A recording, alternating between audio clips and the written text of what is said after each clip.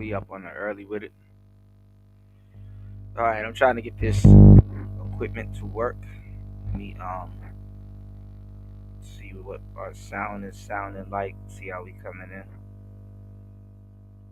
Give me 1 second. Oh man, I've been struggling with this equipment, man, for the last couple of days. Let me see. Put a one in the chat if you guys can hear me. Let me bring the chat up right now. All right. Let's see how we sound. They're not sending out my notifications, y'all.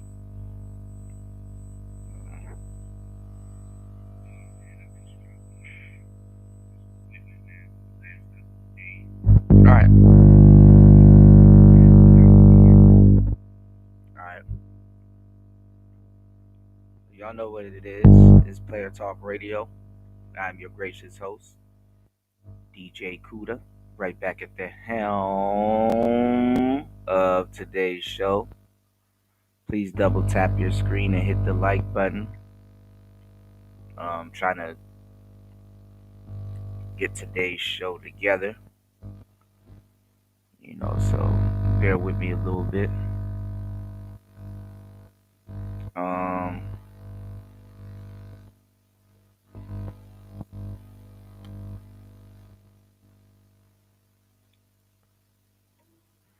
Give me 1 second.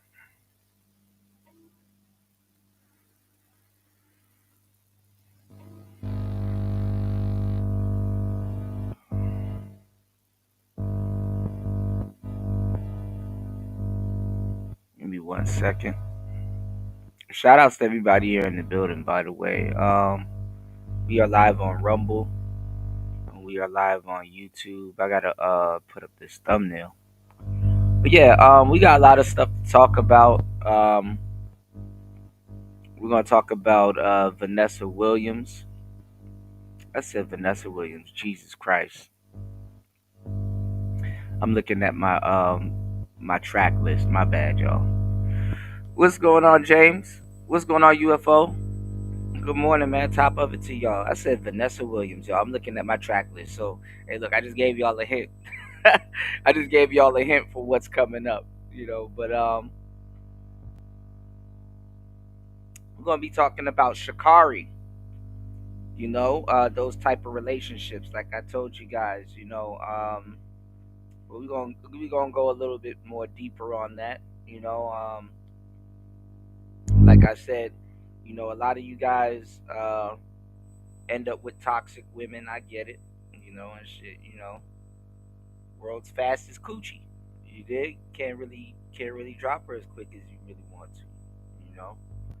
I mean, you can, but I mean, it's not good for business. That's why I be trying to tell y'all. Y'all niggas be talking about some 50-50 relationships and shit like that. Listen, it's one thing if you can lose your shorty and somewhat go homeless. It's another thing if you can lose your shorty and that's a business move. You know what I'm saying? You know? The 50-50, like I told y'all, the 50-50 that a lot of people like to talk about, that's just surviving. That shit right there is just surviving. You know what I'm saying? So I can't even hold you to a certain degree.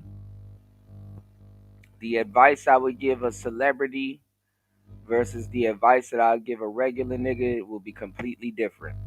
And it's not contradictory. You know what I'm saying? I'm not saying he should sit up there and get his ass whipped for business purposes. I'm just saying you might want to think a little twice before you pull the trigger. You know?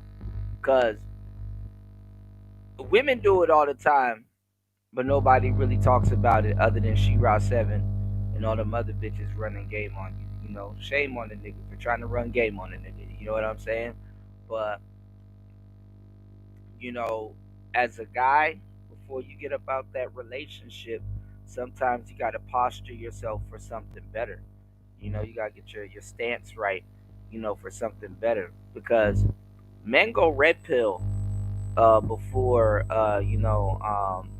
before they get out of relationships. Y'all,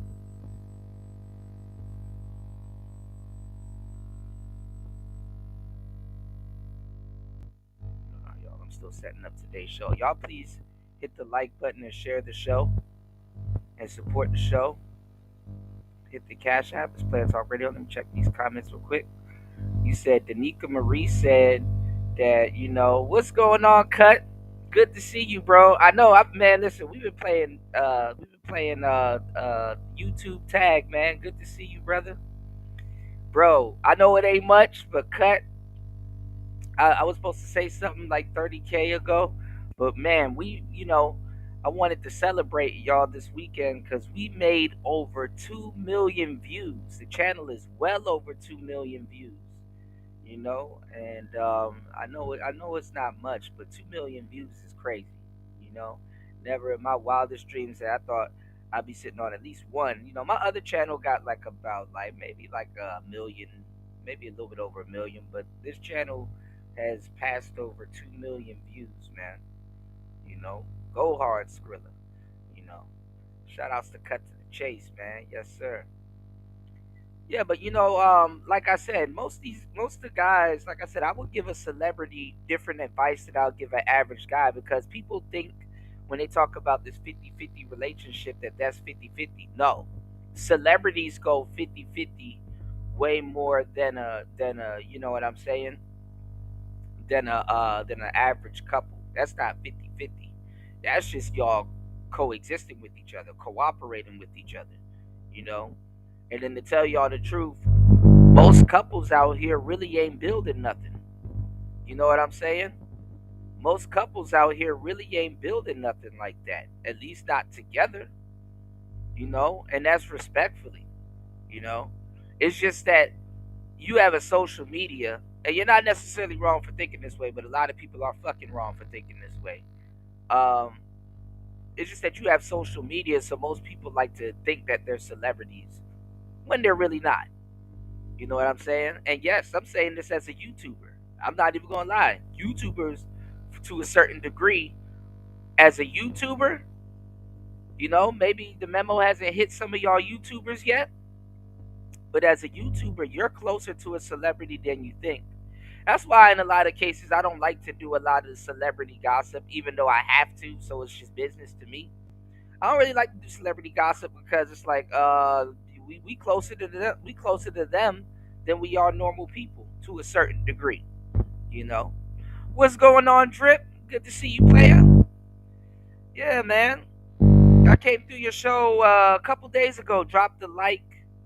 I had to tap in. I didn't really get a chance to get to hear the topic. I was trying to get my equipment to work.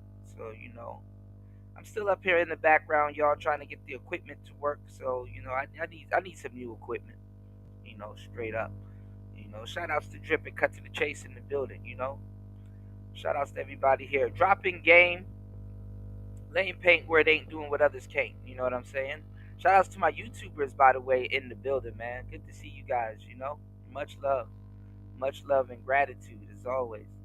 You know, um, but like I said, if you a YouTuber, you closer to a celebrity than the average person. Average person still needs some convincing. You know, for a lot of the stuff that they do. You know, for a lot of the stuff that they do. You know, I was watching this police pullover video, and I was watching the rapper. And I like both of them, but let's just chop up this game. I was watching the rapper Caribou. The girl that was beefing with Little Yachty. I was watching her arrest video just dropped. She got arrested on like June 1st or something like that. And the other rapper that I like, she was there, the light skinned girl, Anicia. And when Caribou was getting arrested, she just started crying. Even Caribou started crying. I'm like, man, these girls, people had to tell her to shut the fuck up. You know what I'm saying? These girls be talking all that gangster shit on these damn tracks, and then burst into tears when they getting arrested. It's like, bruh, I'm not even gonna lie on some street shit. Yeah, it sucks going to jail. Trust me, I know it sucks going to jail. But you rather a cop run up on you than one of your ops, you know. But then again, people get the bullying and clowning when they're around a quote unquote op. But you know, hey, you see a cop run up on somebody, oh my god, that gonna tell you all you need to know. You know, especially when it's beyond the point. You know what I'm saying? I be watching these cop videos and shit like that, especially when it's on beyond the point of detainment. You know, and sometimes y'all niggas just be doing so much, and you just getting detained and shit. And it's like, bruh, just shut the fuck up, shut up. You know, but they got too much yes men around them. They don't know how to shut the hell up. But I'm telling you, man, we living in some crazy times. We're gonna get into it. Like I said, you know, I told you guys with Ray Rice, don't be Ray with the rice. You know, back in the day, if you know you got a toxic relationship and shit like that, you know, respectfully, y'all gonna have to learn how to act out in public, you know, and not, bring that toxicity out the house, you know. Even up until a couple months ago, I was giving y'all the game. And speaking of music and celebrities and musicians and stuff like that, man, you know, I've been telling y'all for years, you know, y'all think it's the men and women run and lie to y'all. Even Shakari tried to use the fucking, oh, but I'm a woman. Why? You know, man, her boyfriend was up there protecting her. She up there throwing this nigga under the bus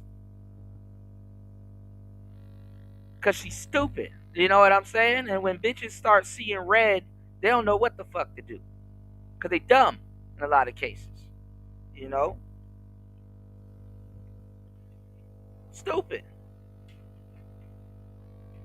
They get the luxury of doing all kinds of crime and can still be stupid, and police will still take their side to the point that when they in a real situation, they don't even know. They need somebody to snap their ass up out of it. We're gonna get into it. Uh, she bullied that man. You know, she bullied that man.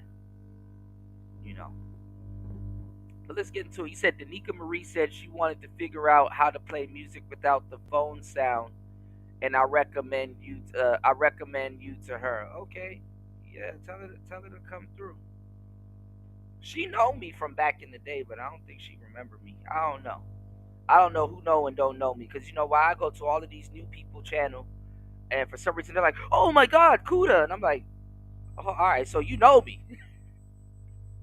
So why y'all act like this sector don't exist?" You know, so it's the weirdest shit ever. You know, shout outs to Cut to the Chase. Cut to the Chase said, "You right, Kuda. I get recognized at my son football game all the time. Absolutely, absolutely, absolutely, Cut. You already know.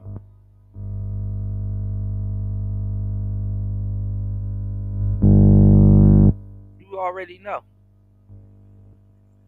All right. Shout outs to Drip in the building.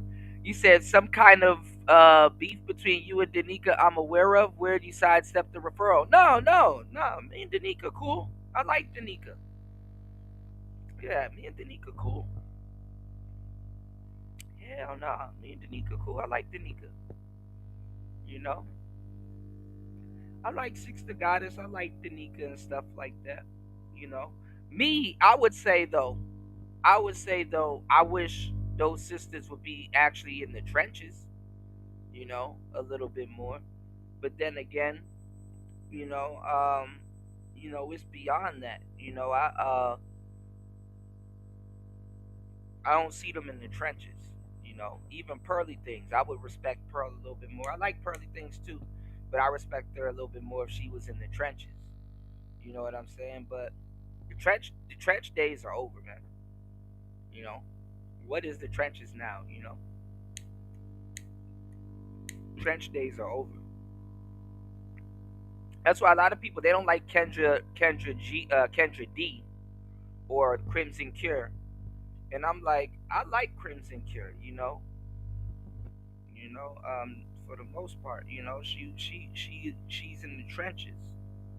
You know, I've seen her sit on panels, even if it's just sitting on the panel and talk to young men. You know, I've referred, hundreds of women over to her show over the years and stuff like that. I just don't be seeing these women that capitalize. I don't see no Reva TVs. Y'all love Reva. I found out last stream when I was talking about it. Y'all love Reva. I don't see Reva in the trenches. I don't see Tay Tay Bebe in the trenches. I don't see some of y'all red pill OGs in the trenches. It's to the point where it's like, just go ahead and steal the talking points. Go ahead and steal the content. Don't nobody give a fuck anymore. Oh, you don't know who made it up. You made it up. Oh, really? You made up something that's a known talking point in the manosphere. Just came up with it on your own. Cool. Fuck it. Might as well just lie. Ain't nobody. That's why it's just funny when people be asking for credentials and shit like that in the space. You dumb as hell if you give black people credentials, because that makes it even worse. That makes it even worse. You know, you better off being unqualified around black people and then working your way up. Because the moment they find out that you got something, or you achieve something, well, that's really your ass. That's like the beginning of the end around niggas that don't have nothing. You know, how can somebody that don't know what the fuck they talking about check your credentials? Like, what are you looking for? You know, you put a fake ID in front of these people. You put a fake ID in front of these people. Uh, uh, in their hand, they wouldn't even be able to tell the difference. But want to check your credentials, like they got some type of serial code or some damn database that they can. These niggas be acting like they got some damn database that they can punch you into and shit like that. So that shit is funny as hell.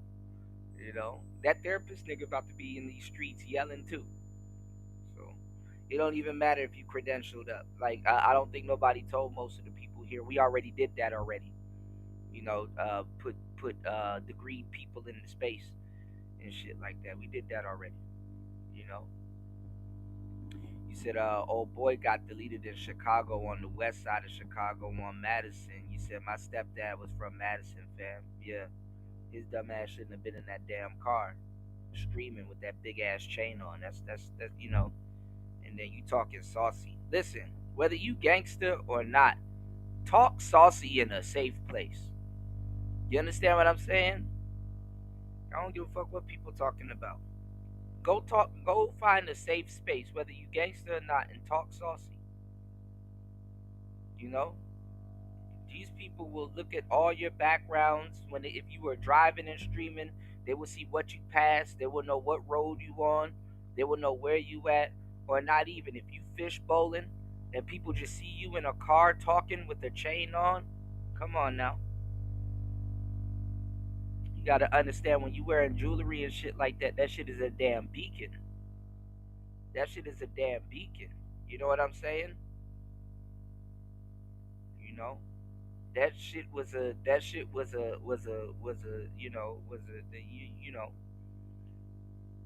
even when I'm back at home and I go to some of my old neighborhoods, I'm around a bunch of wolves. You know what I usually don't do unless I know I'm finna be safe.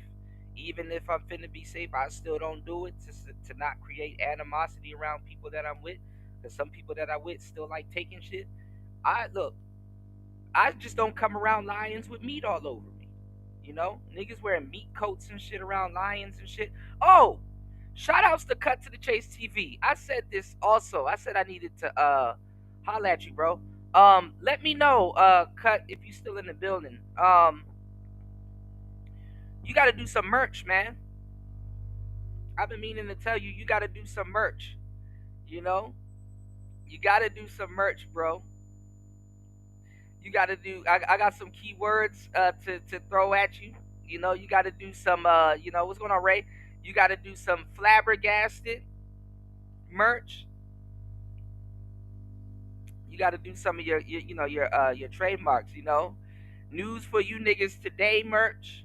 You got to have the little peanut T-shirt.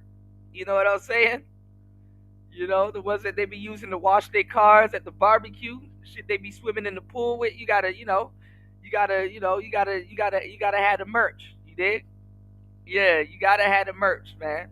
just nonchalantly have it. I'll show you where to get it for free. Cause I know two places that I found where you can just play around with the logos and stuff like that. And if you need, I'll make some logos and stuff for you, or some concepts and run it by you and just launch it. I'll show you how to launch it on your YouTube. You know what I'm saying? You definitely gotta have the merch. Definitely just gotta have the merch laying around. You did. You said he was in his car in Madison stayed litty since the beginning of time. You said the downtown of Chicago. You said at 18 leather. I'm not lying. Who's 18 leather? What's that? You said females and dudes get a lot of money over there, fam. Yeah, and that's why Jack boys are over there. If that's well known, that's why Jack boys are over there. You know what I'm saying? Rob somebody for they drugs or whatever. You know what I'm saying? What you gonna do? You gonna call the cops and say, "Hey man, somebody took drugs from me." That ain't finna happen. And then you on live. You on live. So you know who watches you more than your friends, family, and supporters? A hater.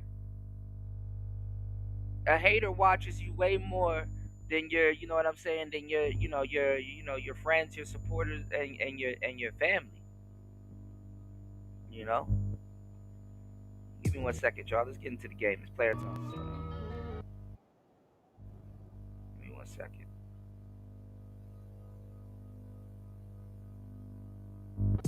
Run this back.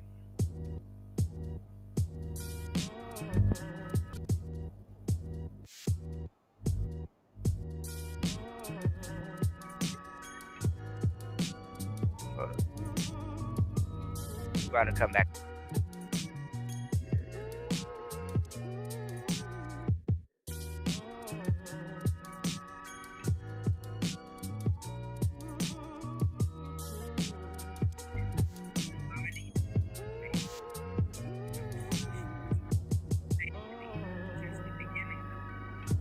All right. All right. We back. Give me 1 second. I can't hear shit. Hold on, y'all. Do this quick. That's the problem. Hold up.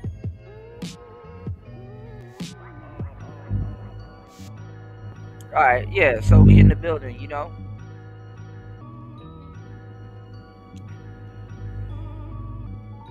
Let me catch up on the comments real quick before we get into the game. It's Player Talk Radio. Please hit the like button. Support the show. He said, yeah, all my subscribers be asking for merch. Don't Streamlabs got a free merch store? Streamlabs do got a free merch store, I think, but YouTube got a free merch store.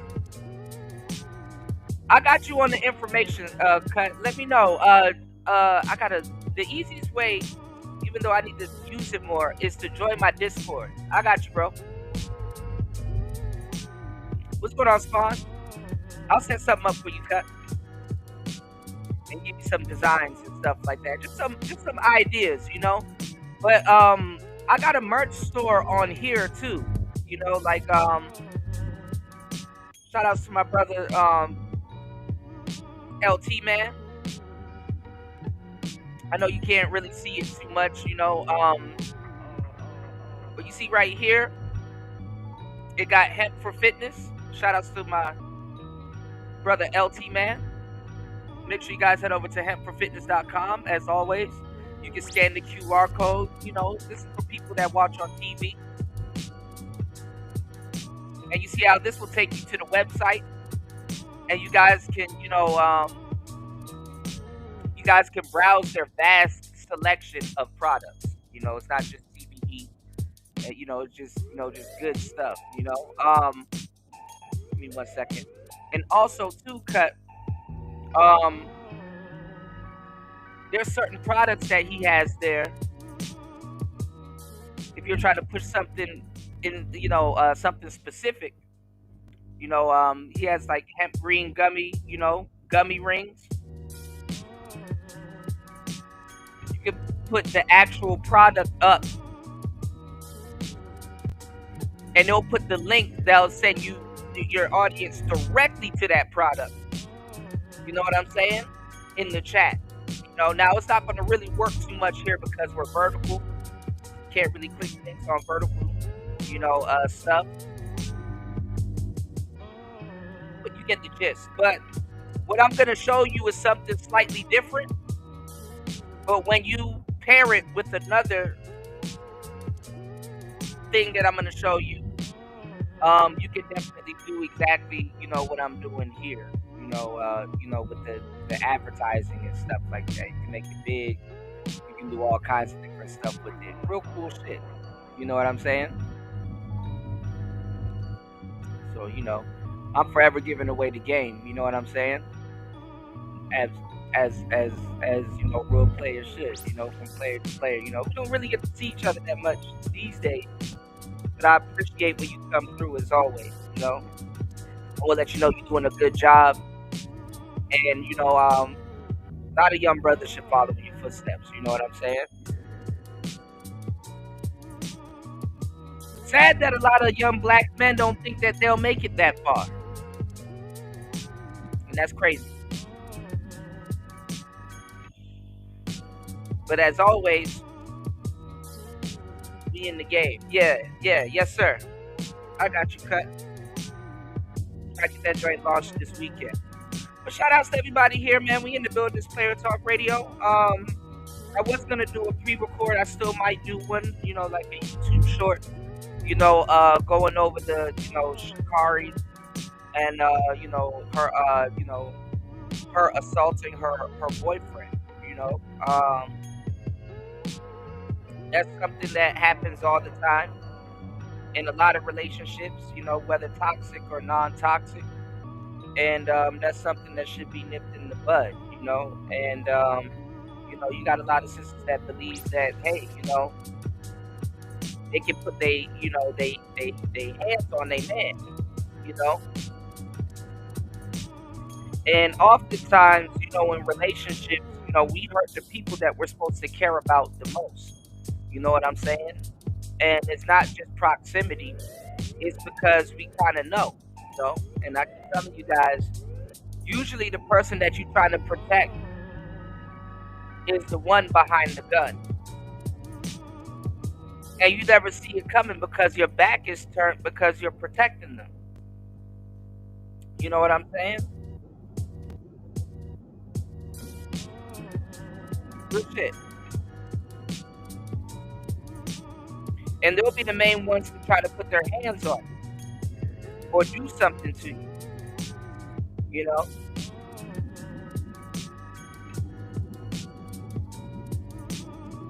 Sad state of affairs, y'all. It really is.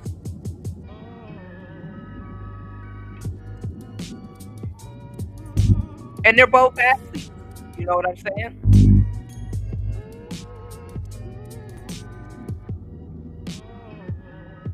But man, modern women, man, they've taken on the spirit of Lilith, man. That man was trying to protect her. Even men know women don't go to jail like that. He was trying to really, he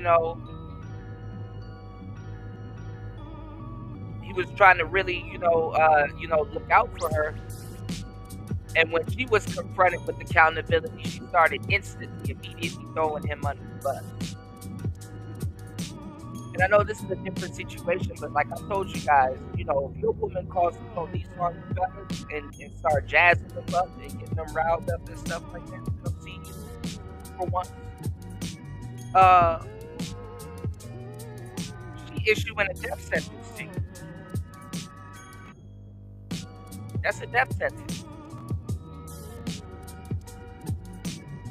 Oh yeah, we're gonna talk about that too. A lot of women were mad about that. And I'm telling you,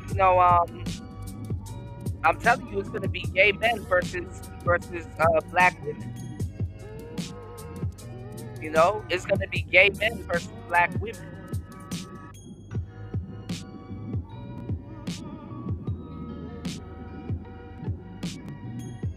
I told you, them dudes gonna start coming into the manosphere. The studs are coming into the manosphere. The studs are fed up. The studs are fed up with women and shit like that. And Dallas got some beautiful women, but niggas don't care.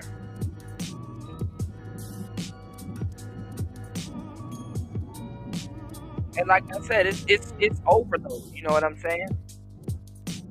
It's overload. Niggas don't even give a damn about being with pretty women like that. Like they're everywhere. Whether they're truly pretty or made up.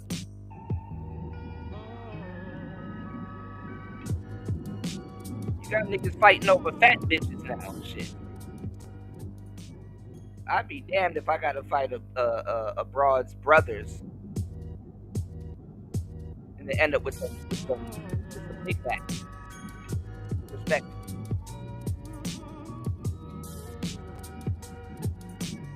All of that shit, you might as well go ahead and get a dime.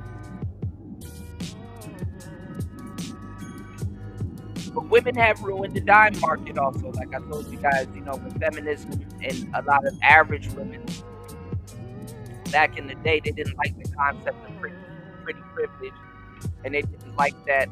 They didn't like that type of power that they thought that was power be in the hands of men. You understand what I'm saying? And this goes back to what I've been telling you guys, that men don't really control too much. Women control more than men, especially in this dating game. And this is kind of they kind of don't, but this is kind of you get what you negotiate type thing. So have these talking points that dudes are running around trying to get women to understand this beauty in nature. No, I don't see your other comment. Oh, hold on. I asked Rekka about his thoughts on your review of the video. He said nothing was memorable. Rekka.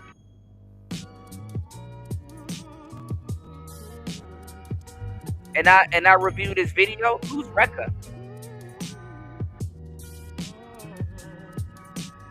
Also, another thing that you guys may have missed this week, and a lot of people are kind of calling him out on it. Myron, he had a girlfriend, and the key word is had. His girlfriend done cheated on him. You know what I'm saying? His girlfriend done cheated on him, so might have another red pill rage moment going on. He said, "Hell nah, let them go to the white manosphere." Hey, I already gave y'all the game on the white manosphere.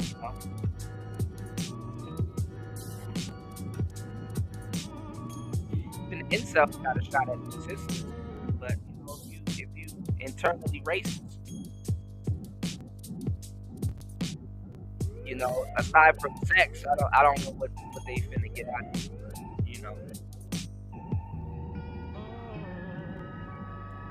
Yeah, man, y'all please hit the like button, support the show. I got a good show for you guys today.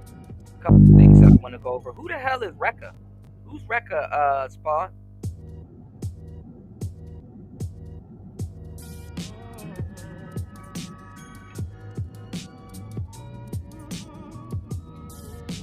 I'll wait for your comment real quick. Who's Rekka? He said nothing memorable. All my shows are memorable. Especially the game I be dropping.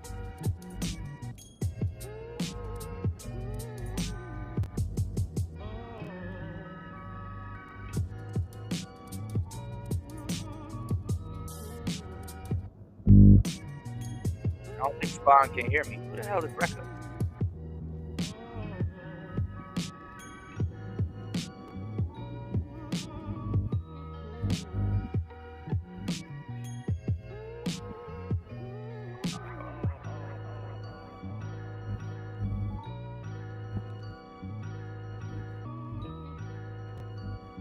All right, shout outs to everybody here. Let me finish setting up the show. It's Player Talk Radio. Please hit the like button, said the Cash App. Uh,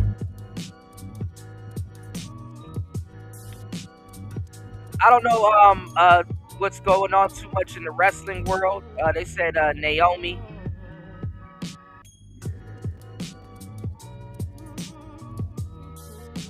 Oh, him reviewing Lucario. Let me. Shit, I can't really click links. Hold on, let me go into my YouTube studio. Okay, hold on, y'all. Sounds familiar.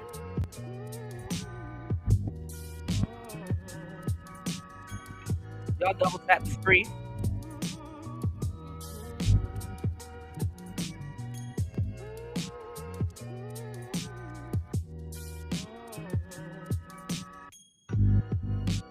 Oh.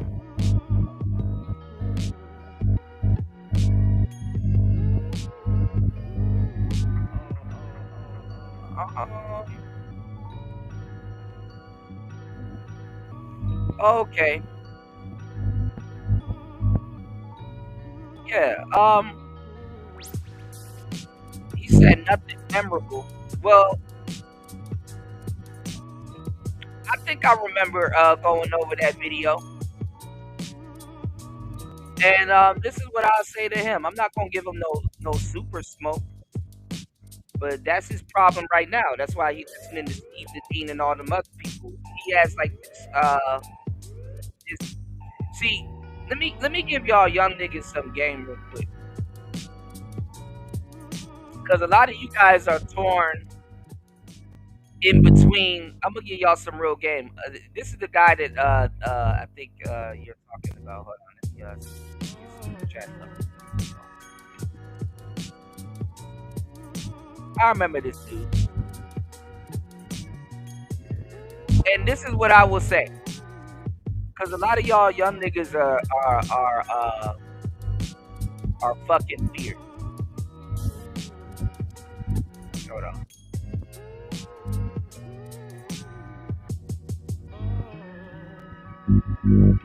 This is what I was saying.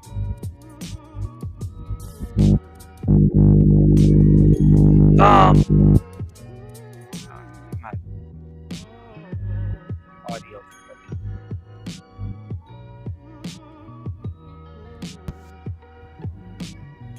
This should be a little bit not good.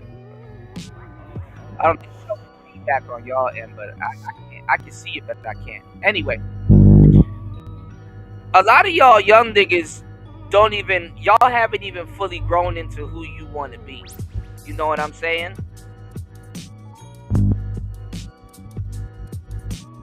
Okay, I got you. Y'all got to fix the audio on y'all speakers too, but I'll turn it down just in case. All right. But a lot of y'all young niggas, y'all have no idea who the hell you want to be, and you're using YouTube and the internet and a lot of dating coaches and stuff like that to figure out who you want to be. And the only muse that you really have is women. So a lot of times y'all want to be nonchalant and stoic and all these other goofy words that y'all really don't know. So you're like, oh, I'm gonna just be nonchalant. Oh, I'm just gonna be stoic. Oh, I'm really not gonna listen to another nigga. Oh, I'm really not gonna. I don't give a fuck if you listen to me or not. You know, them hoes. Look, I'm just gonna give you this game. I'm not about to sit around. I'm not gonna worry about your situation more than you worry about your situation for real, for real. I'm just gonna give you this game and go on about my business. I'm not in the fucking business of hawking down on niggas and whipping niggas into shape and all of that other goofy shit. You dumb as hell if you expect another man to be like that with you also. You know, especially if you're not, especially if you're not really, you know what I'm saying, rocking with them. You know. So I'm pretty sure in that breakdown, I said a lot of things that were memorable. You know what I'm saying? So it's up to you to be able to be a sponge and be able to soak up game. You don't have to sit up here and try to float through this dating game or navigate through what you're talking about with no weird ass persona or personality. that you think that's gonna attract women when you around niggas all day. You understand what I'm saying? A lot of y'all niggas using too much fucking logic anyway. So some of y'all niggas haven't grown a second pair of ears. That's why you got two ears and one mouth. You know what I'm saying? So it really don't make me no difference. It's not me. I'm not mad or upset saying, oh man, you should have. You know. But if you look into certain people for some game and stuff like that, it says a lot about you, especially in 2025 and shit like that. Like, no disrespect to Lucario. Lucario, he cool. I like Lucario. You know, me and him know some of the same hoes on the East Coast. You know what I'm saying? And have interviewed some of the same hoes back in the day on the East Coast. But you really think I give a flying fuck if somebody comes out in 2025 and say that they don't rock with Lucario? Lucario is like old news. Like you late. You think I give a fuck about some young dude talking about some I don't rock with Lucario? Lucario been around since the Back Lessons radio days. You know? So, if I ever gave a young nigga some game, it's really to be a sponge. You need to be instead of trying to be an authority figure with some of these talking points and stuff that you hear, you gotta be a student of the game. You gotta soak up. I got a mentor that goes by the name of Rosebud, and he mentored Tariq Nasheed also. Till this day, I don't give a fuck how much episodes I've done. Over 2 million views on this channel. I don't give a damn who I know. When Rosebud speaks, I shut up and listen. When he speaks, I shut up and listen because I might miss something that he would say. Or he might say something that's profound that because God does that. God will put you in certain places at certain times of the day, or have you listen to certain people and stuff like that. That's gonna give you some news you can use. Some information that you can add to the conversation. You know.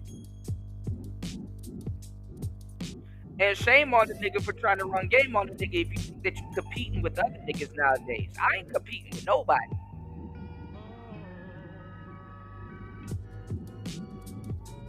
Already dealing with hoes on the wrong foot if you think you competing with somebody. Even the hoe that you trying to get don't even think you competing with somebody. She's too busy on some player shit trying to manage a damn stable. She ain't worried about no fucking competition. So why is you?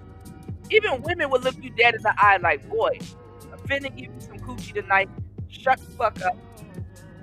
Stop talking about the other nigga or the next nigga. We'll see about that later. So I don't be worried about the young niggas anymore. It's like, bro, you either gonna soak up this game or you not.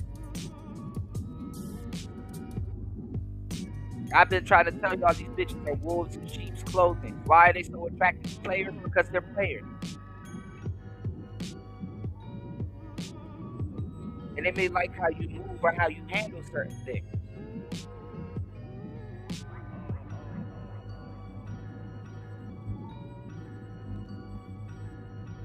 Shout out to Spawn. Spawn said you did give good information in that video. I just didn't get what wasn't making sense. A nigga gonna make sense out of what he needs to make sense out of. What's going on, Chaos? You keep asking me like content creator questions here. Ask me, reach out to me in Discord. I gotta start using my Discord for it. Don't ask me too much content creator questions here because I'm not giving out no more too much free game on the air because I did that back in the day and niggas didn't want to listen, so they're not worthy of that free game right now. But I fuck with you, so I got you. Just ask me on the back end. I got you, bro. I'm tired of giving niggas the game for free. I've been giving niggas the game for free. Shout outs to Obsidian. He's back in swing, but he's still having audio problems. Should be having audio problems at this stage.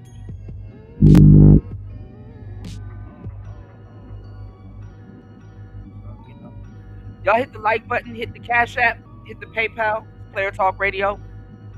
I'm in the building. It's DJ Kuda, right back at the helm of today's show. Bro Code Radio. Got a lot of stuff to talk about on today's show if you didn't know. JR said the dudes with the biggest mouth be the dudes with the least amount of experience. Absolutely. Yeah, it's beyond mind boggling. Yeah. And I'm not trying to hear another story of a nigga trying to tell me what he heard and didn't hear. I drop a lot of game that's clear. So, you know what I'm saying? If you ain't gonna soak it up, hey, it is what it is. I be dropping game where you can come back 2, 3. I've dropped game that you can take to the bank, and they'll give you some C notes, my boy. So I really don't. For niggas say he can't understand what I'm saying or ain't hear what I'm saying, then the game ain't for him. You know, I get it that I'm light years ahead of niggas, so I get it's not gonna make sense to a lot of niggas. Shit timeless. You dig? That's why I still do what I'm doing. And I be going for as long as I be going because the shit timeless, man. He said it's why I don't release certain info. I can't stand these arrogant, ego-driven clowns that. Yeah. These niggas will get on the internet and literally say I don't have no game. They will look at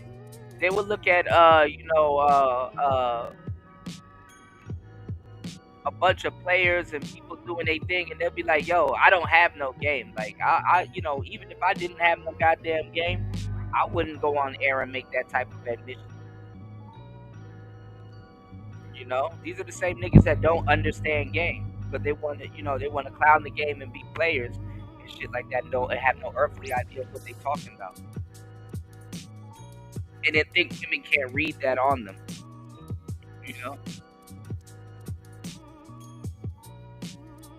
absolutely, you can talk your way out of out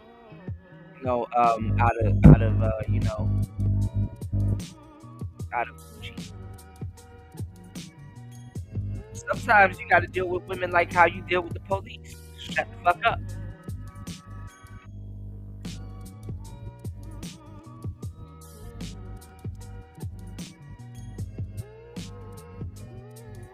All right.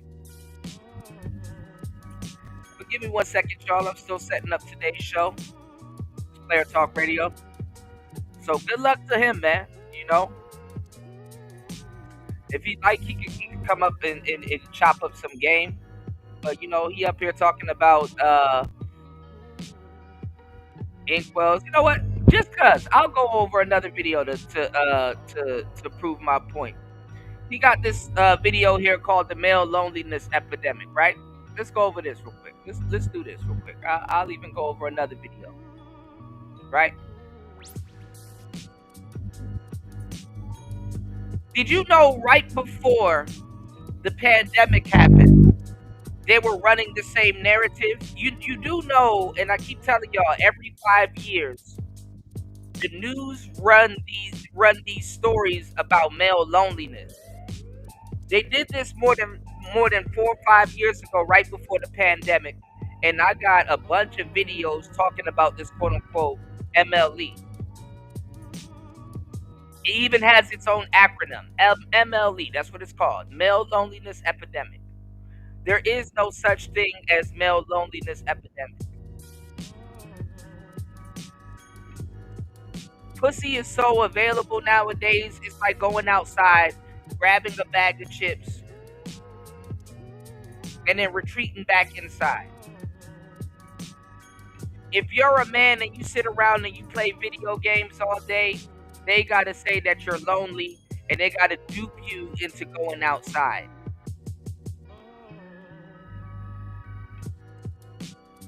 They gotta dupe you into going outside. And the male loneliness epidemic thing is not pushed by just women. It's pushed by the news and it's pushed by media. Because women alone cannot circulate the economy. They need men out there. They need men out there to you know what I'm saying, to help circulate the economy.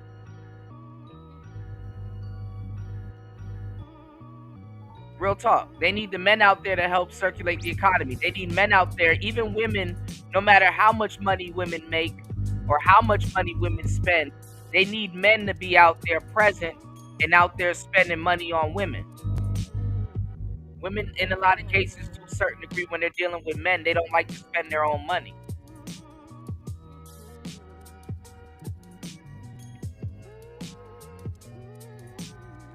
So they had a mixer and you know, they had like a singles women's mixer and stuff like that. And like I think this was in Texas also. And like a lot of guys, like women were mad because a lot of men didn't show up, and they wanted men to show up. You know, they were out there, you know, saying how the men didn't show up.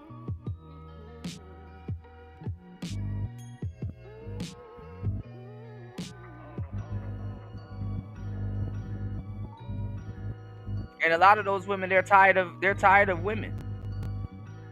You're around women 24/7. They already done slept with their homegirls. They already done, you know, did what they need to do. So they think. Then you had that other mixer where a lot of those the gay dudes showed up with the you know with the what you call it, the red dresses and stuff like that. Now all of a sudden women are running around acting like they don't like gay men. And the funny part is that the gay dudes that show up to that mixer, the absolute hilarious part is that the women weren't mad because gay dudes showed up. They were mad because guess what? The guys that showed up had some of them had girlfriends, and then the gay dudes that showed up, they weren't paying attention to the women. They weren't on some best friend. They weren't on some twin shit. They wasn't on some ass kissing shit. And the fucked up part is they probably showed up.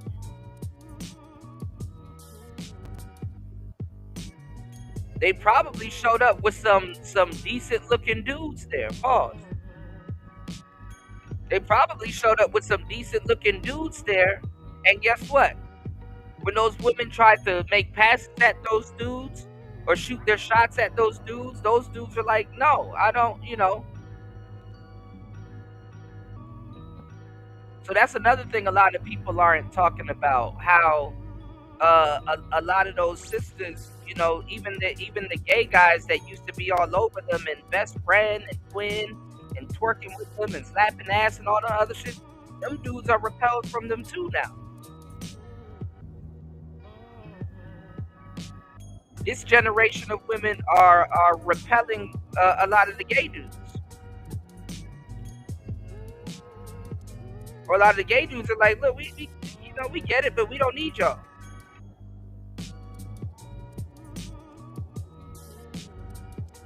We showed up to an event that had mainly women out there with dresses on, and we ate harder than y'all. We had a better night than y'all.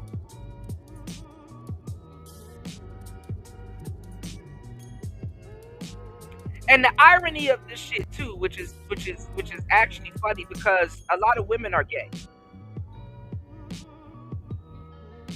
So on both sides, whether they're straight or they're jihad or they went there looking for men, even if they've been in lesbian relationships before or not, is really karma. It's really karma, honestly. It's actually pretty interesting. You know what I'm saying? It's really karma.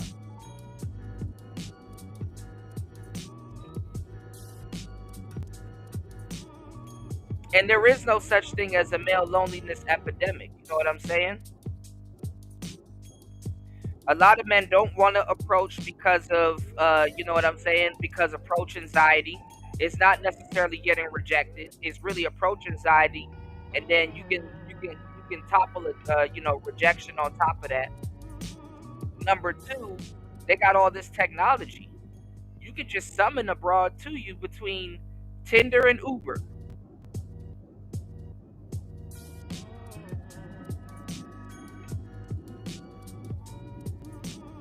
And you can also get food off of Uber Eats, Grubhub, DoorDash, Food Panda.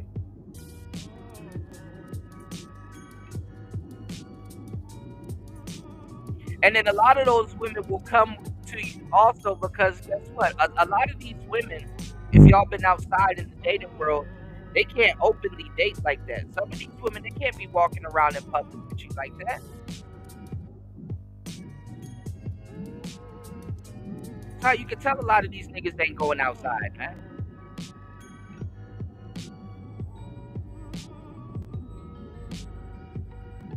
A lot of these exes and all these dudes that these women been dealing with, they out there in public also.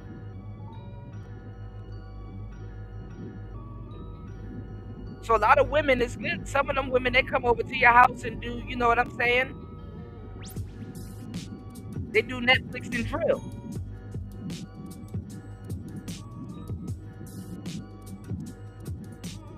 A lot of y'all cribs ain't even set up to have no women over there. A lot of y'all niggas don't got no damn bachelor pad, no lost and found box and stuff to put those trinkets in. Women be leaving ankle bracelets and all of that stuff that they be telling these simps to go buy for them. Rings and clothing and accessories and stuff like that.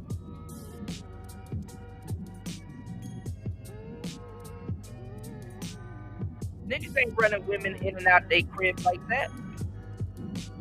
And then to a certain degree, you don't want a bunch of women at your crib like that. You get scoped out. I don't understand how you have a problem with women nowadays in today's society when you're acclimated to the internet. The internet has made social interactions equal, if not better. Dumb as hell. Then y'all niggas don't even know how to set up y'all profiles to get women to choose.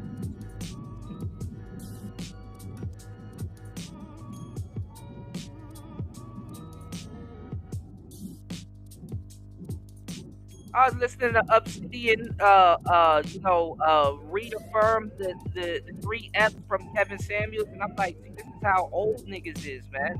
You got to sit around here and beg women to be friendly, and it's funny because in the real world, women are sitting around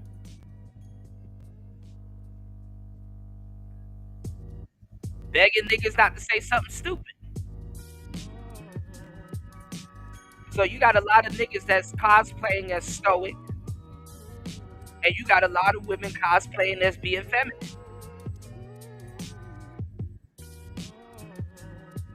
Y'all hit the Cash App, let me cook. Y'all hit the PayPal, let me cook, man. Hold up, let me cook, man. Let me cook. Support the chef. Let me serve these plates up real quick. Let me cook real quick.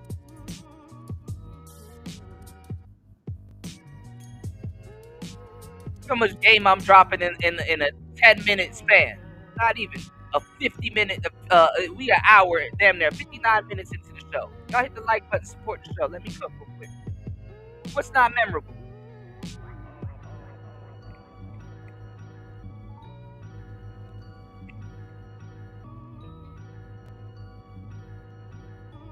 Yeah, you definitely know it's bad when the gay dudes start avoiding women. You know,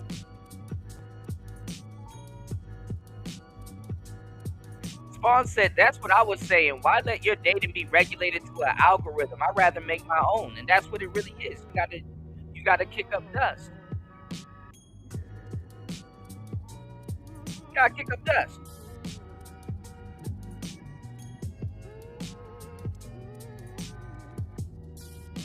Don't nobody want to hear about your dating quarrels. Don't nobody want to hear about who the fuck you agree on the internet and not on the internet, other than people on the internet that probably don't know who the hell you talking about that's on the internet.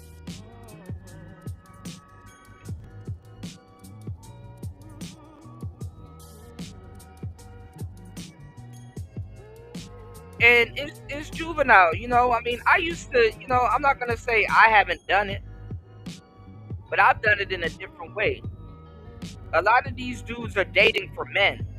They're not even really dating for women. A lot of these dudes, they want admiration from their and respect from their peer group. A lot of dudes want another guy in their group or close to them to be like, yeah, I saw so and so. Yeah, he got the girls. Yeah, I saw so and so. Yeah, he got the bitches. They just want that cosign. I remember when I got a wingman, and I really, I really start putting him on the game, and we really start lacing each other with the game. And my best wingman, he'll tell you, when me and him just start getting when me and him just start working our routines, going sergeant and stuff like that, and we start getting a ton of hoes, we just lost communication with each other. Because we always got women on our own. And it was just something to do while we were sitting around chilling and smoking and doing whatever the hell we was doing. We like, yo, yo, let's go get some hoes. And let's work in pairs so that, nothing really gets, confused and stuff like that, in communication and shit like that. So me and him went out sergeant and we started, cold approaching, getting approached, doing routines, going to parties, just doing everything that we could. And after a while, me and him, a piece, together and alone, just start pulling so much women that we after a while when we link up and and we we be asking each other questions like, yo, what happened to the other joint? And he's like, which one? The joint that you met at such and such, or the joint that you took home, or the joint who was talking at the table and she slid you her number and all that other stuff. Like, we started getting so much women. It was to the point where it's like, bro, I got throwaway bitches him he don't even know about, and the same with him. We don't gotta. I don't gotta see every single woman that he's. As a matter of fact, when he come around or he talking about women or a girlfriend or something like that, I gotta pretend like because I don't know which girl he talking about. So I gotta be respectful. I gotta, know, have manners, and him the same. Because I might link up with him and he got a whole different girl on his arm that I might not, and that's my broski. So your bro ever dated a girl and you like one of the girls that he was with, and you like, yeah, that situation makes sense. And then you run up on him and he got another girl, and it's like, yeah, she bad, but like I think you and the other girl, not just because I saw y'all two together, but I think you and the other girl were a little bit more compatible. But hey, it's a different girl. I might run into him next week and see him with another girl. So who's to say? And what I'm getting at is that like some dudes are stuck in that headspace where they feel that they gotta what I'm saying, they gotta show they mans or they homeboys what type of women that they can pull to get some type of respect in their peer group. Man, I'm beyond that.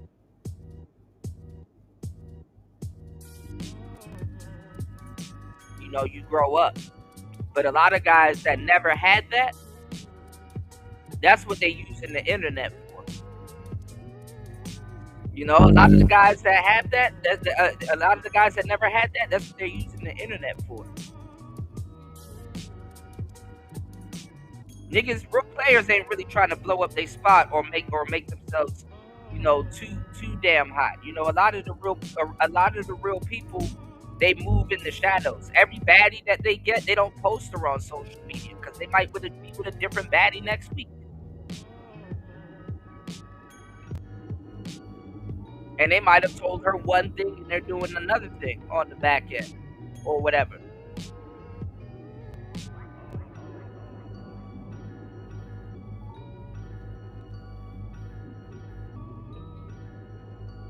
And then also too in these little spaces and stuff like that, these goofy ass niggas that you really about to show your little broads to, Man, these niggas will be what's her at? These niggas be all up in her inbox, dirty Mac.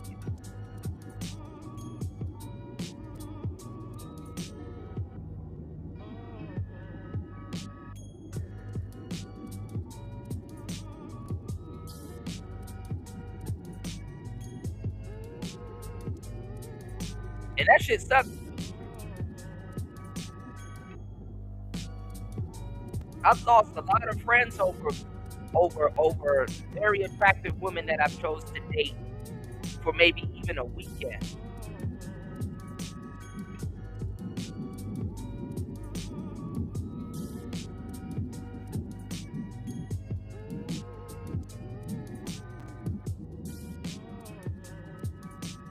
It's like, dang, bro, I'm not even taking this woman seriously. Why are y'all taking her seriously?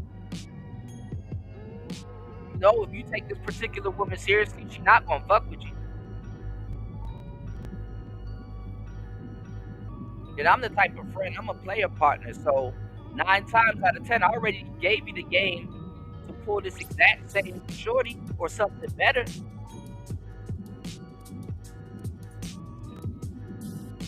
So sometimes it's gonna be interesting in how some of your friends will hate on you over a broad that they could never get, over a broad that will step all over them, and even over some mundane shit. They'll just get stepped on just for the simple fact that they taking her serious.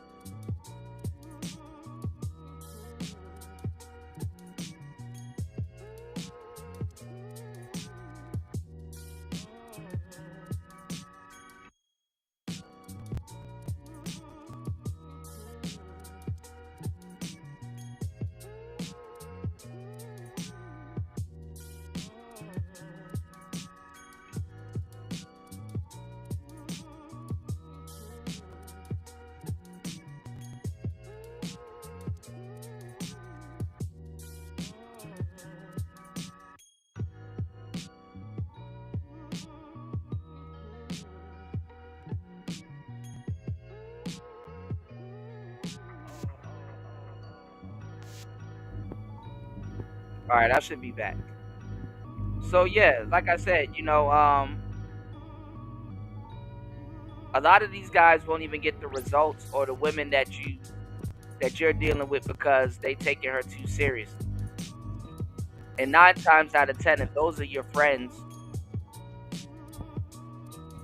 you already told them or gave them the ingredients to pull some hoes. But anyway, give me 1 second while I set up the show. Let's listen to the loneliness epidemic. Let's see what we're gonna get into.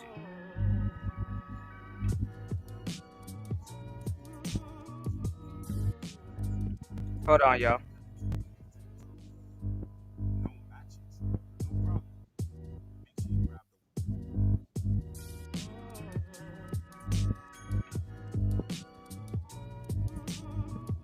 1 second. My browser won't pull up its video. Hold on, y'all.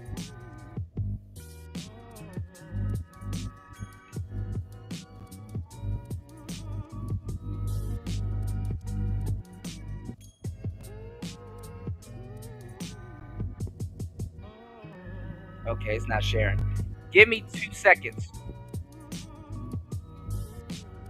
Give me 2 seconds, y'all. I'll be right back.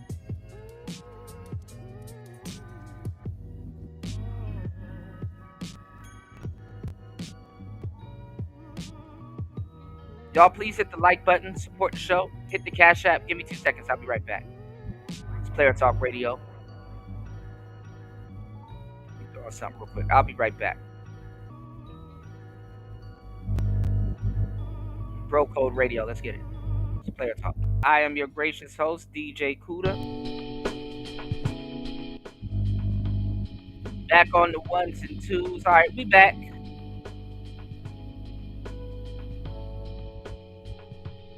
Shout outs to Spawn dropping the huge $3 on the Cash App. I appreciate you, bro. Shout outs to everybody here. Please hit the like button, support the show. Shout outs to everybody over on Rumble. Shout outs to everybody over on YouTube. Let me catch up on the chat. He said Myron and Fuentes and Tate. I saw that happen. I'm gonna have to go over that. He said Myron, Tate, and Fuentes had Tate on the show yesterday dissing blacks and praising the short mustache man. His fanboy buggies from yesterday were nowhere to be found. Face lane. It's a lot to be said. And it's a lot that will be said. You know what I'm saying? You know, I'll say that. You know, I'll say that for sure. You know, we're gonna iron it out. You know what I'm saying? We definitely gonna iron it out. For sure. You know?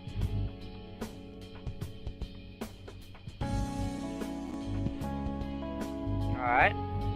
Now let's get into this. He gonna talk about the male loneliness epidemic like it's something new, when this is old as hell.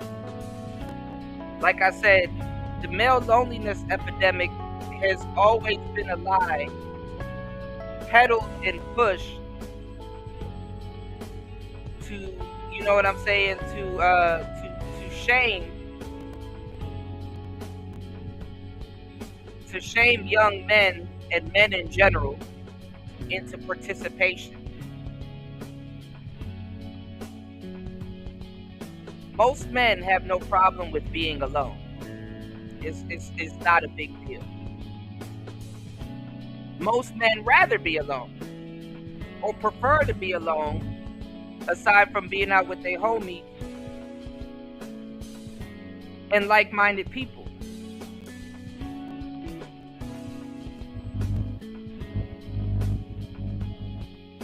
Let's go.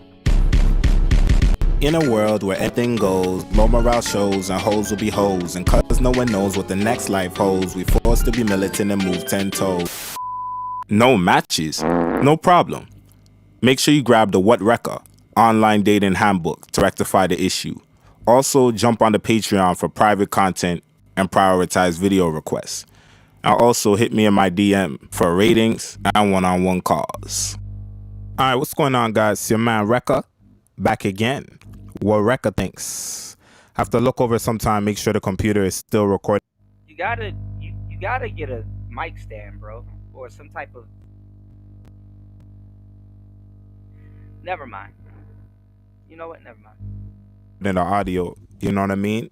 Sometimes the CPU shit overload and then it stop the fucking recording and all this other bullshit. But we're back with another video. Back, you know, I'm gonna start calling this the temple of, you know, the temple of knowledge. That's what I'm gonna call this little domain that I'm in. You know what I mean? So from now on, I'm gonna start the videos. Remind me if I forget. I'm gonna start the videos saying, you know, Sreka, back again what Rekka thinks, and we are in the temple of knowledge. You understand? Or maybe something else. I don't know, temple of knowledge. So I'll come up with something. You know what I mean? But today we're gonna be talking about the loneliness, the male loneliness epidemic. Okay, the so-called male loneliness epidemic. And I don't even mean to say so-called because it is a thing. But I want to explore what we've been talking about in society. It's not a thing. It's not a thing.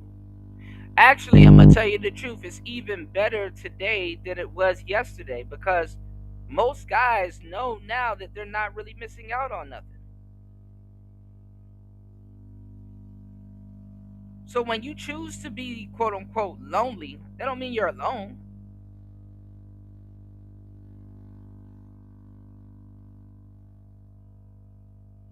So you got a lot of guys that actually are now realizing more about themselves because it's like, you know what, I ain't finna. Even if you say to yourself, man, I ain't finna call shorty. I ain't finna put up with this shit. I'd rather be at home in my damn drawers playing Call of Duty, and then probably head out a little bit later, link up with my homeboys, and go cheap something and go chill. Ain't nothing wrong with that. What's wrong with that? And they're going as far as to if you say that or say you're gonna do that, they will just say they'll just and this is why they getting this is why they open up Pandora's box, and this is why they fucking themselves over. It's like they'll call you gay. Oh, that's gay. What's wrong with staying in the house, playing the game, being safe, and safely going out, hanging out with your crew, and doing what you want to do? What's wrong with that? First of all, there, a lot of people are still going to turn around and still try to shame you because you play video games. What's wrong with playing video games? In today's society, I can see if some Gen Xers will say something about that. But in today's society, what's wrong with playing video games? Funny part is that a lot of y'all dudes that want to run around here and cosplay as nerds,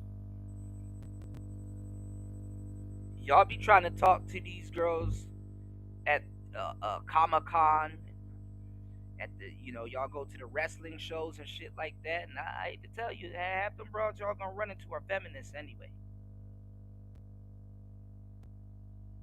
Half them broads that you're gonna see that be watching wrestling and all of that shit, them bitches feminists. What I'm saying is that if you like, hey, you know what? Let me kind of sit in the house today. Let me sit this one out a little bit. You ain't wrong for that, and that doesn't make you lonely. That's a part of exercising your choices.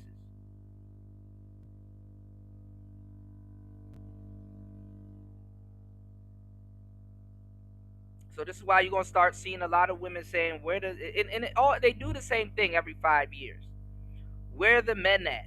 Men ain't showing up. We threw a whole singles mixer. The men didn't show up. The women just showed up and just think that even white people. You got a bunch of white women running around here. Oh my God! Why don't you just buy her a drink? Why? For no reason. She showed up. Just be a gentleman. Buy her a drink. Buy a complete stranger a drink.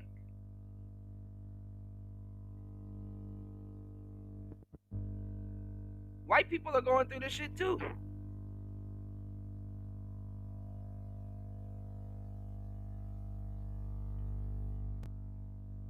Isn't that crazy? How people won't show up for a goofy dating exhibit, but they'll show up for Body Blue.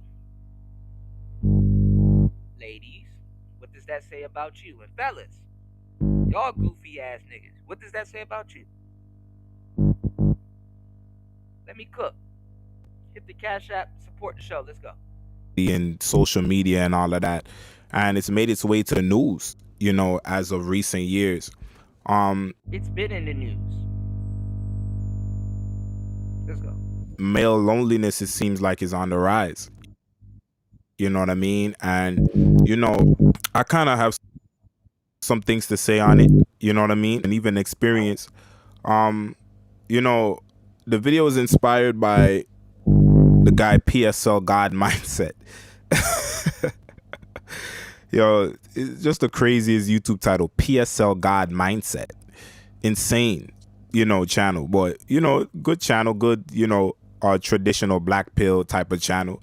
I think most of you guys have seen the channel. That's actually where Jackson Stack got the video that he was reacting to, or he put the clip. The video that blew up Jackson Stack was actually him reacting basically, or speaking on a clip from PSL God Mindset. The confidence and personality mean nothing if Chatter Tyrone is around. See, that's just giving up your quote unquote power to another man. Who the fuck says that? Oh, dude, if Chad and Tyrone's around, confidence means nothing, bro. Oh, dude, let me go somewhere and lick my wounds. Chad and Tyrone is around.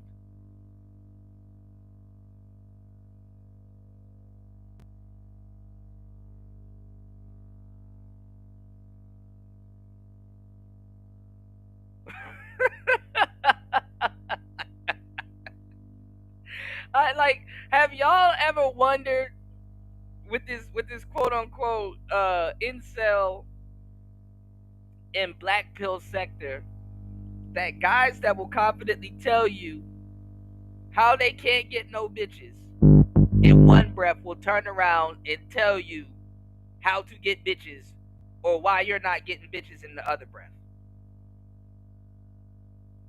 Have y'all noticed that? It'd be wheat waffles, it'd be whole math, it'd be facing LMS, all of these dudes that's came around.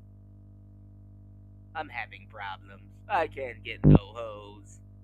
Hoes don't like me. I look like a mule in the face. I can't get no hoes. But let me tell you how to get the confidence.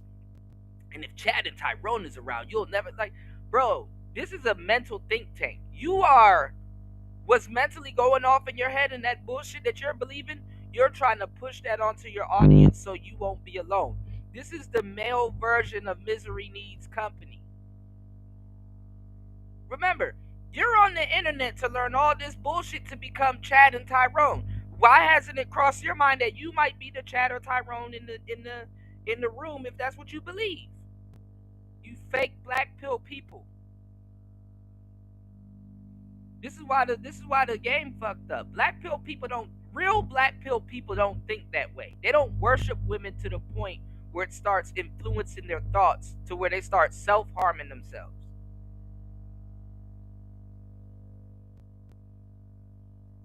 All of this shit is woman worship. You believe in that woman's choice in men more than you believe in your own choice or motive to go out there to go get women. If you sit up there talking about, so, oh, well, Chad and Tyrone is around, so I can.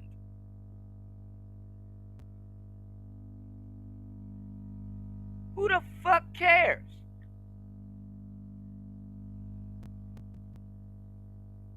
Then you know what you don't hear from them? You know what don't slip their mind? Now they start looking at the girl. Now they really start looking at the girl like, bitch, that's what you attracted to? Oh, thank God. Thank God. Let me go ahead and reject myself. Not even reject, eject. Thank God I dodged a bullet. That's what she into, God? Dang. Thank you.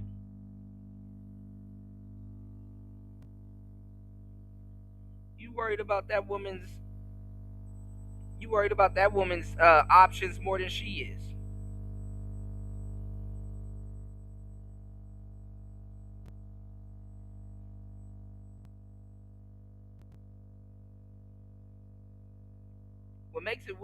What makes it women worship in borderline jihad is because women don't look at quote unquote Chad and Tyrone's the same way you niggas look at them. You niggas look at them niggas like they the whole saviors, like they Superman or some shit.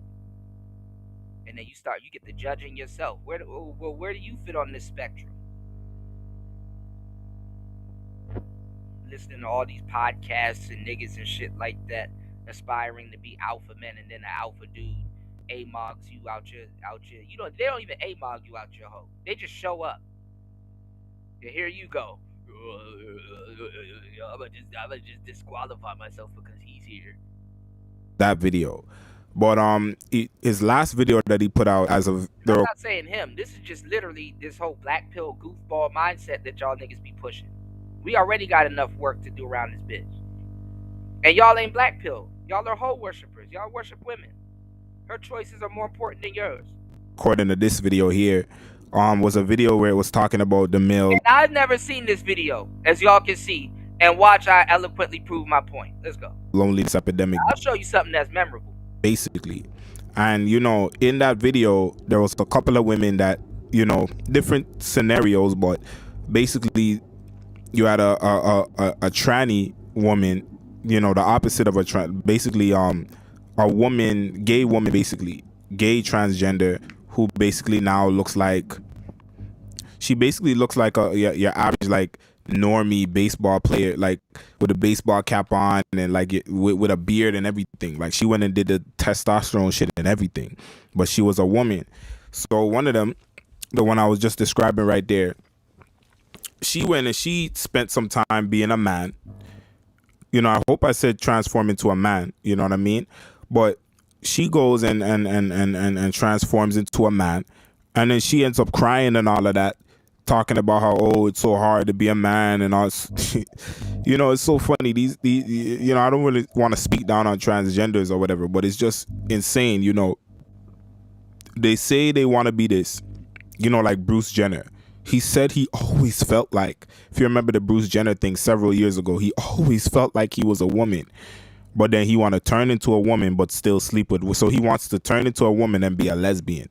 And in this situation, she claims she always felt like she should be a man. And she goes and does the procedure, and then she's crying about what it's like being a man. Shouldn't that tell you that you really, with Bruce Jenner case, shouldn't that tell you that you're really a man if you really still want to sleep with women? Shouldn't it tell you that you're really a woman if you feel bad living as a man? Then the other situation with the other girl or female was even more tragic, because, you know, you had a female go out and basically cosplay as a man for X amount of time. And, you know, she was like, yo, men have some serious issues. Like, being a man is a serious burden in life. You understand? And, you know, the sad thing about it is she went and she gave back her feedback and everything, but time went by and she actually ended up unaliving herself, you know, after going and experiencing life as a man. And, you know, it's going to get to the point of this video now where I want to really explore this topic of the male loneliness epidemic, because, see, life as a man, and basically what the girl was saying, okay, do I even believe that there's a loneliness epidemic? Yeah, I do. You know, I do believe that, you know, men are being forced to, you know, if you really get to the root of the loneliness thing, what you really have going on is that men have to be men, like this generation of men that are like, you almost could say middle-aged and from, let's say, 18 through middle age, are forced to confront something and things that previous generations of men never had to confront. That's cap. You understand? Which is a couple of things. Which, you don't do your research. That's cap. That's cap.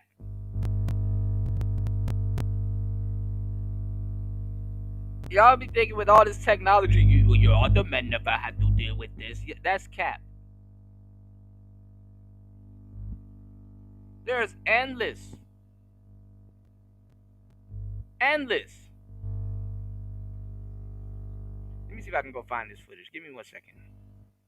Show you how these dudes don't do their research, man. Let's go. Hold on. You don't have a fucking friend in this fucking world. Most people, 99% of men do not have a friend in this fucking world. That's cap. Yeah, all them guys you running around with and doing, you know, young boy shit with right now. Yeah, you guys, that's your friend. But, you know, let you get a bad bitch.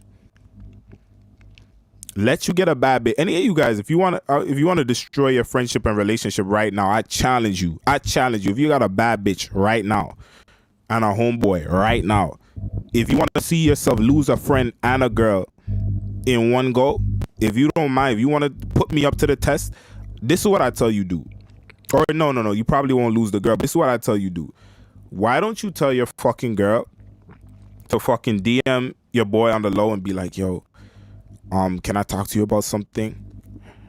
I'm not gonna lie, all these times, and if this is a situation where, you know, your boy has been around your girl or whatever, you know, I've been wanting to say this to you for a long time, but I can't take it anymore. You know, every single time, you know, me and Marcus, you know, are together and you're around, all I can fucking think about is sucking the shit out of your dick. Get your girl to say something like that and see how you respond. And watch you lose a friend. Y'all niggas, man, boy.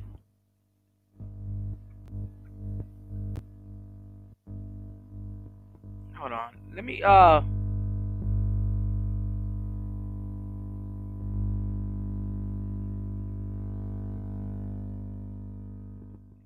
go out and come back in. Y'all chats are not popping up. Hold up. Give me 1 second.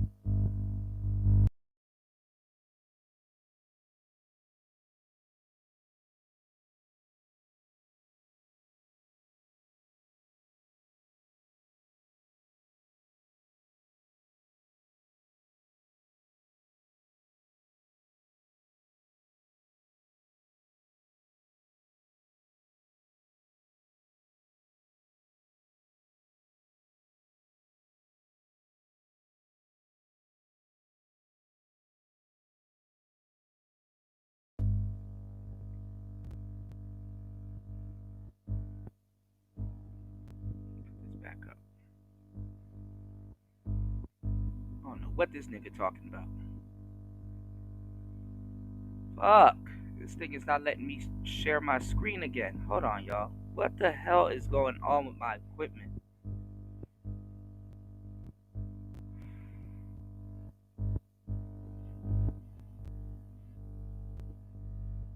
What's going on, M1 Play 5? What's going on, Spawn? Hold on, y'all.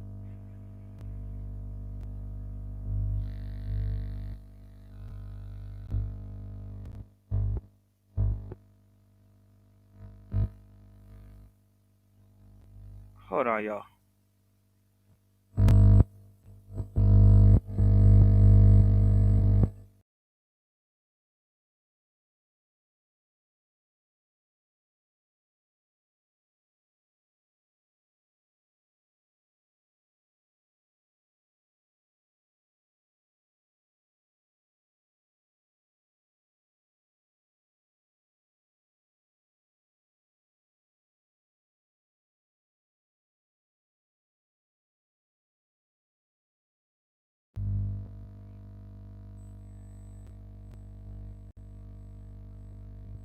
Alright, let's see if this will work. Hold on. Say this to you. This nigga tripping. I get it. He trying to shit test the girl. He trying to shit test the girl, but you don't even gotta do all of that. The whole point is to slide in the DMs. The whole point is to slide in the damn DMs and just see if one or both of them will entertain it. You ain't even gotta say all of that. Hell, saying all of that stupid shit will actually give up your position.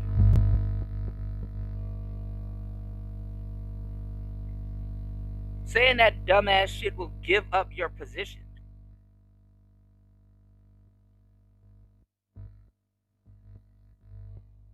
You for a long time, but I can't take it anymore. You know, every single time, you know, me and Marcus, you know, are together and you're. Let me catch up on y'all comments real quick, cause my equipment is acting up. Shout outs to everybody here. Please hit the like button, support the show.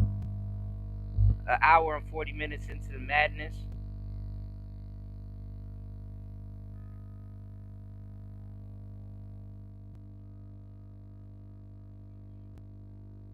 You said they focus on Chad more and Tyrone more than getting women. Suspect shit. That's what I'm saying.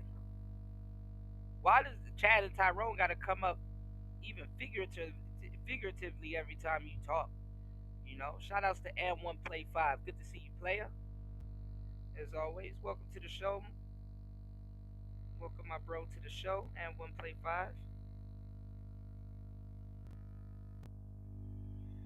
Thank you, everybody here. We've coasted over 2 million. Let's keep it going. Please support the show. It's Player Talk Radio. Let's go. All I could fucking think about is sucking the shit out of your dick. Get something like that to him and see how you respond. I'll watch you lose a friend, right? You understand? And when I say that, I more so mean like having a social circle of friends. You might have one or two dudes that you came up with from very young. Those might be your dudes, but everybody else is not. I could have sworn I said that on a bunch of my shows. Word for word. I might need to go look back at that old show, Spawn. Hopefully people will listen. I'm gonna tell you the truth. People will be like, "Oh, such and such. Oh, that's not memorable," or "Oh, he don't say nothing," and then turn around and say the same shit I said on the show that exact same show. Where have you heard this rhetoric? Word for word. Your fucking friend. But previous generations, because like I'm just now breaking this down, and I damn near just got done saying the same shit I'm about to hear. it was more social and this and that, a lot of guys ran up and down and you know, made I haven't broke this down. It's my first time hearing this. a bunch of friends or whatever the case may be. I think that's something that the older generations realize later on. But, you know, a lot of guys are in the younger generations, like today, young men today are realizing that earlier on in life. You know what I mean? And just the nature of friendships and things, like things are not the way, you know, people these days, you know, let me finish the other part of it. So that's the one part. You don't have a friend in this fucking world. And of course, the other thing that men have to confront that other generations were able to get around, basically because they were lied to and deceived, is that women are not attracted. What other generation?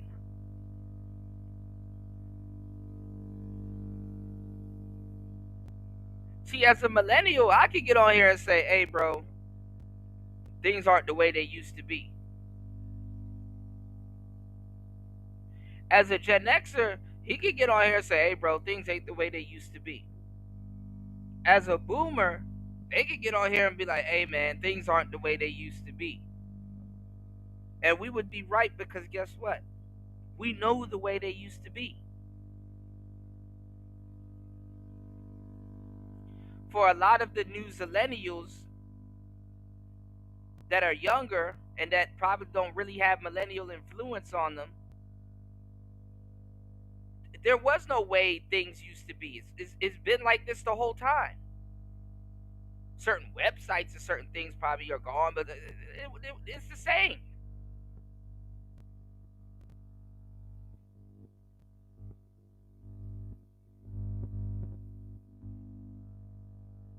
So a lot of these cats, they're just regurgitating stuff that they heard us here because it's like you can't really say things ain't the way they used to be. It never was like that for you.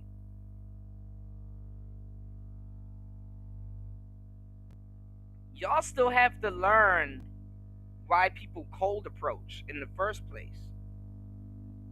Cold approaching was going out at the tail end of my generation because technology was coming in.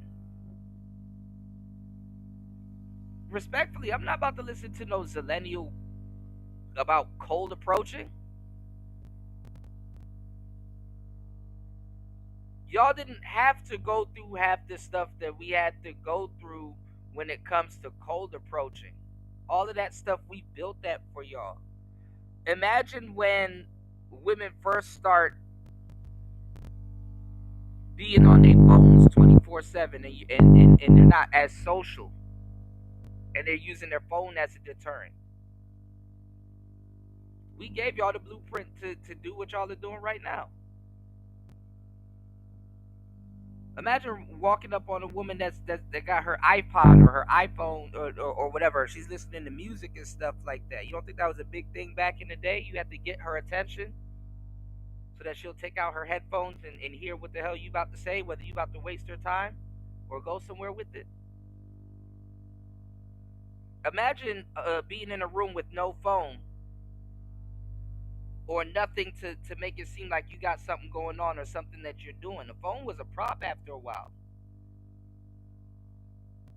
Even back in the day when people had phones, this is how much of a prop a phone was, y'all. Even back in the day when people had phones and texting and all of that stuff was becoming a thing, you still look crazy pretending like you were on your phone in public back then. This is how social people was. You still look crazy pretending that you were on your phone back in the day because it's like everybody was regular and ordinary. Other than playing video games or a phone game or something like that, you kind of still had no, if you wasn't on your phone talking, you still had no reason to be on your phone like that. You're not a celebrity. Who are you talking to? How's your phone wasn't loaded?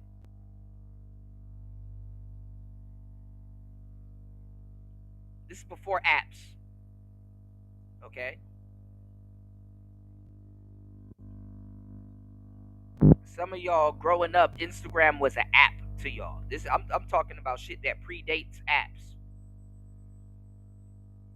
So if you were nervous and your palms were sweating and you were sticking your hands in your pockets or you were just looking down or whatever, that was gonna show immediately.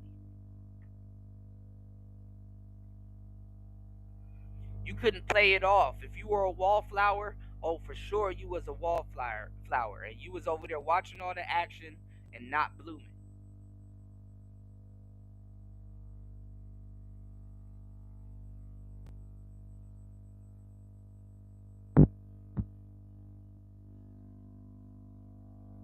But let's go. I know this is gonna get worse.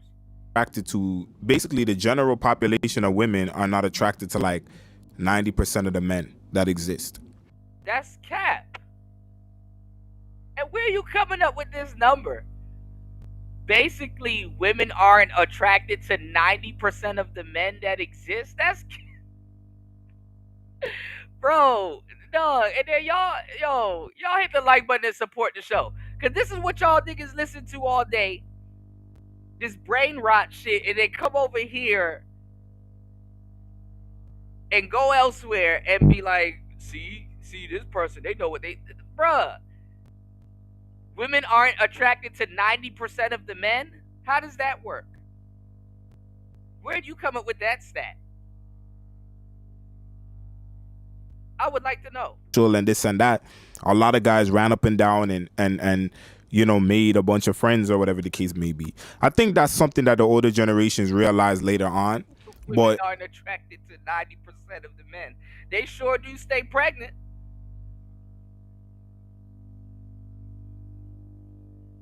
Where you get your stats from, man? Who told you this? You know, a lot of guys are in the younger generations, like today, young men today are realizing that earlier on in life, you know what I mean? And just the nature of friendships and things, like things are not the way, you know, people these days, you know, let me finish the other part of it. So that's the one part. You don't have a friend in this fucking world. And of course, the other thing that men have to confront that other generations were able to get around, basically because they were lied to and deceived, is that women, you about to lie and deceive people right now. Women are not attracted to. Women are not attracted to how much?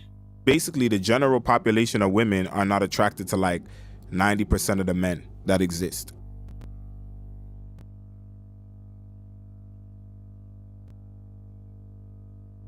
Nigga.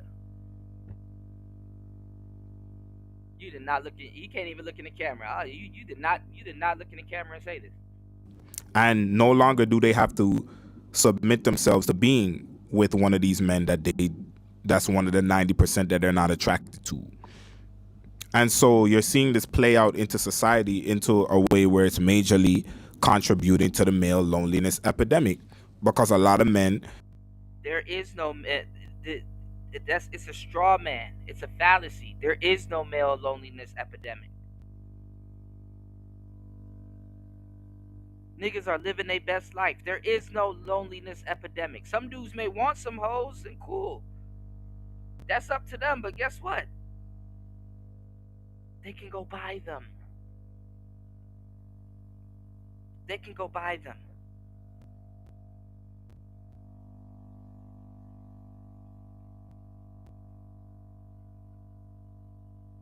There is no loneliness epidemic.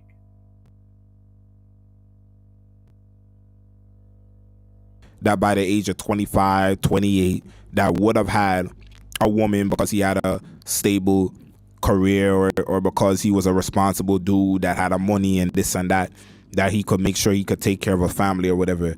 A lot of you guys are only here. I'm gonna say this. A lot of you guys, maybe, what am I saying? Myself included. A lot of you guys wouldn't even be here if things, the way things are today, if it was like that 30 years ago or 60 years ago when your grandfather met your a lot of you guys wouldn't be here. You know what I mean? Bro, 30 years ago was 1996 or 1995, right? This year is damn near done.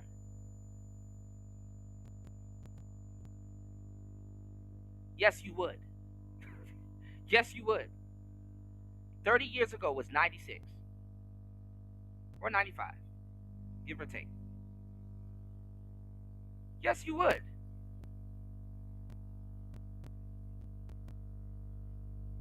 You would. Some of you guys come from lineages of Chads and Tyrones. Some of you guys do not. Some of you guys, you look at your father or your grandfather or whatever the case may be, or you look at a lot of generations would have been cut short generations ago. Maybe your grandfather wouldn't even have existed. Your great grandfather wouldn't even. But a lot of bloodlines would have been cut short 200 years ago if women were able to just go for what they really truly had.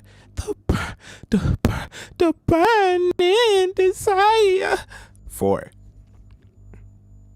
If she were able to, if a lot of women 200 years ago were able to go for the men that they, I feel it again. She had the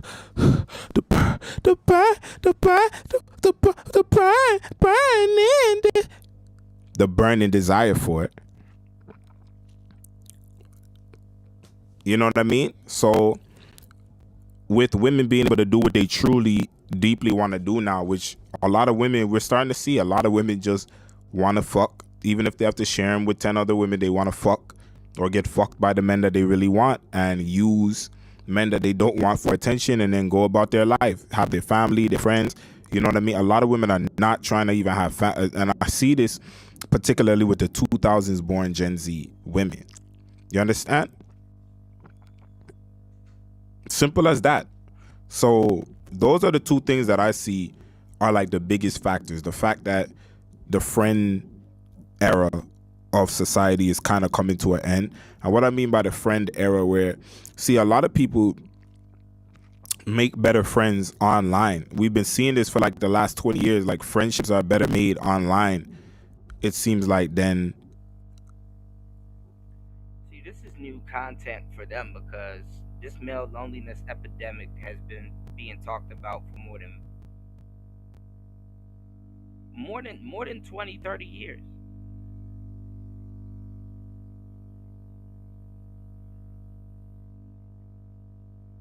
Looking on YouTube, they done purged all the old news videos.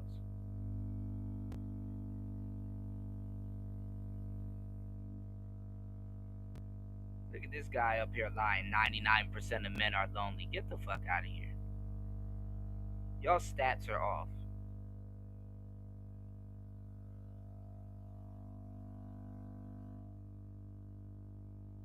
Look, even 2 years ago, Asmongold reacted to this goofy male loneliness epidemic. They keep pushing this.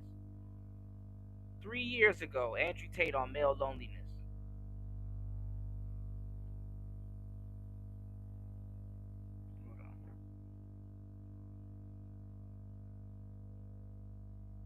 find some shit from like 4, 5, 7 years ago.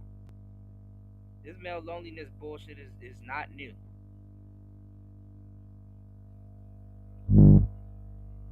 I don't know what bro talking about. Meeting people in person, oftentimes you're stuck. Oftentimes, and a lot of you guys might have noticed this too. Oftentimes, like when you're growing up, you're stuck in an environment, and if you're lucky to meet people that you genuinely, you have a friend or two. I was lucky. Ace and Tyrone, especially from when we were 12, all through teenagehood, we were lucky. We all shared the trait of we liked anime.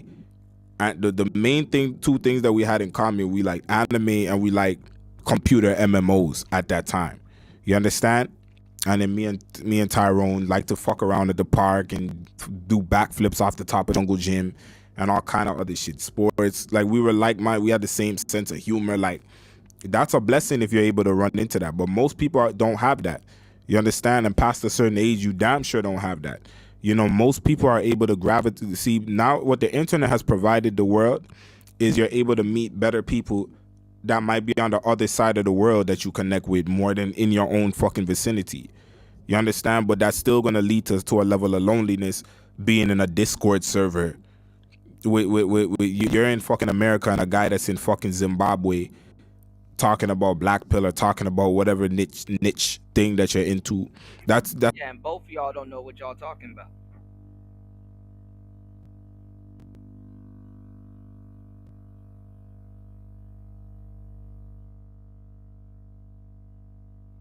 You'll be in California. This nigga will be in India, and both of y'all are gonna talk about a topic that y'all don't know what y'all talking about, and spread misinformation. that's not companionship. You know what I mean? But I feel like a lot of generations, just friendships were made and relationships with the opposite sex were made just because of proximity. People are not into that no more. Even with the friendship thing, people are just, a lot of guys would just rather just be alone. Basically, like I keep saying in a lot of these videos, the more time goes on, the more we get to the truth about humanity, that most people do not. And this is what I've been trying to say the whole time, and I didn't have the words to say. Most people do not fucking like you, and you don't even like most people. And I think we're living that out now. You understand? Most small talk and talking to this guy over here at your job, or talking to this guy standing in line next to you over here. Most people never really wanted to do that. I believe that most people that have ever existed never really wanted to do that shit. You understand? So, now, what is loneliness and what causes loneliness? Well, I do believe that Watch, you gonna base it all around women. Loneliness is deeper than if you look up loneliness, like a true actual definition of loneliness is deeper than just, I don't have I'm a 30-year-old man and I don't have a wife, or I'm a 22-year-old guy that's an independent and I don't have friends and shit like that. It's deeper than that. A lot of the loneliness thing, it's intrinsic. You understand? You have to understand something. You could be surrounded by literally dozens of friends and family and still feel fucking alone. A lot of the loneliness is not having somebody that understands you as a person, not feeling like you have a support system. I talked about this in a video where I was talking about how, if you grow up and you're not that attractive, you don't really have a support system. You might be surrounded with all kind of people, but if nobody really gives a fuck about what you're going through, or nobody really has your back when you go through social adversity, you're gonna feel alone. You know what I mean? Oftentimes people who were made to believe that who they are, there's something wrong with it. Sometimes it's the unfortunate nature of life. You might be born into a family where you're not appreciated. You know what I mean? And unfortunately, if you were in this family that's next door, in the house next door, you would have got all the appreciation in the world, but just the nature of the unfairness of life, this is who you're stuck with. And so you might feel alone. You have to constantly hide and filter yourself. You understand? So it's deeper than that. I feel like just not having somebody next. See, this is a Gen Z interpolation of what they don't understand. Men don't, and they're not going through a loneliness epidemic.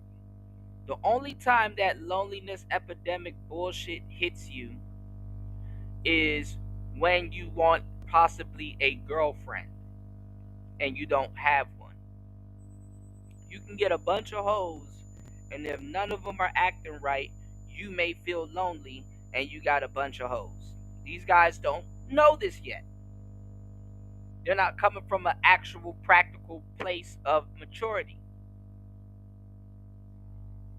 Yeah, this is pathetic, bro. And we'll play five. You know, bro. Like, what in the ungodly hell is he talking about? He's not. He can't be my generation. Well, a lot of my generation don't get it. I would say that half my generation. He can't be my generation. Can't be my generation. Ain't no millennial talking like this.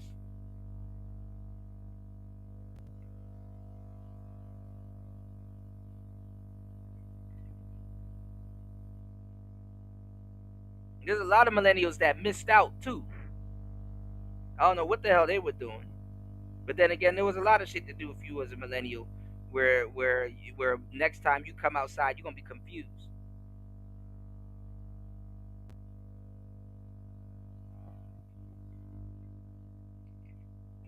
Hold on, y'all. My monitor went out, so I can't see shit. Hold on, y'all.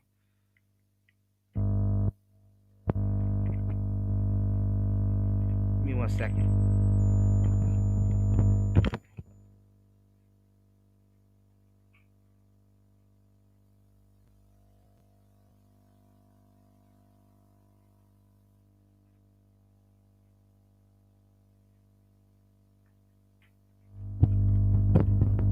Nigga, can't be my generation.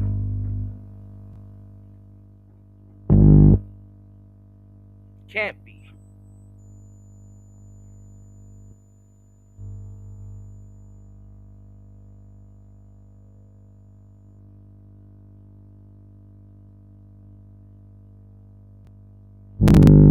This shit is pathetic.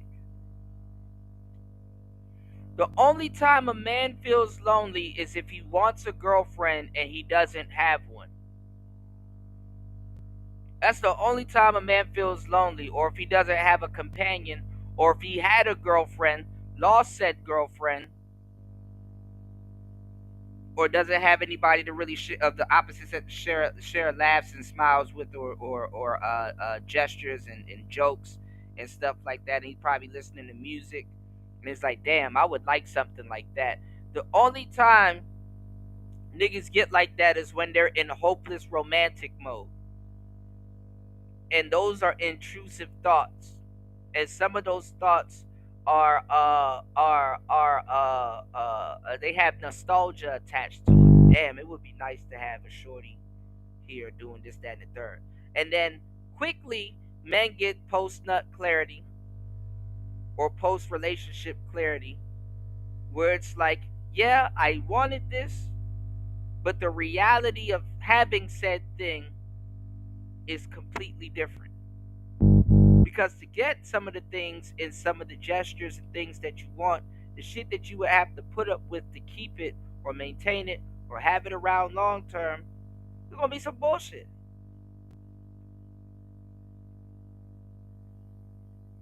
And this goes back to an old saying of mine: the idea of being in a relationship is actually better than the reality of being in one. And some of those relationships that we want to be in, how we imagine them, how we project them in our minds, is really the end product of sacrifice and putting in work and listening to people's bullshit and putting up with people and all kinds of other stuff. Or the honeymoon phase. Oh, yeah, this is nice because we're in the honeymoon phase right now. But once we settle in and start getting used to each other, you know, take this from people that's actually been in an actual relationship, a real one. know, I've had some really good relationships, a bunch of them. You know, I'm more relationship material in a lot of cases than player material when you find the right one. I remember the honeymoon phase. You know, me and my girl, we be doing pranks on each other and all kinds of shit. Then the stakes, up the stakes. I remember a couple times me and my bitch almost lit ourselves on fire. You know, this what happens in the beginning stage. It seems so innocent, and then you end up like Shakari and her boyfriend at the damn airport fighting. Males ain't going through no loneliness epidemic. It's like my 50th video on this same stupid ass topic. It's just that now you got a bunch of new niggas here. So now it's like, oh, this is some content. It's like, it's really not. This is old.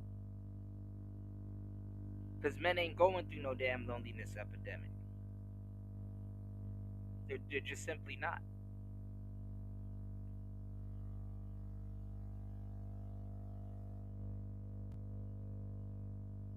And I told you all of the excuses he was going to use. He was going to say, oh, you know, Tinder and all this other stuff, and you're not getting this off of social media and stuff like that. Man, men ain't going through no fucking loneliness epidemic. Men will go talk to women before they feel some type of way.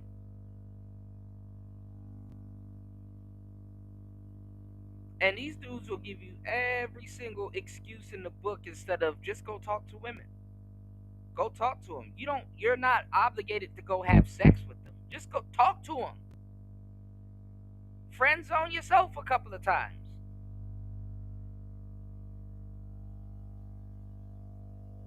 But we know what it's about. It's about coochie that you feel you can't get. And that doesn't make you lonely. That just makes you feel like you can't get no coochie. Like that doesn't make you lonely.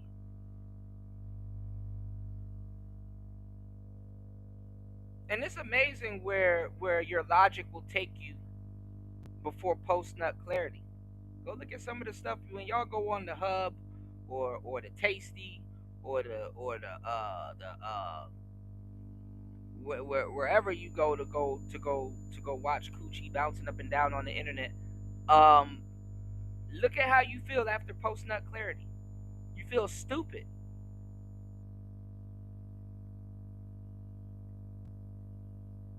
The shit you look up before you go. You know how dumb you are before you go before that clarity kicks in. Backyard poppers. Man, what the hell is wrong with me? BBL baboons.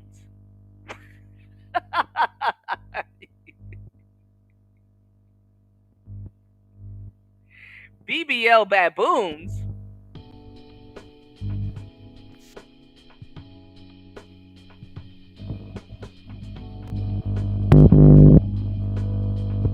Really, player? BBL baboons? Okay, okay. Next to you is not the it's a deeper thing that's going on. You know, a lot of people are struggling, a lot of men are struggling.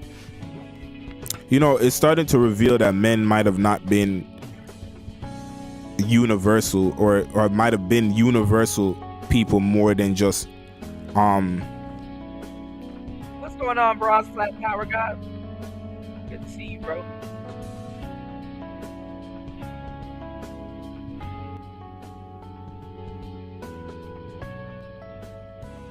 BBL baboons is crazy. A lot of beef. what's the word that I would use? Static. So when I say static, that means constant, permanent. You know what I mean? So we're starting to see that all men were never just meant to be these alpha male where every man has fits into this archetype, you know what I mean, or death. You know, there was a time where they were doing that. If the baby didn't seem like it was going to come out to be a big strong man, that he was just going to be thrown off the cliff at birth, you know. But we're starting to see that there's different styles of people, there's different styles of men, you know. Different people like different things, you understand? This is part of the reason why you'll have siblings that are like totally different from each other. You'll have one sibling that falls right in line with what the parents want, and then you'll have another sibling that's totally left field. The parents are always on them. The parents always have an issue with what they're doing. because people are not universal. People are, you know what I mean?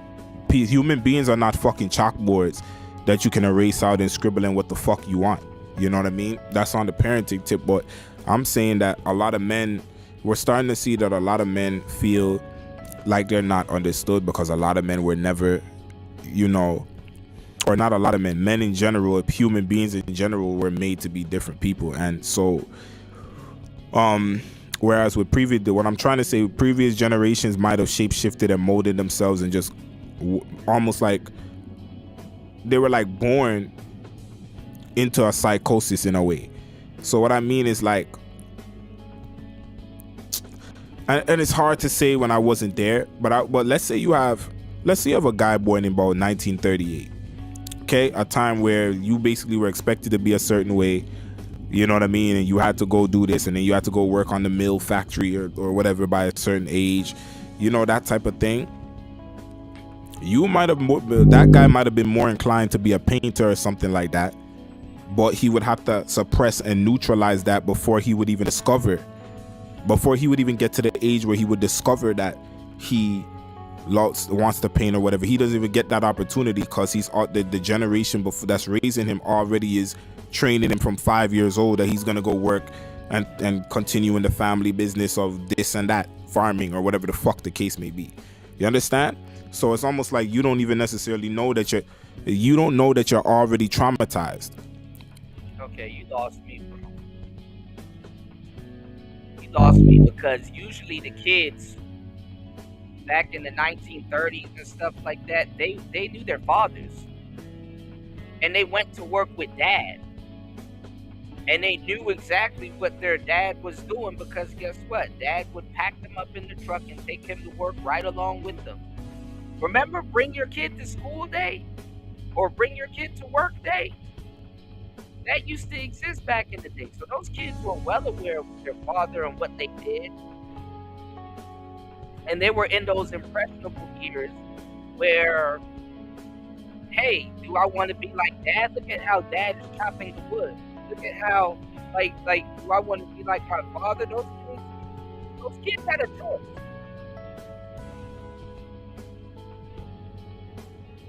And if they didn't want to go to work with dad, guess what? They'll be at home with the mother. Learning how to do accounting or something.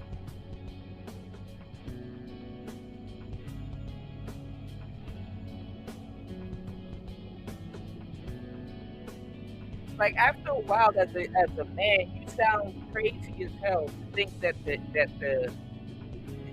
say that the internet is shaping you the same way that they shape women. No, it's not. It's not.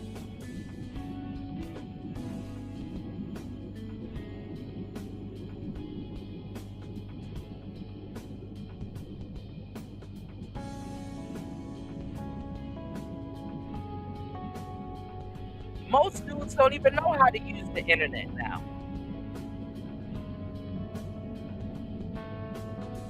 Or at least to get what the hell they want out of it. Women have acclimated to the internet. It used to be the other way around. Women have came in and acclimated it to what they want it to be.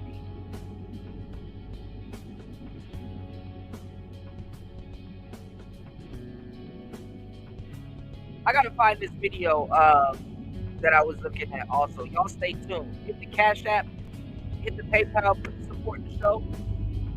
2 hours and 14 minutes into the madness. I got you guys this morning. Please support the show.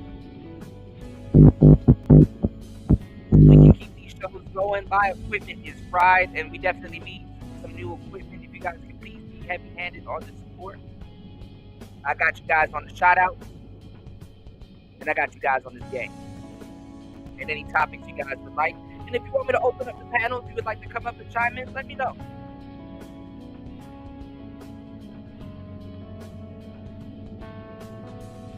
But I was watching this video, and they were talking about, again, how this woman, they built the whole island for women. And guess who they needed to build this island that was reserved for women? They needed men. They needed men to build this island that was reserved for women.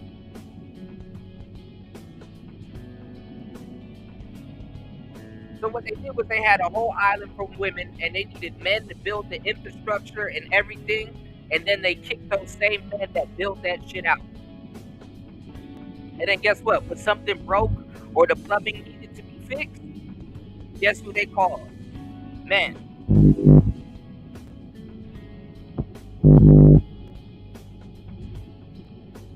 Men build it, women moved in.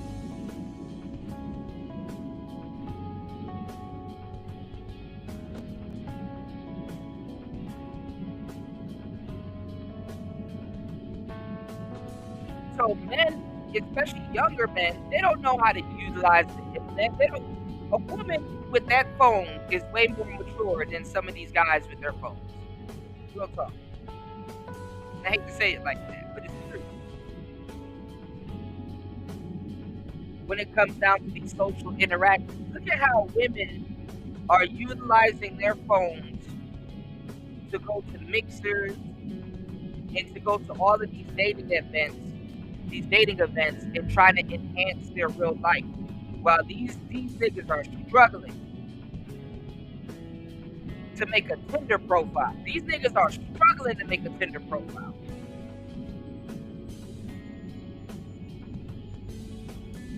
The generation that should be good at what they're trying to do is not good at what they're trying to do.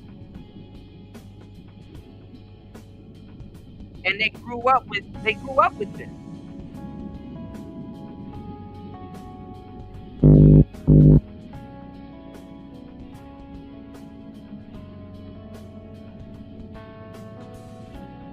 To a certain degree, if you listen to dating coaches like Rico or whoever, even myself, the game that you should be getting is relationship game.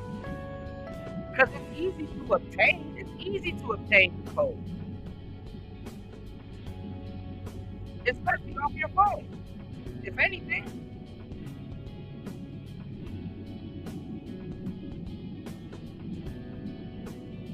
It's like somebody having a hard time trying to order Uber Eats. That's like somebody having a hard time trying to order DoorDash. It's like, bro, it's right there. Summon it.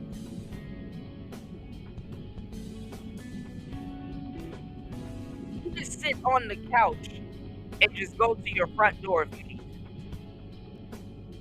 to answer it for her, to answer it for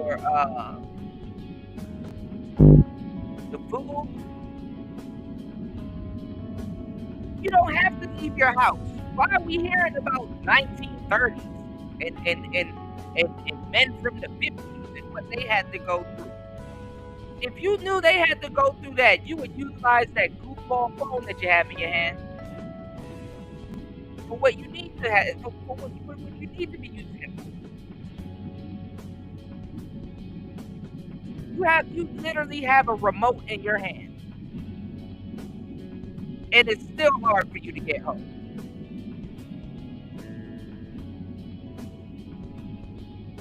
Just to the point y'all will fake stats.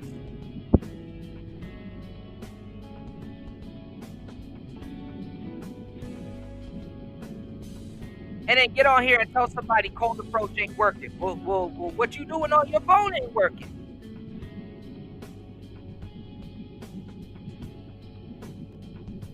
And it's really a straw man argument because guess what?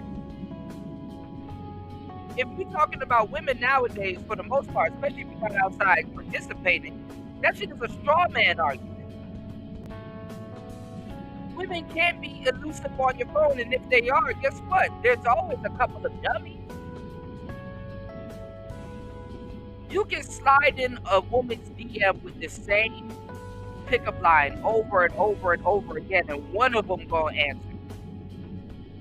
And the problem is, a lot of y'all don't even know what to do with the one that answers.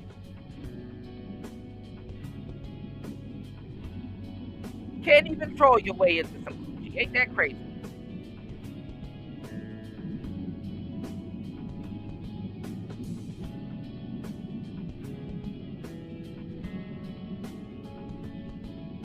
And then some of y'all got 2 representatives. Because if you're not that troll that you presented to her, now you really mad because you can't even be yourself around you. You gotta be a troll.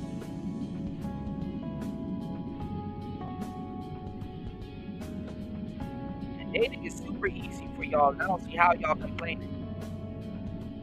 Women are running it up. You're not in the group of niggas that women are running it up with. Does that make sense? No.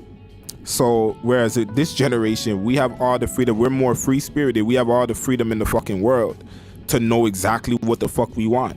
You understand? More rebellion and stuff. You know, the millennials started kind of the rebellion. Not even the millennials, if you want to take it back to like the 60s, 70s, the sexual revolution. No, y'all really don't know. You really don't know what happened back then. And number 2, the millennials are basically utilizing technology to make it easier. Because a lot of Gen X and a lot of millennial people had boomer parents, and a lot of Gen X that had millennial kids also kind of instilled what boomer parents instilled in them, saying that if you work hard, you'll always get what you want, which is not necessarily true when it comes to technology. A lot of people like to take the path of least resistance, and technology to a certain degree offers them the next best thing that feels like the path of least resistance. So a lot of millennials are like, listen, there's an easier way to do that. They'd rather take the shorter path instead of taking the longer path. And in some cases, it makes more sense to take the shorter path than the longer path.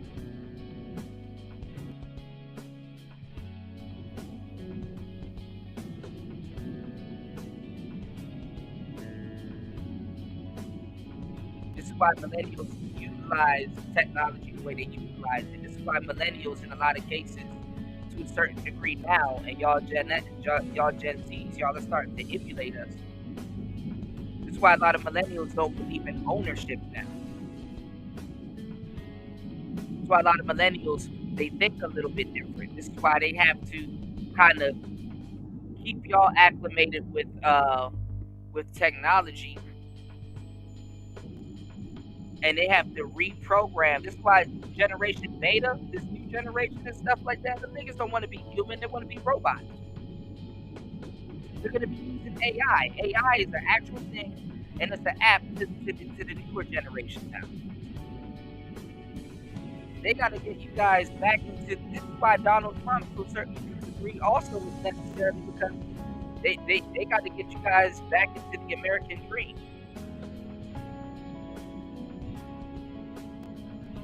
Millennials and millennials saw during the pandemic that America did not know what the hell it was going to do. That America wasn't in control, as you were told.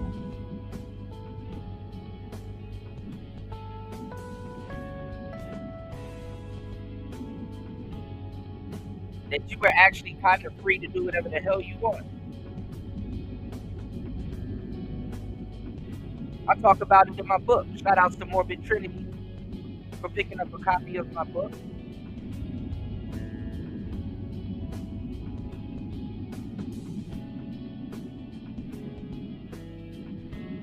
Dating After COVID.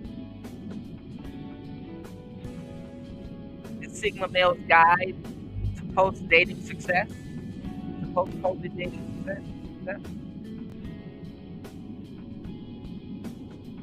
Too much claims in that book. And that's the memo that most guys didn't get nowadays that women got. And this is why you guys are having a hard time with women. You have to recalibrate yourself. And to a certain degree, no matter if women recalibrated themselves or not.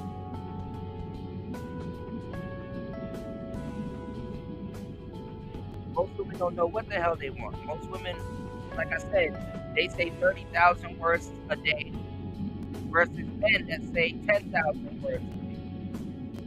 And women believe just because they say more words to get around to the same thing, or can hold a conversation because they say more words, they believe that makes them better communicators than If I can say and explain something to you in less than 10 words versus 30 words,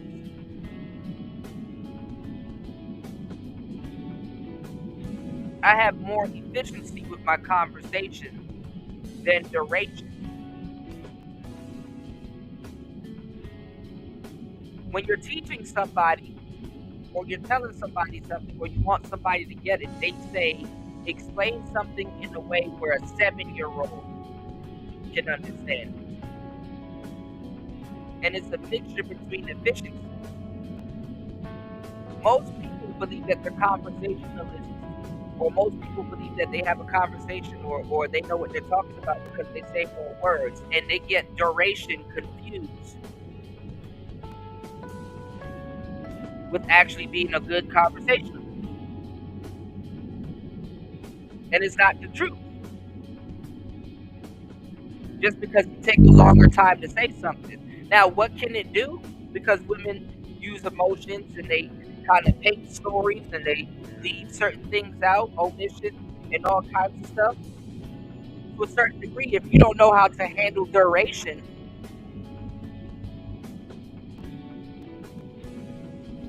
you can lose people. And a lot of people think that they're conversationalists because duration gets confused with engagement because you spend a longer time around something or listening to something, the same way people spend a longer time trying to explain something.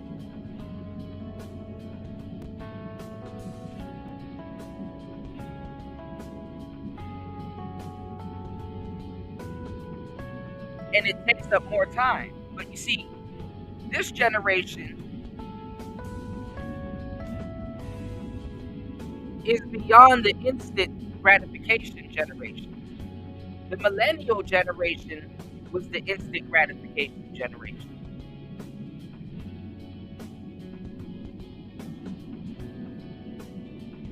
That's why cell phones and certain things made more sense in our case as millennials. See, you guys grew up with it, so y'all are already acclimated to certain things. You guys grew up in a world where it didn't take 30 minutes to make no damn oatmeal or no grits or anything like that. You guys don't understand patience. And then you couple that in with being lonely because somebody didn't answer your DMs or responded to you on 2 different apps, and you get it confused. You get it conflated. Something that is not. Half y'all don't even know why you're using these apps. But the funny part is that women know why they're using these apps. They're taking these apps and they're using them to meet rich men to try to practice hypergamy and to try to enhance their normal lives. So you can't tell me you can't find no woman off these goddamn apps because they're using the same apps that you're using.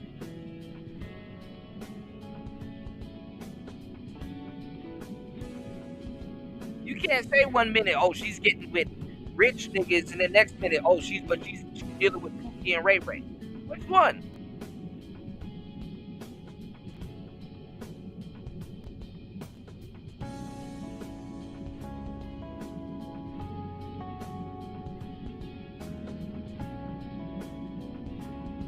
And let me tell y'all something, because these would be the same guys that'll talk crazy about the game because they got none. You need to have some game about you as a man.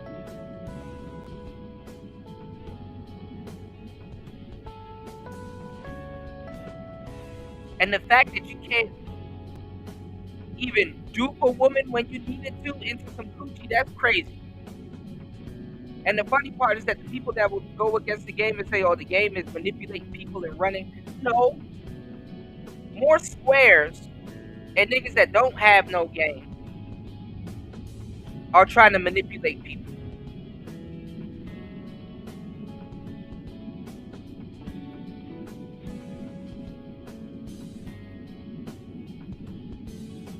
Most squares and people that have no game, don't know what they're talking about. They're the ones trying to manipulate. Like I said, there's a difference between having game and running game, and dudes that have game, they don't have to run game.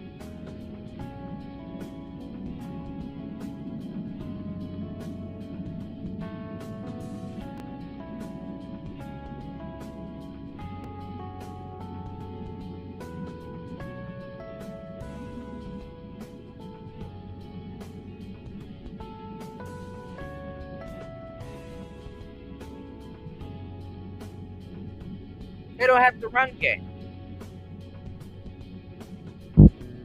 So there is no male loneliness. You know, the hippie generation, that was like the spark that set things off to where we are now. So a lot of men know what it is that they want. They know kind of motherfucking alarm came and cut me off. But yeah, you know, sometimes it's good when I get cut off because it'll allow me to kind of narrow back down my thoughts or whatever the case be. But bro, you know, yeah, that's what it is. You know what I mean? So, oh, my groceries are on the way. This motherfucker. So I'm about to wrap this fucking video. So you niggas know how to look. He up here ordering groceries. You don't have to go into a damn grocery store, you know, because who needs to go into a grocery store nowadays to pick out your grapes? Who needs to talk to women when we can use Chat GPT or Riz GPT? They got apps right now telling y'all what to say to women. How much help do you need, nigga? Loneliness. Yo, what? So you can use your phone and manipulate it into bringing you groceries, but it's hard to get a woman.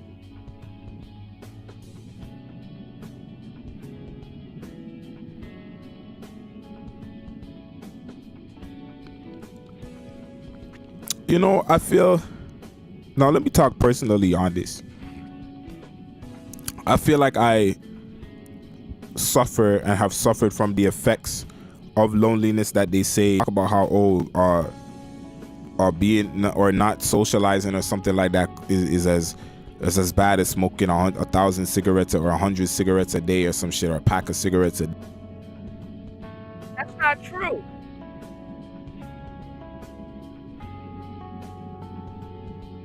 That's not true.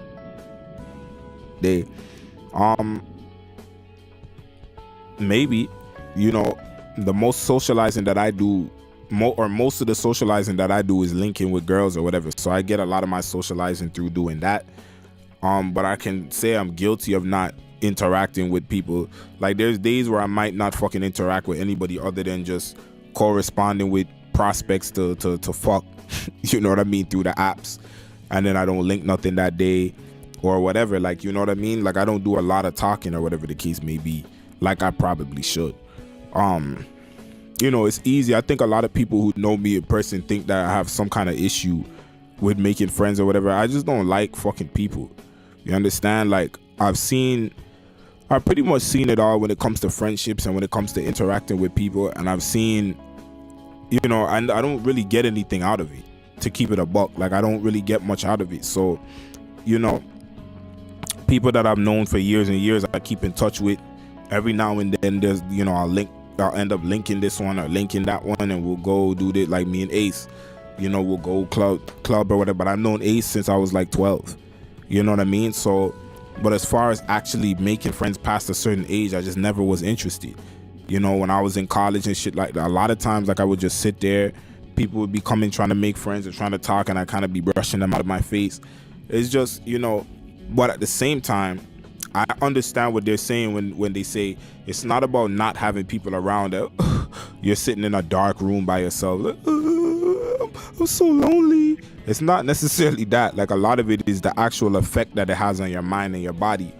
And I could say I definitely could feel, you know, I could definitely feel where the loneliness comes into play in terms of like the effect that it has on your body, because sometimes you feel more lighter and you feel more like, woo, like more alive sometimes when you finally just like, and again, a lot of it is not even just the socializing either. Like, they say that not having somebody like the Maslow's hierarchy of needs shit, like having certain social needs met or whatever, they say that if you feel like, or if you don't feel like you have people checking out for you, messaging you, you know, how was your, or somebody doesn't care how your fucking day went, or nobody, you know, nobody's looking out like, yo, how did that go? You, Some of y'all niggas need to get a cat or a damn dog.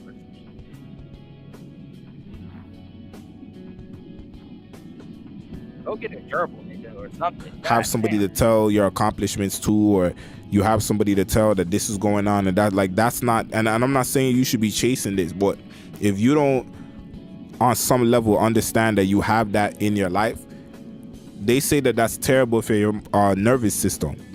You know, I don't know, I don't really care, I've never really paid attention to that. I don't really correspond with people a lot, you know. Sometimes I feel like, fuck man, I need to fucking you know what I mean, I need to get in the mix of some social shit. And then sometimes I'm just like, bro, I do find like I could fucking just sit down here for days and do what I do, and then just go to the fucking club and get 10 numbers, and I'm, you know, mosh pitting with the dudes, and you know what I mean, like I could go, I don't know, you know, maybe that's because I grew up class clown in school and all that. Like I grew up social. I'm gonna tell you the truth, and I learned this by being a pickup artist for a brief period of time in my life, bro. Most of these dudes aren't applying themselves like that. Most of these dudes aren't going out and getting like 10 numbers and stuff like that, or with the intentions of getting women. And the reason why I knew that was because even when I did pickup, me, myself, and my wingman, we were approaching and running routines, and like wanting to date or somebody being bad isn't enough for a man to actually make wheels and head over to women and approach them or do whatever. You know what I'm saying? That's not even enough. You know what I'm saying? That's like, you have to have an incentive. It's not like a big incentive for guys to want to do that. You have to have an incentive. So, like some of the jobs that I had and got, they were social jobs. Like where I would have to walk over to somebody and be like, "Hey, are you okay? Are you finding everything okay? Do you need help with any items or something like that?" You know what I'm saying? That's why I tell brothers, "Yo, go work at a grocery store or something." Because guess what? You will socialize with people more than being at a cubicle. You will also have a reason to talk to somebody. So anytime I seen a baddie or something like that, or somebody that came into my job at some point, I go talk to them. You wanna know why? I have a reason to talk to them. If you have to greet customers, you have a reason to talk to them. If you work at the Sprint store or the T-Mobile store and some baddie comes in, you have a reason to greet her or to open up a line of conversation. So one of the most awkward things that I learned, not even awkward, but grateful lessons that I learned when I was a pickup artist, was that I have a reason now to talk to women. It's like, okay, I got a clean set of instructions, I got some routine, I got some gambits. I got a reason now to walk over to women and say anything as an icebreaker. I'm gonna tell you the truth. The funny part about approaching women is that they don't even hear the first thing that you're saying. It's really the second thing that comes out of your mouth is what they really hear. Because they're like, okay, this guy's walking over to me, or okay, this guy said something to me. Okay, huh? What? They don't really hear the first thing you say out of your mouth. You can literally just go blah, blah, blah, blah, blah. And they'll be like, huh? Excuse me? Like, no, don't worry about it. What's your name?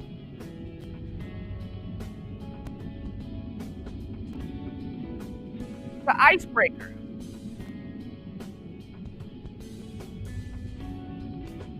And most dudes are afraid of the icebreaker. You know, because once you get into the swing of conversation, it just kind of comes natural.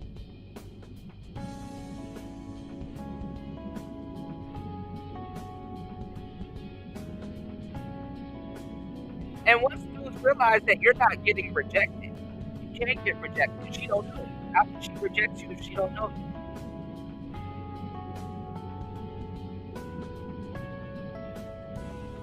When your girlfriend breaks up with you or leave you, that's when you get rejected. But if somebody that been messing with you for a minute leaves you, that's when you've been rejected. It's just your representative, and you don't know her. That's the whole point of saying, "Can I get to know you?" That's the whole point of trying to do what we call building comfort, is to make somebody comfortable enough to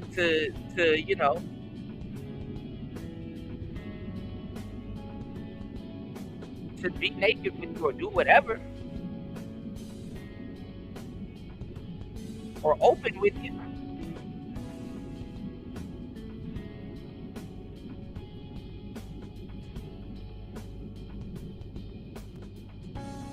So most dudes don't really have an incentive to get 10 numbers. One or two numbers for the night was fine.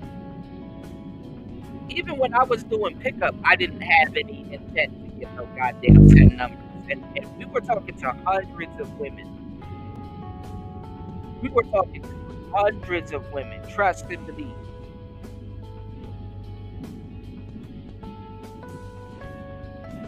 And one of the reasons why we were talking to a bunch of women, and we didn't get, I got rejected way more than I got selected. I don't give a damn. I don't give a fuck. I'll tell you, I got rejected way that I got selected. And there's girls that rejected me that I knew that would have selected me, but guess what? I was running routines that night, and I was adamant about making certain routines work. So guess what? That's the routine that she got, and I left a lot of coochie on the table. Even some of the girls would look at me and be like, "I knew if you didn't say that to me, or I knew that if you wasn't trying that, we would have still been talking." But it was like, okay, well, hey, because not every night we went out to go get girls to bring back home. You know, some nights it was just like, I'm trying to make this routine work and get it here, or perfect this, or hey, I wanna practice starting a conversation, but I need to work on building comfort, you know, or I need to work on qualification, or I need to work on transitioning into a normal conversation after I approach, or I need to learn how to guide people that I'm talking to onto topics that I like to talk about, so I can sound more like I wouldn't say a subject matter expert, but that's what people do. Most people a lot of women, like, you can know how to talk about certain things, but guess what? You're not on the topic that you're knowledgeable in. So a lot of women, yeah, they'll talk to a bunch of guys, but they want to talk to the guys about stuff that they're interested in. So that's why when we do pickup, it's like, okay, well, you know what you do? Ask women, because women are naturally selfish. Ask them about their favorite topic, which is themselves. Women are their own heroes. They put women put themselves so much on the pedestal, it's crazy. That she will sit there the whole time and talk about herself, and not realize that she don't know a damn thing about you. You get her talking about herself so goddamn much, she feels so damn good, and she associates them feelings with you. She done forgot, like, damn, I'm on a date with you.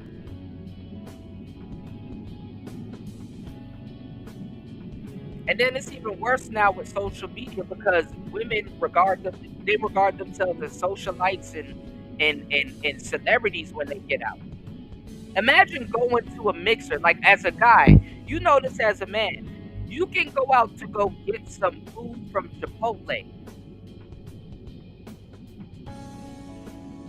and go right back home, and nobody said a damn thing to you, and you'll be okay. You wouldn't get on the internet and be like, man, I went to Chipotle to go get some food, and there was so many baddies, or there was no baddies out there. I demand at once somebody come talk to me so I can tell them no, even if it's to reject them. I demand at once. Men don't do shit like that. Oh, I went to a party. Some woman here is obligated to give me some coochie. Men don't talk like that. Men ain't looking forward. I mean, they looking forward to coochie. They feel obligated sometimes that certain women should entertain them, but we're not that arrogant.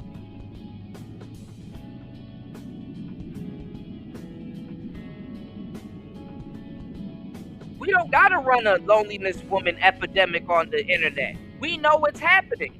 But they gotta lie to you and tell you that there's a male loneliness epidemic when dudes are chilling. Dudes are chilling.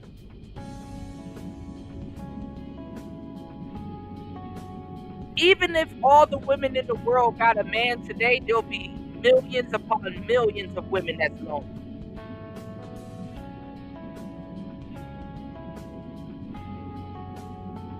The loneliness epidemic is them.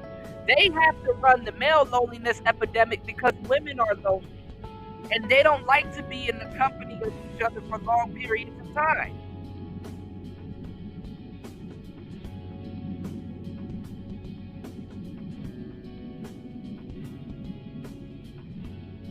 This is not a male loneliness problem. This is a female loneliness problem. Men prefer to be lonely.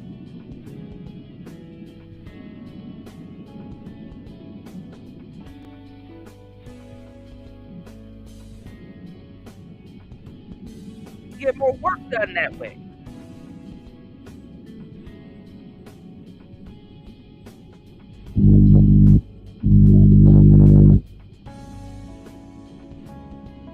Then they get mad when you pop out and you're not worried about them. Now they're calling you gay because you popped out for a reason, not because of them. Women want males to be lonely. Go get you a girlfriend and see what you got to go through just to go hang out with your boys. How mad and upset you are.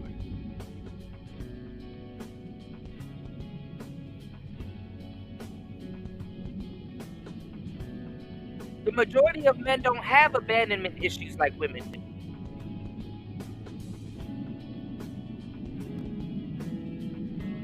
Let's go. Utilize it. You know what I mean? So some of this is personality also, But I feel like the male loneliness epidemic thing is deeper than anything that we could sit down and fully decode. But I do feel like it's already been decoded. You're welcome.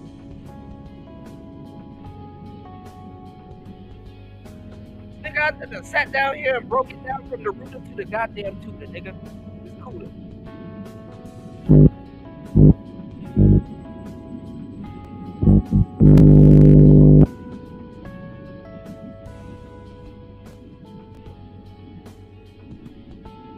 There's no such thing as no damn male loneliness epidemic.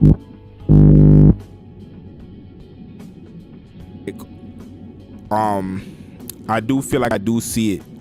I do see a lot of. And first of all, how would you see a loneliness epidemic? How do you see another man's loneliness epidemic? Obviously, if they on the computer and they're saying stuff, you're like, hey, bro, just go outside, bro. That doesn't mean that they're lonely. That just means that they're just a goofy nigga on the internet that needs to go outside.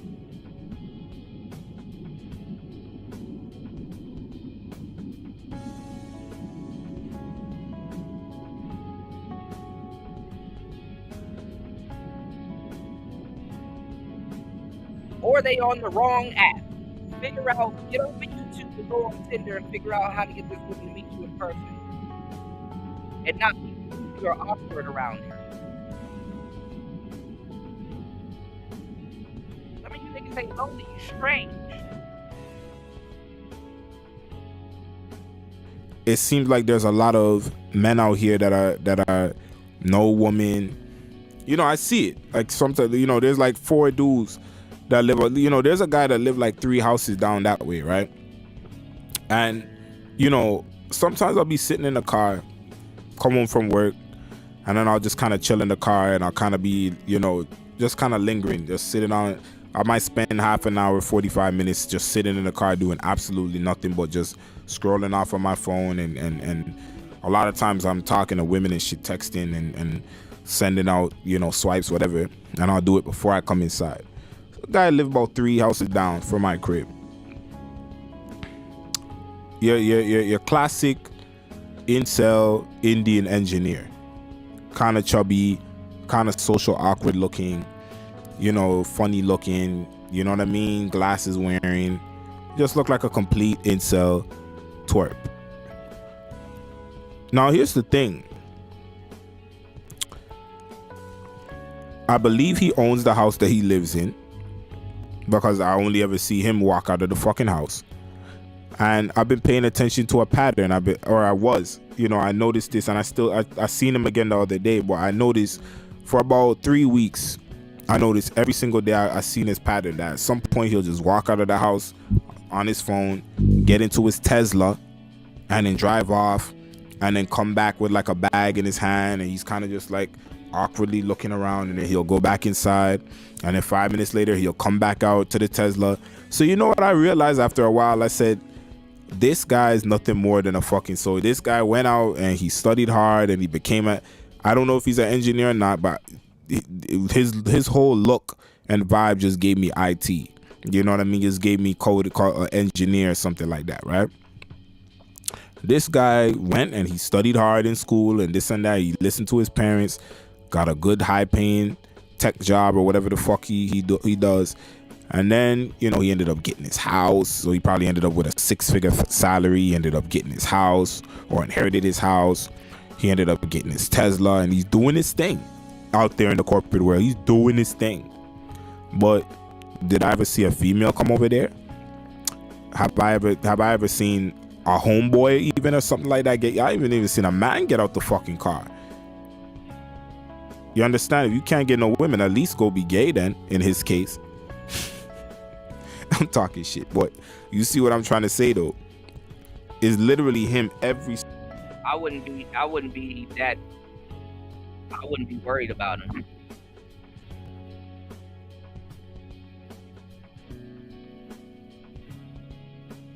I wouldn't be worried about him. And you don't know what he does when he gets in his Tesla. Them Indian dudes be having hoes, bro.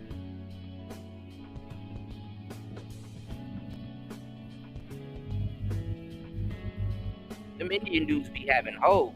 And let me tell you something.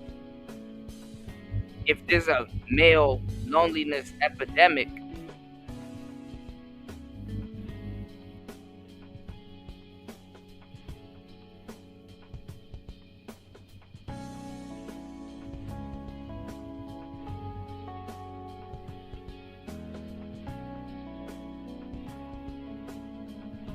guys that have their own spot, they're not too quick to be bringing women. They're not too quick to be bringing women in and out of their spot like that.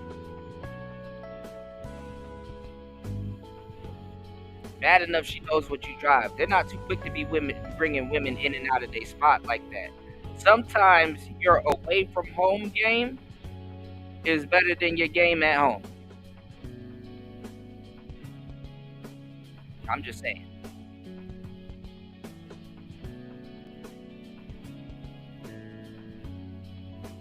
Your away games are better than your home game.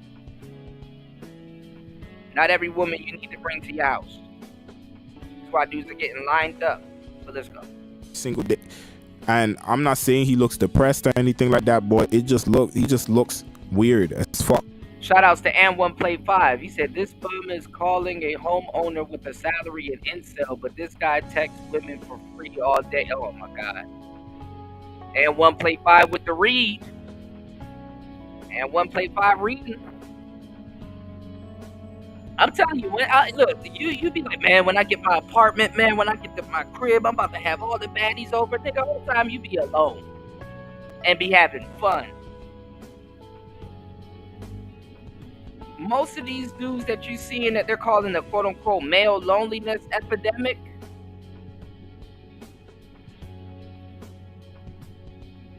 are guys that value their they value their peace.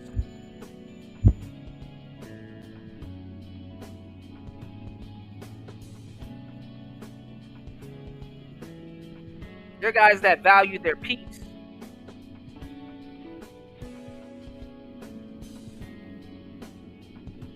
What's going on, Jay? Good to see you, player. Welcome to the show, man. Yeah, most of the guys that really get women like that, hell no, man. They value their peace.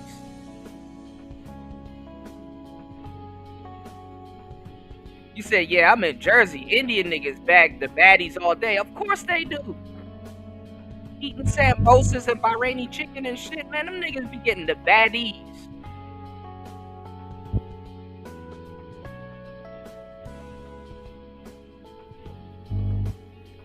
Real niggas know.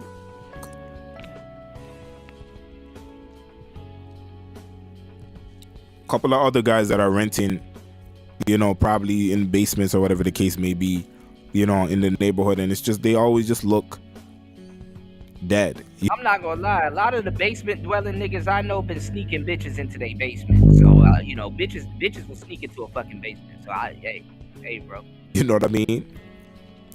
I never see women coming to these guys' cribs. I never see. Shout outs to Young Jay in the building. Good to see you, player. You know, it just it does seem like there's a lonely thing going on out here. It does. You know what I mean? It really does. And I don't know.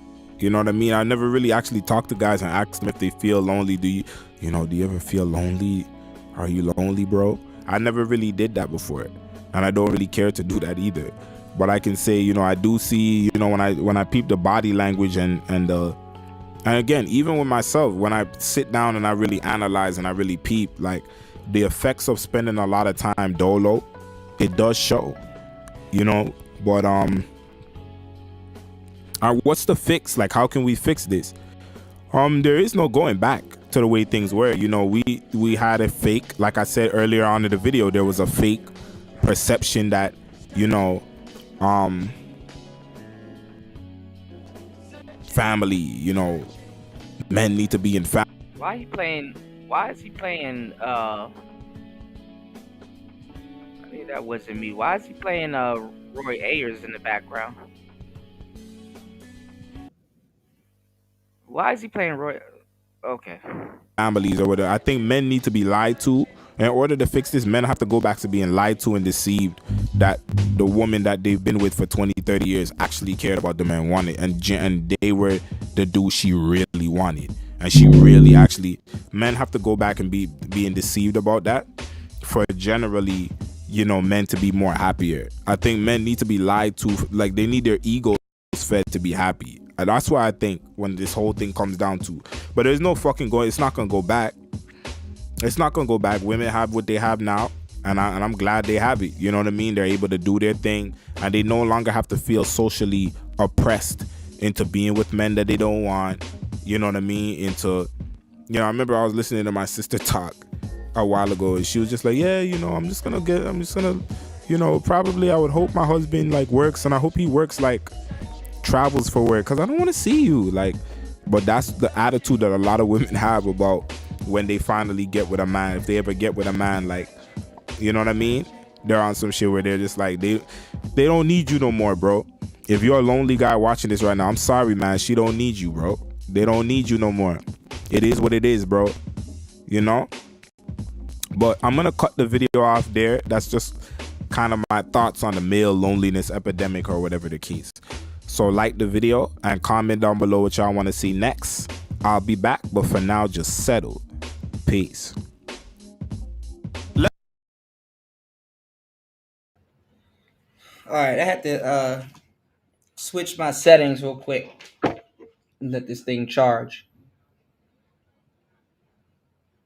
So like I said, these guys, they worship women. They worship women like crazy. women don't need you no more. Actually, women need you more now than before. Because you guys, y'all worship women. You think that a woman with a damn phone in her hand, even though they utilize it better than y'all think that those women are practicing hypergamy. No, these women can't practice hypergamy the way they want to, because you see how the algorithm is set up is that they can't practice hypergamy the way they want to. You niggas never had your inbox filled with hoes to realize that that's an annoying thing. That's not necessarily a good thing. I've abandoned apps where I have my DMs filled with hoes.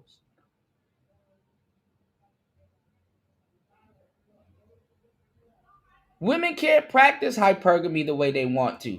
The options are cool. It's like, yeah, you got options. Yeah, whatever. Cool. But they had options in a lot of cases, or perceived women aren't even going out for the actual options that they have. They're going off a perceived option. A bitch will break up with you and have nobody who she gonna swing to in real life, but knows that she can get somebody, and will break up with you with way more confidence. They're just now finding out that Myron's girlfriend cheated on him with a guy that she was seeing she was going roller skating with. That woman had a safe option to cheat on him with. Like I said, women are like gibbons. A monkey doesn't let go of one branch until he knows that the other branch is secure, that he can swing on.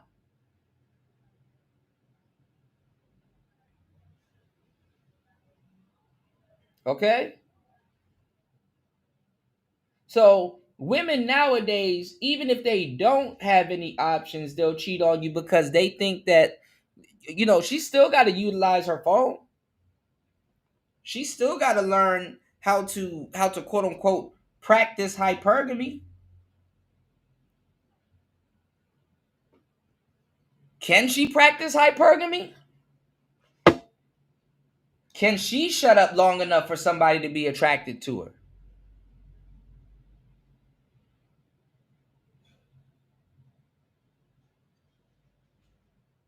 And why are you crying on the internet that your girl's going to be somebody else's problem?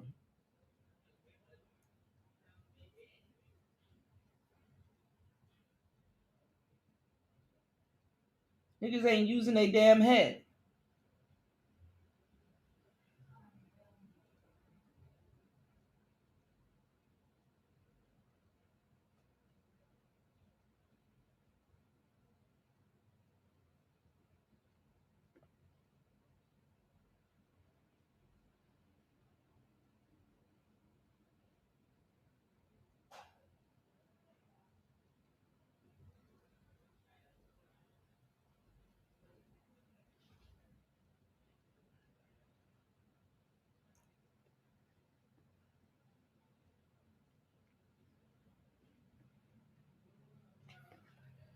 Anyway, I don't know.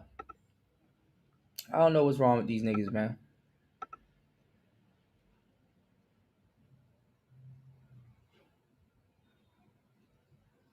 It ain't no male loneliness. See a different. Shout outs to O'Shea. But check this out. Speaking of Myron losing his girl, check this out. I don't know if you guys saw this. In the last 2 years, we got a chance to see a different side of Myron that we've never seen before. Don't get me wrong, he still goes hard on the left and on women, but there was a one special lady in his life that really took his heart, and her name was Angie, also known as Angelica. And once he fell in love with her, he was telling anybody who would listen how great of a girl she was. I'm not sneaking around in my own house. My girl, my girl don't talk back to me. Like this whole situation, argue. There's no arguments. This is how it is. She packs my condoms when I travel. Huh? That's how real it is. Stop the cap. Yeah. Sorry for her. Yeah. And here's the thing. No. She lives do. a great life, and she's a beautiful girl. She's hotter than all the girls here. No offense. Boy. And here's the thing. He didn't mind telling you how he could do everything in the relationship that he wanted to do while she had to stay there. But wait, there's more. You know who's smart? My girlfriend is smart, man. Don DeMarco Frangiola. Oh, he does have a girlfriend. Yes, I do.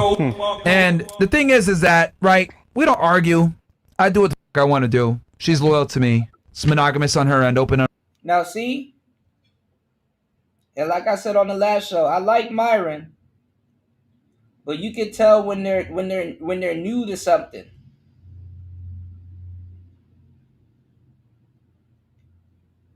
You can tell when they're new to something. Oh, you really don't get too many girlfriends like that.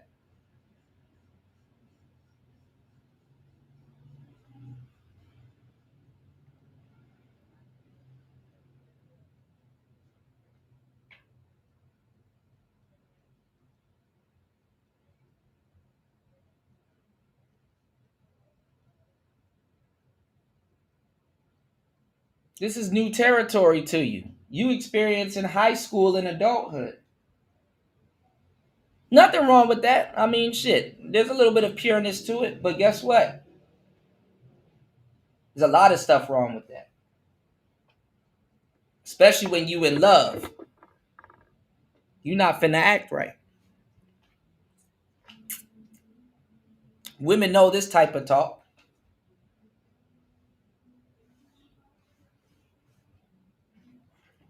You said he ain't spend no money on that girl. Ain't see her get one bag or outfit.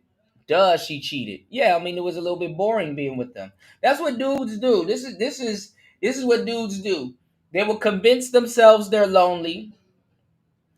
Go out. They'll get off the video game. Go outside. Do the bare minimum to get them a decent chick, and then retreat back inside. Speaking of being a millennial, remember back in the day when you used to get a gigapet? Y'all remember gigapets?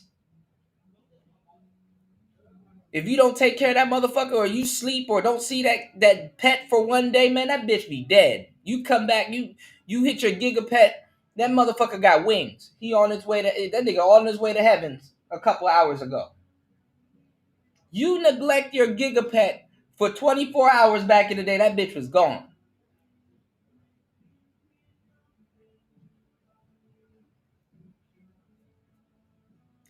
And that's a girlfriend for you. You don't text her back?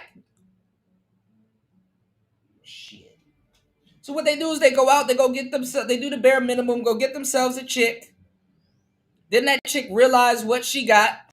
Yeah, Tamagotchi, yeah. Then that chick realized what she got. Oh, he's kind of boring. He don't really do things. He don't really go out. And the crazy part is that, see, you're content, but she's still in that honeymoon phase. See, if you are a lazy dude, it don't take that much for a woman to refer to you as somewhat lazy. Because there's relationship lazy also. A relationship lazy is completely different. That's why I say the game is in the relationship, not no fucking dating. So you get this girl, and then you go retreat back into the cave, and she'll kick it with you indoors for a minute.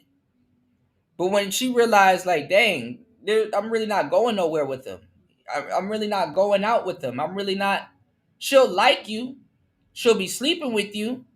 But she gonna find somebody to fulfill that honeymoon phase. And guess what? Let me tell you how much of a player I am. Y'all hit the like button, support the show. Hit the Cash App. I'm cooking. All right? Tip the chef. I got you. Let me give you the game. Let me give you the game exactly why this happens. And why women think like this. And they're not necessarily wrong for thinking like this. She's riding high because she likes you, but she's realizing in the honeymoon phase that this is it. You've fallen back in the routine. You've pulled back because you think you got her while she's on cloud 9. Right? And then you know what happens? you not necessarily get friend zoned, but you get placed in a bag where it's like, when back in the day women used to say, yeah, we could talk, but I'm seeing somebody. Yeah, you get put in that zone. I'm seeing somebody, but I'm open to talk to somebody else. Actually, I'm more open and inclined to talk to somebody else. But I am seeing somebody, right? Let me tell you what happens when she runs off with the next guy. The next guy that she runs off with, he gets your girl on discount. He gets your girl on discount because while she's going through the honeymoon phase, he just got to show up. He just got to be there. Hey, you want to grab a bite? Yeah, the stuff that I want to do with my man, I get to do that with you while feeling good. It's an alley-oop. You alley-ooped her to the next man. Because you failed to realize what page your bitch is on. You alley-ooped her to the next man because you didn't fulfill that honeymoon phase before you settled down. You didn't make sure she get to settle down first. This is why, as a man, you do got to worry about a woman a little bit. You do got to be a Casanova. You do got to make sure she come first in certain little things. Because they'll just replace you. She practiced hypergamy on you. She got the sex. She got the stability. Enough to turn into a tyrant and replace you with a guy that will actually give her a honeymoon phase. That guy could have been a piece of shit that she left. That guy could have been way worse than Myron. And y'all dudes sit around here thinking that she practiced hypergamy. Y'all ain't player enough to dissect what I'm talking about. Myron could have been the best guy for her, but she practiced hypergamy. That's what y'all think it is. It's hopergamy. She a homie hopper.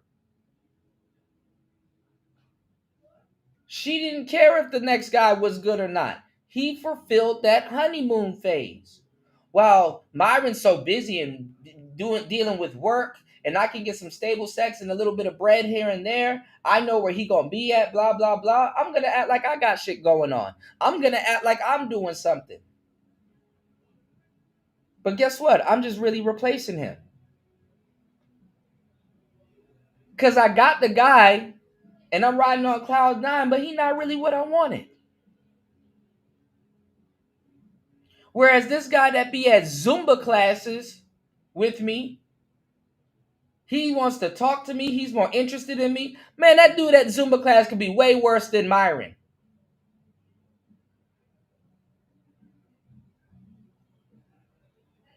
He gonna get your bitch on discount. He don't even have to do as much to get your bitch. You alley-ooped your girl over to him.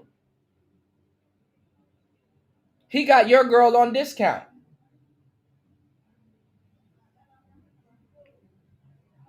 Shout outs to UFO. You said we can talk, but I'm seeing someone mean I could smash. Exactly.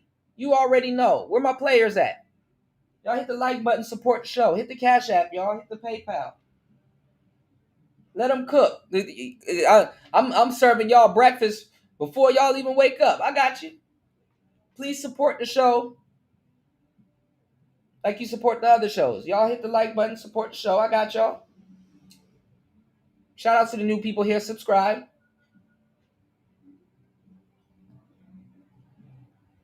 We just coasted over 2 million views. We 2,034,000 in the pot. We on the way up. What's going on, New? What's going on, Chris G?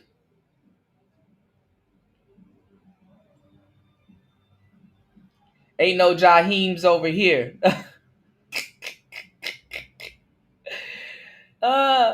Chris G says, so basically, if you're a homebody dude, you don't need a girlfriend. It's boring. No, you can get a girlfriend if you're a homebody, but you might be more of a homebody. Women will say they're homebodies, but that's not necessarily true. Some women are homebodies, some women are hybrid. And some guys, sometimes both of y'all are homebodies, but you more of a homebody than she is. Like you stay indoors a little bit more. Some women are homebodies because they're hybrids. They go outside reasonably, and then something happens, and they're like, "See, that's why I stay inside." Some women are homebodies, meaning that, you know what? I go outside to the grocery store to run errands and to do whatever and come back home. Whereas that's too outside for a guy that's a true homebody. If a guy says, "Yo, I order my groceries," I don't really go outside like that. I cut that outside shit out permanently.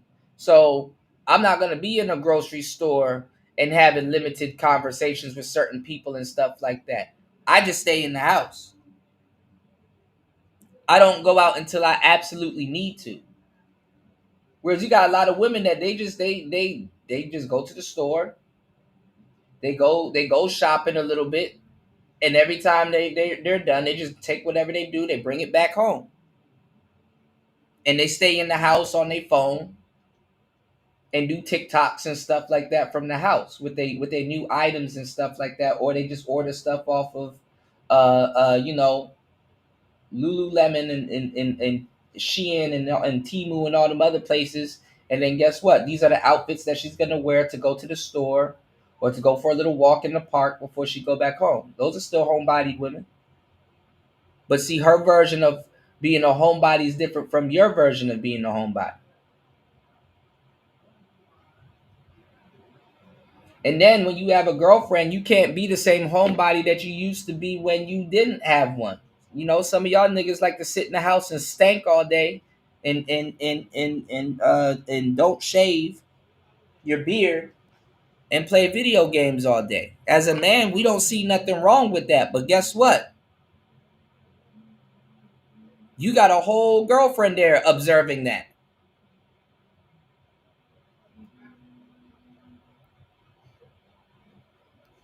So a woman going through her honeymoon phase, that's why I tell you guys, like, if you go outside, you'll get a lot of dimes on discount. Like, damn, I can't believe I got shorty. But guess what? She had another dude and he wasn't doing what he needs to do. There's a lot of women y'all would never get if they were actually truly single. There's a lot of women you would never get if she was truly single. She was truly single, you wouldn't have a chance with her. But the fact that she's dealing with a guy that don't go out as much as you do, and probably you the same way. She just caught you in a phase where you like, you know what, I'm gonna start going to the gym. Or I'm gonna start roller skating a little bit. And you end up meeting her.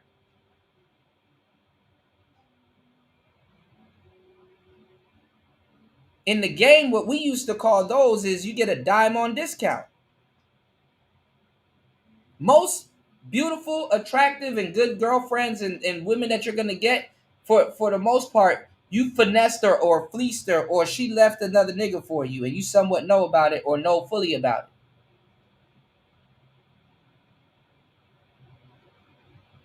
They caught this woman. Let me let this play. On my end. You know where she's at right now? She's hanging out with my parents up in Connecticut. He also loved to talk about the fact that he could sleep with whoever he wants, and she is monogamous. I mean, she's a very pretty girl, so it seemed like he really had it on lock. And listen, no woman that be thinking that you should be putting effort into her wants to hear that you possibly can sleep and put effort into somebody else unless she's truly satisfied. Right? Rewind! It all started May 13th. Myron goes to New York City to cover the Diddy trial, and guess who comes with him? Angie. And everything is okay. They're hanging out. And while they're hanging out, Let me tell y'all something. You red pill dudes or manosphere cats or whatever the hell you want to talk about. Look at Myron's girlfriend. I can cold read her. She's a feminist. She's an undercover feminist. We gonna get mad at a woman for being pro-woman?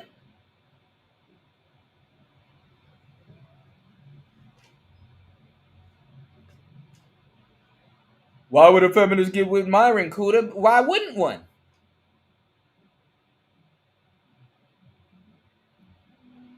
See, if you're a homebody guy, you gotta ease that woman into your homebodiness. You still gotta go out with her a couple of times, and then little by little, it has to be somewhat of a joint decision that you guys are gonna stay in a little bit more. Because while you're out with this girl, you can be like, yeah, I'm a homebody, but I'm glad I met you. I've been going out a little bit more, but you know, I'm gonna start being indoors a little bit more. So let's find some things to do indoors. Feminist women are attracted to red pill dudes. That's all y'all gonna date. If you went outside, you would know this.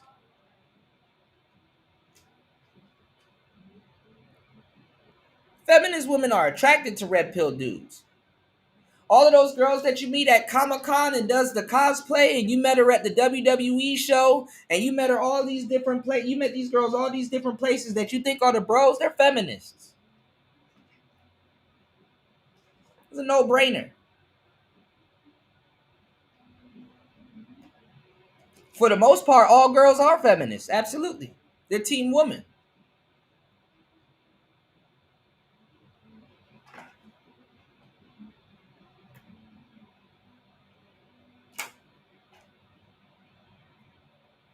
This shit is crazy. But see, a lot of women will suppress that feminist shit because they like you or they like how you think.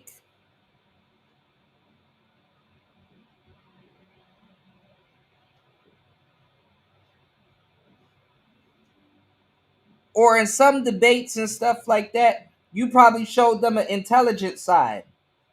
Or they halfway agree with you politically. But you got to follow up. All y'all red pill dudes are going to attract this feminist. I know a lot of girls that I've dealt with. They were feminists, but they didn't, unless we got to an argument or something like that. They didn't really show that feminist. That they suppressed that motherfucker. They didn't show that feminist side like that around me.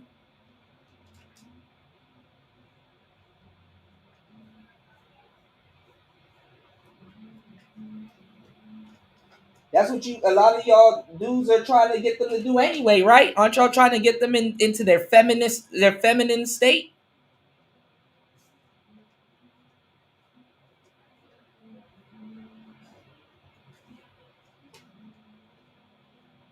So that's what she did. She got her another nigga on discount that she could probably run that feminist bullshit on. He's gonna take her out and stuff like that. It don't even matter if you're a homebody. Your girl gonna still want you to spend some money on it.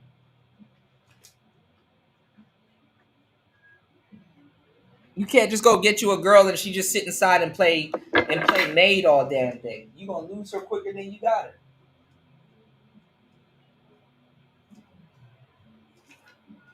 The fact that you want her to sit inside and play house with you and shit like that, it's like,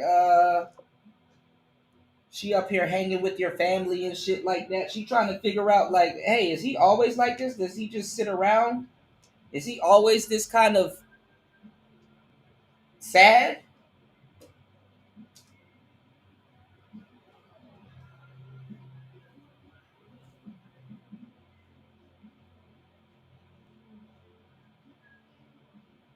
So they know how to trick you, manipulate your family a little bit.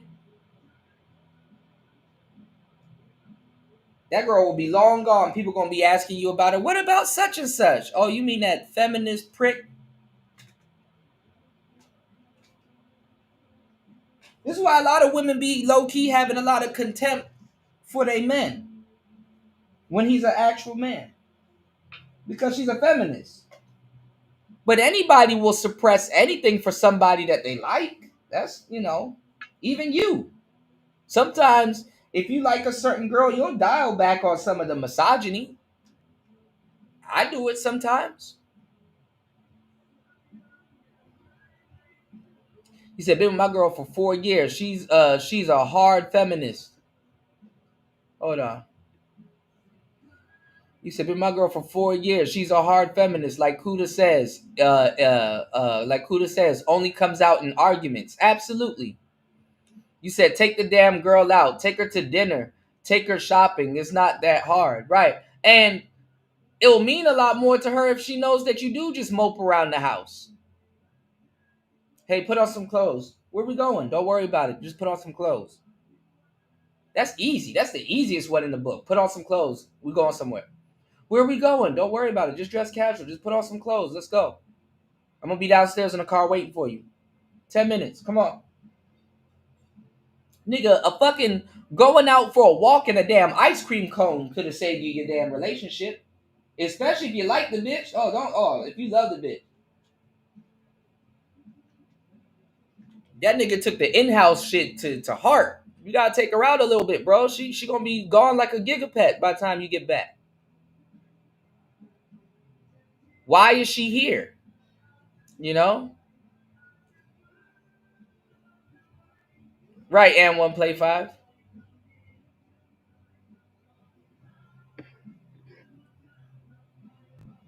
No, you got it's maintenance. You gotta maintain your chick. Hell, even a fucking dog gonna look at you crazy if you keep it in the house all day and you in the house all day. It's like the dog will bring you the leash. Like, nigga, you don't want to go walk? I'm tired of sitting down in that damn corner. I'm gonna go piss in the furthest corner of the house so you can get up and go walk over there and clean that shit up. Now, something happens out of the blue. Solo cast tomorrow? Yeah, Angie won't be here, unfortunately. I wish she was here, but she's got to leave. Now, Angie can't stay because she has a rollerblading event. Now, she's a very, very serious rollerblader and loves it a lot. And yeah, she gonna skate. Oh yeah, she gonna skate out your goddamn life. That's what she gonna skate for real. And look at what she posts. Get ready, Festival of the Year on Wheels is coming and you can't miss it. Come by bike, roller skates, skateboard, and whatever you like. The most important thing is that you live this weekend full of magic, incredible routes, and pure positive energy. So 17th and 18th of May in Orlando. So it appears that Myron's girlfriend, who is faithful to him and will never sleep with anybody else, will be there. And also they're going to be supporting women fighting breast cancer. Seems like the perfect girlfriend to me, right? Damn. I got you at one play 5. Bro, I'm cooking, man. Y'all tip the chef, man. I gotta give it to a straight lace, no chase, bro. You gotta ease people into that shit. You can't just, I got me a girl, let me go retreat back into the house so I can have in-house. It's like, no, she's not on that. She'll humor that a little bit because she likes you, you know. But shit, she ain't about to stay in there with your ass. Especially if you ain't playing the game with her or something like that. She can't really be a part of it. She's not gonna feel like she's really a part of your life.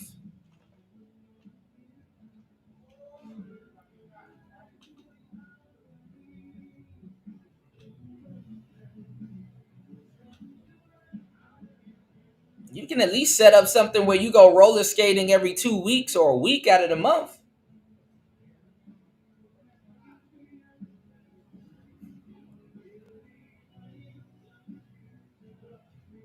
See, that's another thing too why women get away with y'all niggas, because nobody outside gonna know you and she know that. How you gonna catch her cheating? You at home. You not outside. She don't gotta look out for you. See how that works? You not outside. She don't gotta look out for you. Why would she look out for you?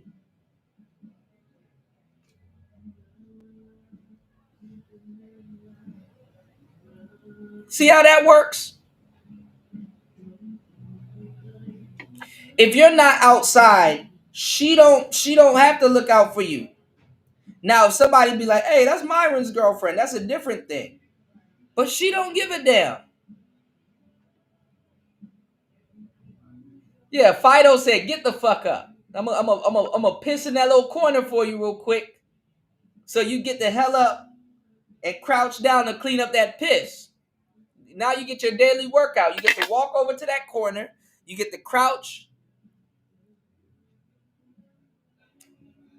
I had a little bit too much Alpo, so the smell might fuck your nose up a little bit, but shit, that's to get your ass up.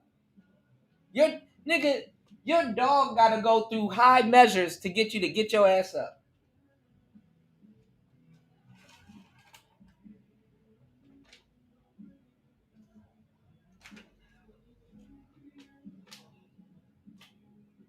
See, cats don't give a fuck. A cat will sit there and watch you wither away. Your cat probably plotting on eating you and shit. A cat will watch you wither away.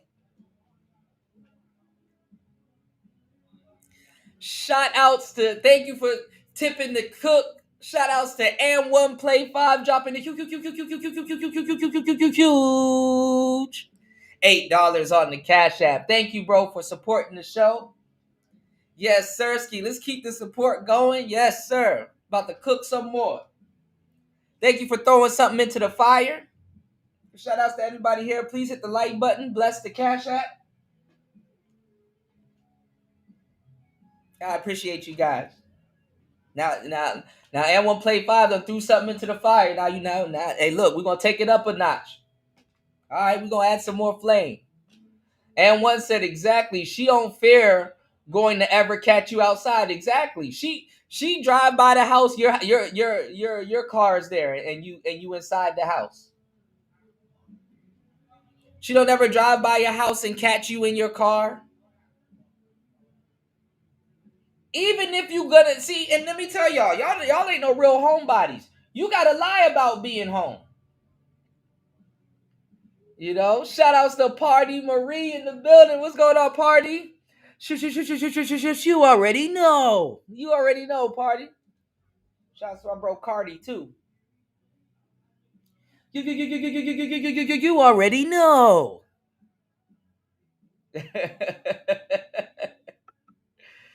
Good to see you, brother. See, when you a homebody, you make it seem like you outside. Trust me, there's been times I make it seem like I'm outside. Nigga, I am at the house. Real homebodies got to pretend like they're outside. Go outside, take a picture. Nigga be in the house with it in his drawers. I'm doing this whole live stream. Y'all don't know if I got pants on. Let me stop. Let me stop. I'm just saying though. Y'all don't know. Half them niggas y'all listen to, them niggas probably ain't got no pants on. I am DJ Kuda and I have pants on, y'all. I'm cooking.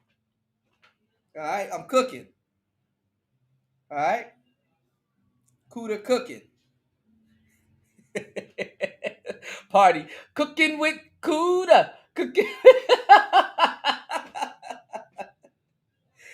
Shit. These niggas, man. Y'all niggas need to learn how to do it right. Nigga, even if you're going to do something negative, I will sit here and tell you, bro, if you're going to at least do it right. You know? What I'm saying is,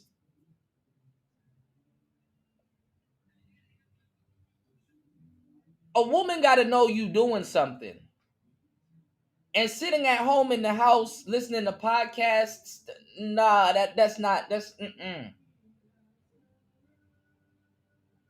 You can be a homebody all you want, fellas, and your girl can observe this. But if she knows that if you're spontaneous, you know. You said motherfuckers be having blazers on and bow ties and no pants. Yeah, I ain't gonna lie. I kind of been guilty of that. You know, if you have an online remote, some of y'all niggas, y'all done had like the tie and suit on and shit like that, but you in your boxers, you can't stand up and shit. Like, as long as they don't ask me to stand up on this Zoom call, we Gucci. I don't gotta wear that. You know what? Hey, look, y'all ain't gonna look at shit ever the same, and y'all heard it from Kuda. Y'all ain't gonna look at shit ever the same. You know them niggas that used to be stealing Kevin Samuels suits and they used to like they act like they got on the full getup. I be thinking, and I said this long time ago on the third shift. I even said Kevin at one point. I be thinking them niggas ain't got no pants on.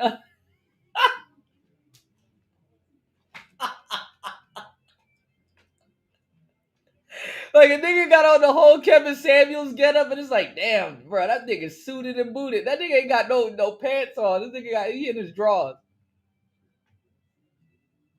Oh my god. That nigga in his boxers.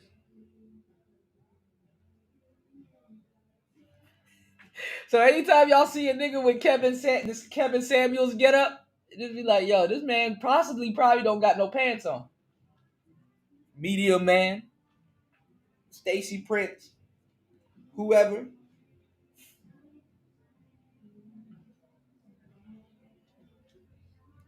You wanna know why we said that? Because I used to say guys like Derek Jackson and all them other dudes, we don't the dudes that be doing their videos in their cars, we don't know if they got legs.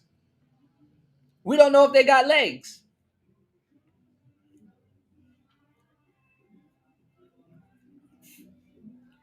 So we took it a step further and be like the dudes that's emulating Kevin Samuels, even Kevin himself, he probably ain't got no pants on.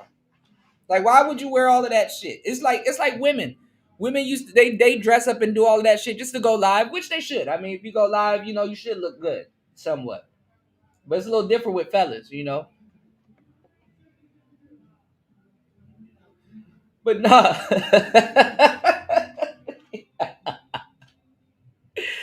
Oh shit. You said, bro, I've seen 10 podcasters do that. I'm crying. Suits. Yeah, you got a whole full chest plated suit.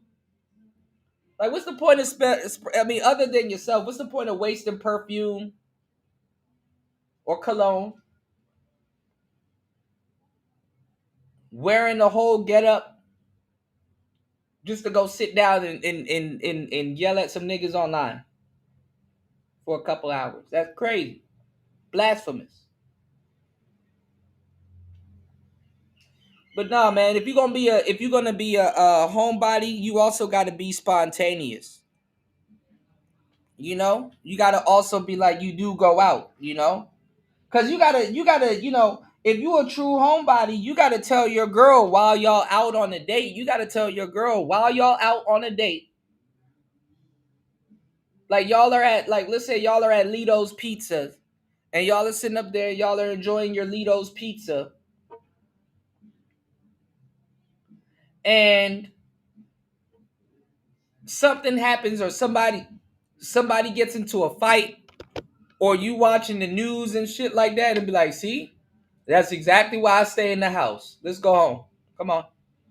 Home. Time to go home. Turn that shit into a damn joke. Because sometimes you'll tell a girl, oh, I'm a homebody, and she'll agree with you, and it's like, yeah, because she likes you and shit like that. And then when the reality of being home with your ass sinks in, it's like, this nigga don't really pick up after himself. You know? This nigga really looking for a man. See, Myron should know all of this. He knows all the talking points.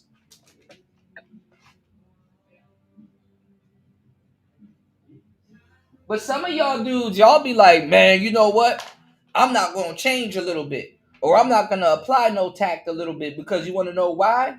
If I change and apply tact, or if I do something, or if I change up a little bit, she going to think that I changed for her. And I ain't bending. I ain't folding. I ain't finna bend over no chick.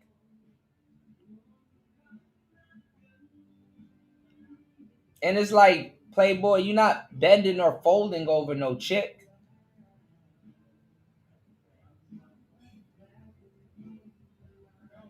You're not bending or folding over no chick.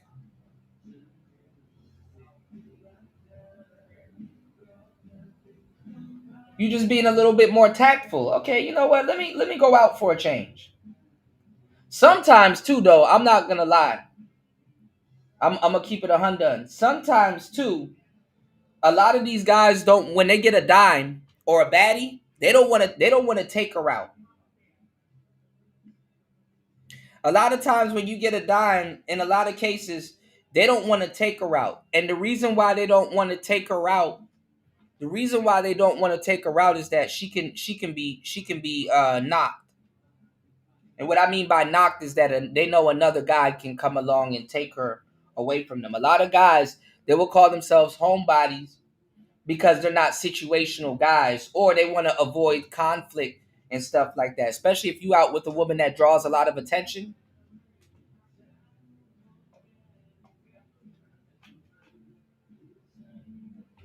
And then simply, I'm not even gonna lie, a lot of guys are homebodies because guess what? You know damn well whether you with a woman or not, when you leave the house, you spend money. And you want to save. This is why sometimes you sparingly use the money that you saved by being indoors to take her out. Sparingly. Now, this photo is her at the event. The getaway is there, and Angie seems to be just hanging out with Myron, some friends. you really fumbled this one because you're fresh. You're the fit. You're not fresh. You're fit. You're the fit from Fresh and Fit, right? So you should be going to the gym, going hiking for no fucking reason. You should have been like, look, let's go to Kmart. We're going to find some rollerblades for me, and I'm going to come with you. Or you should pop up at that event. You should have popped up at that event and surprised her. Oh, I thought you were going to stay in the house. No, I came here to, you know. But if you had popped up at that event, you would have seen her holding hands with a nigga like, oh, who's this?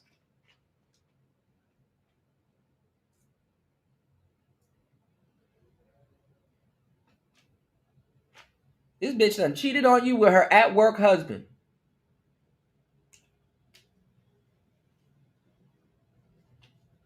And the funny part is that most of these at-work husbands, they're the side nigga that the woman can't really take serious.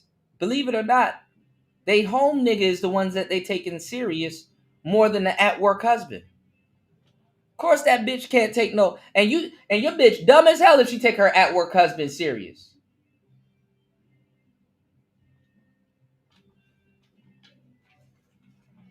She can lose her whole job behind that.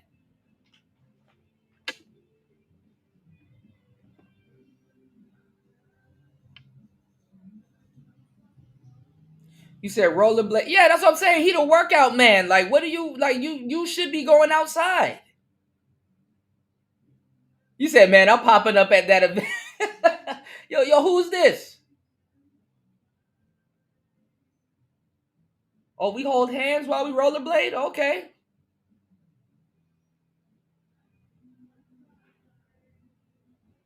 You said, nah, he had a live stream with a bulletproof vest on and no pants, right? Niggas have assless chaps on and shit. Like, god damn. Okay, player. Yeah, this nigga, okay, you got you a little roller skating, bitch. You better turn into Roll Bounce. You better turn into LL Cool J or Bow Wow or whoever was in that movie. Get your rollerblade on. Go around in a circle. Take her to Crystals or some shit. Nigga, this shit about to turn into ATL.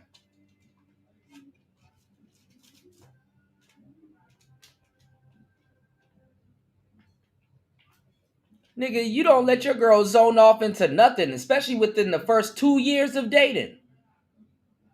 I'm pulling up on them roller skates.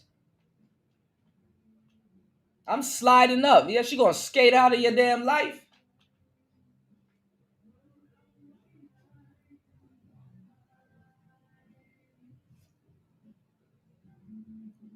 You're gonna be two niggas fighting on some roller skates. What the fuck is you talking about?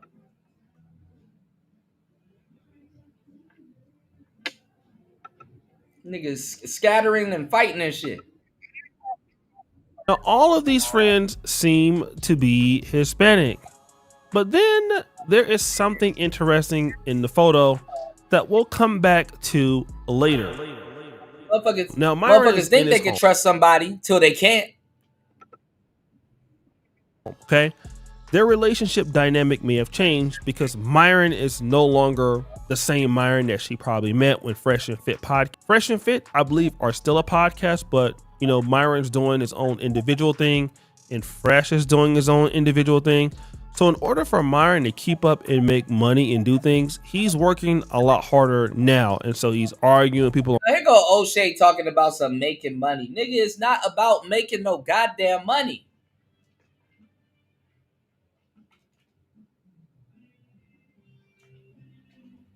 She wants to do shit. He don't want to do shit, and he's probably depressed. Just because you stay in the house don't mean you're depressed. See, that's what people get this shit mixed up with. And let me tell you something. To a certain degree, fellas, if you are depressed, stay in the house. Outside world don't care about you. Only time you should go outside is to go get you some food, to go work out, to go explore, check some things out, and get some sun. Get some sun.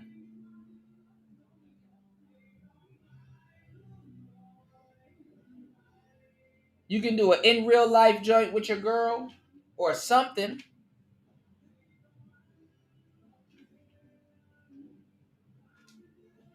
Then she see you around a whole bunch of other women.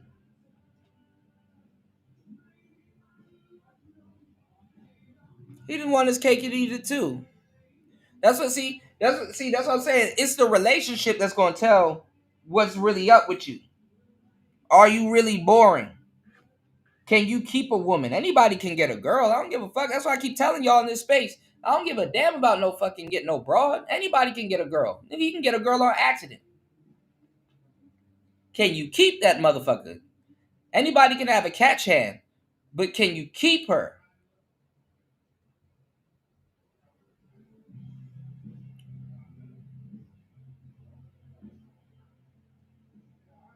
You said she rubbing her cat in the other room while he's screaming about Jews. Hey, that's true. Yeah, live stream the date. See, and that's the thing about being in the manosphere. If your girl don't get it, and even if she does, it's so easy for you to look like the king of losers. If she perceives your the group of guys that you're hanging around losers, whether they're your clients or not.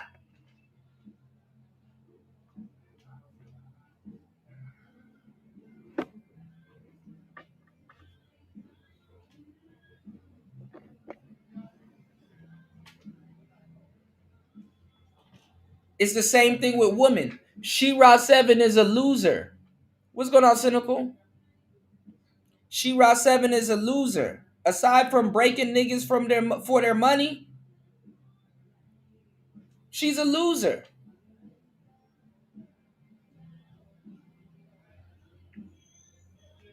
Money ain't gonna hide the fact that she's a loser, but guess what? Shopping is fun. It could cover it up a little bit. But that's about it. Most women are losers. Get me a Birkin bag. To do what? To go out with my girls to go look for some other niggas and impress other women. That's going to be around the other niggas that I'm going to be around.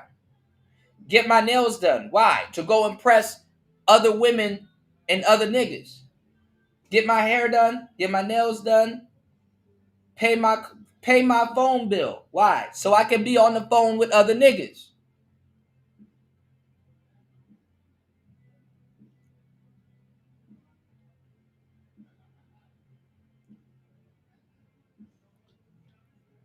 Come on, man. This shit old. This elementary school. A lot of women are boring. And if you find you a good girl that's not boring, whether she a homebody or not, she's going to want to do things with you. And yes, it's going to be on your dime. That's why they're called girlfriends. Or it might be on her dime. But she's still going to want to, nothing's going to change the fact that she's going to want to do things with you.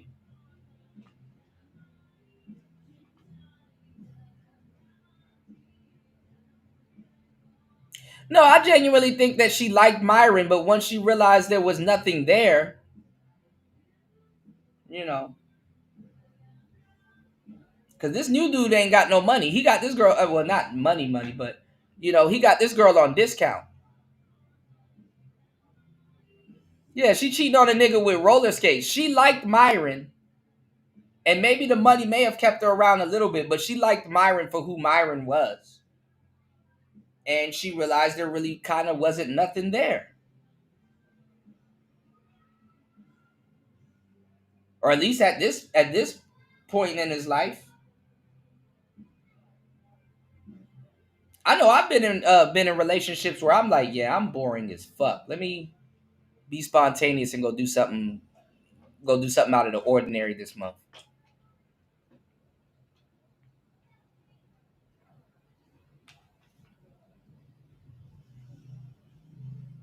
Shout outs to everybody in the building. Please hit the like button, support the show.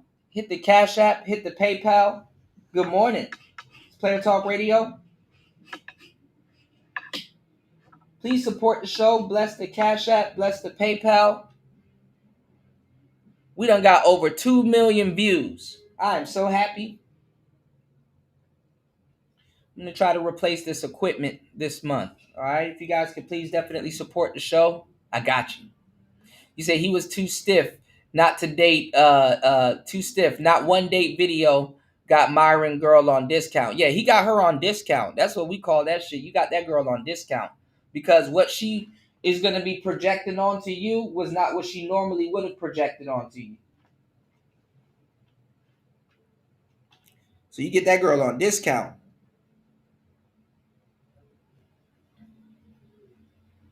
She's like, you know what, nigga? Half off.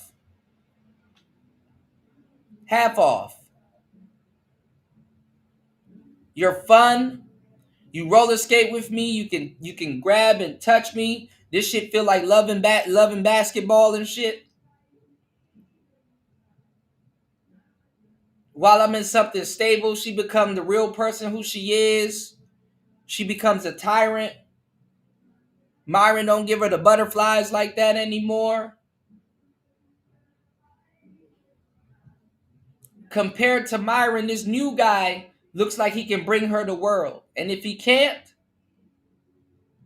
she can at least try.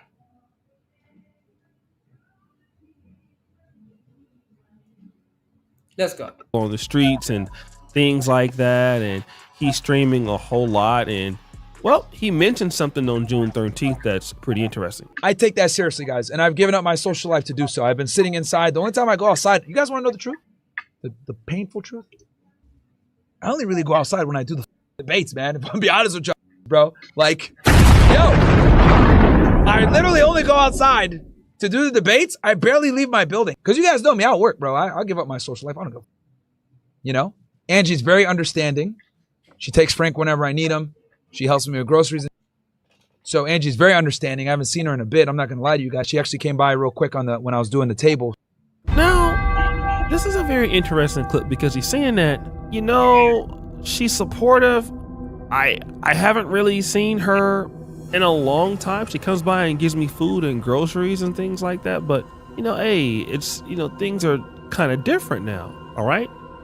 Then he goes on to Anton Daniels' show and he admits this just on June 24th. When do you have? But see, that's how the gold diggers do. She like, listen, I sat around. Can't say we didn't try. Can't say I didn't try. She broke up with Myron. You can tell Myron didn't break up with her. She broke up with Myron.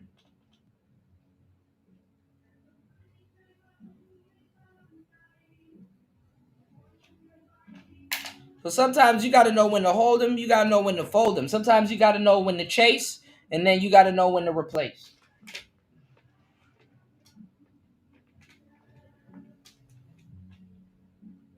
Myron was going to chase her. Time for a relationship?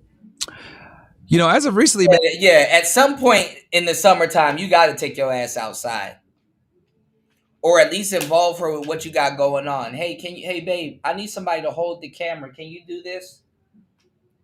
And I got you. As soon as I get off, soon as we get off, we're gonna go get some tacos. Because I want to go get some tacos and I want to ask you how your day was, even if she spent the whole damn day with you. She got to know at some point you're taking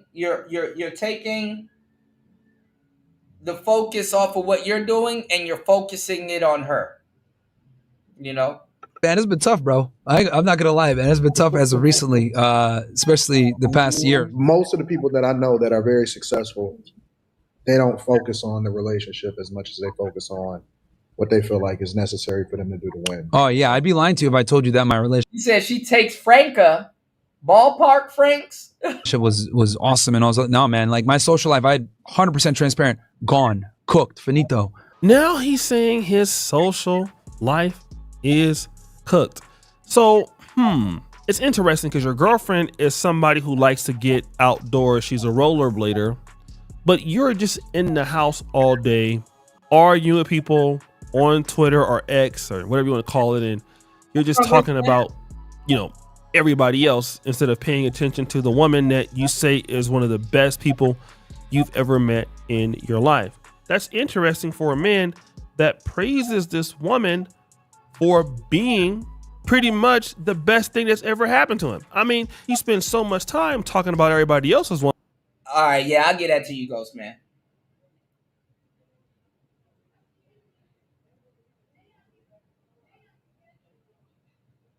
I kind of got to give you that one. But his woman is perfect because, well, this is his first real girlfriend. But then it gets worse. Do you have a missus? Do you have a girl? That's irrelevant to the question. No, like I just don't know context. I'm asking you. I want to get to know you. That's irrelevant. We're having an objective discussion. Women that are sex workers. Do you have struggle. a wife? Do you have a girlfriend? That's what I thought. What does that have to do with anything? Exactly. Like it just means like you can't even get it yourself. So like you are telling me I can't. Like what's that? I don't get that. I want to know your argument first because that is like crazy, bro. Don't you have like a girlfriend or like a wife or something? Like somebody you appreciate? Bro, we went over this a million times. Somebody else, because I don't want to You're really gonna rehash do the that, same bro? argument again. Yeah, somebody else. So now in these debates, Myron he's been asked pretty much like 3 times about his relationship status. He deflects Your rest haven for hoes. when asked about these relationship statuses, which is interesting because this is the same guy that was just telling all of us, look, she's the best chick I've ever had. She packs my condoms. She's hanging out with my mom.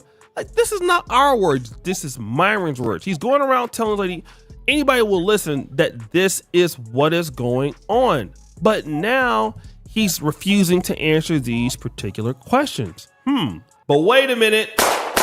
There's more. And I'm telling you guys, this is a single guy. Like, I even know at some point, I'm like, damn, I need a family. Like, bro, I'm even telling you this as a single guy. Anyone that's sitting there saying, oh, I prefer friends and close friends and career, get the out of here, bro. Everybody wants a family. Even the most career-oriented want a family, bro. As when I say single, I mean not married. Retards. Holy bro. Boy, you don't sit your stupid ass down. Who the you think you is? Now, this is June 30th.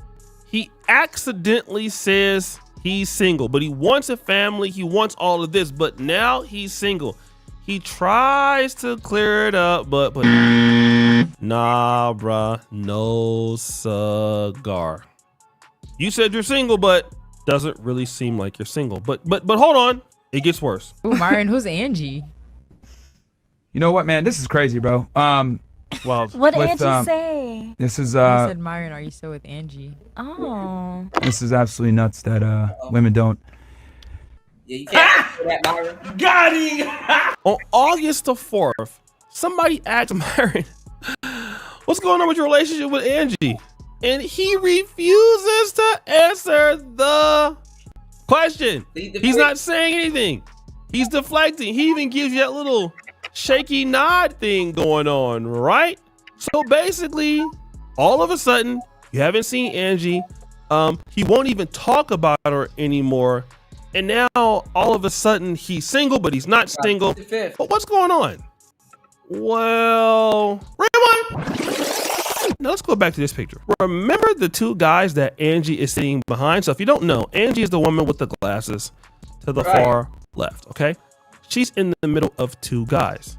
Now, what is she doing here? The guy to the right, or my right of her, would be the guy with the black bandana. That guy she's sitting next to. Yeah, like I think she sat him down and was like, "Listen, you know, you kind of you know, you're kind of boring, bro. That shit hard. I'm not gonna lie. You know, that shit hard. I've had some women that should have left me because I ain't gonna lie. I was boring. I neglected them. You know, it is what it is, man. I hate to say it. It is what it is, and it is what it ain't neither.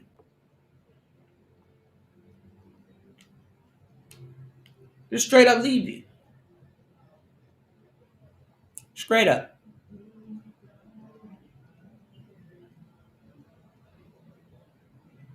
It's just really you know, there's really no reason to be with you. They'll check in with you, but you need somebody a little bit more ambitious. That's when they start using the A word. I need somebody that's more ambitious. You know, more fun.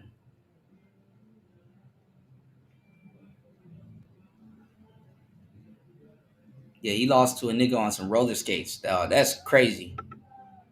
At the same. So that's what you gonna do, bitch? You gonna skate out of my life in front of my PlayStation? That's really what you gonna do to me? You gonna skate up out of my life in front of my game console? Same time that she's supposed to be Myron's girlfriend. But what was she doing the whole time? If you guys can see, that's Angie. And if you look at her hair, it's 100% her. They're at Universal Studios and she's with somebody. Yeah, that guy. All right. She is literally with that same dude that she's sitting with on the right. You know, now they could be on a boat with more friends, but it seems like they are there together. What else is interesting about this? So if you can look at this May 25th picture, there is her in the pink and there is the same guy up right behind her. That's them together. Okay. Now here we see him eating a cheeseburger on June the 6th. It appears that he's by himself, right? Well, it seems that right next to he pull up on her, Angie. That's what we doing, huh? So that's what we doing, huh? You just gonna skate up right up out of my life, like the damn dancing queen? That's what we doing. You just somehow your rollerblades done caught legs, and you just gonna walk up out of my life in front of me, PlayStation?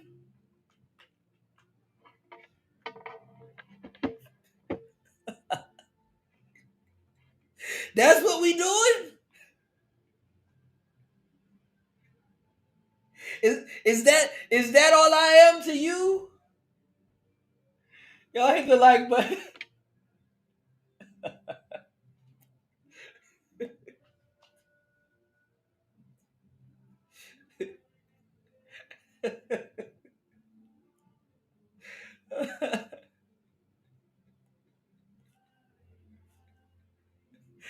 That's how it's going down. You just gonna leave me in front of my game console like that? I brought my PlayStation to your house and set it up and left it there overnight. I trust you, and that's what we do. You just gonna skate up out of my life? him is Angie. Now at the same time, shout outs to Paul. Oh my God, what's up, Paul? Hold on, y'all. Skating to exhale.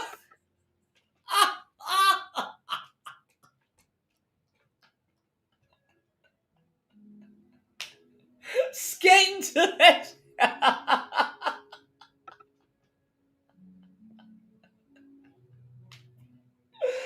No. What's going on, Link? Oh yeah, Myron had a girlfriend. She done skate up out of his life. Shout outs to Link in the building. What's going on, player? That's what we doing right now? Shout outs to Paul. Party said no. People need to be more frank.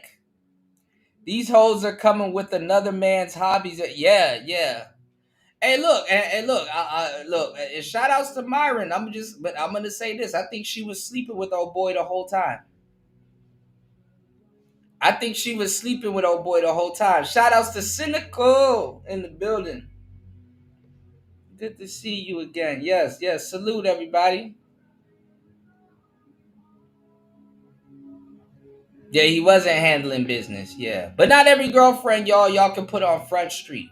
You know, you can't really put them on Front Street because that'll be the beginning of the end. You know. Yeah, he was skating on thin ice. Oh, see, here come the jokes, y'all. He was skating on thin ice. This is when June 6th. So Myron, just a week later, is saying, hey, she's coming over, getting me food, and I haven't really seen her, in a while and everything like that. Well, that's because she's been spending time with this guy. So technically, she's been seeing you and this guy at the same time. Now, let's look at June 19th. There you go. There's the guy, Juan, and shout out to the RM. And then you see Angie there too. That's definitely them. But the most damning evidence comes in this video when you're seeing this lady rollerblading, right? Rollerblading. I ain't gonna lie. Rollerblading is the craziest way to lose your bitch. Like, what the fuck is this? ATL? Oh, you ain't about to roll bounce out of my life like that. What? That's the dumbest excuse. He didn't want to skate with me.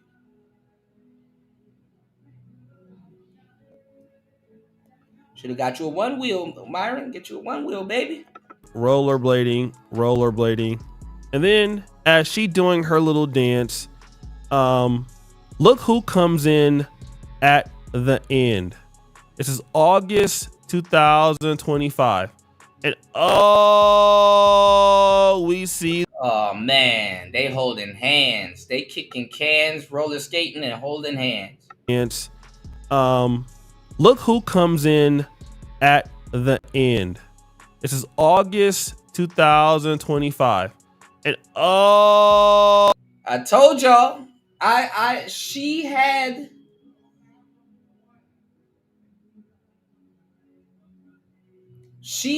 to have been messing with this man prior.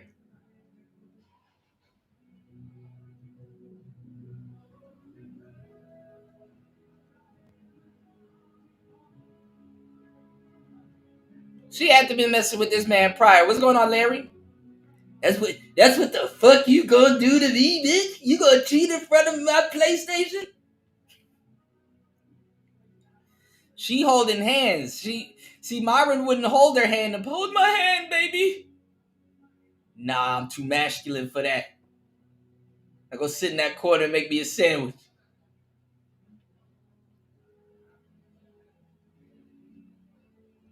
He didn't want to hold her hand. Kick cans, hold hands. Be a real man. Kick some cans, hold some hands.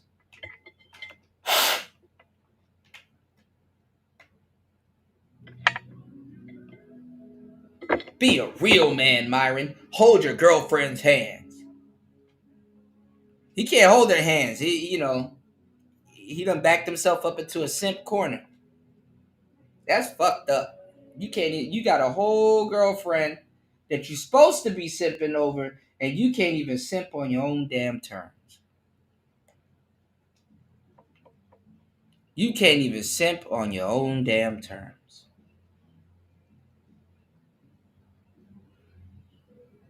She got to put on different shoes. She got to put on different shoes so she can choose.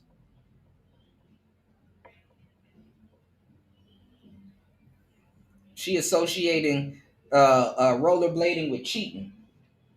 You're not the one she choose when she put on her choosing shoes. She got to put on different shoes so she can choose. That's how women do. That's why they say don't buy no man no shoes. He gonna walk up out of your life.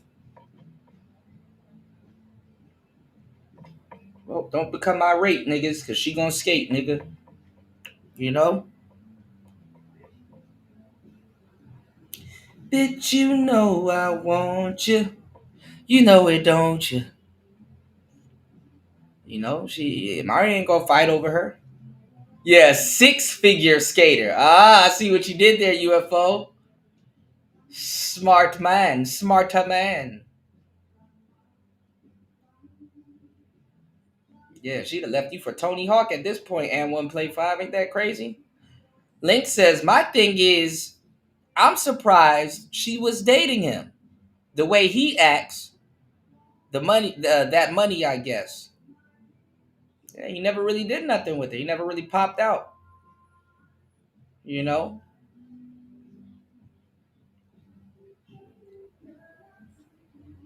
Yeah, I ain't gonna lie. I'm pulling up in the whip on side of both of them. Like, okay, so this what we doing? I'm pulling up Lambo. I'm about to throw her purse out the window. Have fun, pal.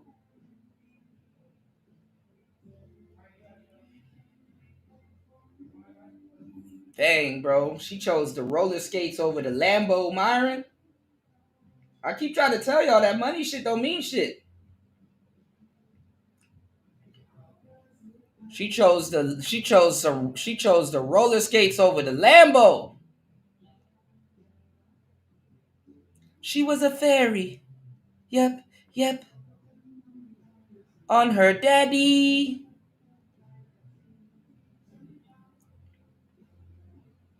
Yeah, I would have tripped that nigga out. I would have thrown a spike strip out my Lambo to try. Oh, man. Them niggas don't even got helmets on? Or do they? I can't see. I'm blind, y'all. Unhand me, bitch!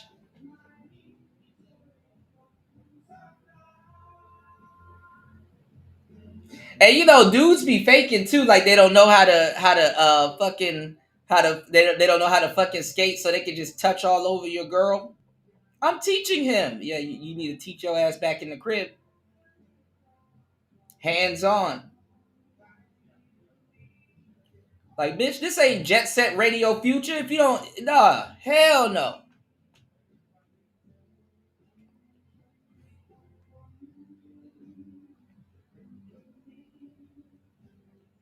You said Myron was the paymaster cuck, Western Union Poppy. You said someone was following her around for him. I guess he is the feds. I don't know, but you can't pop out. What's going on, Gail? Good to see you, love. Good morning. This is a crazy way to lose your girl, though. Like, what are you, Naomi? Light up shoes? She got on the LA Gear skates. This ain't Jet Set Radio. Why are you holding this nigga's hand?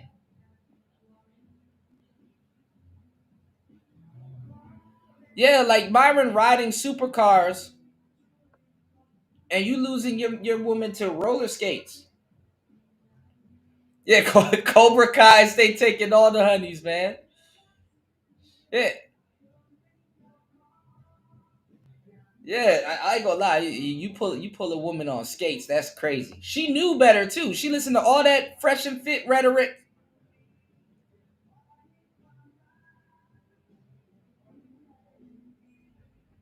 That's what I'm saying, party. It's like shit. Just replaced her man.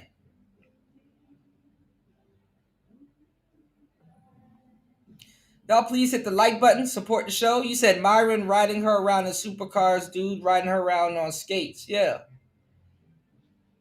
Yeah, this is way too easy. You said girls want to have fun. That pussy dry up if you don't. Yeah. If you don't talk about the. Yeah, that's what I'm saying. Like, yeah, shorty, let's go drink a bunch of wine and see if we can skate back home. Don't that sound like fun? Let's drink 2 bottles of wine. Let's drink 2 bottles of Moscato and see if we can get our ass back home. If you call Uber, you cheat. Let's take the bike trail. Yeah, Jet Set Radio. JR Groovy. Unhand me, bitch. Oh, we see them holding hands together because the dude just took Myron's girl. Your girl out here on knee pads. She got knee pads on getting... Oh, my God. Damn, Myron. It's all bad. You lost your girl. And, you know, I'm not trying to say that that guy is like super rich or super wealthy, but it's safe to assume that that guy probably isn't the most financially successful guy. But here's the one thing. You're not an outgoing guy. You don't spend time with her. You're an asshole. The relationship can't grow. You're not in her community. You're not a Latino, so she can't relate to you. Damn. And that dude is doing this. Damn, Myron. I know it hurts, bro, to like love a woman and then get her taken by a guy that has less money. It's happened to me, man. It's okay, man. Like, it's not the end of the world. But see, if you were like focused on her more and not focused on, you know. But I'm not gonna lie. When you get that money and you become a tyrant and you just think that the money's gonna keep the woman, this shit hurts your ego like shit. If I was Myron, I'd stay quiet too. You playing it right, bro. On some player shit, you playing it right. You playing it right. It's like, okay, that's what we doing now. We leaving millionaires for roller skaters, 6-figure skaters, like UFO said. That's what we doing now.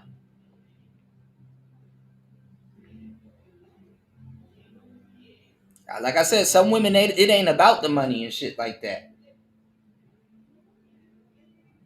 Fucking millionaire wife will leave you for the milkman.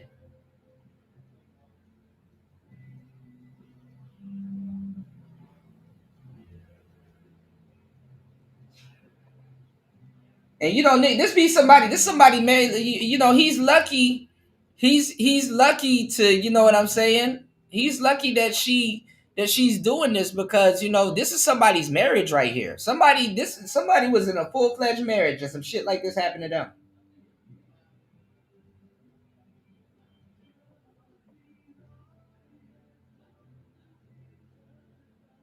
She's skating about your life. What's going on, production expert? Production expert says skating to inhale is laughing my ass off. That's it, bro. UFO is diabolical.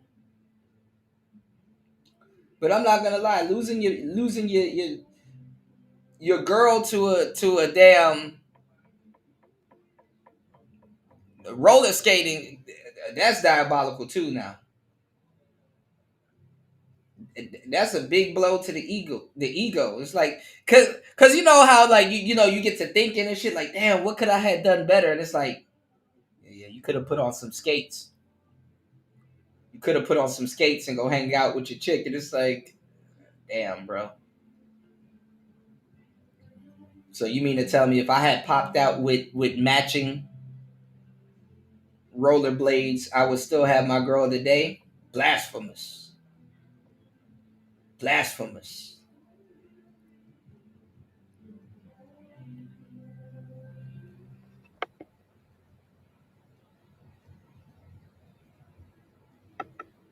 Yeah, he got to bounce back with a baddie. She was a baddie. Yep. You know, talking trash about everybody else's girlfriend online, you would still have a girlfriend. Well, what do I know? I'm just a YouTuber, right? So, guys, what do you think? It's your boy O'Shea. I ain't gonna lie, O'Shea kind of took it easy on him. All right.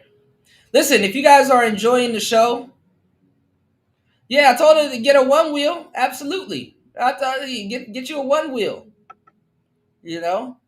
Listen, if you guys are enjoying the content, please hit the like button, support the show.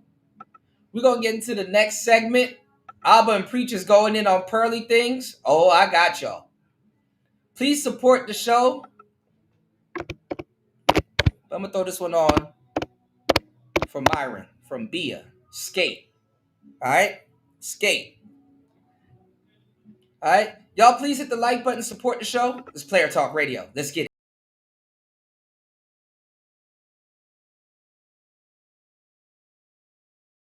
All right. Shout outs to everybody here. Please hit the like button. Please support the show. It's Player Talk Radio. We are back. What's going on, Toya? Good to see you, love. Oh man, I need some new equipment. My computer is fried. I'm barely getting through today's show, but we making it. It's Player Talk Radio. You heard what she said. I like long walks with my nigga to the bank. You know, a nice little walk to the ATM.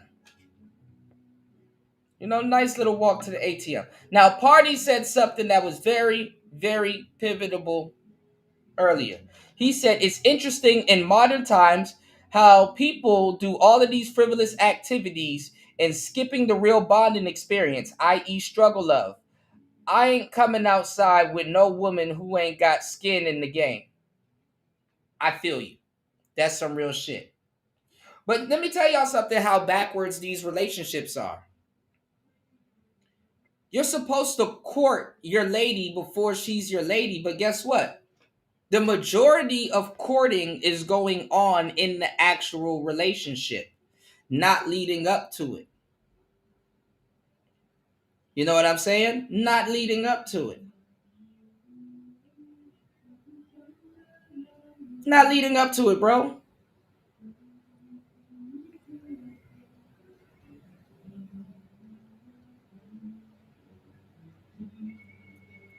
So that's what it is. She feels like she's not courted. She feels like she,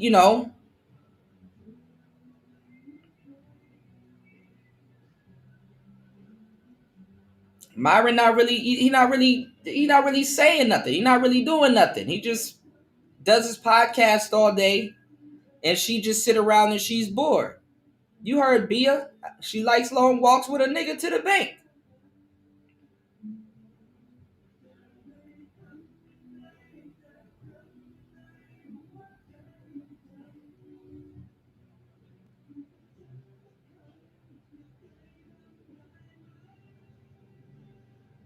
Something romantic.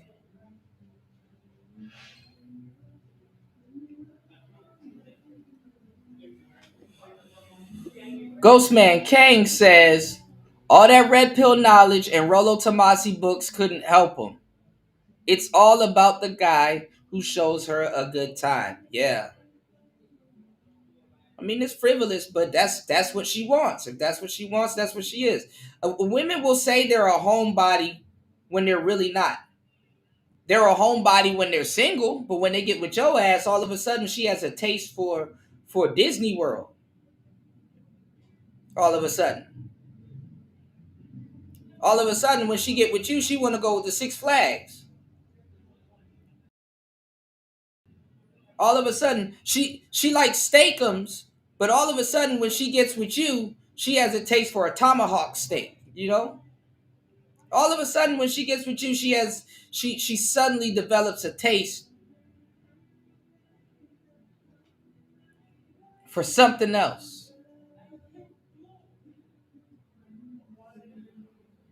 You said you should have played Tony Hawk Pro Skater intro movie for the funeral. Which Tony Hawk Pro Skater? The intro movie?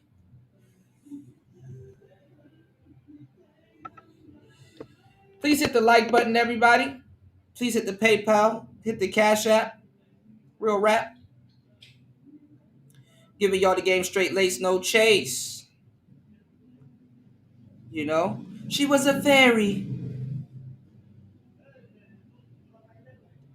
on her daddy. I feel bad for Myron.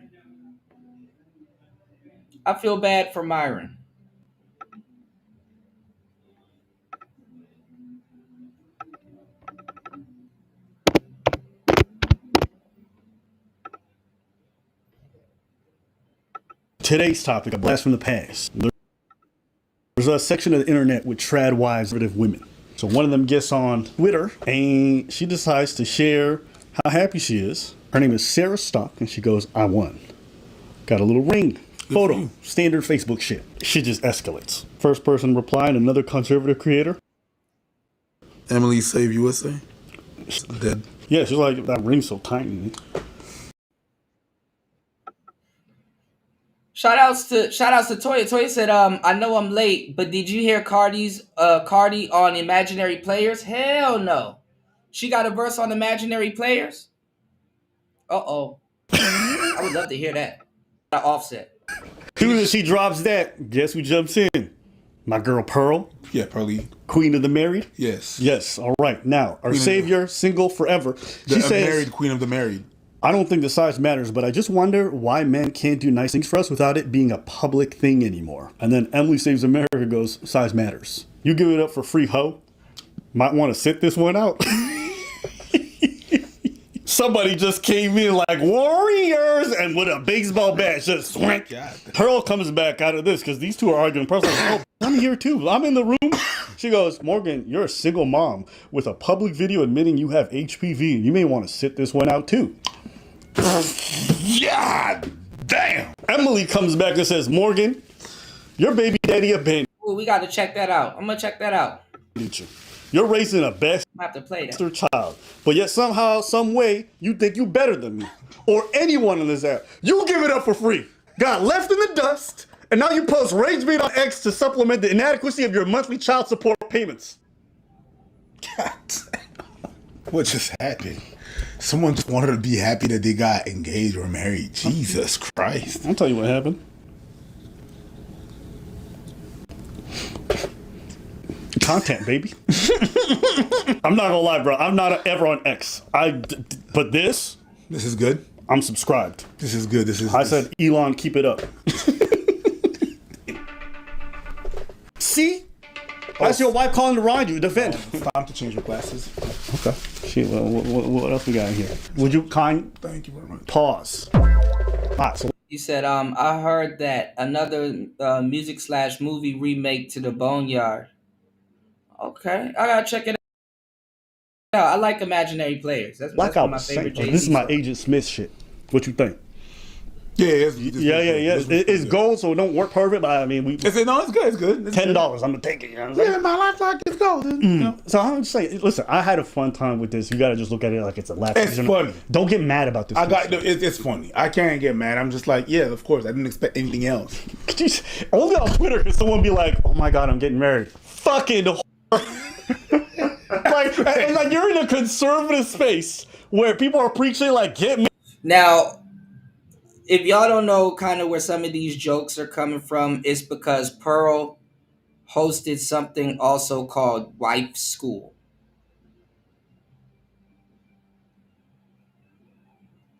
Yeah, she hosted something called Wife School. So she was teaching a couple of women, quote unquote, how to be wives. You know what I'm saying? Or I guess wife school. You know. But she's not a wife herself, so they're kind of making fun of her about something that she probably or will or had made fun of somebody else about. You know. Pearl said she wished that she could slow down her aging. You know, Pearl is aging, you know. And I'm not going to lie. I mean, you know, some people would say that it's men in these spaces being critical on women, but it's really not, because women are critical on women. Women really have a short lifespan. And if you're from a certain race to a certain degree, genetic wise, your lifespan might be shorter than a lot of, you know, shorter than most, you know. So, you know, some women don't get the luxury to play around as much as other women and stuff like that. You know, I was watching this thing where they were trying to clown men on liking younger women. And I ain't gonna lie, Cooley kind of ripped into them because he was like, well, don't y'all wear makeup to look younger? That's a bit hypocritical. And it's like, yeah, that's not a bit hypocritical. That's very hypocritical, you know. And we talked about it a couple of years ago. Remember, Toya? But I totally forgot what it was called. And you guys, there's a whole name and thing for it. Because women do try to appear young with the soft voice, with the baby hairs, bow-legged. They do try to appear younger and stuff like that. There's a whole thing for it. There's a whole I forgot what it's called for that type of attraction. What's going on, Red Door Woman? Good to see you. Good morning. I saw your poem. That shit was funny, but it was real. I think you should produce that as like a hypergamous haiku. Good to see you. You know. UFO said, I've been around plenty rich lames and knew their chick was more interested, but it was there for the money. Lame. Yeah, of course. Absolutely. Real side dude shit. Real hot girl shit. You said, Red Door Woman says, I'm a traditional indigenous woman from a reservation. I've been fighting feminists since the 70s. All my predictions have come to fruition, and that is true. That is true. I got a segment especially for you, Red Door Woman, that I want to show y'all, because I was telling guys in these spaces a while ago, right, that lesbian women are going to be here. I'm not going to lie, it's not even a fun time to be a lesbian. Lesbian women are getting treated like shit. You know? Being a lesbian woman is supposed to be fun. You know, it's supposed to be, you know, F these niggas, let's devour each other and have fun and shit like that, man. These lesbians are going through it. I feel bad for them. They're not getting a good deal. And they're getting fed a disaster zone, you know? And then they get their femininity played with. Women have really screwed themselves up. We're going to play that video, too, of those guys showing up to that, those guys showing up to that mixer, the guys that didn't show up to the mixers, and then you got the guys showing up with those red dresses. Speaking of things that are red, shout outs to Red Door Woman in the building. You did? We living in some interesting times right now. I applaud anybody here, and listen, if you guys are tuning in and you're a part of the LGBT, or you're straight, or you may be, lesbian. I don't have no real quarps or quarrels, with the LGBT. But I'm gonna tell y'all right now, shout outs to everybody straight, because in the next couple of years, y'all see mixed in with AI, mixed in with straight people, mixed in with all kinds of stuff that's going on right now. It's going to be very interesting if you're straight and that's your conviction, and you stand on that. Just hold on. Hang on. There's another one waiting for you. Hang in there. You're going to see some interesting stuff that'll make you double down on your straightness. You're going to see who got duped and who didn't get duped. You're going to see who was playing around too much in the cookie jar or in Pandora's box, and who wasn't. There's going to be some interesting times coming up, all right? Please hit the like button, support the show, hit the Cash App, hit the PayPal. 4 hours and 38 minutes into the madness is Player Talk Radio. Let's go. Married, someone's like, I'm finally getting married. You're a fucking slut. First off, fuck your bitch and the click you claim. So Morgan replies after, they've been calling her a single mom with HPV. She goes, none of that's true, Emily. But unlike you, I don't lie. So here are the facts. You got fingered in the middle of a hotel lobby. Shout outs to D-Mac the trucker. D-Mac says identifying as AI is going to be crazy. Exactly. Ghostman said, oh yeah, in the future coming out the closet will mean admitting that you are At a straight. conservative Yeah. event while everybody watching their families were around. You brag about having sex with married maggot dads and All doing Diddy. drugs. You've been completely ran through by both single and married men in the right wing. You call young virgins losers and encourage them to have premarital sex, and you're pro-abortion. You're a disgusting feminist. Or with a Jezebel spirit who uses filters in all of her videos and lives in rebellion to God while grifting off the conservative movement, simultaneously trashing women who desire to live God-honoring lifestyles because their engagement rings didn't cost enough. But yeah, I'm the one who needs money. You gold-digging hoe. So yes, I am better than you, bitch. Bitch. She wrote it twice. She did, but I wanted to add a little pizzazz, you know, my narrating flavor. Someone just decides to jump in the comments and goes, my stomach literally turns when I see browns in a white country. They smell, they're rude, and they don't belong here. We're on X. I need to, the setting. Yes, but where did that come from? That's just X. It's like being at a bar and smelling piss. Where did that come from? The bathroom's over there, but it's not from there. But it's a bar. You know what I'm saying? Okay, you understand. I've been to some dive bars. And then Pearl replies, are these racist e-girls going to really pretend they didn't throw it back for black guys in college? And then Pearl goes, this is a timeline made in heaven. Pearl's first replies, yeah, she's bad, but Pearl, did she get in a relationship with a gorilla though? That's the real question. God damn. And then they post a photo of her with her ex. Yeah. Pearl's like, stop being attention. And Sarah Stock says, once you stop getting ran through by black guys, it could happen to you too.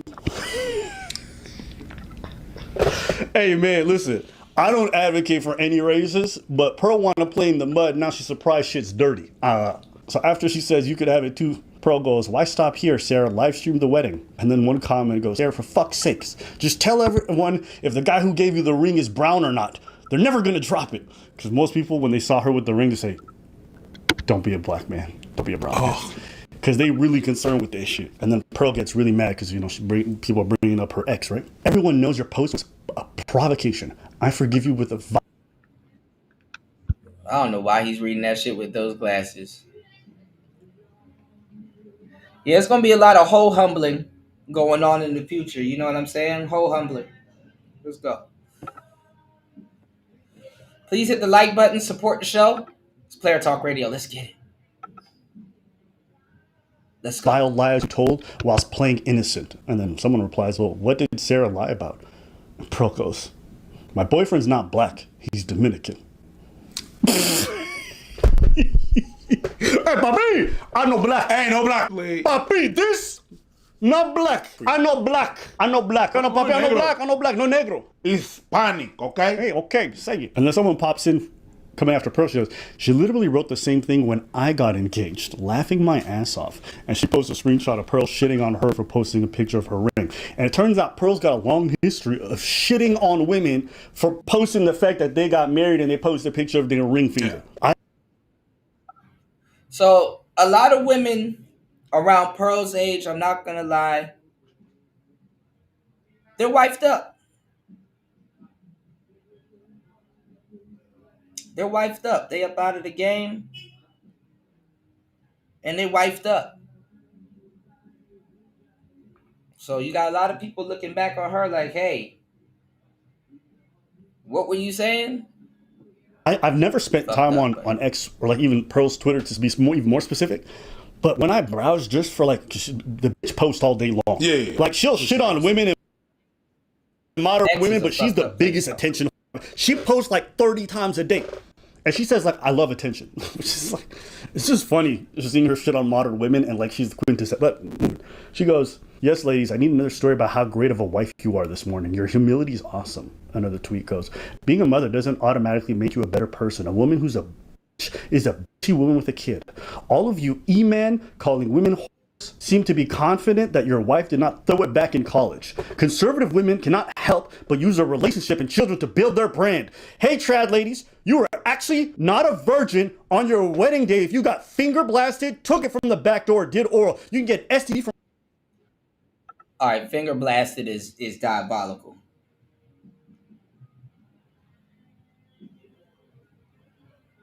Finger all those things. blast. You are not. It's just like tweet after tweet being like, "Fuck you, women who post about being wives." It's like, girls just wanna have fun.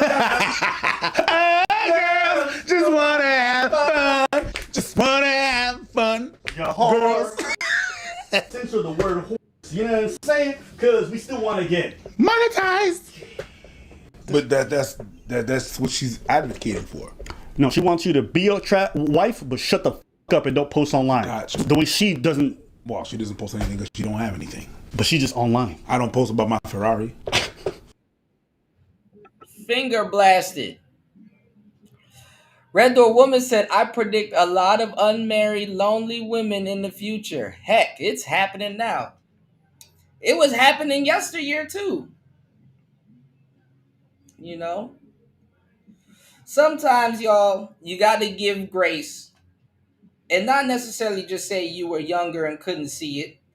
You simply just didn't go looking for it. You know? If I don't got a reason to go look for, hey, were women of yesteryear married compared to the women of, of today? If you know, you wouldn't go looking for it.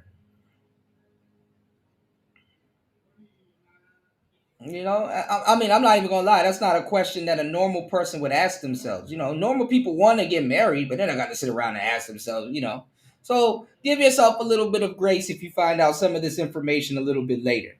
You know, it doesn't necessarily have to be your quote unquote wheelhouse. You know. But finger blast. I don't have a Ferrari.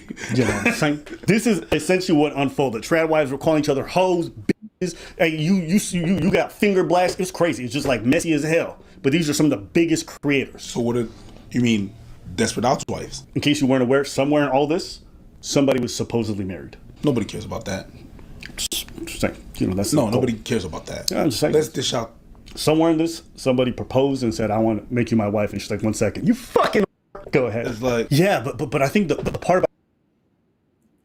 Honestly, though, I'm not going to lie. There's something else. And I like Pearly things, but there's something else with Pearl. Because there's a whole bunch of simps here in the manosphere that will gladly wife up Pearl. You know? But sometimes, too, you got people that, you know, the lifestyle that they come with versus what they present is not worth it, you know? Like, I hate to say it. Some of the lifestyle that certain women live, they don't have really they don't really have the looks to pull off the lifestyle that they want a guy to accept. You know what I'm saying? There's a difference if you go and take lip from a lawyer that looks like Pearl or a lawyer that looks like Sanaa Lathan. You know, I'm just gonna say the Sanaa Lathan shit kind of softens the blow of taking lip from. You know what I'm saying? Whereas if a Pearly things talk to you sideways, you're gonna be like, wait, hold on. Taking that from you means I got low self-esteem for myself. That ain't your script. You shouldn't even be talking to me like that. I don't give a damn how much cases you fought, you know? Niggas instantly sober up with it, with something like that talking to them. It's like, no, I'm not finna.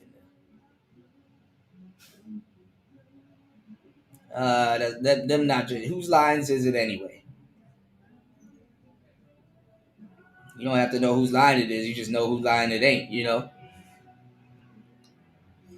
All right. Shout outs to everybody here. Please hit the like button to support the show. If you guys are enjoying the show, I am your gracious host, DJ Kuda. Party says, I mean, that's another social lie. At the point, America was the only game in town. And the way it's presented to everyone was supposedly guaranteed or entitled to a marriage. That's not the case. That is true. That is true. That is true. And what Party is saying, y'all, is absolutely true because, that's called America's itinerary. You know, you're supposed to be able to, afford this. You're supposed to be able to,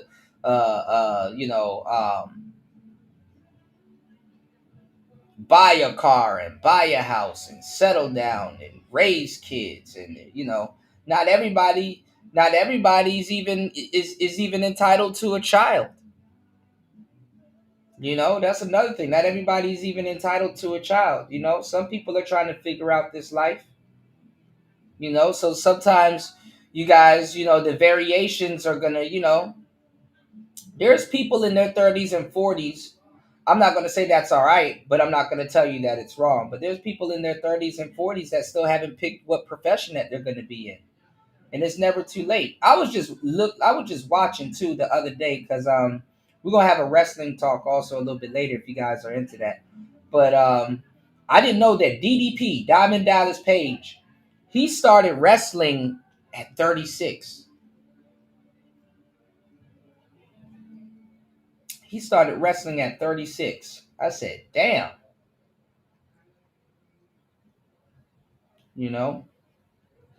But nowadays, more than ever, guys, you're never too old to become successful. Charlie Wilson didn't get on until like 45, 50. So keep working at your craft. Keep working at your craft.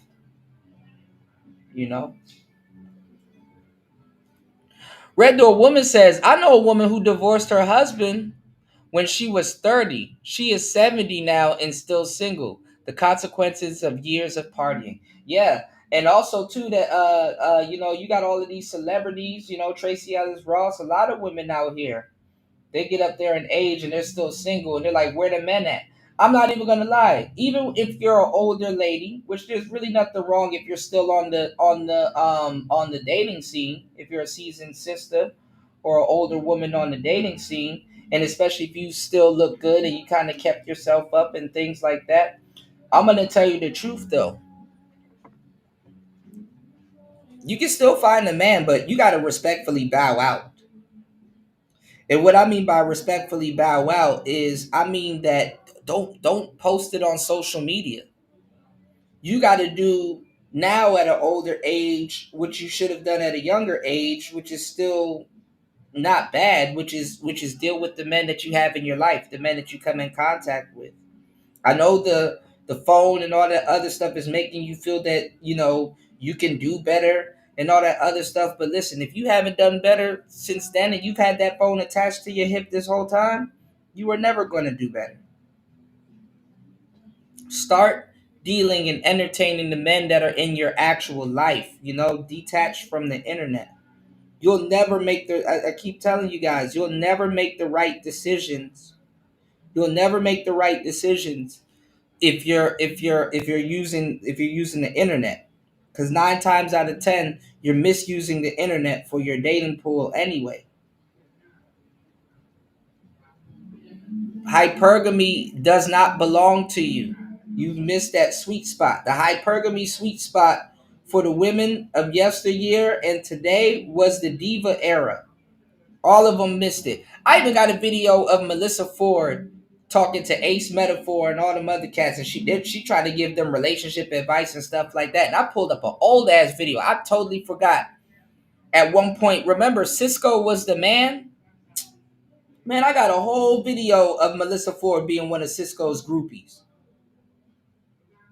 I said, oh shit, that's Melissa Ford clinging to Cisco. This is at the height of the thong song. Melissa Ford was one of Cisco's groupies. A lot of these women have endless chances, and their behavior with those chances, it's like you better not ask God for another goddamn thing. There's men in your life, ladies, and you probably know who the fuck I'm talking about by name, that wanted you, and they would do everything for you. That was God saying, here it is. And you never gave that man a chance, because you could have actually, even though you were initially turned off, he could have actually grown into the type of man that you wanted. Even if you're trying to change a nigga, he probably would have actually listened to a couple of the things that you wanted and would have gave it to you. You turn that man down for a guy that's not even around you anymore. You treated that man crazy.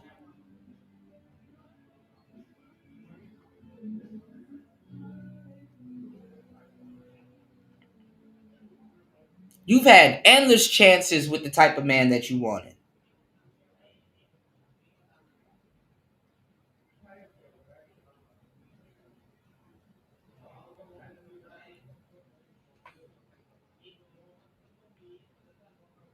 Now they had the statistics showing that if you by the time you hit 30 in today's day and age and you haven't married, you successfully avoided your first divorce. Crazy. Party said just like the youngins that's coming out of age, yeah, the older women are in the same boat. They're doing the same thing. They're entitled to living and dwelling. No, you're not. They don't believe if you die, you die. Yeah, they think you respawn. You said, if you're old and out here, yes, there's something wrong with that. Yeah, that's why it like the women and the ladies of yesteryear, they weren't on podcasts talking about their pussy in great detail. They were on podcasts talking about their pussy. I know I look at like I listen to some of this shit and I'm like, bro, I've heard way worse than the average normal human being. But when did Black America become like this? Black men hunting each other down with machine guns. Black women openly, young and old, openly discussing their pussy on podcasts. Shit, back in the day, you didn't even know a bitch farted. I thought women. I didn't believe you couldn't tell me back in the day women took a shit. They never talked about their coochie openly for the world to hear. Women will get on a podcast and openly talk about her coochie, and you got niggas here afraid to lose their job if they say something truthful about women. But women are allowed to get on the podcast, shotgun and blow smoke in babies' faces, talk about their coochie, open up OnlyFans accounts and all kinds of shit. But you got to worry about your job if you're talking about things that matter. Let me cook, y'all. Please hit the like button, support the show. Throw something on the grill. Bless the Cash App, bless the PayPal. You said, and allegedly a whole generation of future suitors aren't even available because they're getting unsubscribed and whatnot. That's true. I gotta give it to you. That's true. But where are we at right now? You know, where are we at with this dating and love and relationship things? You know, where are we at right now? About that's fascinating is that trad wives and these conservative women really brand themselves as being so different than modern women. Yes. But like here are the women who brand themselves on being trad wives who lead other people, but they do this like catty fighting of like desperate housewives, and you realize it ain't no different. They profess these values. They're paid to have these values, but they catty, they outspoken. You get what I'm saying? There's a little bit of that hypocrisy that's fascinating to watch in terms of like this right-wing conservative, which is like, we're going back. None of you bitches going back. Y'all love making money. Y'all love being content creators. Y'all love attention. It is what it is. So all this time that we're like praising all these like examples of trad wives, you realize the moment an insult comes, that you're a fucking slut. Trad wives don't exist. No, they take aspects of what they think is traditional, but it's not. It cannot be. See, I tell you guys, stop going in on Abba and Preach and giving them content, because if you leave them to themselves, they will start doing red pill content. And they won't even know it. There's a whole bunch of people in Abba and Preach's camp that don't like them talking like this. You can't tell them different from the red pill. They're going to get thrown on some red pill shit in a minute. Traditional. Pay attention. Well, you can't be a content creator and be a trad wife. No, me. That's you just like cannot. it doesn't make 'Cause sense. no, it's not. You're in the forefront. You're making money. You're talking. If you're a trad person Yeah. and you're an influencer, it goes against being traditional. But it's an aesthetic. Yo, can we just take a moment? Imagine your Pearl's black boyfriend, Dominican, my bad. And y'all in a relationship, and Pearl getting called all kinds of names for like with Negroes and shit. And Pearl's response is like, "Hey, are we all gonna act like you do black guys too?" He's like, can we just appreciate? She didn't say racism is bad. You shouldn't talk about that about my. But she just said, "Hey, you fucking." I don't know. There's just something funny about that to me. Where it's like this place is so backwards that this is the level that they're at. Am I the only? Is that not? You know, no. Sure. Yeah. If I'm her partner, I'm looking at her like, oh, is that how you feel? Like there's something dirty about with me. So you'd be like, oh, you in the mud too? You a Negro too? I don't know. We in the mud together. Yeah. Wait. Who's mud?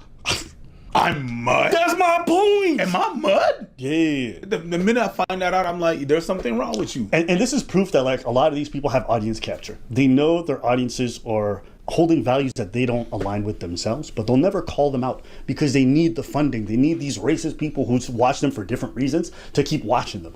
You know, and there's like a certain level of cognitive dissonance that goes on in these places, or a certain level like tactically, I'm gonna keep supporting this creator, even though she black dudes, and I hate people who do that, and it's disgusting. She says some base things sometimes, so I'm gonna let this night writer.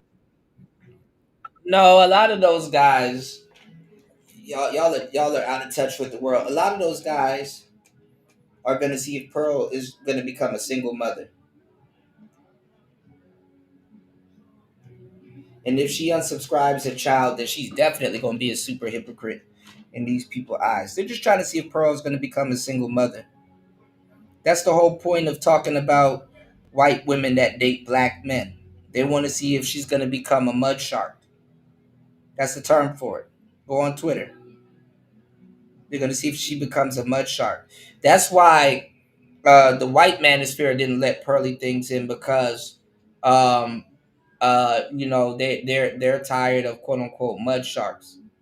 And like I said, a lot of y'all wasn't around, but NOLA Girl was their last straw. They've been tightening up security since NOLA Girl.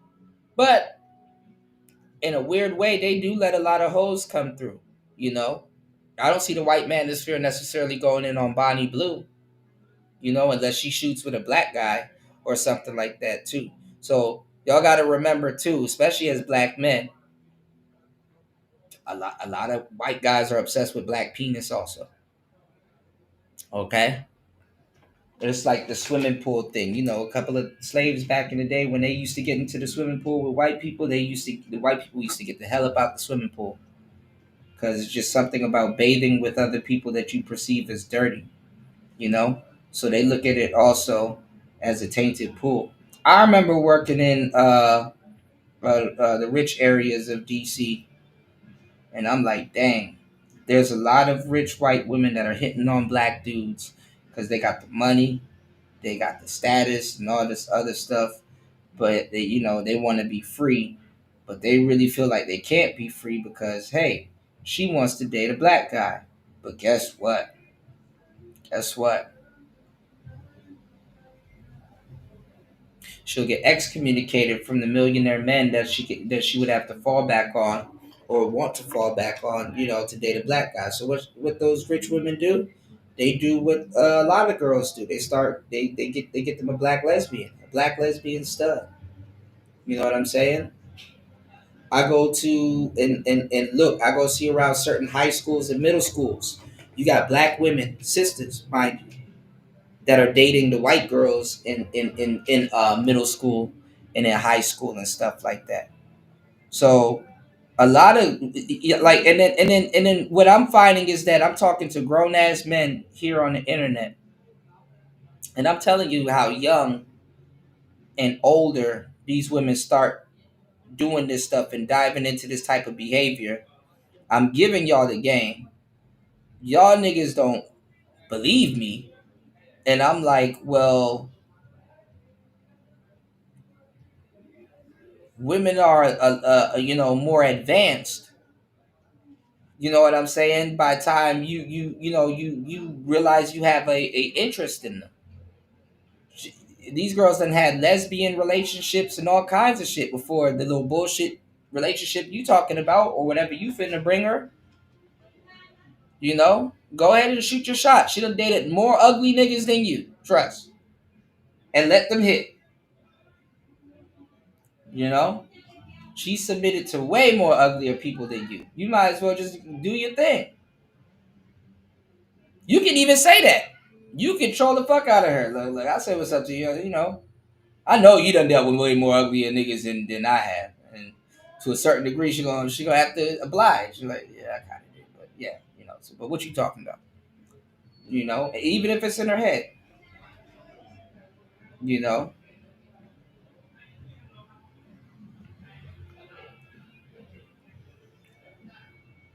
But we're gonna talk about that too, because stuff like that plays a role in this whole Sha'Carri thing. You know, I seen a lot of brothers come to the conclusion, and they're like, "Oh, she's 25." You know, people are calling Sha'Carri a baby and stuff like that, and saying, "Oh, she knows not what she did," and blah blah blah. And you know, you had a lot of brothers saying, "But hold on, she can start her OnlyFans, and she's not a baby." You know what I'm saying? She can shake ass on the internet and smoke weed and do all these drugs and stuff like that, and people ain't saying, "Oh, she's a baby." But as soon as she has to take accountability for assaulting another man, another Olympian, her boyfriend, all of a sudden she was a baby. Yep, she was a baby. I said, damn, that's a interesting take right there.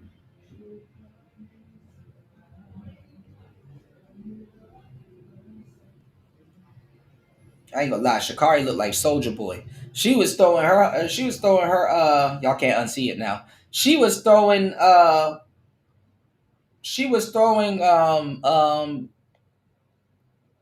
boyfriend up under that bus. He was up there defending her, and it's to the point right now that like Negroes, y'all get no points for defending your woman. She gonna try to leverage the law to get you in handcuffs. And while you defending her, she's trying to, "Oh, officer, I'm gonna snitch. He beats me too. She wanna put you under the jail."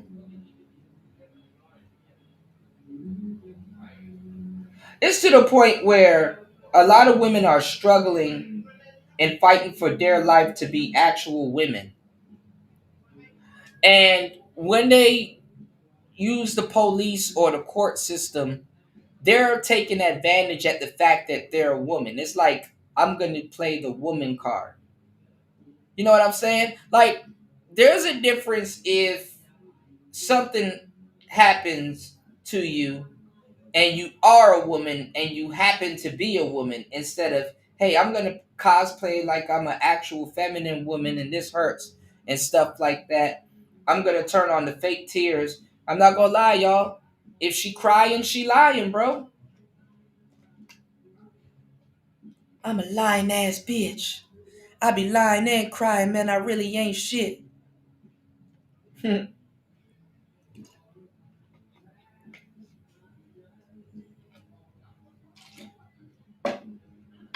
Like, at this point, I don't understand. Y'all dudes ain't getting it.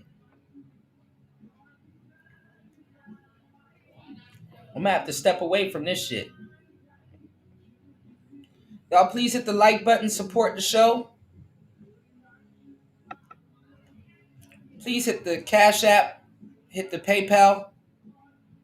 Cynical says there are 25-year-old lawyers. That's not a baby. I agree.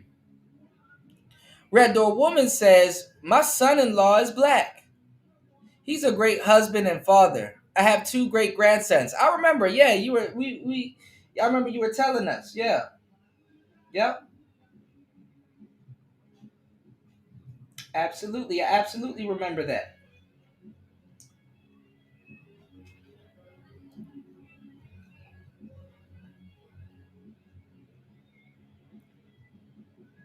But a lot of people, they make race and color the focal point of almost everything they're talking about, you know? Which is crazy. But they want Pearl to be a single mother, preferably from a black guy.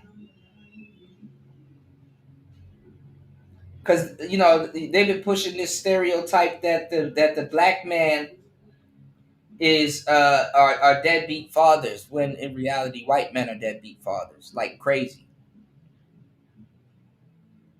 Their women just have enough honor, and the women that procreate with them have enough honor to not speak bad on them and really out them. Whereas black men, it's open season on you. You can get outed tonight.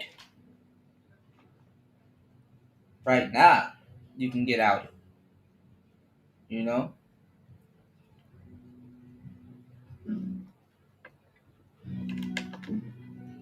Alright, y'all hit the like button. You said you can join the army. That's not a bait. Right. You can join the army, go smoke some cigarettes, buy liquor. You can buy the liquor. You said, I usually say this jokingly, but it's men's fault. It really is at this point.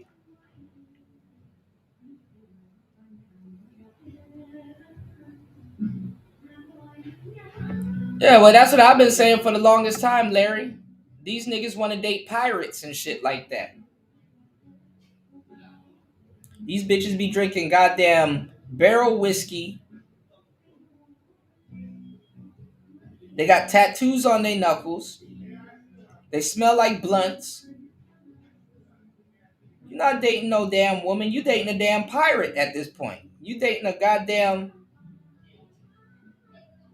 pirate. Yo, drink and smoke you under the table. They've been driving the boat all night. You dating a damn pirate.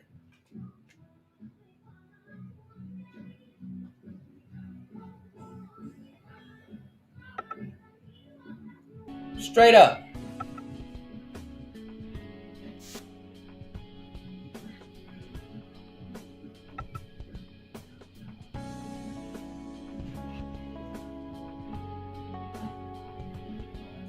You said that men been indoctrinated with feminist emotionality politics for so long that men don't see that this is their fault, that this is their fault or enabling at this point. Right. What's going on, Aunt T? Good to see you, bro. As always, super salute. Like I told you guys, you dating a pirate, you dating a tyrant. On her daddy. But dudes want the pirate.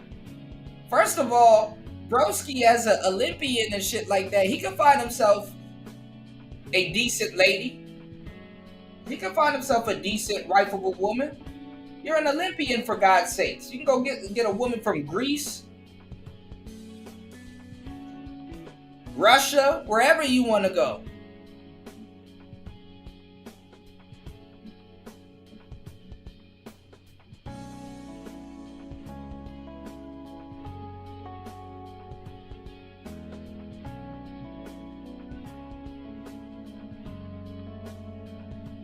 Right, party.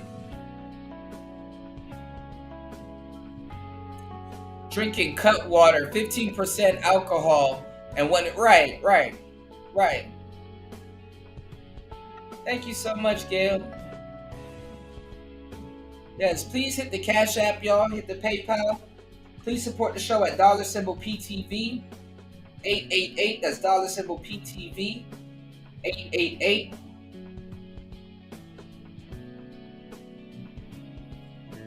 Please throw something on the grill. Bless the Cash App. Bless the PayPal. Let me cook. Let's keep this going real quick, though. You know what I mean? This rain through garbage dump. That's like, you guys hear me talking, it's disgusting, but that's how they really live their life online. But again, this is Twitter. It's not a real place. I like to just watch it because I think it's funny, but I go outside and it's fine. Everything's okay. But it is funny to watch these people have so much sway and really influence people live. And people look up to them and like, wow. When you look at it, a lot of them are just basement dwelling losers. They're people, if you saw them in real life, you would never associate with any of them. Especially if you heard a lot of their views, you're like, stay away from everything I know. You're the lowest of the low in our society. You're not very high. I'm not gonna say the lowest, but yeah, you're not very high there. I'm sorry. Somebody's fucking lambasting you for the skin color of your partner, and you can't even properly defend them. Instead, you try to placate them. That's. Shout outs to Gail at Night. Gail says she has a short premiering tonight. Make sure you guys head over to Gail at Night's channel and click the premiere. It's going to be a button that says notify me. Make sure you hit the like button and subscribe to her channel.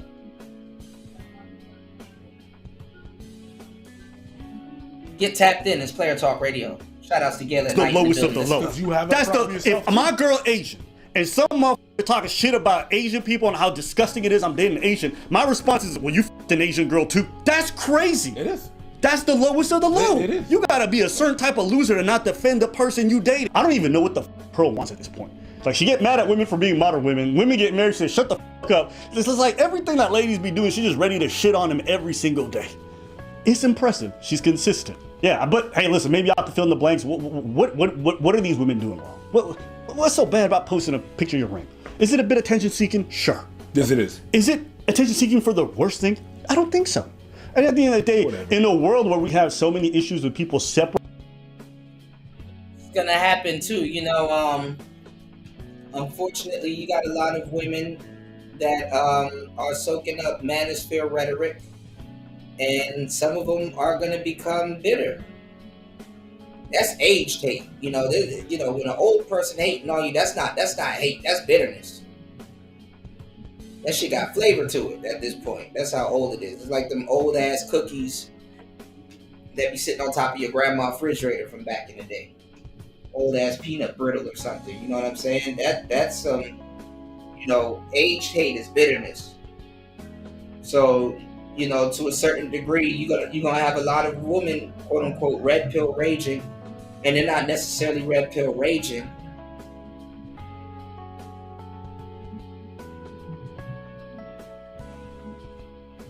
They're just reverse dirty macking. You know what I'm saying? They're just reverse dirty macking. And that's something on the women's side of the game. A lot of women don't give themselves credit for doing the right thing. If you're a woman and you do the right thing, you got your husband fair and square, you're not really tripping and shit like that, you're not really out here in the dating game, you want to show off your rings and all that other stuff, yeah, you're going to get hated on by women. For sure. You just like you just like raw meat, like the brothers in the space that say, hey, I don't have these problems with women. The moment you say you don't have these type of problems with women is the beginning of the end if you in the manosphere. You get around certain women, ladies, you know what I'm talking about. You get around certain women, you damn near call the ladies by name. You get around certain women and you say, hey, y'all keep saying niggas ain't shit, but I ran into a lot of decent brothers. I don't have those problems with niggas. Maybe it's you. You don't even have to say that last part. They're going to try to get you up out of there.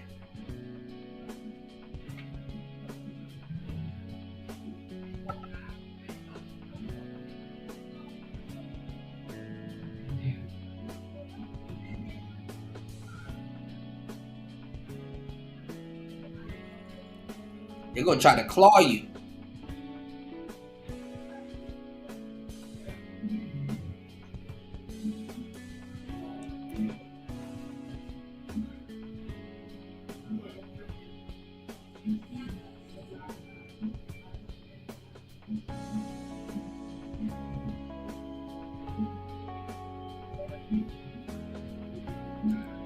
Shouts to Auntie in the building.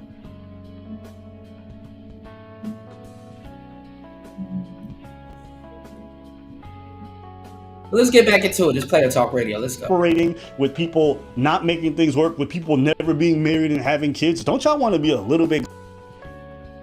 Yeah, that's what I've been saying. There absolutely is no sisterhood.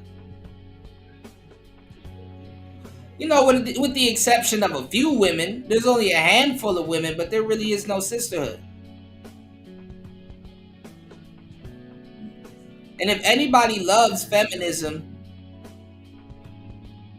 they themselves have to admit that feminism cannot exist without the patriarchy. If there's no patriarchy, there's no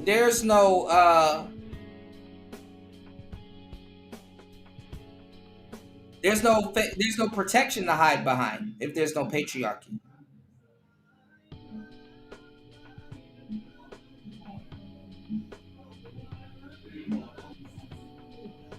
So that's the inside joke.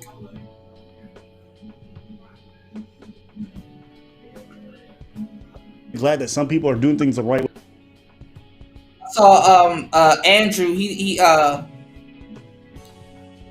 asked the women a question not too long ago. He said, "Okay, if all the men in America disappeared, in China wanted to attack America, what would women do?" And the women were like, "Oh, we defend America. We fight back and all that other stuff." It's like, nah, y'all will get trampled. And y'all will start sleeping and fucking the Chinese soldiers. That's what will happen.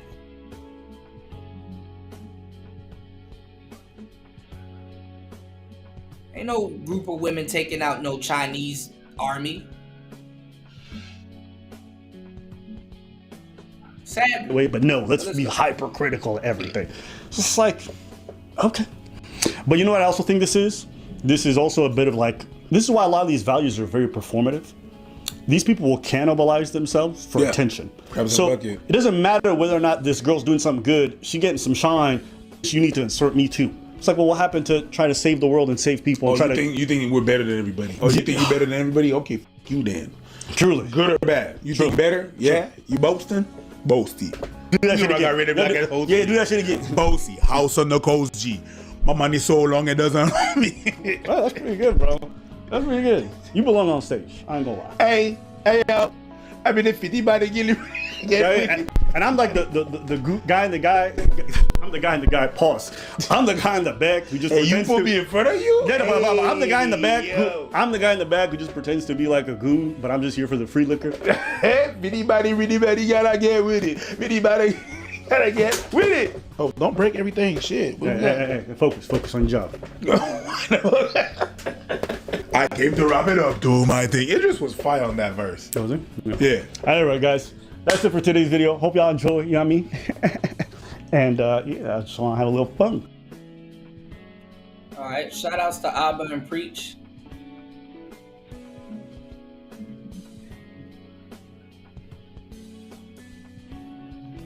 You said, I hunt on tribal land. One year we took a non-native woman and she lasted one day. Yeah, like they don't know. They don't know. Like I said, I gotta find this this video. Let me see if I can find it. But these women built the island. Well, they didn't build an island. They had an island of all women recently. And all the plumbing and everything that was done there was done by man. And guess what? When the stuff started breaking down and all kinds of stuff, they had to call men to help them to fix the plumbing and everything. Hold on, give me 1 second. When I tell you, bro, don't date no stud, bro. Don't go for no. Don't. Let me take this. This is her shirt, bro. This is so. Oh my god. Don't give that stud shit, bro. Don't buy that. I'm about to say something, and I feel like I speak for all mass lesbians and studs out here, no labels that identify as a masculine presenting person or woman. We deserve love too. I deserve love too. I deserve effort. I deserve softness. I deserve kindness. I deserve thoughtfulness. I deserve peace. I deserve gifts. You know what I'm saying? I deserve initiation. Not the stud wanting the fit, feminine, and friendly.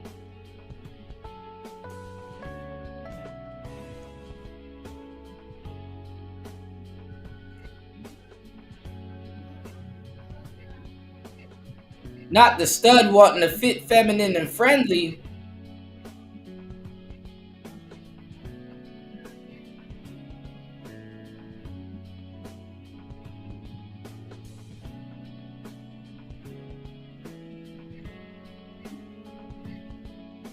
She deserves the fit, feminine, and friendly. I should be able to submit and lead. I should be able to do all these things. And before y'all come in the comments saying just date lesbians, I'm talking about dating lesbians. Because it don't matter who you date, whether she bi, a lesbian, whatever, it don't matter. Okay? When people don't know how to treat another person, or they don't know how to be in a relationship, I'm going to be honest with you. When it comes to sapphic relationships, I feel like we get the fucking brunt of the bullshit because... What? Sapphic? Yeah, I'm... Right, Red Door. I might be too... I don't even know the word either. Even when we get mistreated and treated poorly or just fucked over, and we come to people and we say, oh, and they try to make you take it on the chin. They try to tell you tough it out, but y'all don't really tell feminine presenting people that y'all kind of just hold them in their softness, but nobody sit here and care for people like us. You know what I'm saying? I feel like I speak for all... What? So the feminine presented people get away with certain things and they get certain privileges that you don't because you're more masculine? That shit is another thing to hide behind to dodge accountability. To say you present yourself as feminine. It's cosplay. It's like I present myself as feminine. Not that I'm actually feminine, but I present myself as feminine.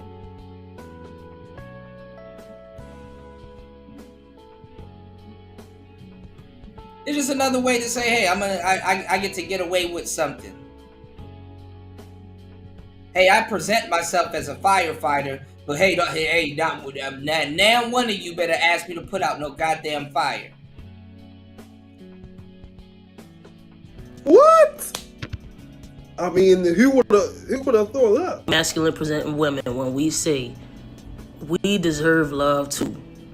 I deserve to be...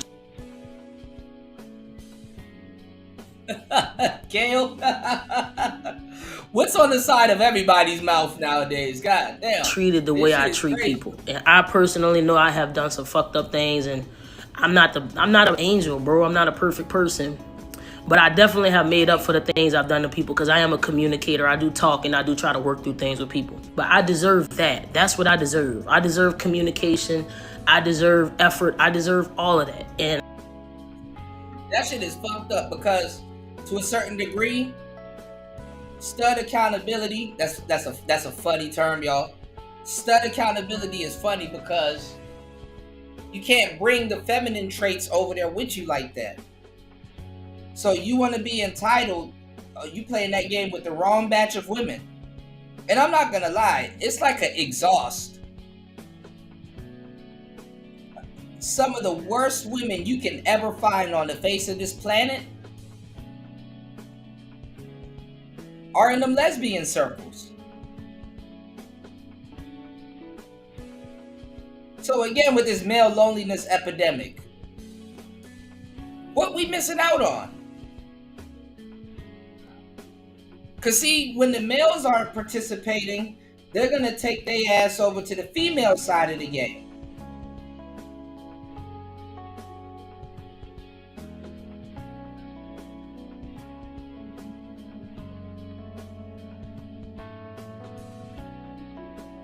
And they gonna fuck that up.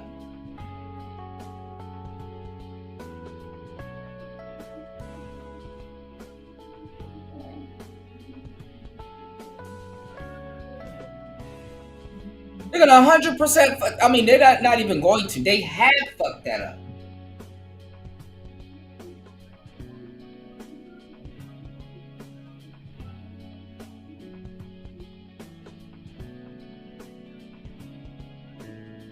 Who y'all gonna blame that shit on now? You can't say a man messed up lesbianism.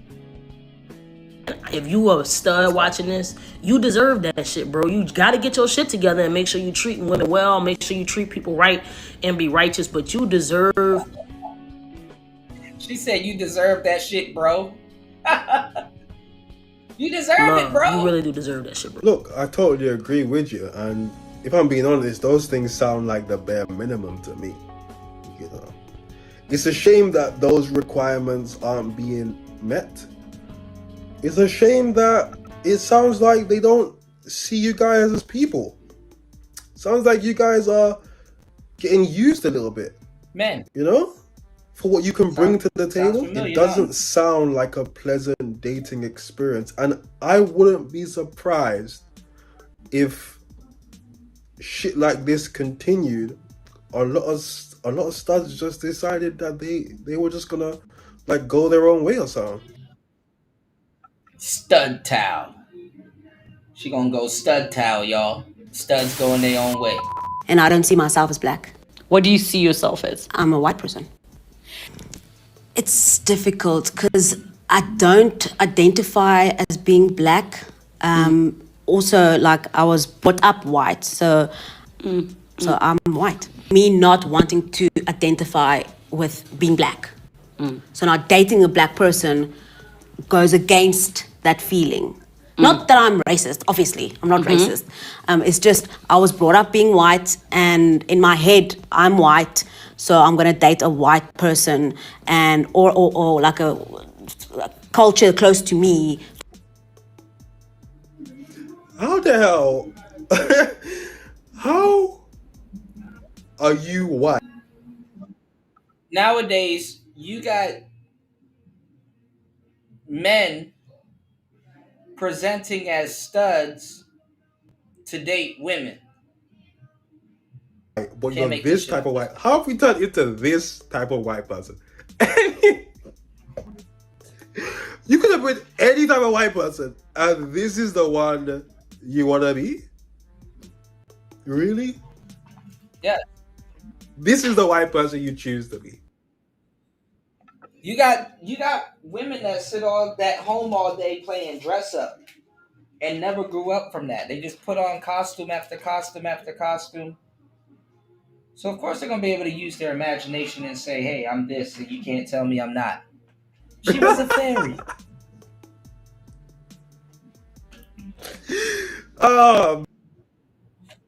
Yeah, y'all didn't see that girl that I showed y'all that went on Dr. Phil that long time ago? And she says she's white? Come on, Chris G, you gotta hit your slogan. I wish I was bad. That's not bad. I'm saying no. These are the craziest things I did while in psychosis. Started out super strong with number one. I masturbated in prayer. You got a lot of women getting together on TikTok saying that dating black men and dating men in general is a humiliation ritual. You had a lot of white women getting together saying that men should start off in prison and work their way out if they're truly a nice guy. Then you had guys firing back saying that women should start off in psych wards. And if they're truly good women, they can work their way out. I believe I was married to God and I was God's wife.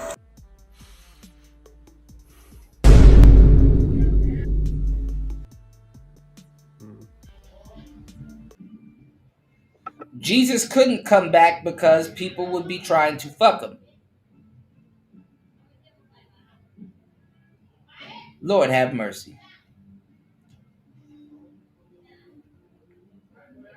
Sorry, God, for what I say. Please bless me. I had to make a point, but let's go.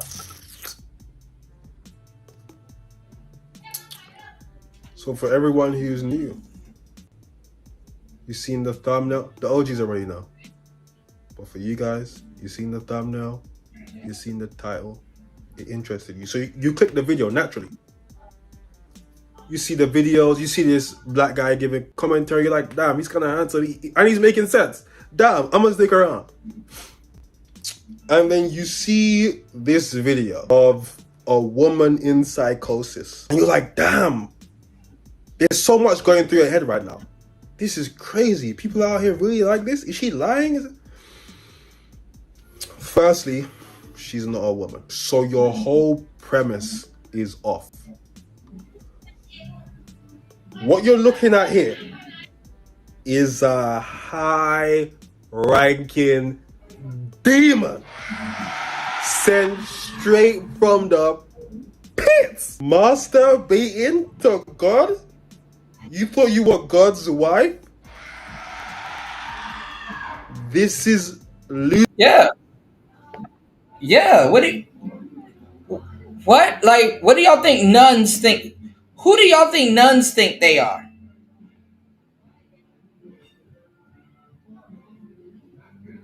Don't take too long to think about it.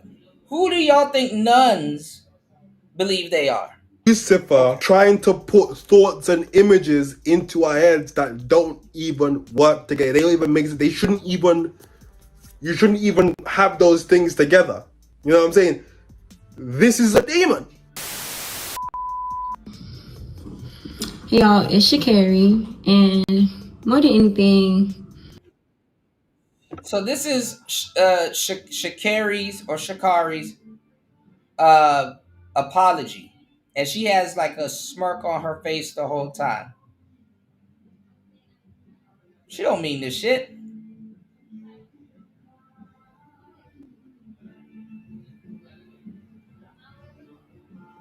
She's not gonna mean a goddamn thing she about to say, cause she'll do it again. definitely a lot of self-reflection, a lot of Oh, sorry, by the way.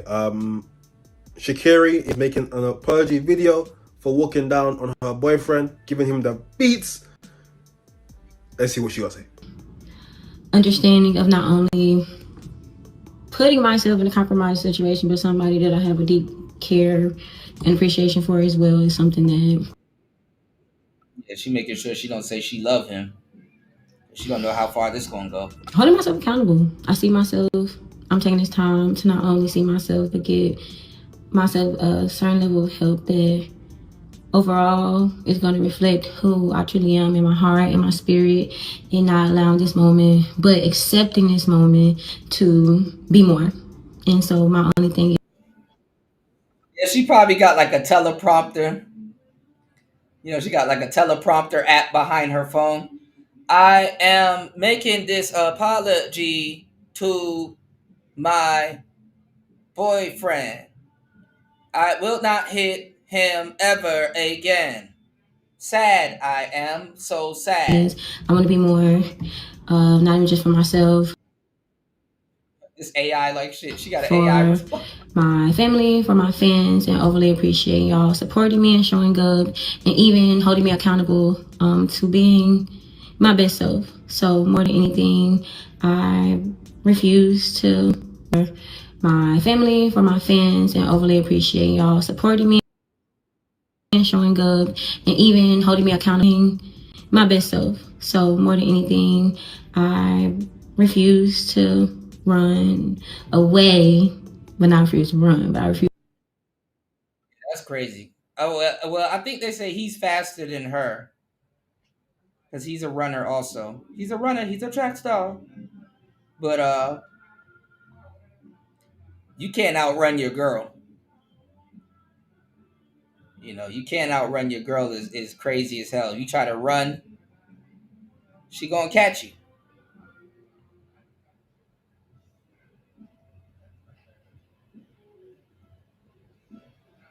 Just run away, but face everything that comes to me head on, because everything on the other side is greater, but you gotta go through in order to get there. So I'm Shakari, y'all. Happy Friday, everybody. Please hit the like button. We are over 2 million views. Please support the show. Hit the Cash App at $PTV 888. That's PTV 888. That's P as in pushing P. That's T as in television. And that's V.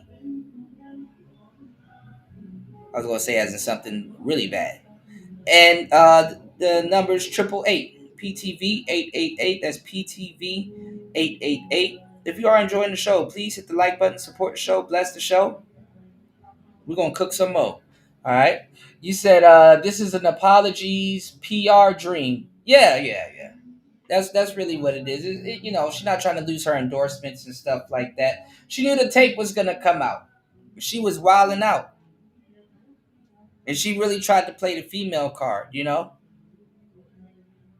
Absolutely, there's no male loneliness epidemic. Yeah, it's propaganda spewed by the feminists. Yeah, there's a lot of female loneliness, but there's no male loneliness like that. I've been covering the male loneliness epidemic for more than a decade. It's what they do to get men to participate. They need men to participate. I've talked about it for a long time. Aaron Clary talked about it.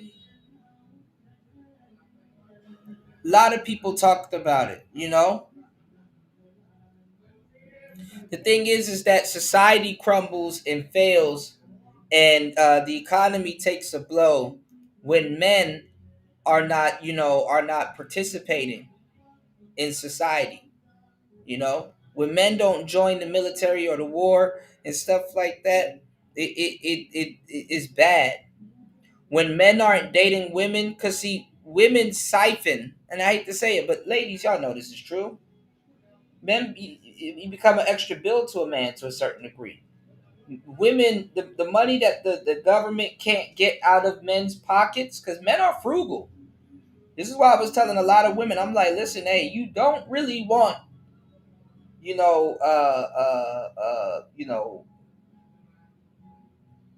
the P word to be legal like that.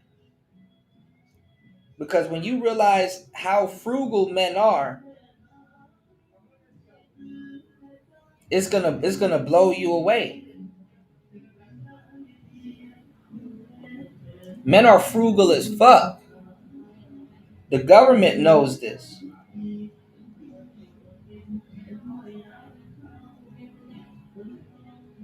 Men are frugal as fuck. So when the men aren't dating the women and the women aren't pulling the money out of the men, the government don't like that. Because there's certain money that they're cut off from or not tapped into, or it's not circulating or the way around like it used to. Go look at all the terms that they use to describe money. Look at all the terms they use to describe money. They use water terms, laundering, liquidity, cash flow, money pool. They use water terms because they know where the money is. They know who has who or who has what and how much they're holding. They can see your bank account. They know how much the average person. The banks take your money and invest it before you do.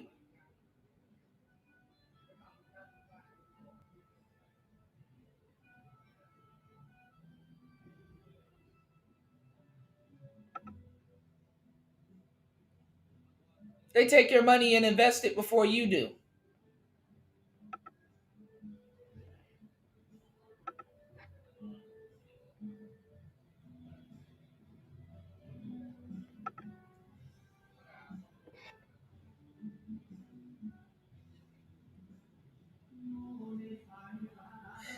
Shout outs to Red Door Woman. RDW says, well, 1 in 4 women are on antidepressants and or on psychotropic drugs. I think it's more. I think more than half if not maybe more than half the women are on drugs. I'm gonna show y'all something. I'm gonna show you this rapper that I was talking about earlier named Caribou that got locked up. Her mother was out there saying, "Did you take your medicine?" She got super bipolar disorder. I'm gonna show y'all something. Give me 1 second. And I'm gonna show y'all Anicia. You know, she lost that deep voice real quick when them cops was in front of her. She wasn't like, huh? She started crying, all kinds of shit. She was gangster rap. Never mind. I'll show y'all. Give me 1 second. I appreciate y'all, and one love, much love. And because she talks that feminist shit and decentering men shit too. But let me show y'all What are something. you going through? You beat your boyfriend up. What are you going through? Right, she gotta turn it back on public her. embarrassment, things like that. Okay, but you're not.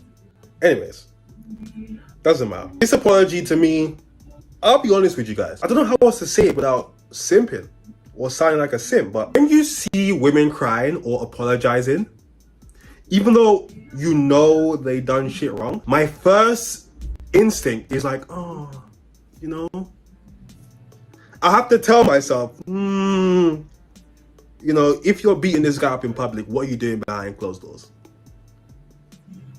In reality, you're apologizing because you got caught doing it, right? But my first instinct is like, oh, you know, she's just, you know, she didn't mean it, you know what I'm saying? But that isn't the reality.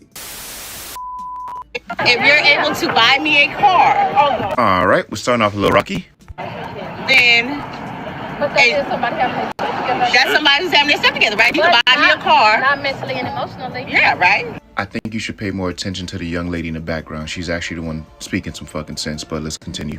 Not saying I can't buy my own car. I can, that's right? No one said anything about you not being able to afford your own car. Where the fuck did you get that? But I'm saying if you're able to buy me a car, Yeah. and it's not an issue, and it's not a threat to your life or to your well-being or to your finances, Yeah. then you're an eligible bachelor for me. It makes perfect sense as to why you're single. When the fuck did a car become a reasonable prerequisite to dating? Okay. All right. What type of? We talking like Chrysler? You know, a little Honda? No, we're talking about a luxury vehicle. Luxury. All right. Yes, Damn. we're past that, honey. I'm grown. So not only is it an And it's like, how much dates have you been on? Do you push a luxury vehicle right now? Because the item at that point doesn't matter. She could try to shame you into getting her roses, and it's like, okay, well, do you have a bouquet of roses at home? Do you own a vase? Do you got any leftover plant food? realistic ask. It also has to be a luxury vehicle. Not to mention, you said that the reason it has to be luxury is because you're grown, which would also imply that people that don't drive luxury cars are immature. I don't get it. Boy, I swear you hoes are losing your mind out here. Who raised you hoes? If I buy myself a luxury car. Lexus count as luxury? Yes, Lexus counts luxury. Okay. And look at she a Temu. Hold on, let me use my phone so I can take a look at it. She's a Temu.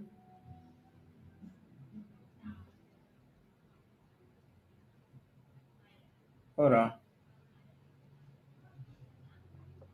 Hit the like button, y'all. Double tap the screen. Please support the show. Hit the Cash App. Hit the PayPal. She's a Temu 4.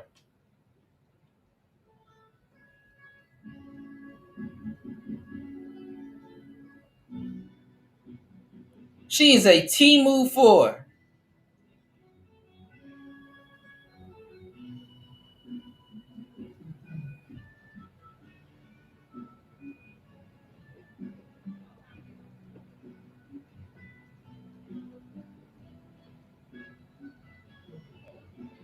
What's going on, Emo?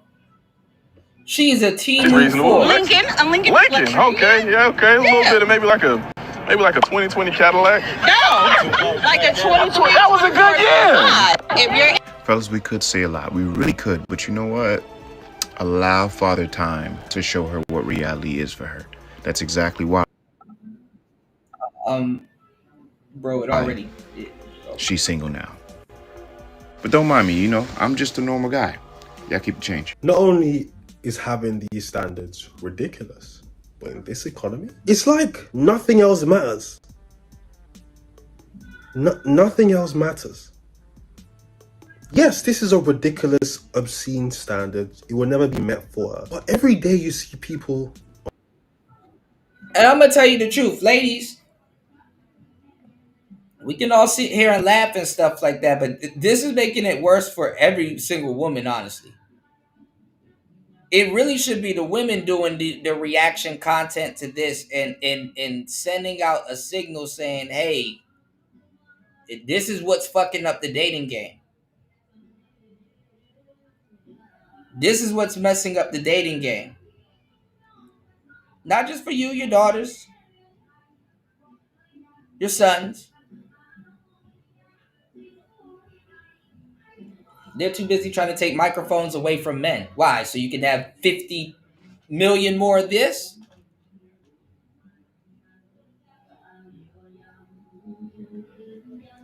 So to date her, you got to buy her a luxury vehicle. Years, talking about how difficult it is, how people are struggling, how little free money people have. Bills are going up. And your standard is a man must buy me a luxury vehicle. And by the way, that's just to go on a date. I find it very difficult to believe that she believes what she's saying. I think she knows she's bullshit. I'm not even going to lie. I wish I could tell you in an alternate universe it's a lie, but it's not.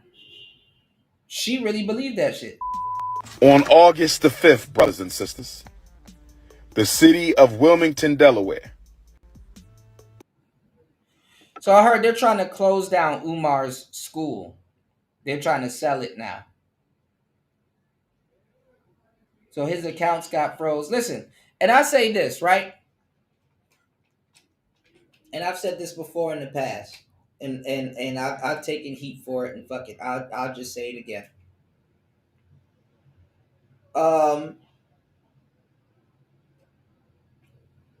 Black people, I know a lot of you guys don't like Umar, but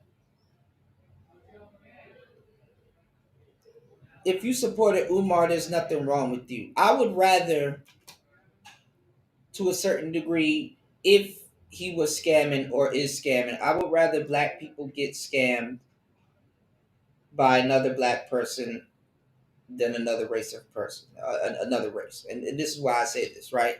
First of all, it's hard enough to circulate the dollar within the black community and,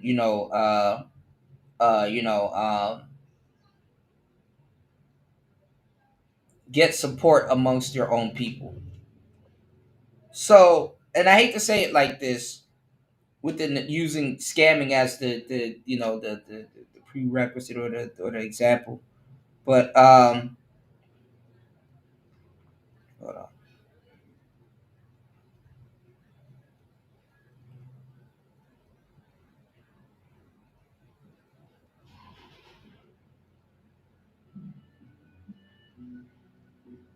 Hold on, y'all.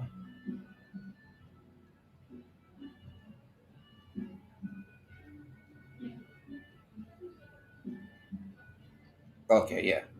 I was saying that at least you know your heart's in the right place. You understand what I'm saying? And you did spend your dollar black. I hate that it always got to be our own people. But, that shouldn't deter you from doing the right thing, which is supporting black. You know what I'm saying? Because the people that would get mad at Umar, they don't even support black businesses. You know what I'm saying? They don't even support black businesses. So don't let them try to shame you into this whole pro-black trope or all this other stuff. Them niggas don't even support black businesses,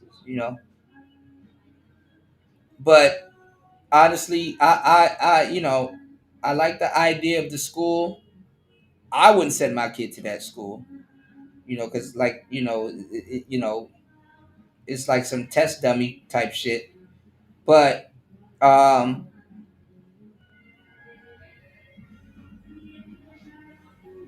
At least you know you was doing the right thing. You know, you know that for sure. At least it's like, hey, I did business with, I did business with my black brother. I mean, whatever happens after that, that's not your fault.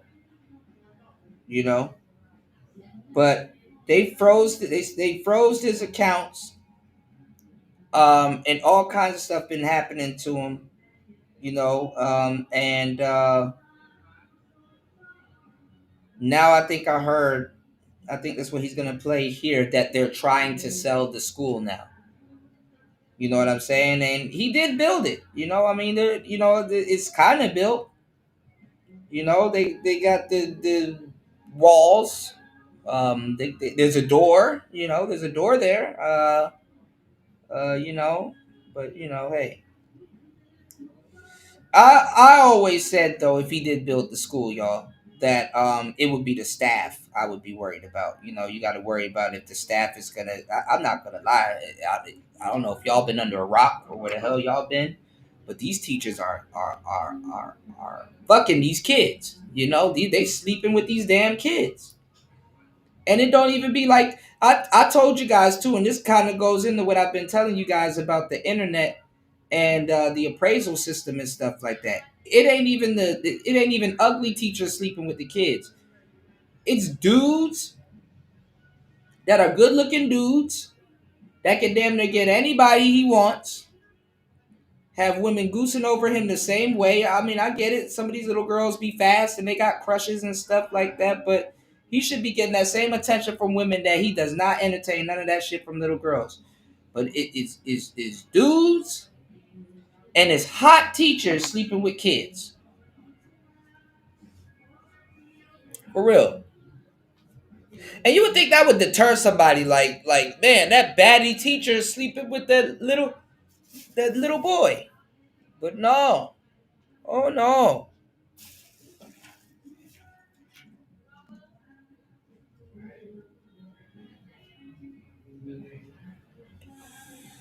They're getting caught and they're going to jail, and they're not even going to jail. They're getting probation. They're getting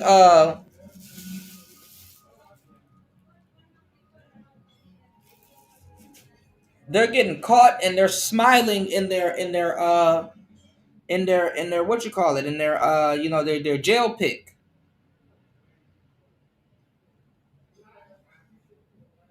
And no one cares if a woman is in your neighborhood as a registered S offender. I saw that guy, there's a YouTuber, all he does is he gets the local S offender list and he just picks the women off of there and starts dating them. No different than the women that be dating the niggas that be in prison and shit.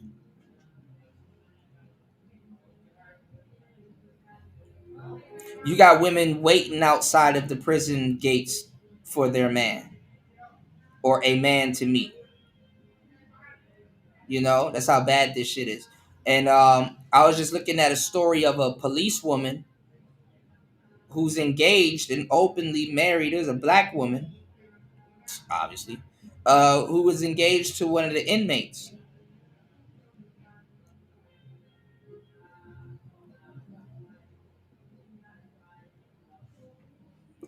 Shit's scandalous, man. Notice to auction off the. So teachers are one of the most. I'm not gonna lie. Teachers are some of the most freakiest people on the planet. Would you send your kid to Umar's school, whether he opened it or not? Marcus Garvey Academy campus for unpaid vacant property registration fees. I repeat, on August the 5th, the city of Wilmington, Delaware, took out a lien to auction off the campus we bought, the campus we've been working on for 6.5 years. That if we don't pay the past due vacant property registration fees and outstanding utilities by the 25th of Black August, they will sell our campus. Behind our backs, They didn't even tell us that they were going to try to sell our schools. We received no notice in the mail. Really? Like, are we... What do you... I like Dr. Umar. I do. But you really believe that we're going to believe you? That these people gave you no notice? Like, are we actually supposed to believe that? When does that ever happen? If the bailiffs are coming to your house, they've given you ample notice. They're coming as the last resort. They're coming to take your shit because you ain't been paying and they've given you notice after notice. We're supposed to believe that they're going to auction off your school and they haven't notified you one time? I feel like if you were just honest, this would go down better. You know, I haven't managed my money well. I'm broke. Actually, no, it wouldn't go down better because what have you been doing this whole time? Where are all the donations? We received no notice by email. We received no phone calls at all that they were going to try to sell our schools. Instead, they put a notice on the door handle. Somebody stole one set of notifications and sent it to the YouTubian struggle streamers. Somebody stole the Frederick Douglass High School paperwork off the front door and sent it to the struggle streamers. But luckily for us, hey, what struggle streamers? You're struggling. What is this? How are you calling someone struggle streamers when you're in the predicament that you're in? You're down bad, begging online. Sister Ra Ebony was able to get the paperwork off the Marcus Garvey School before the hate. So they took the papers off the door instead of taking a picture of the notice? Well, I guess nobody would have believed them if they took a picture of the notice. Stole that paperwork. I believe, brothers and sisters, and please let me know your opinion. I believe, brothers and sisters, and please let me know your opinion. I believe, brothers and sisters, and please let me know your opinion. I believe that they were going to sell the school and they wanted to sell the school before we found out. I believe that they wanted to sell the school before we found out. We were not supposed to know. This is why I have a big problem with a lot of black people when they engage in crazy conspiracy theories all the time. Because people can use conspiracy theories as a weapon against the unintelligent. And this is what he's trying to do. I think they wanted to sell the school behind my back. Who are you, bro? There's no conspiracy against you. I'm sorry to there's no conspiracy against you. They only want to sell that school because you owe them money. That's the only reason. There's no conspiracy. There's no, let me get your opinion. What do you think? Why because they want to tear down the black, no. You didn't pay, so they're taking your shit away. There's no conspiracy. Pay the money and they won't sell it. Give them the money you owe and they won't sell your shit, bro. Come on here insulting our intelligence. Well, give me your opinion, dude. I believe they were into... Man, get the fuck out. Listen. My brother loves Dr. Umar. I like Dr. Umar. But this, you combine this with the fact that his daughter is basically homeless. I saw a video with his daughter, she had that homeless dust around her. You know, it's not funny. But you know, you see homeless people get interviewed and they have that homeless aura. It's like a dust. It's like, I looked at her, I said, she's homeless. I watched 2 seconds, yeah, and she's actually homeless. You combine that with this, you're stealing from people. Yeah, I'm sorry, I can't.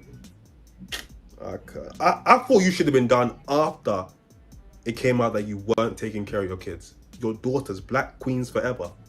Except for your daughters. You should have been done after that. Even like you should have been done.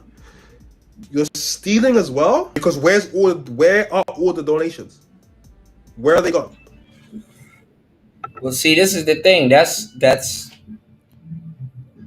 Hoteps. You know, that's the hoteps, and that's why a lot of the FBAs, they had to kind of disassociate themselves from the hoteps also. I mean, look at Polite, look at all of, look at shit. Sun Ra Suit and Seti, he trying to pretend like he FBA now. Everybody's FBA overnight. You know, so they gotta grift over to another movement. Hell, Sonetta probably FBA overnight now.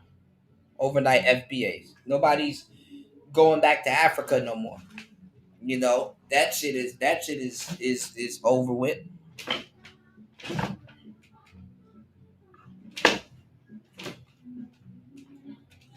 So stuff's getting real. It's getting real murky, y'all. It's getting real weird these days. You know, it's getting super weird.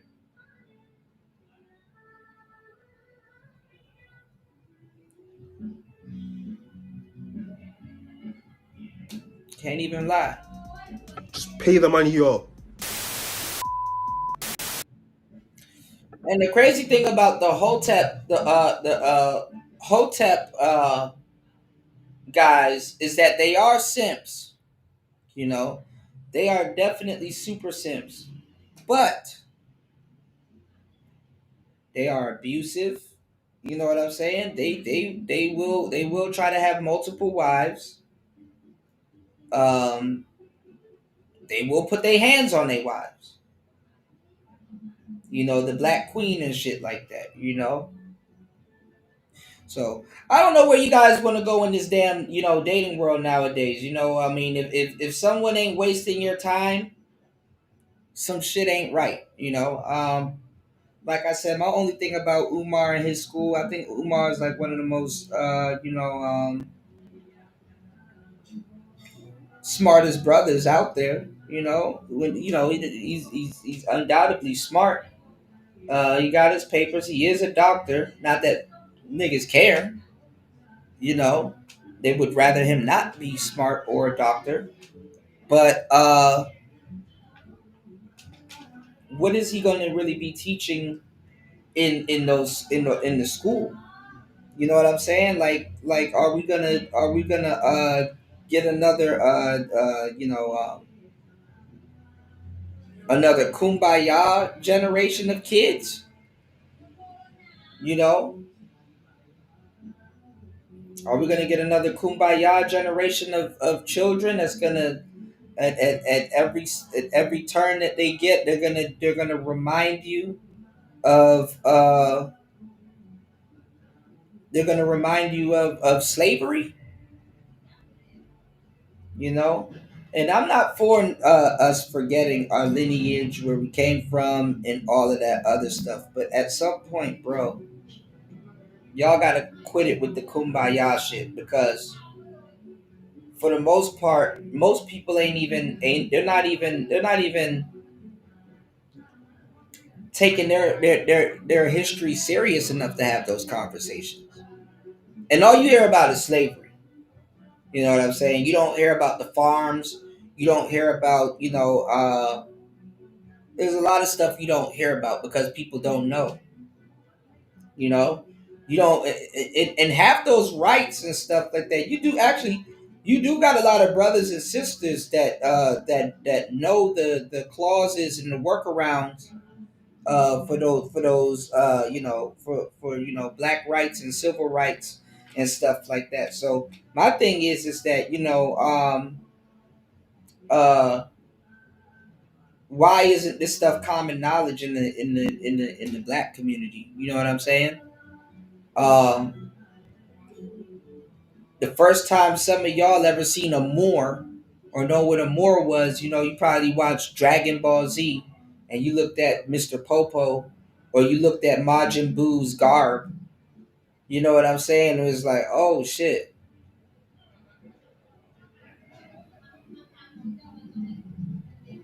Majin Buu has on Moorish garb. What's going on, Degenerate?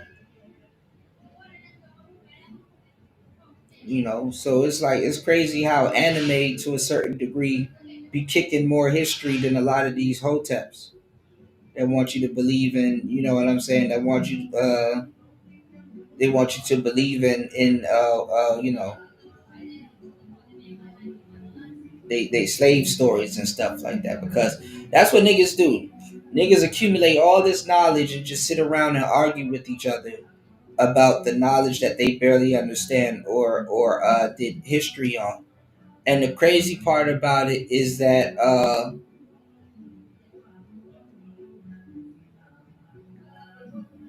if you ask the Negroes of yesteryear, they will reassure you, hey, I know my lineage. I know where I'm from. I did my history. My ancestors this, my ancestors that. And then they switch so fast, y'all.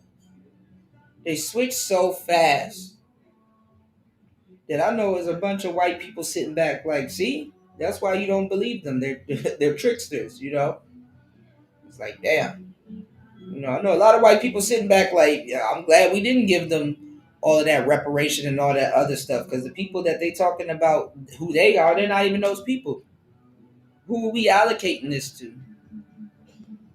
You know? And it's just crazy, you know. A lot of Negroes got to become a nation within a nation. You know, you got to become a nation within a nation. Get yourself a flag. Right now, we living in a fucking era right now where you can get yourself your own coins, you know, your own currency and stuff like that. We live in a crazy ass time right now. And if this shit goes by, niggas don't take advantage of it. Well, guess what? And that's what's gonna happen. That's the same thing happened to the Manosphere. You know, niggas didn't want to listen. Niggas still trying to ask me about microphones. No, it's too late, bro. Way too late.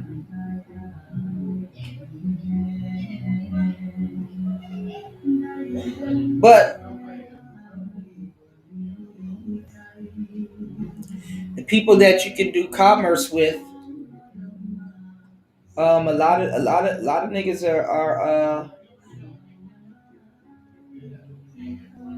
are talking crazy to them. You know what I'm saying?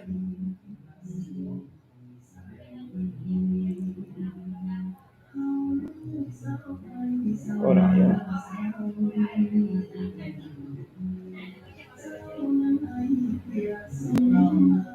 Okay, I didn't know that happened. Okay, yeah, a lot of people are talking crazy to them. So, just so to let you know, I'm not just talking out the side of my ass. You know what happens in the quote unquote hood? You have foreigners that come into that get first of all, they get placed in black neighborhoods, which is fucked up in and of itself. But anything is anything, right? People would rather have than not have, right?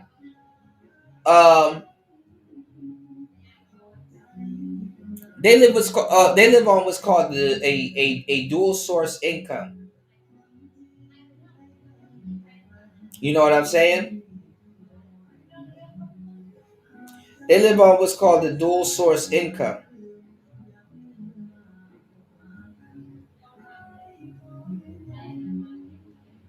And with this dual source income, that means that if they're selling to their own people, and let's say their people didn't do business with them that month, black people or another race of people in that vicinity will make up the sales.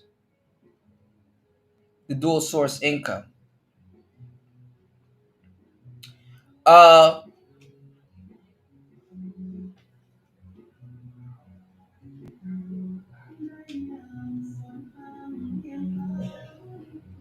Black people, if they had opened up their businesses in the neighborhood, they will be working on they'll be working on the same source.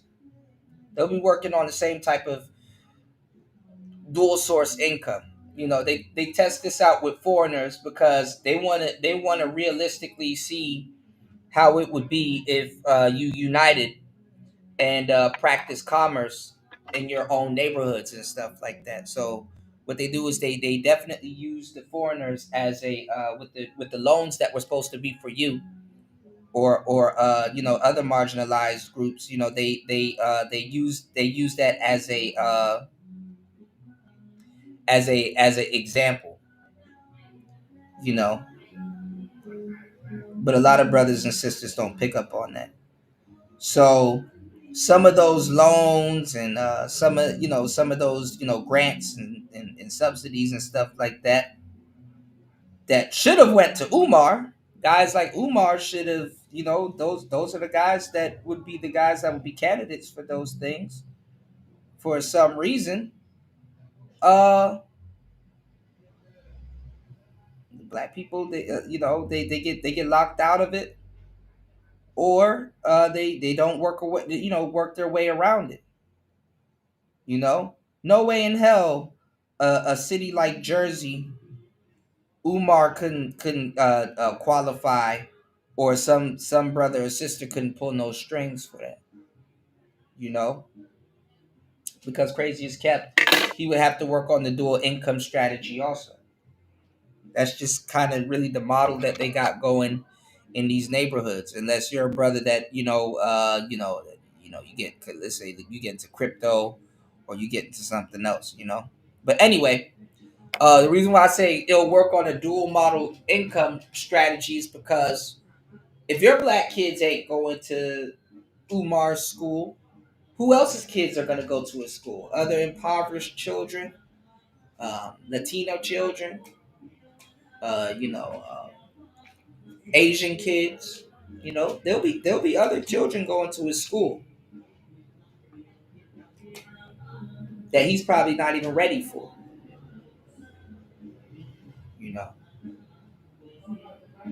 And black only businesses, they fail for the most part. So, like I said,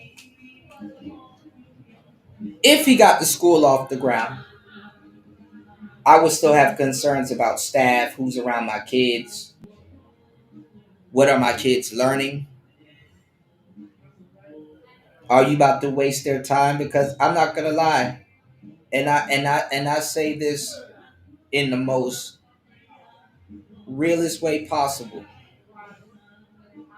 If you go study Black history and you're quote unquote Black, and you inundate yourself with a lot of the information that you probably are not going to understand, I'm not going to say you can waste your time, but I'm going to say it's a big ass waste of time.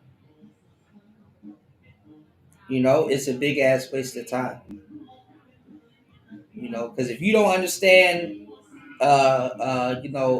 things like war, why people would do something like that to others, and just different concepts and stuff like that, you might as well not even educate yourself on that stuff.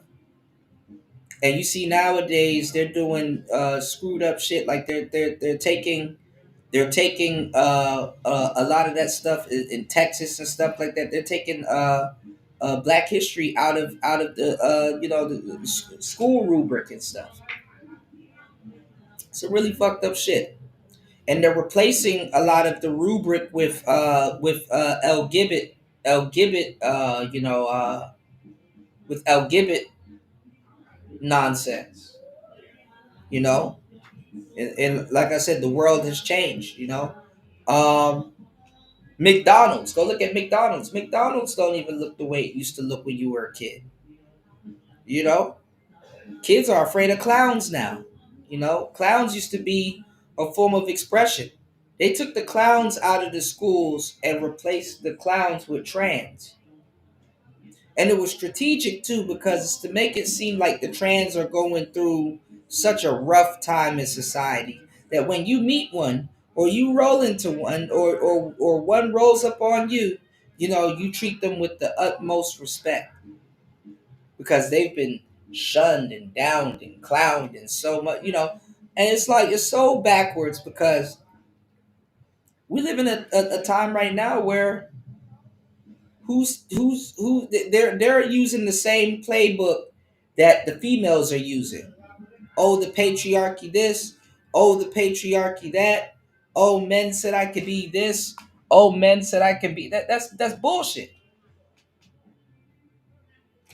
When did G-hate people couldn't be able to vote?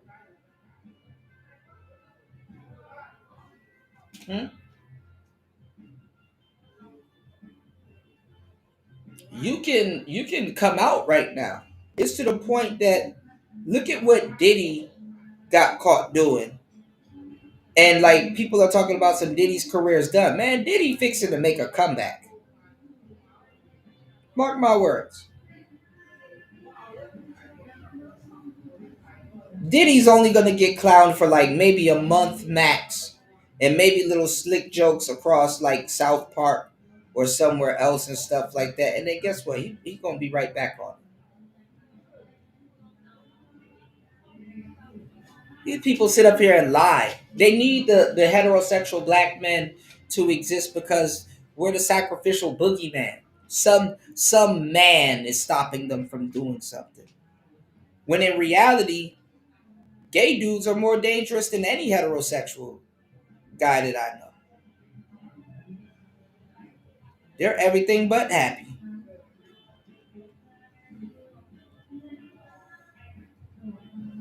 Them gay dudes or down low dudes, because they try to make it seem like the down low dudes are straight. And they're like, oh, they're straight presenting. And it's like, okay, yeah, straight presenting, but he's not straight. He's actually gay. He's down low. They're getting unsubscribed from their down low boyfriends for lying and stuff.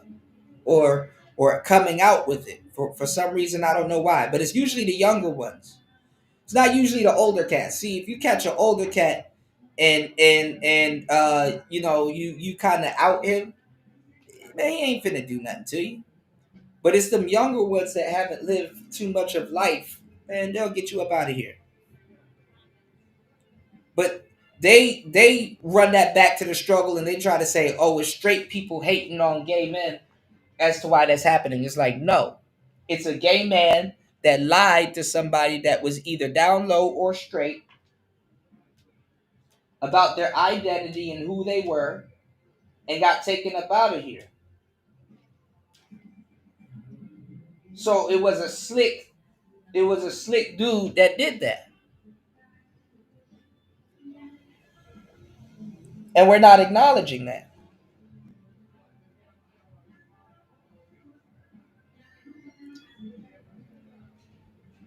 So now you got this whole thing. People supposed to be mad at G-hate people. And you got this whole thing about black men showing up to this mixer or whatever with red dresses on and stuff like that. And they were stunting and showing out. And they outdid. First of all, black women get mad at inanimate objects. Number one. Number two, y'all opened up the door for this shit anyway. So y'all are mad because niggas showed up in dresses and outshined you. How the fuck do you let a group of black men wearing red dresses outshine you? And you're actually feminine. Oh wait, you're not feminine for the most part. A lot of sisters are fighting for their fucking dear life to remain quote unquote feminine.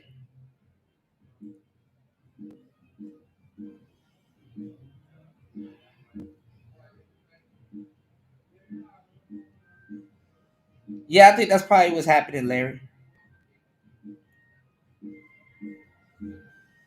So that's crazy that it's a struggle to be feminine, and you're the best era of woman. You're supposed to be the byproduct of a bunch of strong women. You're supposed to be the byproduct of a bunch of strong women. You have to struggle to be feminine, and gay men can show up anywhere and outclass you in your own sexuality is crazy.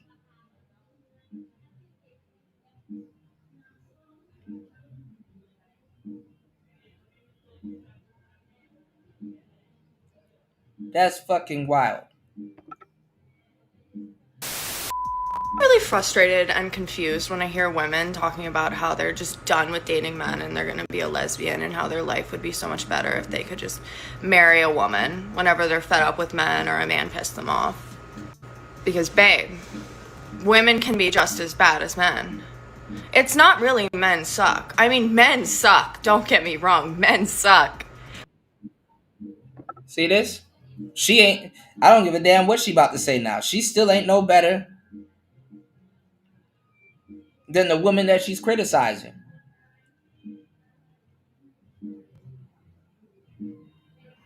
No, bitch. But You it's suck. Let's people go. suck. Like, men suck, yeah.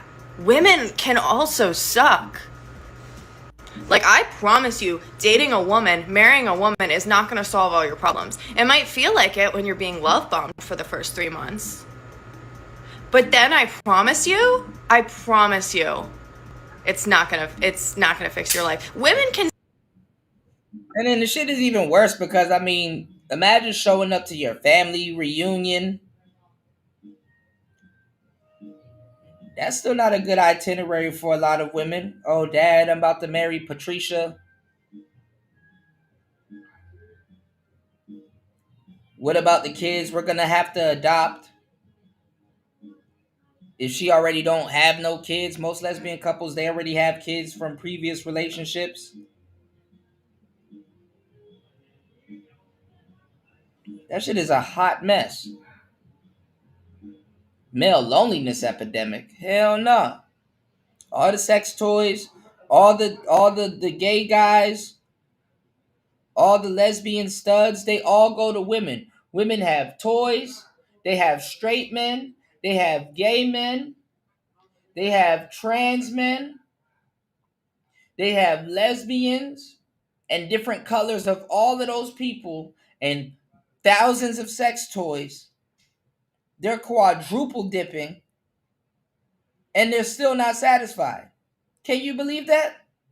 A woman can get a trans man that presents as a woman but has a dick. She can get a lesbian woman that has a strap on. She can get the feminine lesbian woman. She can get the King Von, the Kevin Gates, the Lil Boosie, the Young Ma, the Manny Fresh.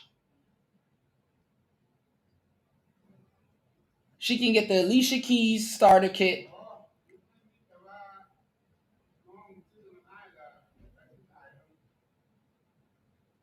She can get the Twister.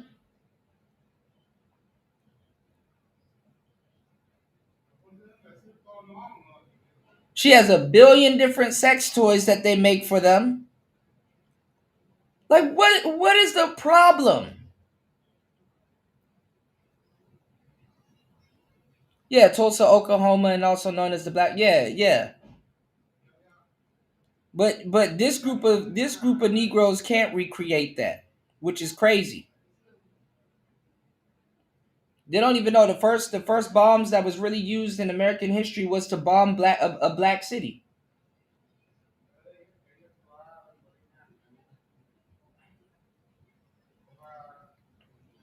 So my thing is this, man. I as straight men, bro, back out. They got way more options than straight men. They're worried about AI now. They're gonna have AI. AI ain't gonna be enough for women.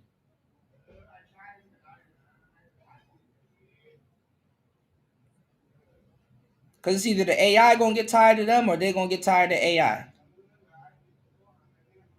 And believe it or not, women been dealing with AI their whole lives.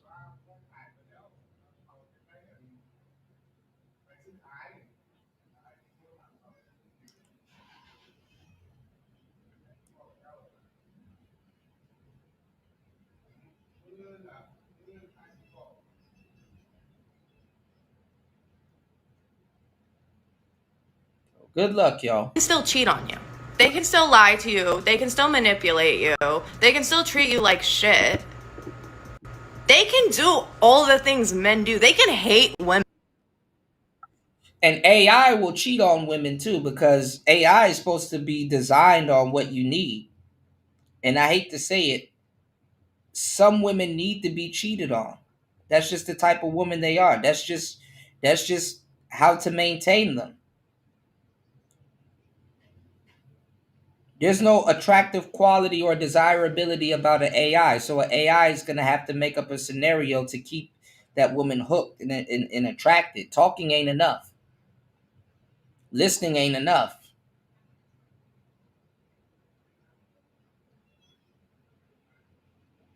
And then let me tell you something too, ladies.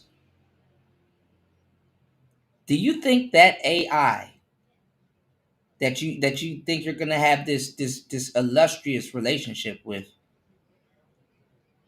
what do you think that AI is gonna feel when you're still sleeping with your baby daddy? This is actually funny that I'm saying this because it's actually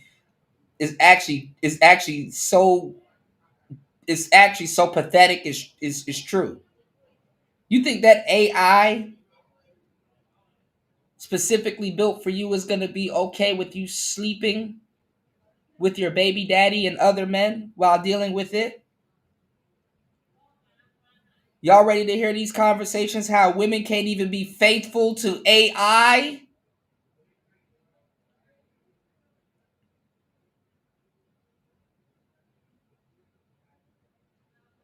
And how they're going to trivialize that conversation?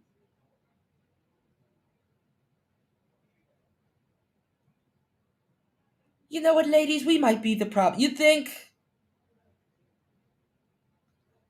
You think?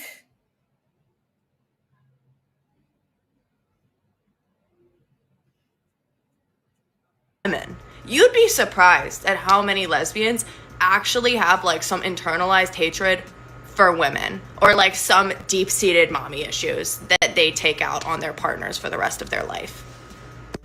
Men suck, women suck. It's really... And listen, on some real player shit.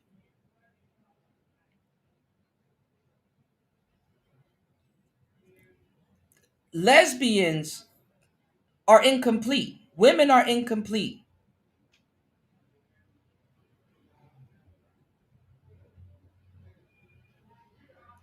Theoretically, and for sure, women are incomplete.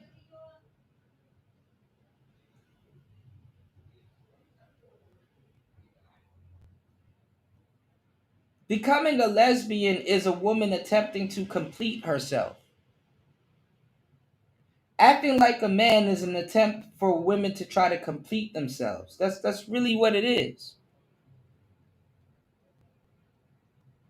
It's the woman attempting to complete themselves.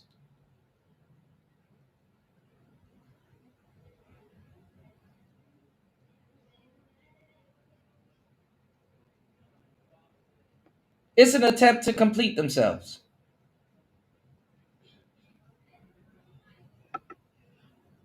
They try to become the men that they you know what I'm saying, that they like. So when you see a woman, she's basically, she's basically emulating, in a lot of cases, she's basically like the degrees and all that other stuff. She's basically emulating the type of man that they like, or what that they would want, sort of. Or fully. It depends on your situation.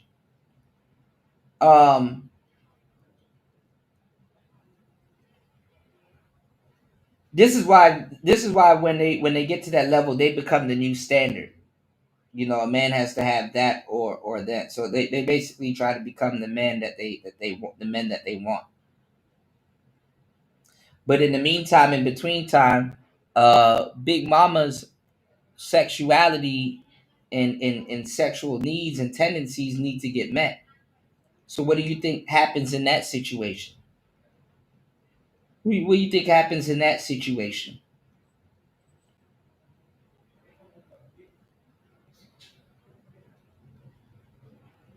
She got to fulfill her own sexual needs.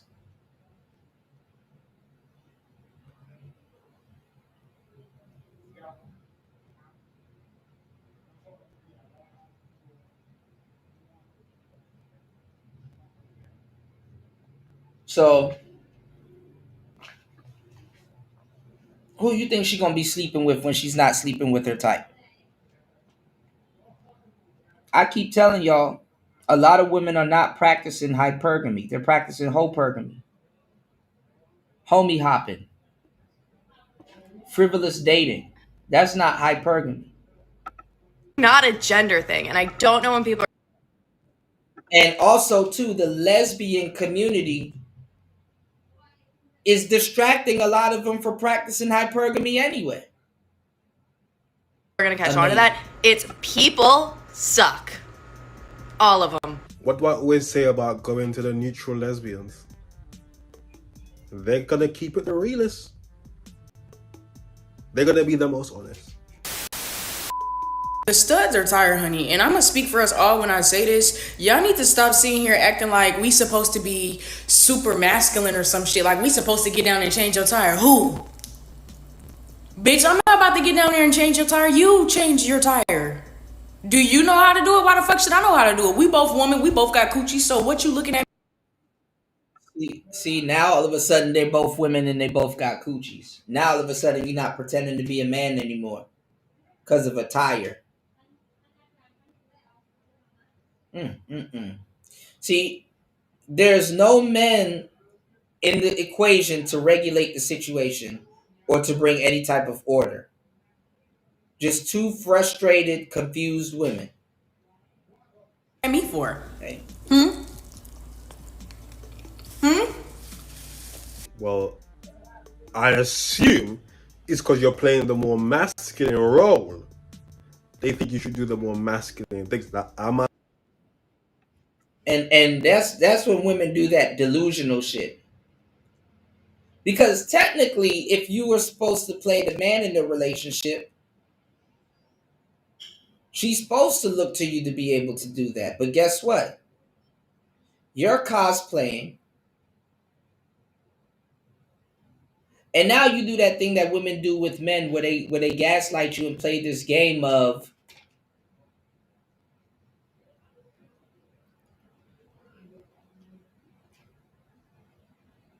oh, you're tripping or you're bugging. I'm not a man. Like you're doing the same thing to a bunch of guys. Hey, can you be fit friendly? Can you be fit feminine and friendly? Oh, you're tripping and bugging. You got to pay for that. I'm not no woman.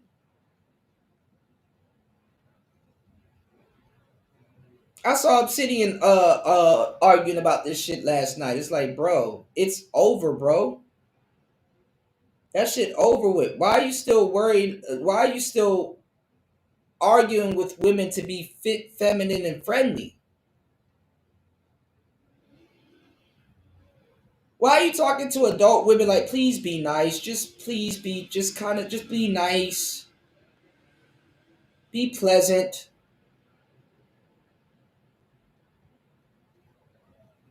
It used to be women doing that with men, you know? Horrible, quote unquote, the supposed horrible men. Oh, please don't curse out my family, or please don't bring your gun, leave your gun in the car. Please don't do this. Please don't do that.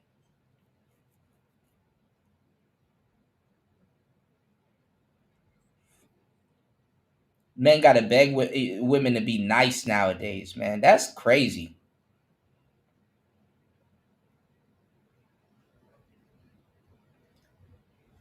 And the real question is what is going on with women nowadays? Like, what is stopping y'all from being nice?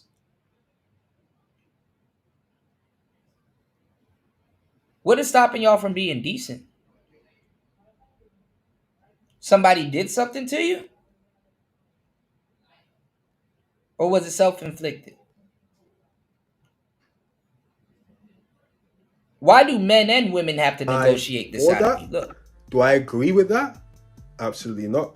I'm siding with you. And then y'all be sitting here acting like we can't have no femme friends because everything is suspicious to you. Don't you have femme friends and we both women? What is your problem? And then y'all be acting like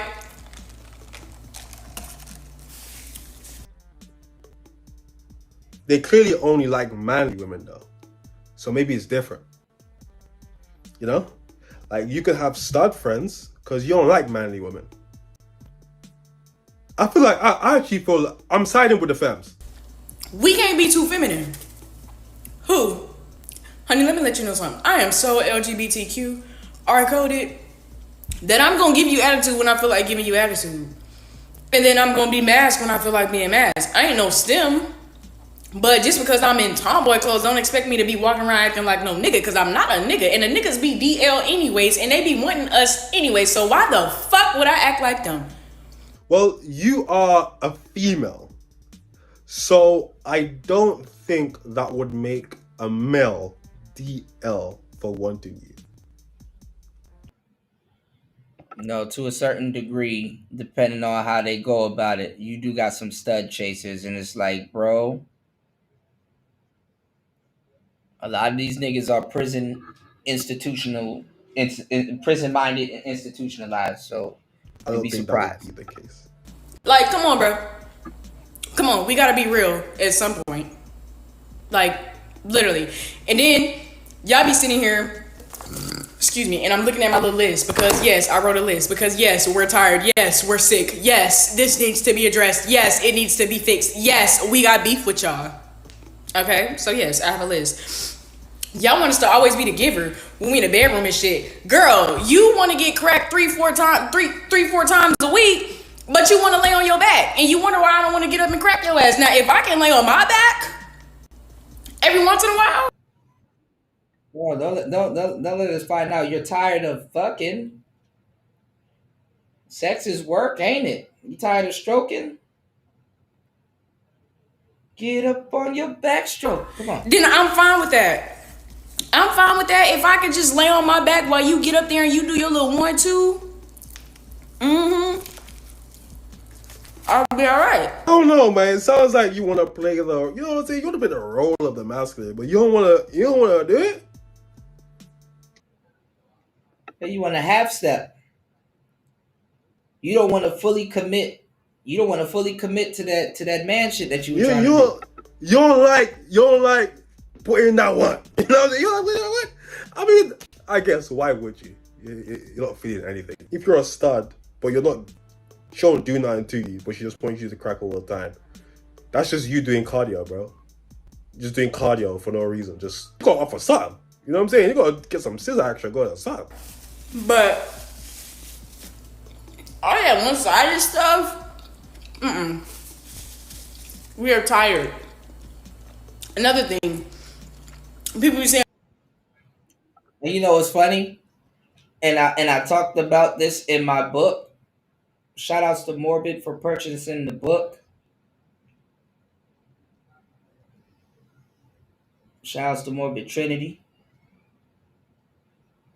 Look at how quick the studs came out. Look at how quick this is like my fourth video talking about the stuff. Look at how quick the studs came out to complain about this shit. Look at how quick they came out of nowhere to complain about this shit. Like they've been holding this shit in for a while. It's like, damn, Playboy. You've been holding this shit in for a minute. Hold this shit in for a minute, man.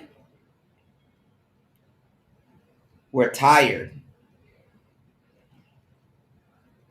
You're not supposed to get tired. Hoes don't get tired.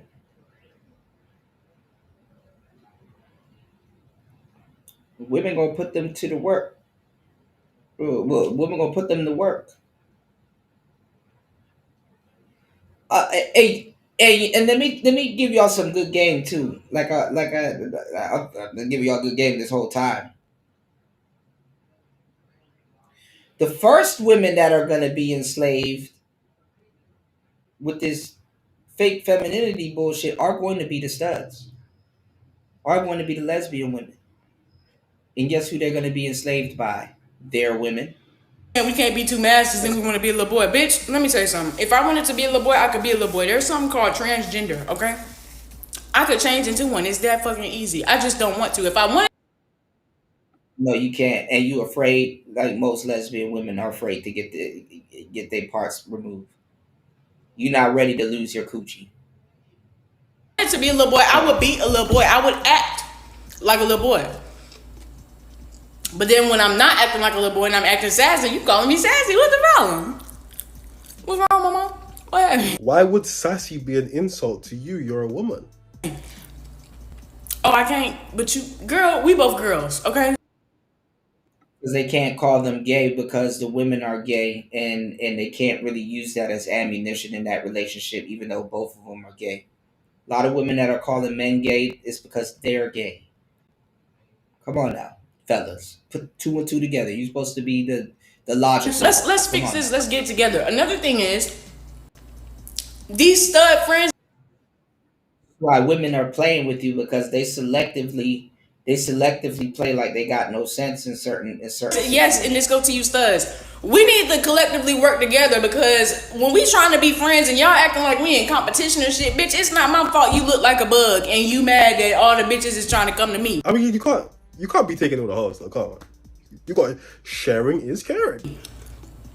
We can still be friends, and I could go find you some bug bitches. Like it's simple, friend. Friend, I'm sorry that you look like that, but don't be sitting. Listening to lesbian studs reasoning and explain is fucking annoying. You know what's going on, LT man? Good to see you. Gave you a shout out on the last couple of shows. Shout outs to LT man in the building. LT man said, "Good morning, everyone." Yes, happy Friday. Hope everyone is doing well today. Much love and respect from Chicago, where they make the illest noise. It's Player Talk Radio. Shout outs to LT man in the building. Look at this little boy and his big ass. Trying to be in competition with me and stuff just because you know I look good. No, you look. And crazy. I know you ugly. And if we both look good, we can both get girls. Like, what is the problem? Can we stop competing, please, and just love each other and encourage each other? Like, it's so weird and unnecessary. So you have the studs complain. You know what acronym? You know what's the funniest? What's going on, War Master? There you go, Trump dancing. We gotta get to a little bit of politics too. Glad you guys are up. You know what's very funny? You want to know what's the acronym for stud? Y'all want to know what's the acronym for stud? Still titties up under that shirt.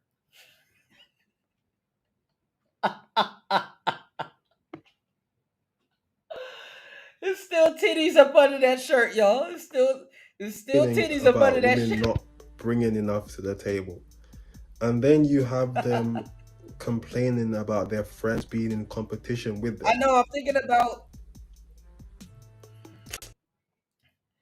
I can't get this monitor to really work, and I can't see the screen. I'm thinking about going back horizontal. I'm thinking about going back horizontal. Oh no! Hold on, everybody. Shout outs to everybody here. I appreciate everybody in the building. Happy Friday to everybody. 6 hours and 46 minutes into the madness. Please hit the like button. Support the show. We have gotten over 2,030,000 views on this channel. I am absolutely ecstatic, and I appreciate everybody for rocking with Player Talk Radio, like I said. And we working on 3 million. You know, I think we can hit 3 M's before the end of the year, y'all. You know, please don't hold me to it because my equipment is on its last legs. All right, I'm almost about to catch a seizure with this flickering screen. Please don't hold me to it. But, you know, if you guys are new here, please support the show. Hit the likes, by double tapping the screen and subscribe and help us reach our goal of 5,000 subs. Almost there and slowly building. Hopefully by the end of the year, we get to 3 million. 3 million views. Let's go. Sounds like we could be right. Sounds like we could be right.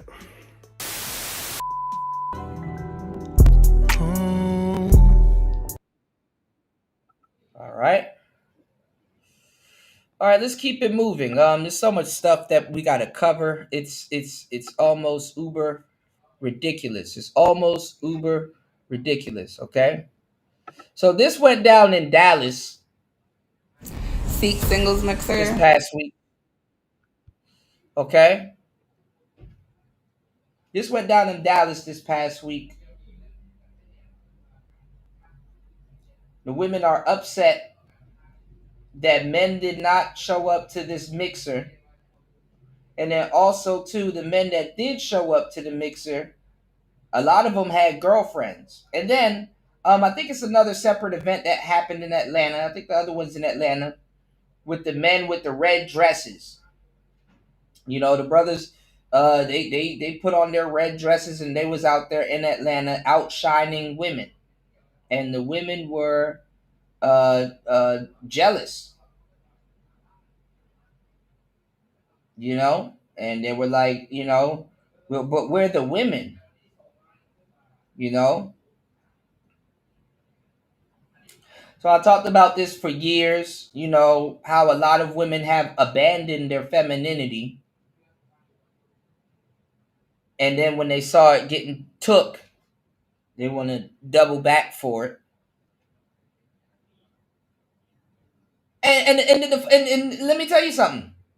The funny part is that y'all are trying to compete with it getting took. And I want y'all to really think about what I'm about to tell you, right? You're a biological female. How can you compete with your quote-unquote feminine? First of all, how do you debose somebody's gender? How does femininity get took like that? I've talked about it so much, and I've advocated for women so much, it's ridiculous. We've covered this documentary that I have yet to see one female content creator touch. With what's his name? Y'all always correct me on it. Is it Matt Walsh? Matt Walsh was running around and he was asking biological women, actual women, ladies, women that guys will look at them and be like, yeah, she's a female, she's a woman.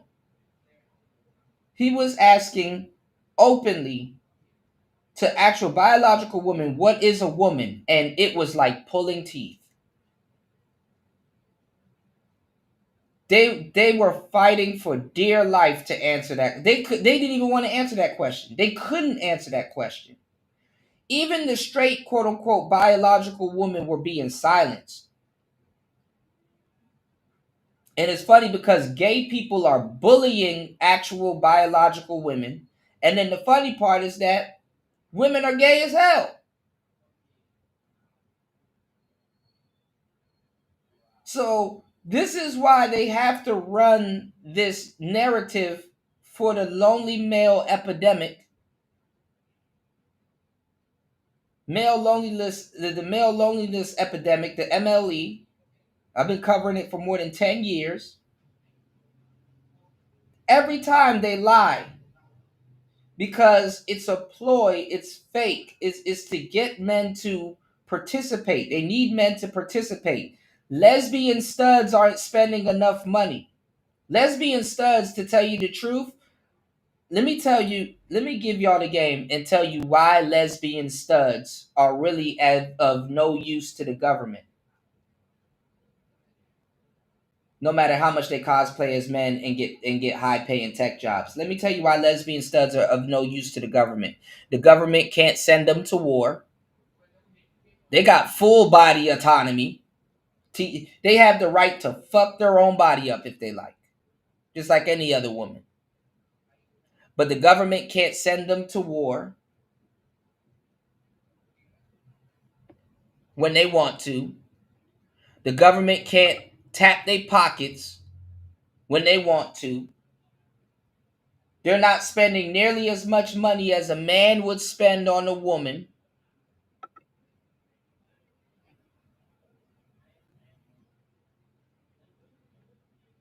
And they just really have no use.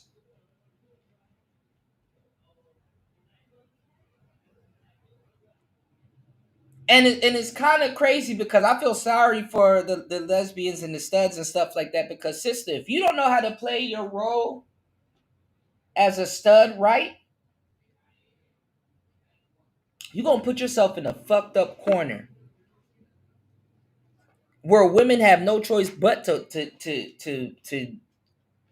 dispose of you and discard of you. Because, like I said, I came up with the term, you can't out-simp a dyke. You cannot out-simp a stud. I invented that term. I coined that term. And I know exactly where that term came from. It actually comes from a funny story that I have that I experienced in Washington, D.C., right? And an actual conventional, traditional simp, he has more use. This is why he's disposable. To a certain degree, studs, you can't really get rid of them because they code switch. 1 minute they're a stud, next minute they're a woman.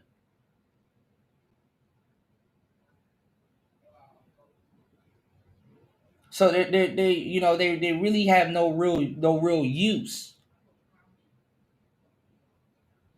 other than utility if they do work and if they're giving.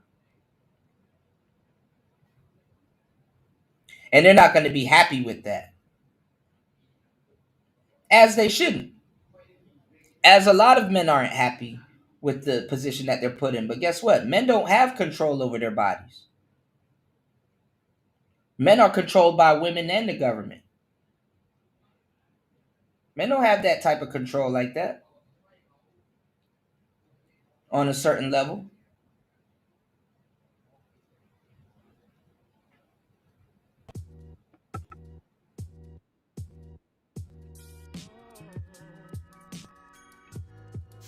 It will fail. Y'all do not have to go. I went, so y'all didn't have to go. It was all females in there. When I say it was all females in there, I posted my video around like 8:30, and it was not. I've now seen 2 videos today. One naturally. Now watch this. They're gay homeboys and gay friends, like I told you, because it's going to be gay people versus women. And it's really gay people versus gay people because a lot of women, majority of women, I hate to say it, nowadays, I just assume I just assume every woman is gay. Unless I know she's truly feminine, and even them the ones, them be the gay ones too. I just assume women are gay, so I'm not, I'm actually surprised when they're actually straight.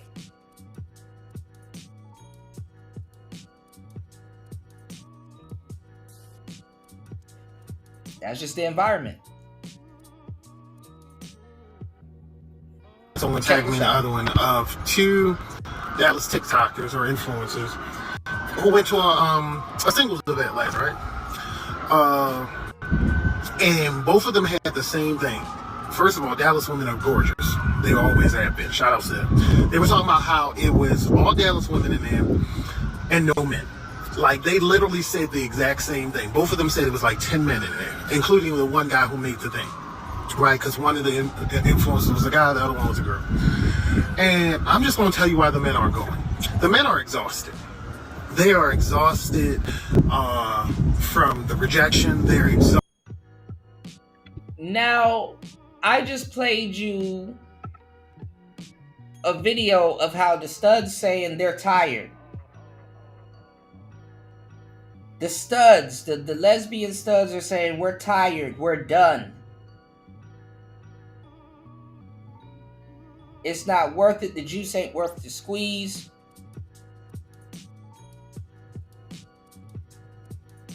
So how are the studs done with y'all? How are straight men done with y'all? And now you have gay dudes that are saying, look, we're done.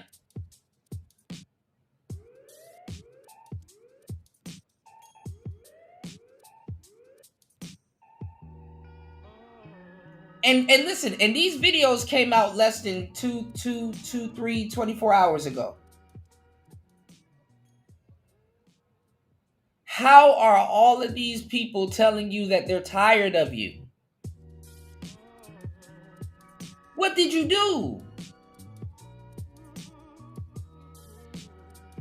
What could you do to get this result?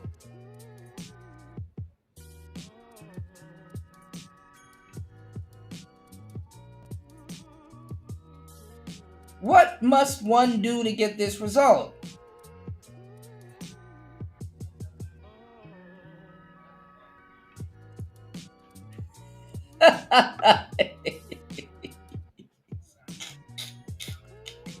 Come on, Link. I'm trying to be serious, bro.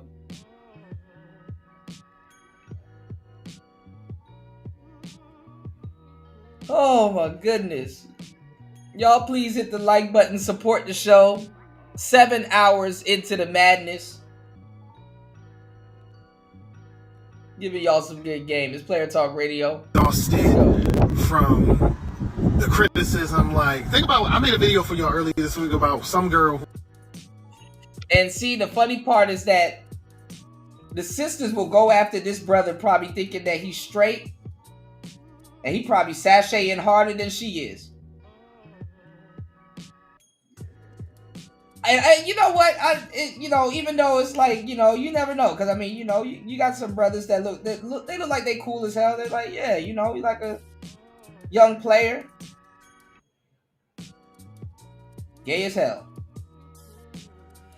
But cool, hey, it is what it is. I'm not too let down, even though I'm here to help men. Throw out some knowledge you can't get in college. It's surprising to me, but I'm not shocked that guys that look like this are gay. Cause, like, what the fuck am I gonna get mad for? Well, he don't make me shit. I'm not, I'm not gay.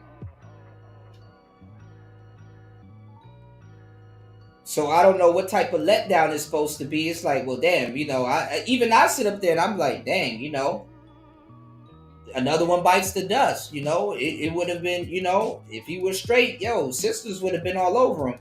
But even though he's gay, sisters still gonna be all over him. But I'm gonna tell y'all something too, man.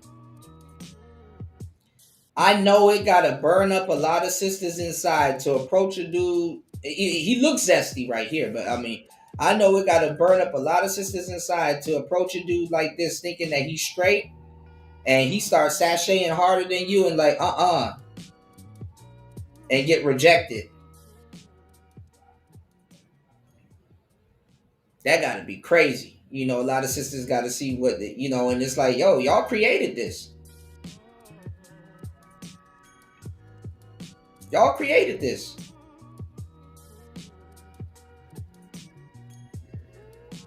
Then they like, oh, there ain't no men to date and stuff like that. Well, no, y'all sleep with your best friends, whether they're women or men anyway.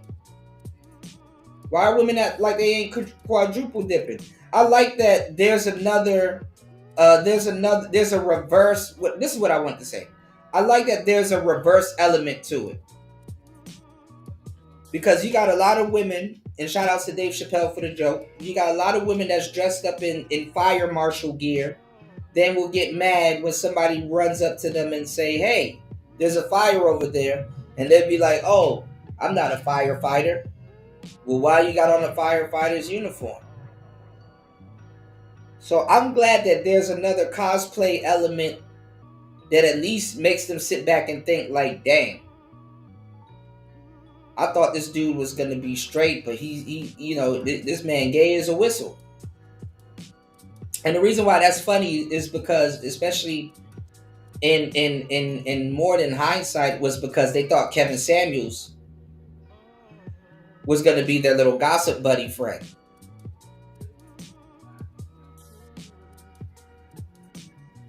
And when they realize that, hey, he ain't going for it, and he'll curse you out just like any other quote unquote straight guy.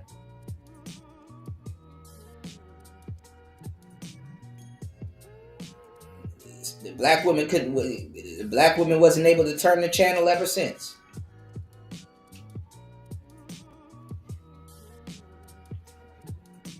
I don't know. Maybe I'm just trying to say that for once, it's gonna, these next 4 years are gonna be very interesting as a straight heterosexual male. Because it doesn't even matter if a lot of the sisters and stuff are gay nowadays. A lot of them are going to be on the chopping block, not from brothers, but from their own people.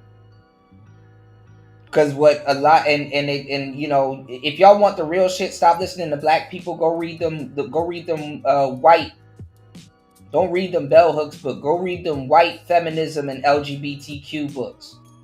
And you should see what's in store for black people. Because what a lot of people don't understand is that they took on a whole nother subgroup of men and women that ain't gonna put up with their shit. And I'm not gonna lie, women are gonna be turned into concubines in the future. They're gonna be turned into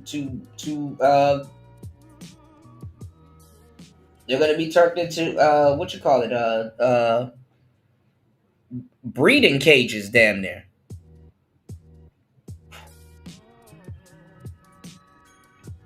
Because the LGBT people, they need to have kids too. Remember, they can't have kids.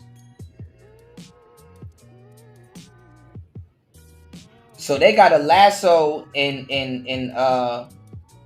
round up a bunch of straight heterosexual women into turning out children for them. Stay tuned. Remember, you heard it here. Calling some of the women in Dallas male-centered because they are going to like the run clubs and stuff, trying to find a man.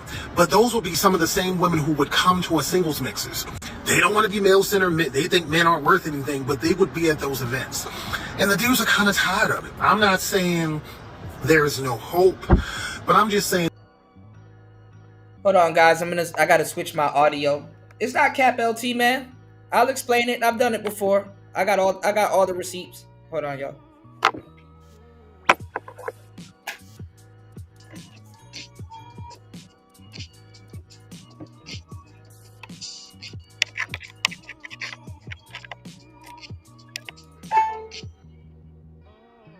The dudes are tired of the singles mixers because it's always the same rinse and repeat. It's always the same. Y'all go to these events, come on TikTok, give an appalling criticism of the men weren't attractive, they weren't high value, like the girls were top tier, but the men were like, who's signing up for that? See, and the gay dudes thought the same thing too with Kevin Samuels. So see, he's using Kevin Samuels vernacular. High value. Let's go. So I'm sorry that the singles mixer didn't go well, but think about what y'all have done to make it not go well. All right, guys. So you saw the thumbnail, you saw the title. Let's jump into the content for today. I came across actually on my For You page. And so, question, fellas, specifically, ladies, you can comment down below too, but I really want to hear back from the fellas because tend to be the men who aren't showing up to these events. Fellas, have you ever attended a singles mixer event? If you have, how was your experience? If you haven't, and you were invited to one, what stopped you or prevented you from going? Go ahead and leave your comments down below. Let's get into it. Well, ladies and gentlemen, welcome back to another episode of Brandon's Boom Boom Room. I don't even know where to begin. I thought a lot of people was going to pull up to the event. Long story short, not a lot of people came. Who did come? A lot of women. Crazy to say. Tonight's episode, fellas, this one's for you. First off, let me apologize to the ladies. I'm sorry. On behalf of my kind, I apologize. I'm gonna have to go to sleep and think about what type of footage I'm about to put out to y'all. Have y'all really see what the issue is. It's not just the community. It's us, the men. I'm disappointed in us. To all the fellas that follow me, to all the fellas that's going to see this, you should have seen, I wish y'all could have seen the women's faces at the seat tonight. If you could have seen their faces and how disappointed they look, that no men was up in that joint. Now let me back up something. There was a handful of us. You can count how many fellas was in there with 2 hands. It was at least about 10 of us, if that. I really wish I was lying. I really wish I was capping right now, but no lie. There was at least about 10 fellas up in there, and including me. I'm out here trying to defend this, fellas. I'm out here telling the ladies that we want them. That you already got them in my comments talking about we don't even want black women, and that's insane. And they think we want white women or any other ethnic backgrounds except them. So I'm out here trying to defend this. So I don't know what to think no more. All these singles events, the city's not really relevant. It's not even relevant if both men and women decide to show up or not show up. At this point, they're useless. Dating has become so transactional, and it was never meant to be that. Matter of fact, it was never just supposed to be even dating. It was supposed to be an intentional decision-making process, courting. But somewhere along the way, people lost the plot. We lost the plot as far as this thing we are supposed to actually.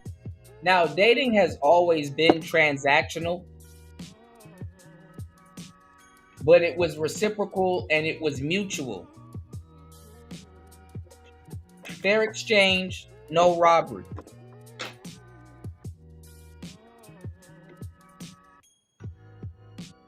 Fair exchange, no robbery.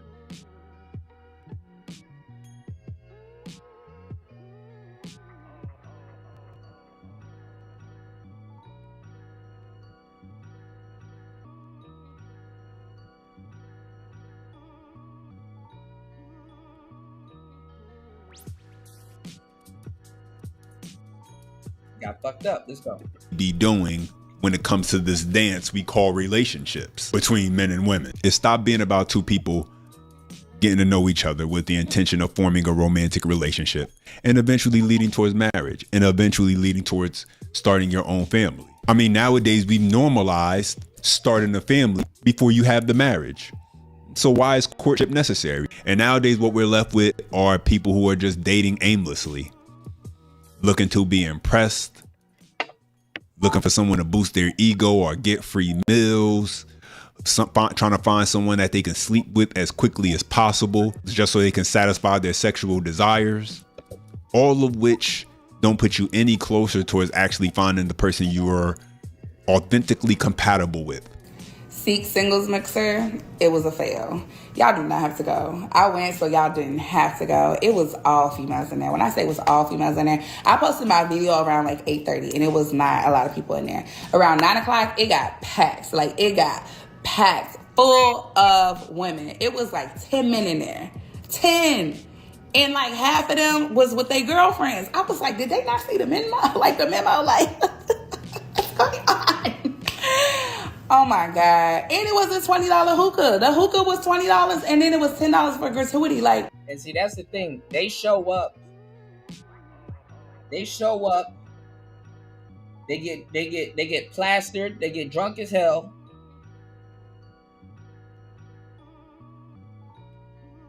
And then they demand men to spawn out of the walls and from the ceilings and stuff like that to come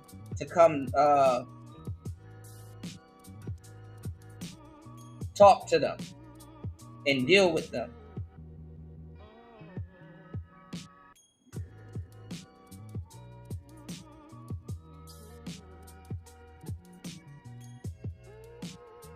And women don't want to talk to other women like that or deal with each other like that. You seen it? But let's go. Why they just didn't put $30 on the flyer? I was super blue about that. And then it was just like the girls told me. But I was optimistic because Seek normally has men in there. I ran into Brandon from Dallas.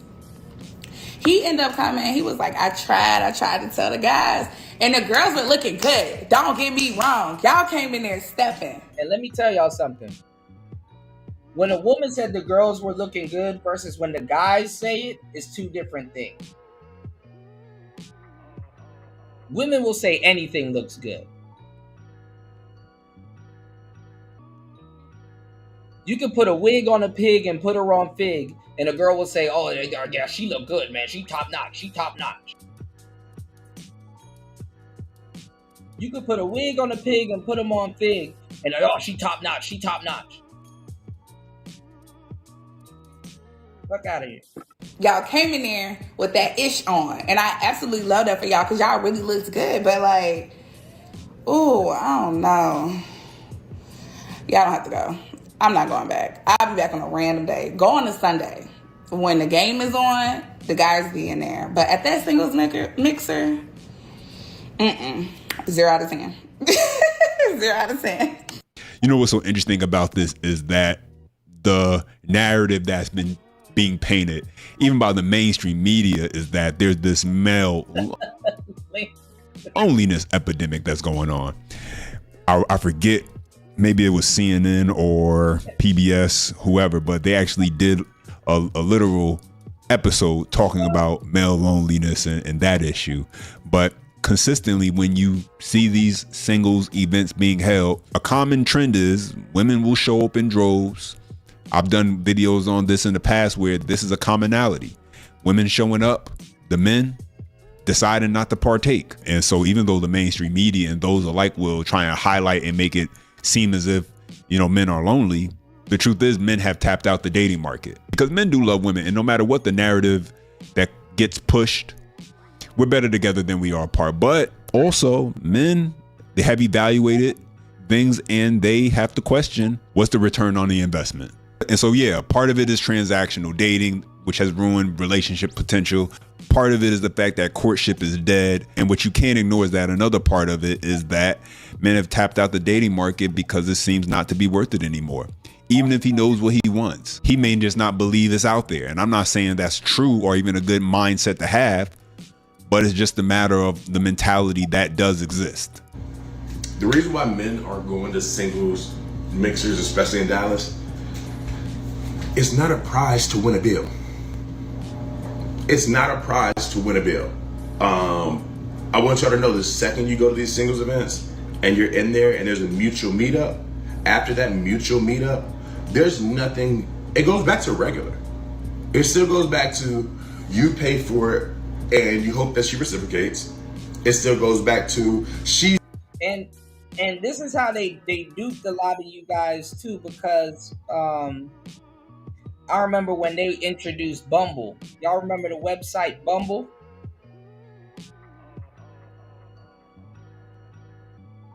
And dudes are like, oh my God, Kuda, you see, you just hating Kuda. You get to see the girls got to approach you first. It don't matter if women approach you.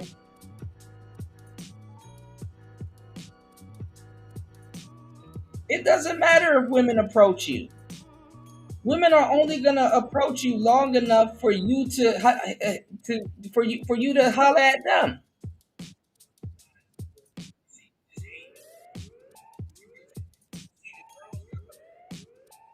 Women gonna approach you long enough for you to talk to them.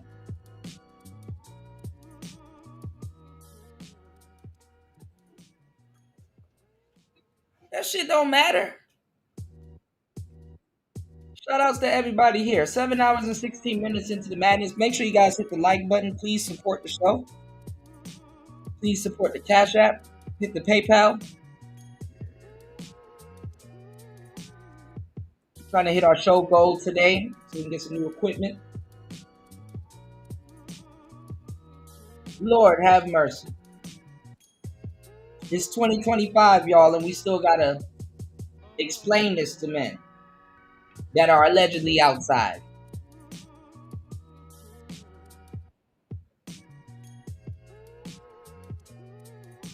And it ain't about the male loneliness epidemic. There is no male loneliness epidemic. Women are lonely and they have to dupe men into feeling lonely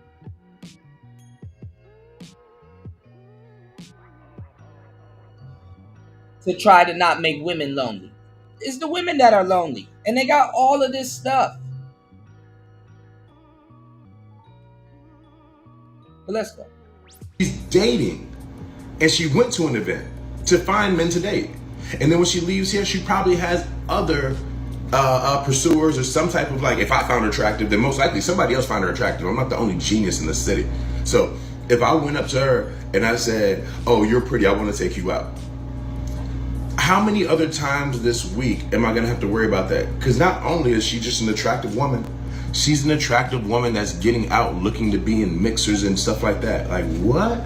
Like what? I like you and I want to build with you, but you've made it to the point where you've got so many options, or you've got. And it's not just men fucking up their opportunities or just not taking them. Think about it. With online dating, you getting hollered at just going to the store and all kinds of other stuff. Are you fucking up your dating pool that bad as a woman that you actually have to go to a mixer? Think about it. Don't take too long to think about it now.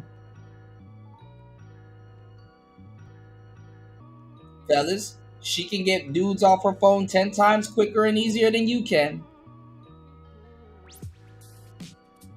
She can go find the love of her life by walking around a grocery store or a mall.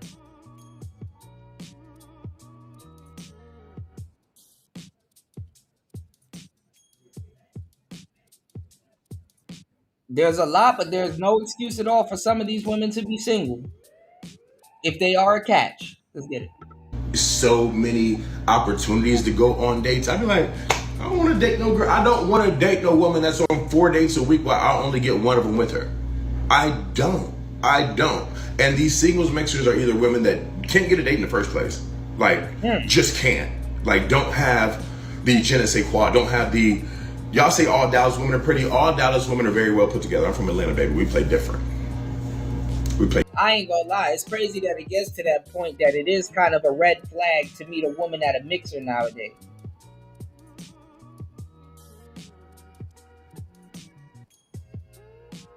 Because they don't one and done them joints. The only honest person that will go to a place like that, is somebody that happened to be walking by and be like, oh, what's going on here? Yeah, I'll stop and get a drink. Oh, so you guys purposely came to this mixer. Okay, y'all trying to date and stuff like that. I just happened to be in the town. I saw that it was, happy hour. I'll kick it with you guys for a little bit. That's the honest person. Even if I knew a mixer was going on, I would show up like that. You're here for this, I'm here for that. Oh, you're at a mixer. I'm at the same damn mixer, y'all. No, I just happened to be walking by and I saw that, they had drinks half off, so I just thought I should come in. But, make it seem like it's situational that you just somehow ended up at the mixer. Usually people that openly go to those places, they kind of couldn't find a date anyway. And it's true. Different. Dallas women are very well put together. Very well put together. Way better than Atlanta women. But if we're talking about just like physical attraction, don't even play with it. Dallas women are put together very well. Very well. But this idea that there's... You got people that go to every single mixer possible. Think about it. Just tens walking around Dallas. I know it's not. And I'm not comparing it to myself. I'm comparing it just to general knowledge. But I will say, men are not going to these singles events because nobody's in a rush to pick up a bill. I walk you out of there. We have a great night. Next thing you know, the very next day, I got a good morning test. I got to do all. I'm much rather. I'm a man. I'm a hunter gatherer. I'd rather catch in the wild. Yeah, catch me in some mossy oak or something. Listen, I will say this about the men because we got to be critical of men also. The biggest hurdle men can overcome in this whole thing when it comes to the dating market is knowing what you're looking for and then being super intentional about it. And that's not always the case. Let's be honest. Men go through a phase, usually when you're much younger, in your 20s and you're trying to figure it out, or maybe you're just fresh out of high school or college if you went that route, or you're just getting into the workforce where you want to explore, you want to, go out, have a good time, and you want to, go maybe to bars and hang out and party and things of that nature and just date. And okay, that's cool. That's a fine. Shout outs to War Master as always, supporting the show. Thank you so much, bro. Dropping the you already know. Huge.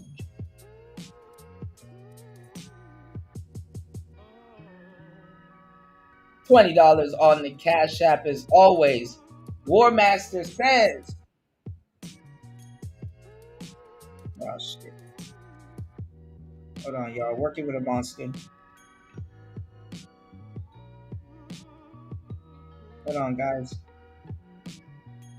War Master, bro, I gotta send you something. There's something going on with the new Xbox. I just saw that they have this upgrade going on. And listen, y'all, I gotta show y'all this game they just dropped. They dropped Metal Gear Solid Delta. I think they dropped it on Wednesday. War Master said it's always the right time for Xbox, as always. Thank you so much. Hold on. And you're right. Listen, y'all. Hold on. I got some stuff to talk. I got some stuff to talk to you guys about. Hold on. Give me 1 second. Here we go. More. Wendy? Thanks, Chuck. We're standing here in front of the Olympic Liquor Store in Queens where scores of African Americans have been lined up for hours. We spoke to a few of them earlier. Ladies, may we get a word? Hide the money, y'all. There's poor people around. With your broke ass. I gotta find if I put this video in my files, or where did I put this video? Hold on.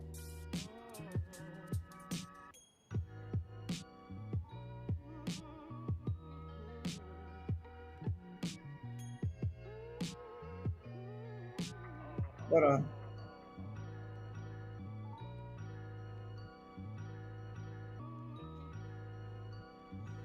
Oh no, I can't show you this game. This game was from the makers of Persona Metaphor Refantasio. Hold on.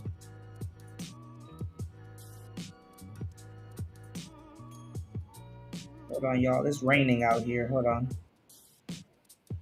See, I can't find it. I was looking up all of these. This guy that did all of these reviews on games that shouldn't have been on PlayStation and games that was pushing all of, like, the consoles to their limit. And then this thing popped up.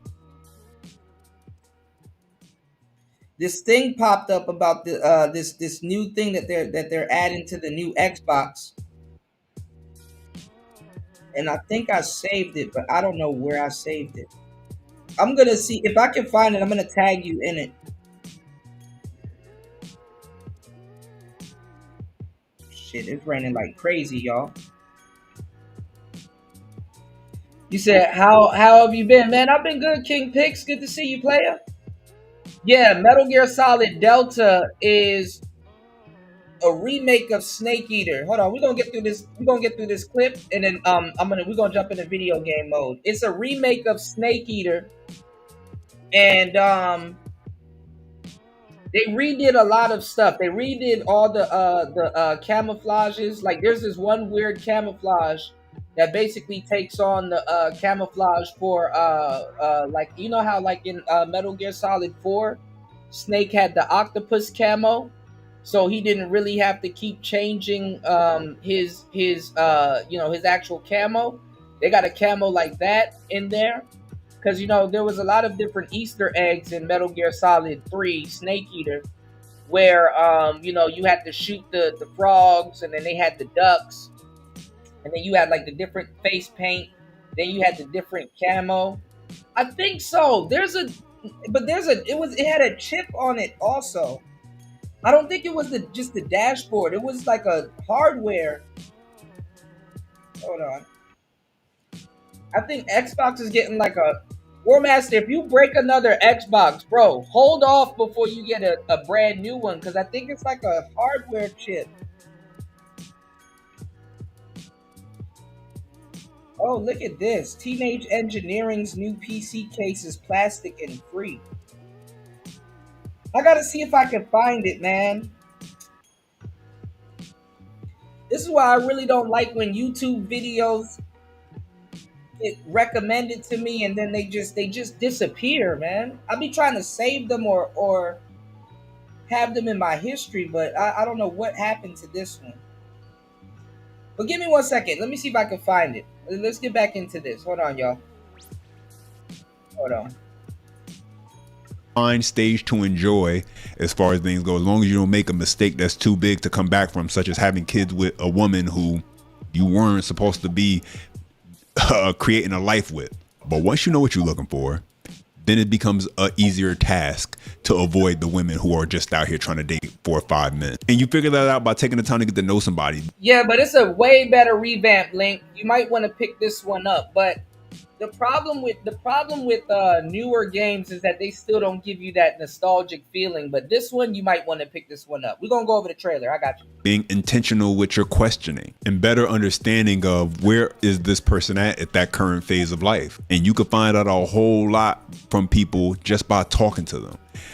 Unfortunately, nowadays, a lot of the conversations that people end up having is just because they're looking to skip the whole process of getting to know each other, just so that way they can get to the part where they get to be intimate with each other. And then you have people who will build relationships off of that intimacy and never really take the time to actually learn deeply about one another. And if they're actually somebody who they should really even be with when it comes to a relationship. Yeah, I think I have it in my watch later folder, but I got about 5 watch later folders. I put it in my watch later folder. But I got about 5 watch later folders, man. Relationship. But because they're sexually compatible, that ends up being good enough until shit actually hit the fan and you realize, okay, this person has a lot of fucked up shit about them that's not good for you. And that can go both ways. But anyway, guys, I think I'll stop it right there. Let me know what you guys think as far as things go. Questions, comments, thoughts, and feedback, go ahead and drop them down below. I appreciate when you guys take the time to chime in. Don't forget, you enjoy any part of the content, go ahead and smash that like button for more, subscribe to the channel, and as always, hold on.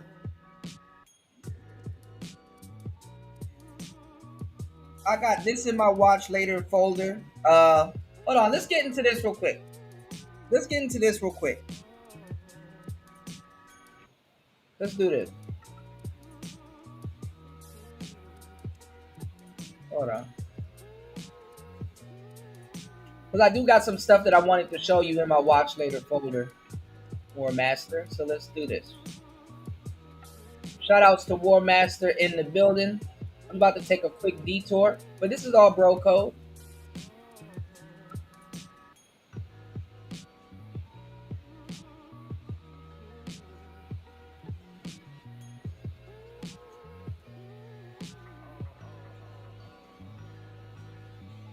I can't find it, but look, I got this that I put in here. This $596 4K gaming computer, and this one, Trump Saves Gamers. I wonder what this was about. Didn't get it. Trump is the only president, and is the first president to put gamers first.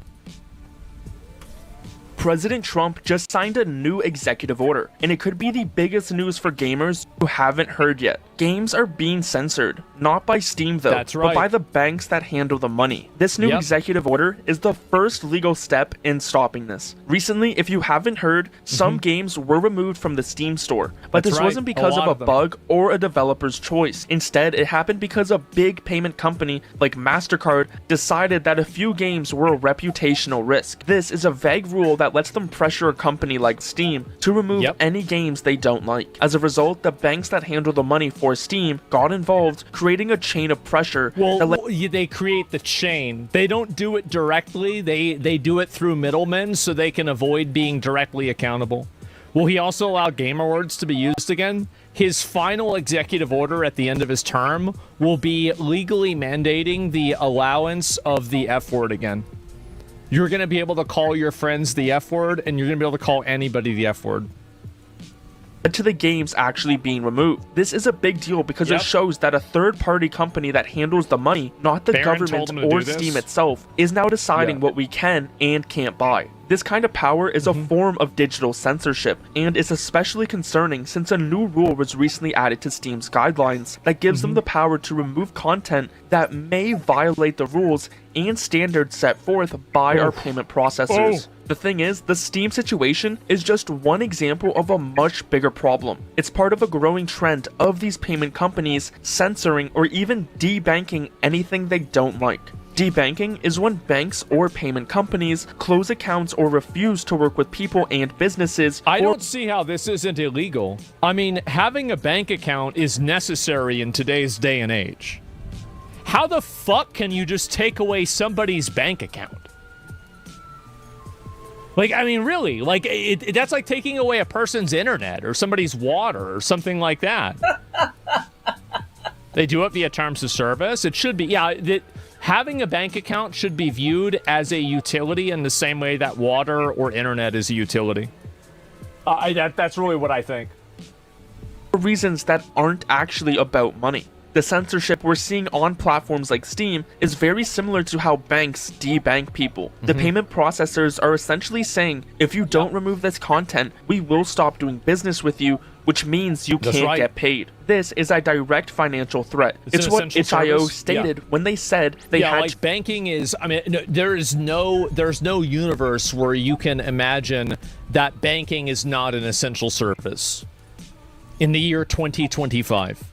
It is. It is an essential service, and it needs to be guaranteed for everybody.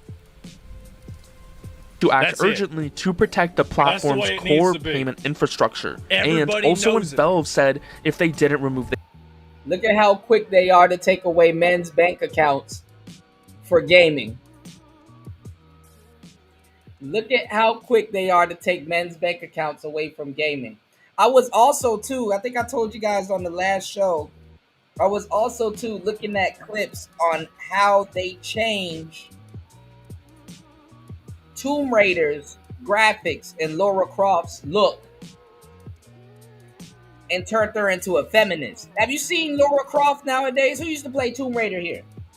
She looks like a feminist. Let's get it. The games, it would prevent customers from buying games and content across Steam. That's right. The White House announcement calls this politicized or unlawful debanking and highlights how some financial institutions have restricted access. The person making this video is making a slight correlation error, even though in effect they're right. Trump is mainly doing this to avoid, like Nick Fuentes is the best example of this, right? Wow, what a surprise that Nick Fuentes can't get a bank account. Who could have guessed? But he should be able to get a bank account. He can get an internet subscription. He can get water. He can get electricity. He should be able to get a bank account, even if the people at the banks don't like him. Because he's a gay Nazi? Well, what's the logic that a gay Nazi can use the internet, but they can't have a bank account? Well, I feel like you should either be able to... Okay, so it should either be both or neither, right? Yo, that's funny as hell to be labeled those two things.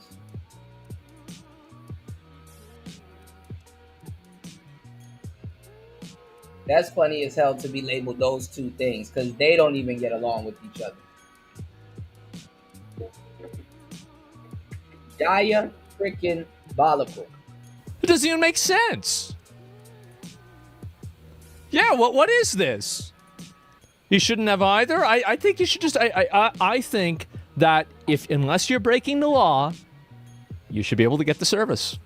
That's what I think. I think it's actually that simple.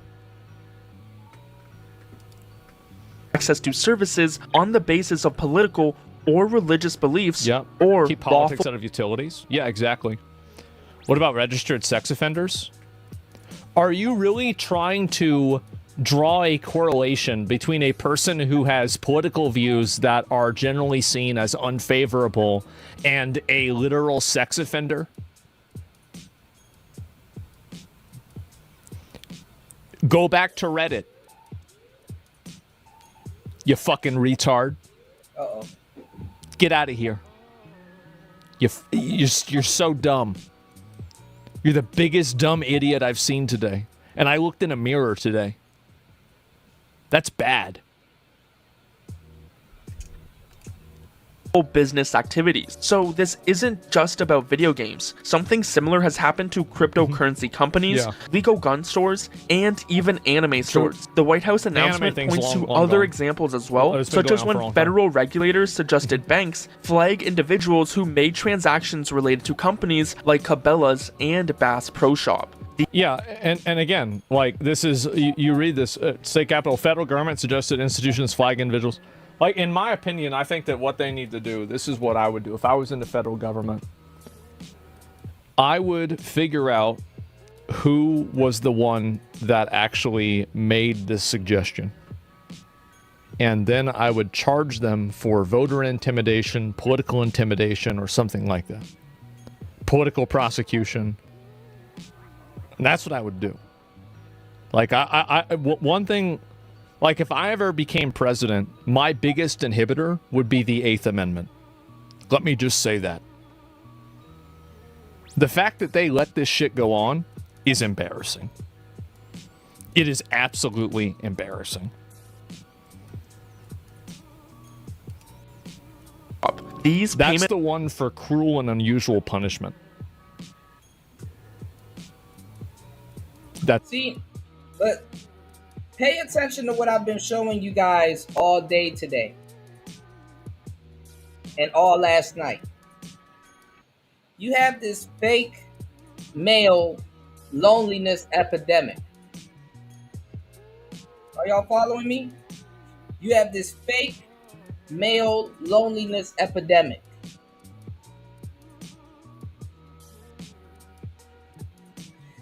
Let me ask y'all a question. How comes you have this fake male loneliness epidemic, and then all of a sudden now you have these laws going against video games?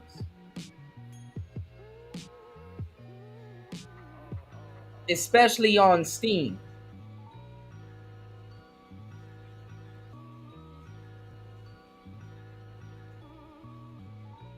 Think about it. You want to get men out the house so bad that you come up with this fake male loneliness epidemic. You run that narrative that they've been running for more than a decade. And then now you're trying to ban video games or get rid of video games or you understand what I'm saying? Feminizing games wasn't enough. And then the crazy part is that you got women playing these games too.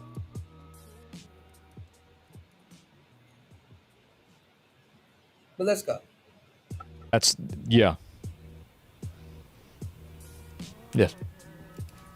Networks are essentially the roads of the digital economy. By controlling these roads, these companies can stop anyone they disagree with from doing business, even if they haven't broken any real laws. So to fight back against this, President Trump has signed a new executive order called Guaranteeing Fair Banking for All Americans. This is a direct response to what the president's office... The first gamer president.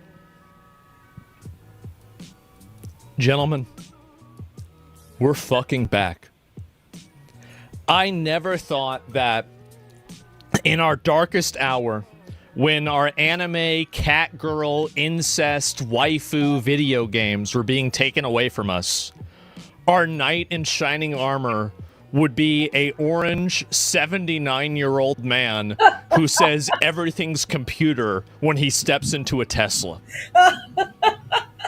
I would have never expected this. Not in a million fucking years. It's Baron pulling the strings. So dad, so there's like, okay, you know, like those like cartoons from Japan? Oh, yeah. Shit. Okay, so they're making some of them against the law because it's like, fucking weird, right? So like, can you make a law against not doing that? Because there's a lot of guys on the internet that are mad because they like those cartoons, but then the Visa doesn't want them to have the cartoons, so we gotta take them away. Yeah, Baron wanted to play a Gooner game? Maybe you're right, man. calls systemic abuses by financial institutions that undermine free expression and economic opportunity. This new rule tells federal groups that watch over banks to stop using vague reasons like reputational risk in their guidance and manuals. Wow, bro, he just puts this in. He just goes and says it. You know what they've got to do, though? We've got to see if Nick Fuentes can make a fucking account. Because if he can't make an account, they're not following the law. That's what I think. Yep. Yep, they've got 6 months. I don't understand. Does this executive order mean that payment processors can't threaten online stores anymore? So if you look at this right here, remove the use of reputational risk. So basically what he did is that he went after banks for removing conservatives. But what he did is that he did it in an overarching way and in a way that is so categorical that it will affect also Steam and other payment processors as well. So, and this is from the White House. I'll read this right here. Removing reputation risk. Within 180 days of the date of this order, each appropriate federal banking regulator shall, to the greatest extent permitted by law, remove the use of reputational risk or equivalent concepts that could result in politicized or unlawful debanking, as well as any other considerations that could be used to engage in such debanking from their guidance documents, manuals, and other materials. This is massively overreaching in a good way. In a massive way. Like, this isn't just about conservatives. He actually saved gamers. Straight up. They don't define other? Exactly. That means that it means whatever the fuck they want it to mean. Yeah, we need to debank to save our democracy. Yes, the most important thing to save democracy is to prevent people from being able to vote. And so anyway, but what if a company is a foreign one? Will that work on foreign companies? Absolutely. Because if a company wants to do business in the United States, it has to adhere to United States laws when it's dealing with United States citizens. And if it doesn't do that, then it has a problem. That's the way it works. I mean, and that's the way it should work, by the way. If you want to do business in a country, you have to follow the country's laws. Duh. Of course. I think Trump watches your stream. I don't know. I mean, I'm happy to see this. I'll tell you that. I hope Valve takes down the guideline before people backlash because it's still keeping it. Well, they're going to keep it for a while because stuff like this realistically will take probably a year to resolve. But after that, it'll be over.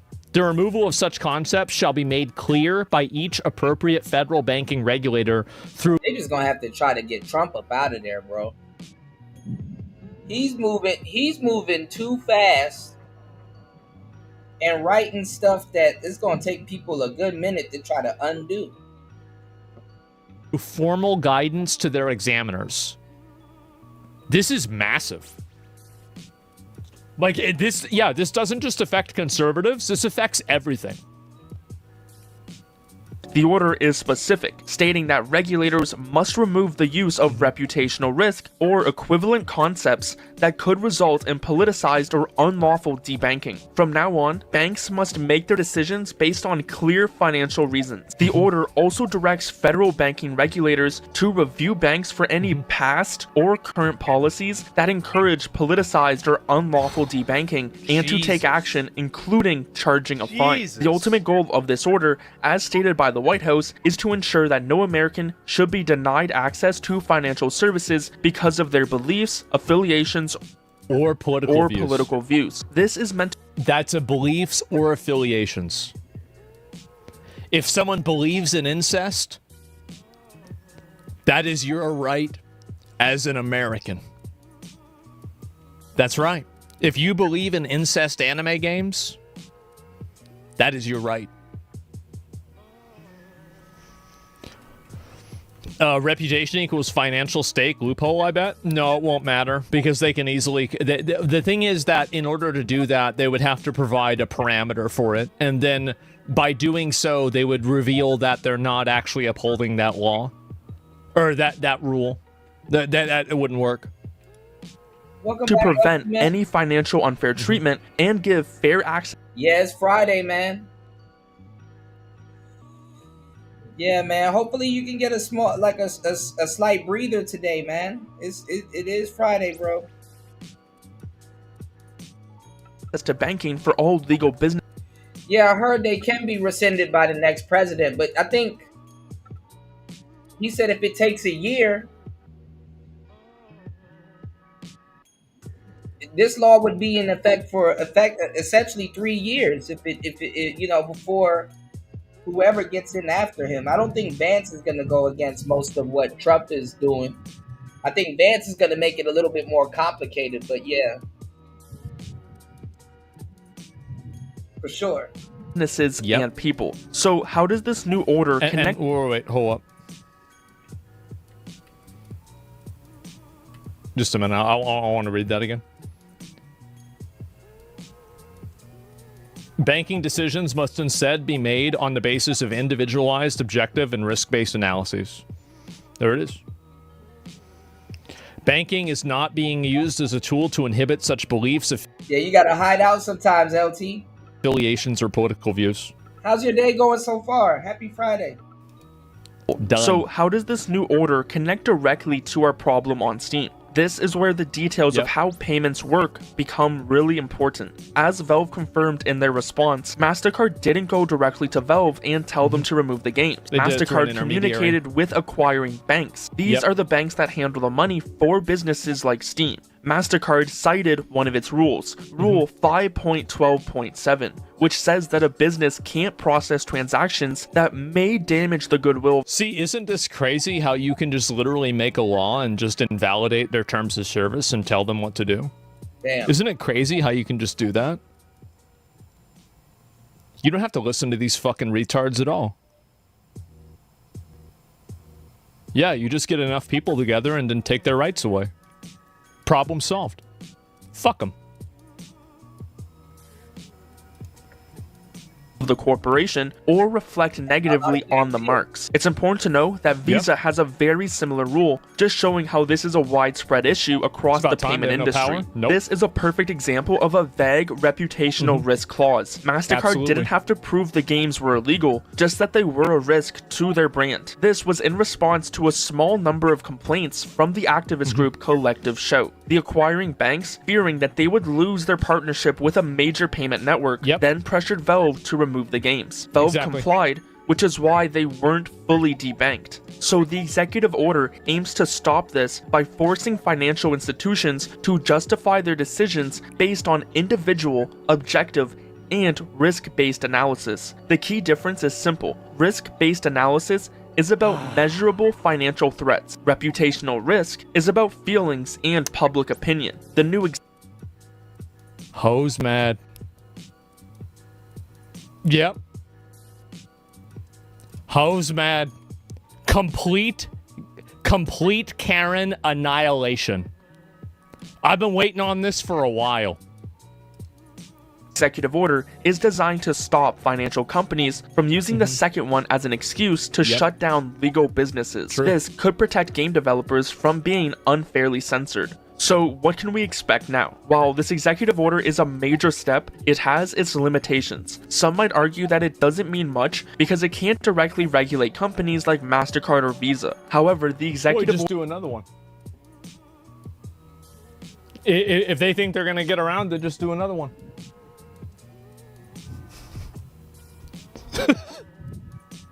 Just do that. Yeah, just make another rule. Yeah, the thing is that, it gives them an out too. Exactly. And it's so easy. Like, everybody's like, oh, well, what if they try to get around it? Yeah, he's incorrect about reputational risk. I have experience in compliance for a financial institution. Reputational risk is quite complicated, but not really hard to do analysis and state as fact. I think that you can easily explain reputational risk in terms of a financial analysis, I don't think that this law is against that. This law, like whenever you're talking about reputational risk, he's talking explicitly about making subjective judgments based on cultural criteria. It's not, we're not talking about like, oh wow, somebody doesn't want to do banking for Tren de Aragua, or they don't want to do banking for a cartel. Yeah, okay, that's fine, because you can clearly, actually, you know what, they probably do. I bet those guys pay their shit on time. I do. I bet they never fuck that up. But let's say it's some other group of clowns that is doing it wrong. Yeah, they do? Of course they do. They have to. Yeah, I mean, exactly. Of course, yeah, 100% they would.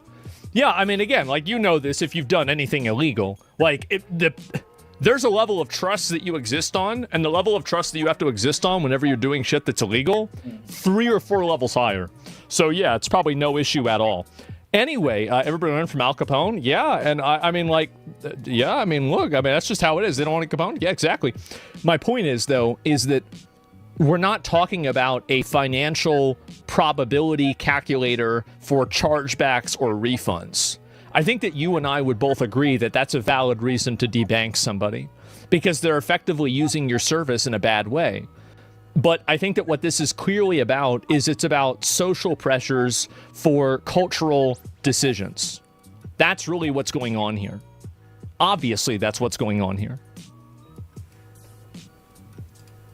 Order does create a powerful incentive for banks to stop caving to this type of pressure. If an acquiring bank knows that it could be fined by a federal regulator for acting on a reputational risk concern, it's far less likely to do so. This could make the vague rules of payment processors effectively powerless. According to Valve's newest statement, they were pressured by these banks, citing MasterCard's rule. So while Valve wasn't formally debanked, they were put in a position where they had to choose between censorship. Well, they were threatened to be debanked. I mean, being threatened to be debanked is the same thing as debanking somebody.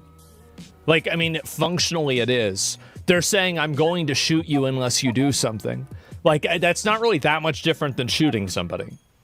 And a massive financial threat. This is the exact thing this executive order is trying to stop. Looking forward though, this executive order could pave the way for more changes. We could see new legislation like the Fair Access to Banking Act gain momentum in Congress. This act, which has seen bipartisan support, aims to prevent banks from using subjective, non-financial standards when deciding who to do business with. A new I can't believe we're actually having a Gamers Rise Up moment. It's actually happening. Isn't it too late though? Like the console wars are damn near over.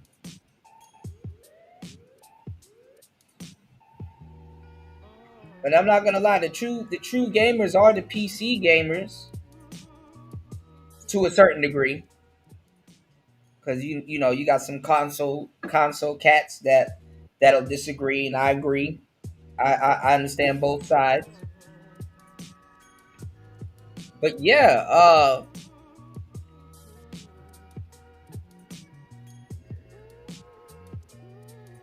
I thought something like this came a little bit later though. I wouldn't expect this during a Trump.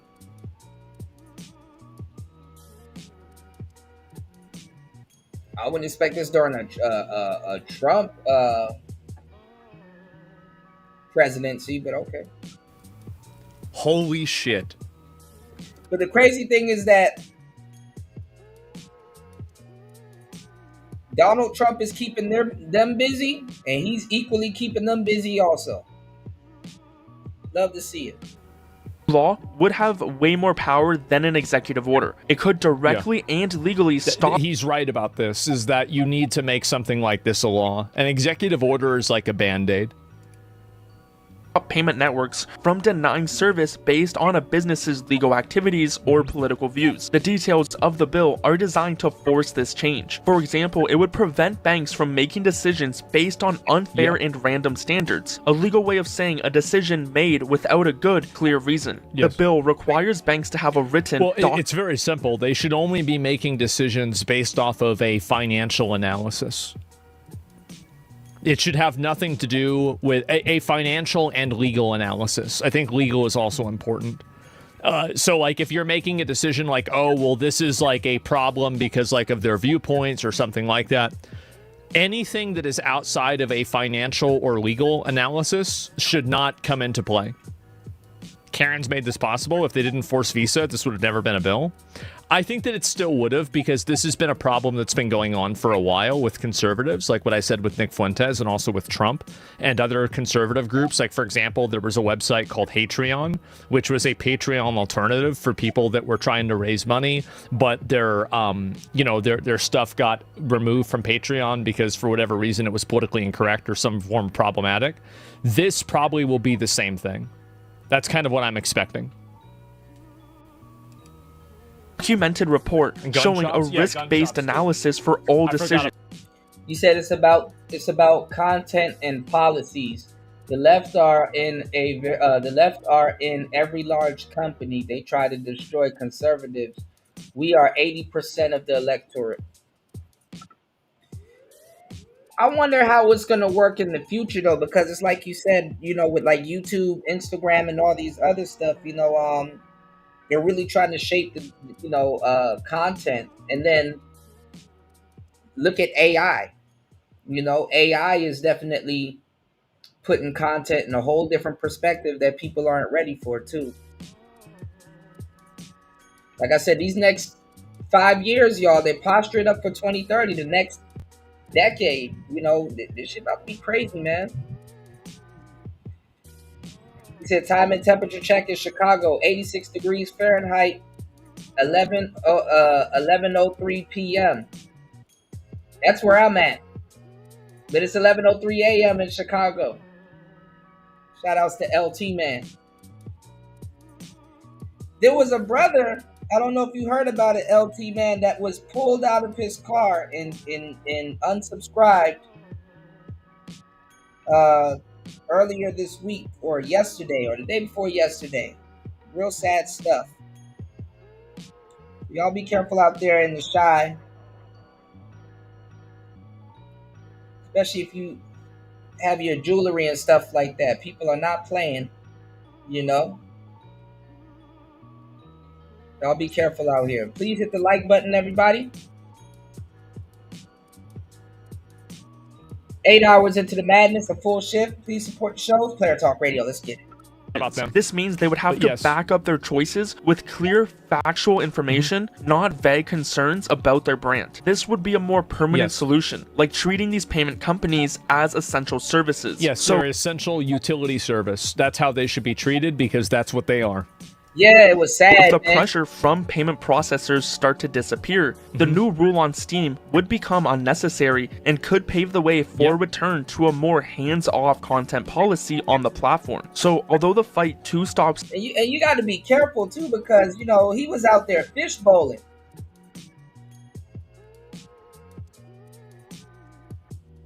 I'm not going to lie. Even if you're a gangster... y'all got to make sure y'all in a safe place before you talk shit. I don't give a damn if somebody say, oh, you made sure you were in a safe place before you talk shit. That's the whole point. Some of y'all ain't played tag in your life, and it shows. Base. Let's go. Censoring games is not over yet. There are some signs it might not last forever. I cannot fucking believe... I cannot fucking believe it was him. I thought JD Vance was going to be the first gamer president, but it turns out we already had one. Give this video a like. I didn't even know about this. I didn't know that it was overreaching. Why would a not bank have the right to deal with business with whoever they want or reject, assuming laws are followed? Well, I mean, there's a lot of reasons. There's already discriminatory laws that are being made. And also, do you see the problem? See, and I understand your idea is that an individual has freedom of association, and because they have freedom of association, they should choose who they can and who they want to and who they don't want to do business with. I understand your thinking, and I can see where you're coming from. But here's the problem with that, is that whenever you're talking about, oh, well, they can do whatever they want to do, The issue with that is that whenever they want to do something, it always ends up being bad for the individuals. That's the issue. It's naive. Yeah, exactly. And also, we have a lot of laws already that make that not the case.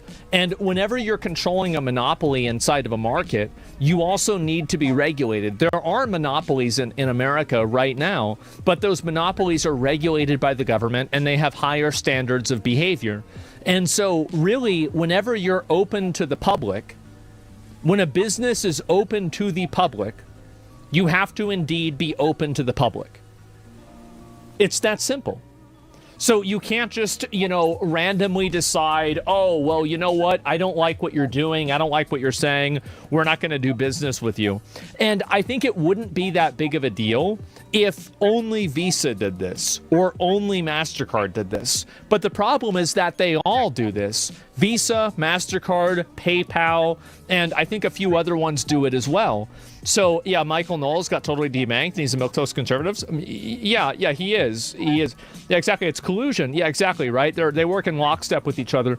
And so, anyway, this is a massive fucking W. I am so happy that Trump did this. Give the video a like. I'm super, super happy. Yeah, this is amazing. And why would the world have to follow the U.S.? Pretty much every bank in the world is following Banking Secrecy Act, as if they won't allow, for example, to buy U.S. stocks, which no big bank can be allowed to do. Why the world will have to follow the U.S.? Well, the reason why every bank has to follow the U.S. is because the United States is the biggest country. It's the biggest economy in the world, like by a mile. Just look.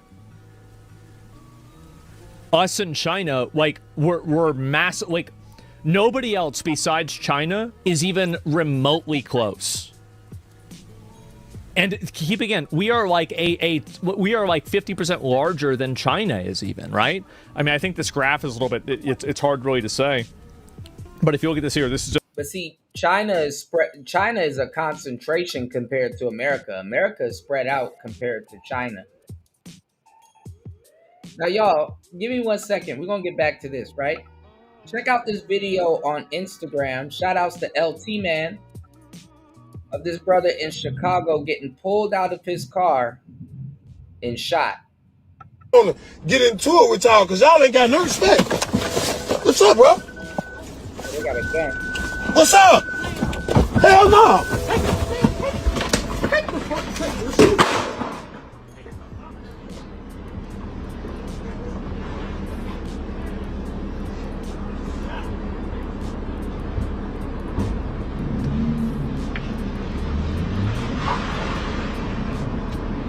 Make a motherfucker be wanting to get into it with y'all because y'all ain't got no respect. What's up, bro? What's up? Hell no.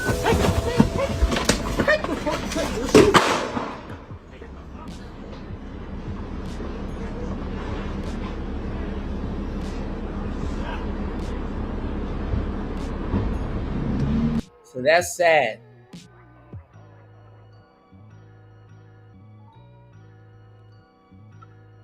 He got shot in his chest one time, and that was it.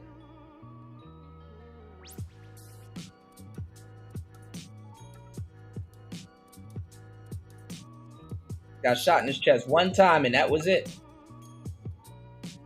War Master said the left have silenced conservatives for over 40 years. The internet freed conservatives from the left's domination.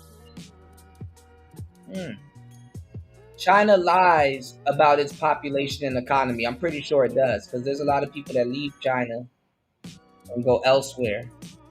Yeah, they bold, LT, man.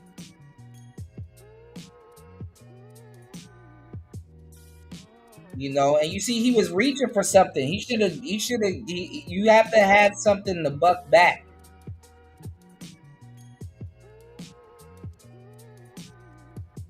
But it looked like it's somebody that he knew that was stalking him. They knew he was on live. They probably knew where he would be at. Because he said what's up to them like he knows them and stuff like that. That's the craziest. Imagine that, y'all. The craziest thing ever. Greeting your killer.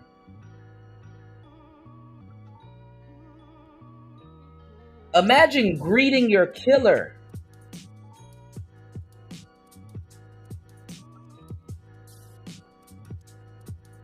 Cold-blooded. 2019. Is this a newer one? I'm not sure if this is a newer one or not, but you can see very clearly that the this is 1980. Oh, that's 1988. 1880. Okay, that's a little bit different. And so you can see very clearly, right? It's massive, right? China is all fake. Well, whether it's fake or not, China probably is the second largest economy in the world, even if it is fake, partially. The point, though, is that the United States controls this because we're the biggest fucking economy. That's the reason why. And it's just that simple. I am so glad that he did this. This is amazing. Shouldn't you add up European countries? I think in some cases you can, in some cases you can't. I mean, if you want to talk about like collective bargaining power of Europe, then yeah, I think maybe that's the case. But in some cases, maybe not. It really depends on how it works. But yeah, and also there's a lot of other European countries that I think probably agree with this too. This is it's a bad practice in general. So yeah, I'm very happy that this happened, and I think that this is going to have a positive impact on pretty much everybody. And this Water guy, he's been making a lot of videos about this topic. I really appreciate them, and make sure to give him a sub and give him a like. He makes some really great content, and it's short videos that are short, sweet, and to the point, which is what I like the most.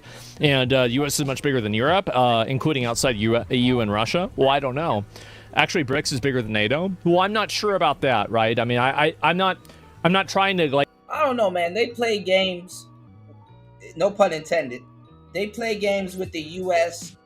and they play games with Africa because they, obviously on the map they make these countries look small, man. These countries are fucking huge. So let's get it. Like go and like say in general, but I'm just saying the reason why every banking company is following U.S. law is because the U.S. is the biggest economy. I don't think this is really a controversial conversation, is it? I certainly fucking hope so. I have a confession. All right. What the hell is this? Oh, this was something else I had in my playlist. I am a long-time Mac user. Seriously, I even worked at Apple for a summer as a programmer. But as much as I love my Mac, more and more lately I've been really jealous of all the awesome game releases on PC. Like, have you seen the new Hades? I mean, Apollo is in it. Problem is, it's been a long time since I owned a PC. We're talking like 2008 when Windows Vista was the big thing. Bionicles were all the rage, and I mowed lawns all summer to save up for an HP Presario F764CA. Remember when laptops were named like that? I'm sure they're better now. Oh. Anyway. Point is, I'm decently out of my element here, but I think I have a plan and I think I have a fun twist on the build. PCs come in lots of different shapes and sizes, so I really need to nail down what my goals are. I have 5. First, budget. This is the big one. I'm new to this hobby. Alright, hold on, y'all. Dang, I haven't seen Nesquik cereal in a minute. God damn.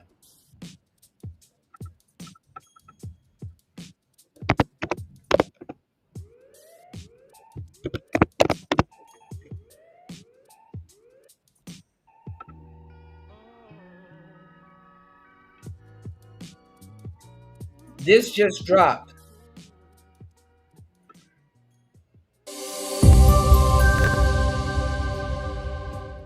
We are very close to the release of Metal Gear Solid Delta Snake Eater, the highly anticipated remake of Naked Snakes, or Big Boss if you prefer, origin story, and one of the franchise's most beloved titles over its illustrious history.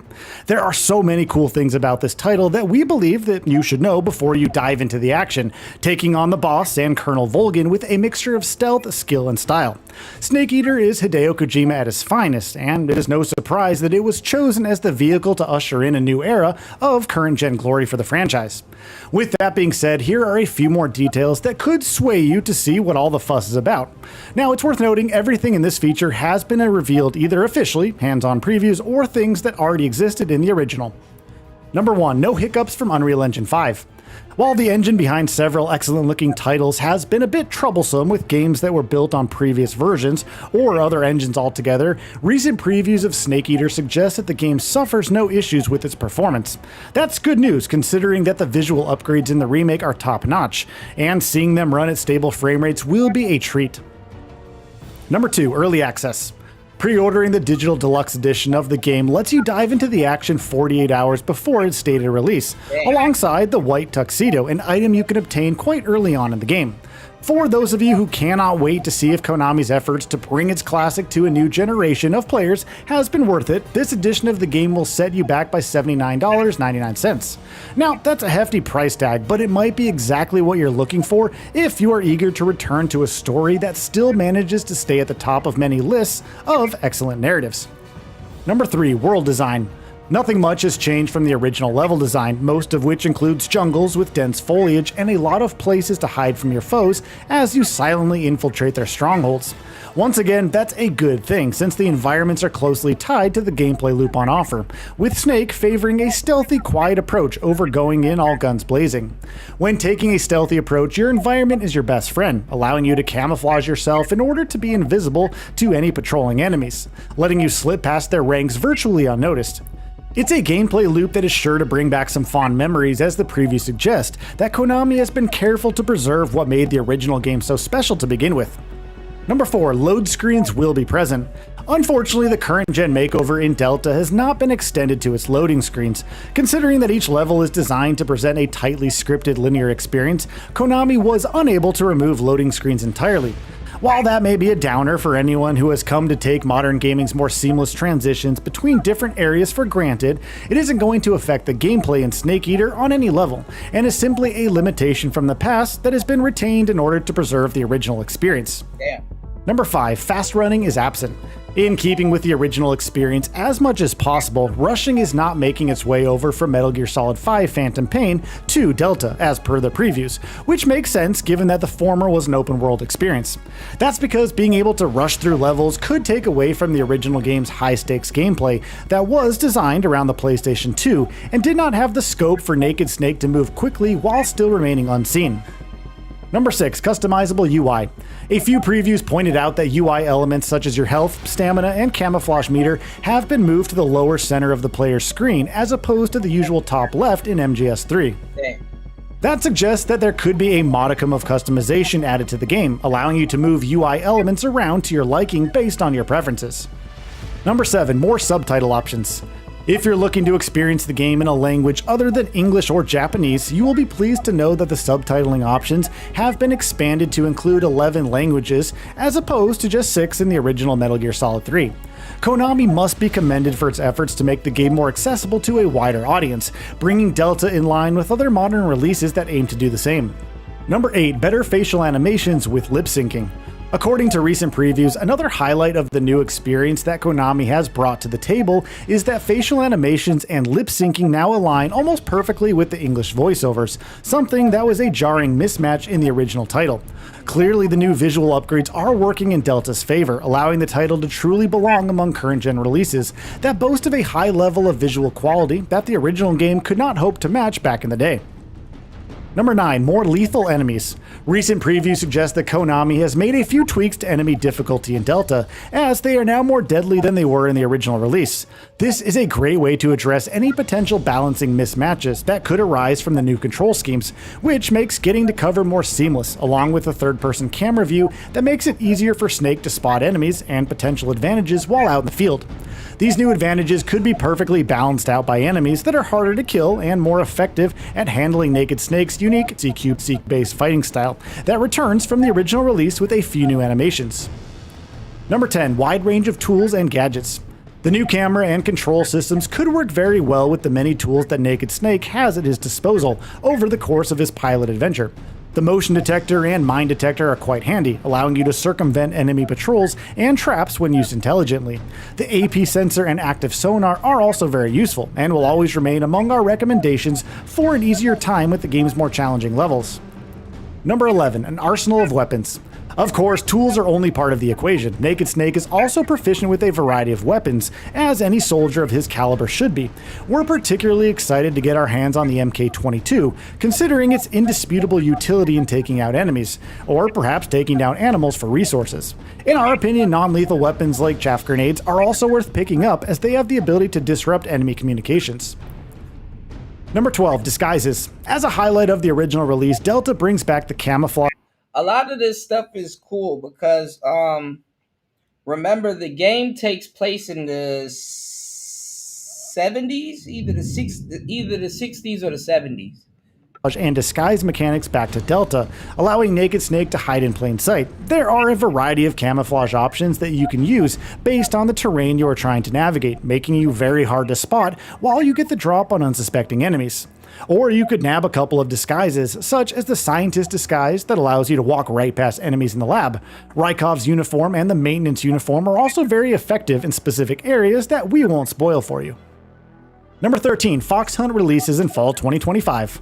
An online multiplayer mode built from the ground up and designed to blend the best of MGS3's sneaking with survival mechanics, Fox Hunt is among Konami's biggest additions to Delta. However, the studio is going to release it a little later down the line, with a release window slated for fall 2025.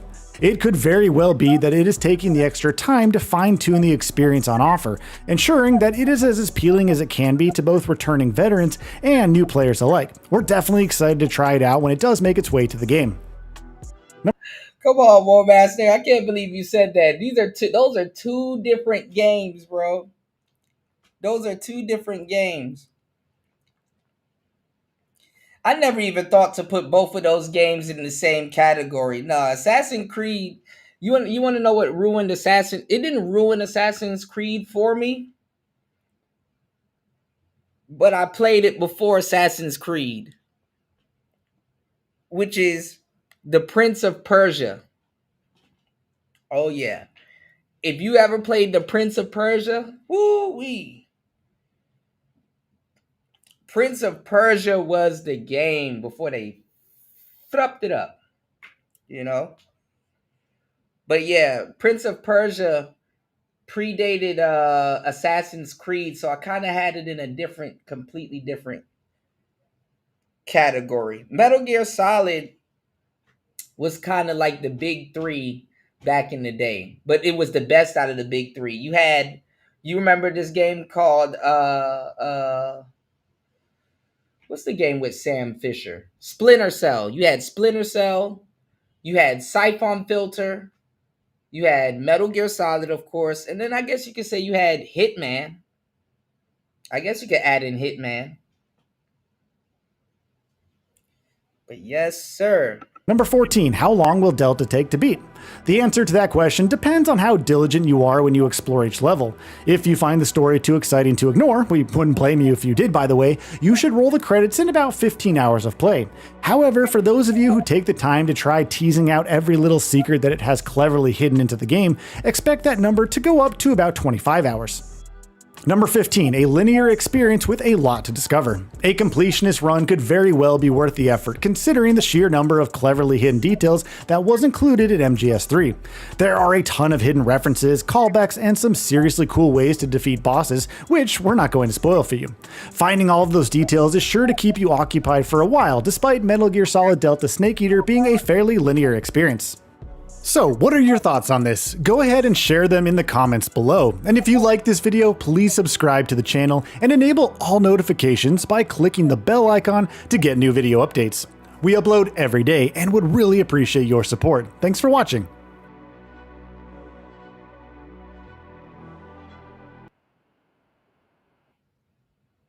What's good, everybody? It's your boy. Oh, shit. Come on, guys. Okay. All right, I'll take a look at it. Let's see.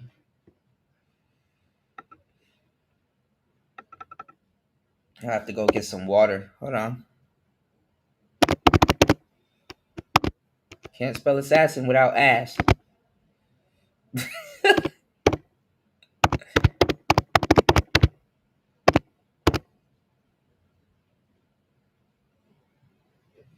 Hold on, what she said. Ezio's Edition.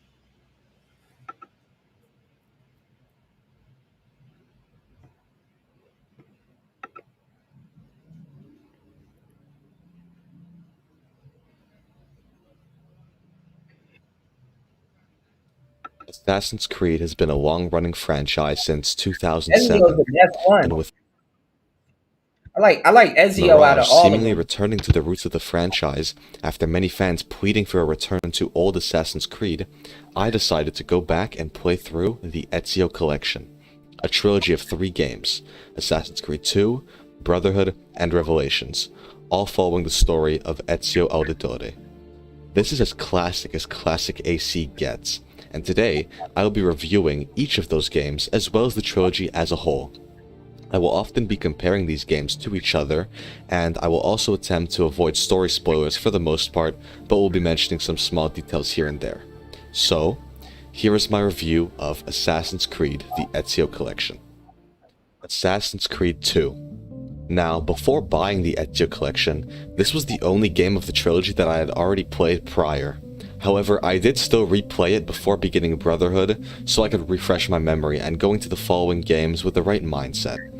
Assassin's Creed 2 has aged like wine since its release, and that is mostly thanks to its story and atmosphere. Assassin's Creed 2 has something that many games lack today, and that is soul. You can really feel the atmosphere of this game bleeding through your screen, even if the graphics are heavily outdated by today's standards. Florence, Venice, and even smaller areas like Tuscany and Forli are rich with atmosphere, and the level design of the world is amazing as well. As you progress through the story, you will go to new parts of Italy, and as you do, you'll find that each new area is increasingly harder than the last. Florence begins as a relatively modest area, with the buildings not too tall and parkour paths being fairly straightforward and simple. However, areas like Venice are pretty challenging to parkour in. Challenging in a good way, of course. Buildings are usually 4 to 5 stories tall, and parkouring over these narrow rivers never got old. Of course, the punishment for failure was greater as well. Falling in earlier areas usually meant losing a bit of health and having to climb back up onto the building that usually wasn't too tall to begin with. But falling off a building in Venice usually grants a much stronger punishment. You'll fall into the water and have to swim out, or lose a great amount of health. But the level design isn't the only great part. The parkour itself was too. I was surprised to find such a great amount of depth in the old parkour systems of Assassin's Creed. The more modern games often have a lot more hand-holding and lack of freedom in your parkour. There were very clear and defined pathways that may look cool, but lack the pathfinding elements of those previous games. You know what else they lack? Ejects. Side and back ejects are, for the most part, missing from the modern AC games, and here they work like a charm and are completely unrestricted. You can side eject and back eject anywhere at any time onto any object.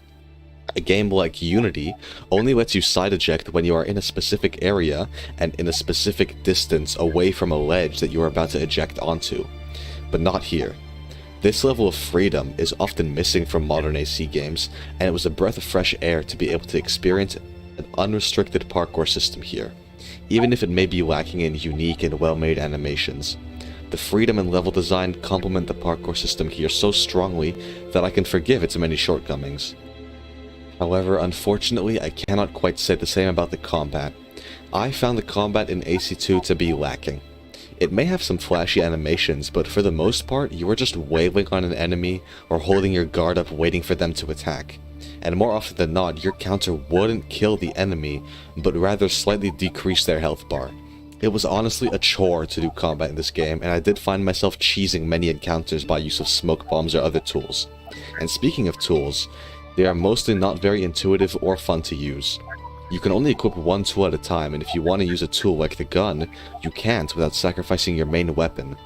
This often made me stick to one strategy rather than using the many features and tools the game's combat had to offer, simply because of how annoying it was to use those other tools.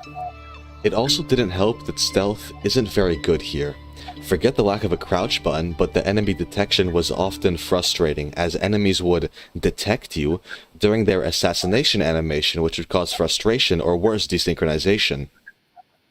The social stealth was also pretty strong, however it doesn't quite make up for the other faults the stealth makes. Overall, gameplay isn't great here, apart from parkour, and I was left with a lot to be desired in the gameplay department of AC2. However, the story doesn't make the same mistakes. The plot is expertly set up here, and the villains were strong enough to motivate my journey as Ezio, who is a great protagonist by the way. His dialogue is always very well written, and I was always excited to hear what he had to say next. I will say that the story does suffer from some serious pacing issues, and this is even worse made by the DLCs that you are forced to play through as part of the Ezio Collection Edition. The base game, the original PS3 version, has 12 sequences, but here in the Ezio collection there's 14. Sequence 12 becomes sequence 14, and 2 more sequences are added in between 11 and 14. And they suck big time. These DLCs were actually cut content from the original main story. Yeah, I think the combat in this one was kind of like linear, and like it kind of seemed scripted in certain cases. But usually I just be throwing people off the roofs and And let's just say, you can definitely see why they were cut. They don't have any. I did like this game, even though he had that big ass comforter on while he was moving around and jumping from ship to ship. But I just be throwing niggas off the place roof. in the story, and in fact they come right after a very strong moment, and they also stand in between the climax of the game. That made it twice as bad and way more annoying. Still, the conclusion of the game is so strong that, in my opinion, it's worth sitting through those 2 weak sequences to get to it. To this day, I still believe that the ending of Assassin's Creed 2 is one of, if not the best in the series, maybe standing next to Black Flag or Revelations, but we'll talk about that later. I won't spoil what happens, even though this is an extremely old game, but there was a moment towards the end of this game that had my jaw on the floor. If you play the game, you know what I'm talking about. Overall, AC2 suffers from some weak gameplay, but is held up strongly by its story, atmosphere, world, and parkour. After having played and replayed AC2, it's clear to see why this is such a well-received game and an absolute classic. Assassin's Creed Brotherhood. Immediately, I was shocked by the improvements made in Brotherhood. The graphics looked so much better, despite only being released 1 year apart from AC2.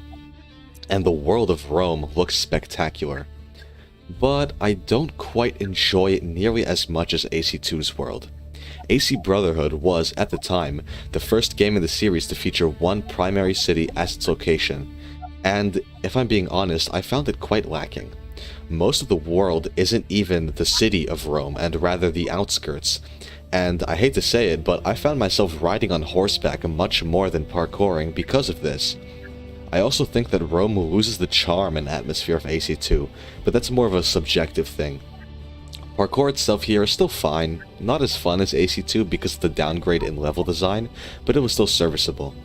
Don't get me wrong, I still enjoyed exploring Rome and parkouring through it, but compared to AC2, I just didn't enjoy it as much. And the same can unfortunately be said about the story. The story of Brotherhood definitely isn't weak, but I found it to have a weaker setup than 2, and weaker payoff as well. The climax of this game kinda just happens, and it jumps around quite a lot timeline-wise towards the end of the game. One moment you're tracking down an artifact, then the villain gets captured, and randomly 3 years later he's escaped, and you're fighting in some random battlefield.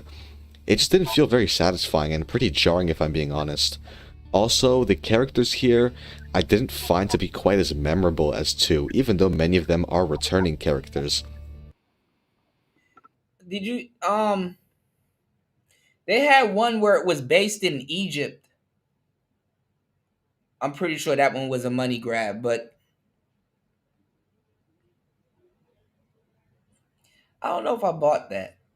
But I didn't. I bought I think the expansion was like $2 or something. But I don't think I had the actual game to run it on. I forgot which one was the expansion for the one with It just Egypt. didn't do a lot to really intrigue me, apart from one little plot line that involved Machiavelli possibly being revealed as a traitor, which had some pretty cool moments there. But overall, characters here felt a bit lacking compared to the characters of Assassin's Creed 2, and it did bring down the story for me a little bit. Even the villain, Cesare Borgia, I didn't find to be that interesting. But one area that didn't let me down was the gameplay. The combat, while retaining many of the previous features of 2, is so much stronger here thanks to the many improvements made to the tools and counter-killing. Countering an enemy instantly kills them, unlike 2, and you can chain kill enemies, and it was so much fun to do so, even if it made combat extremely easy. I also really appreciated the ability to quick fire your gun while holding out your sword. This made it a lot less tedious to have to switch to it in the weapon wheel, and I found myself using it a lot more than before. Animations are also very strong and flashy, and it more than makes up for the relative ease of the combat. Even though, yes, combat here is ridiculously easy, watching Ezio string together all of these really cool animations during combat never got old, and I honestly did really enjoy combat in Assassin's Creed Brotherhood. Stealth is also a bit better here, but not by much. Enemy detection is still busted, and it becomes twice as annoying here, thanks to the optional objectives. I know that many people will write off this criticism due to the fact that they are optional, but I don't care. These optional objectives, coupled with this annoying detection system, made me want to stop playing the game at many points. There were so many times where there would be an optional objective to stay undetected, and a guard would detect me as I am currently in the process of assassinating them, which would cause the optional objective to fail. But you know what really makes this worse?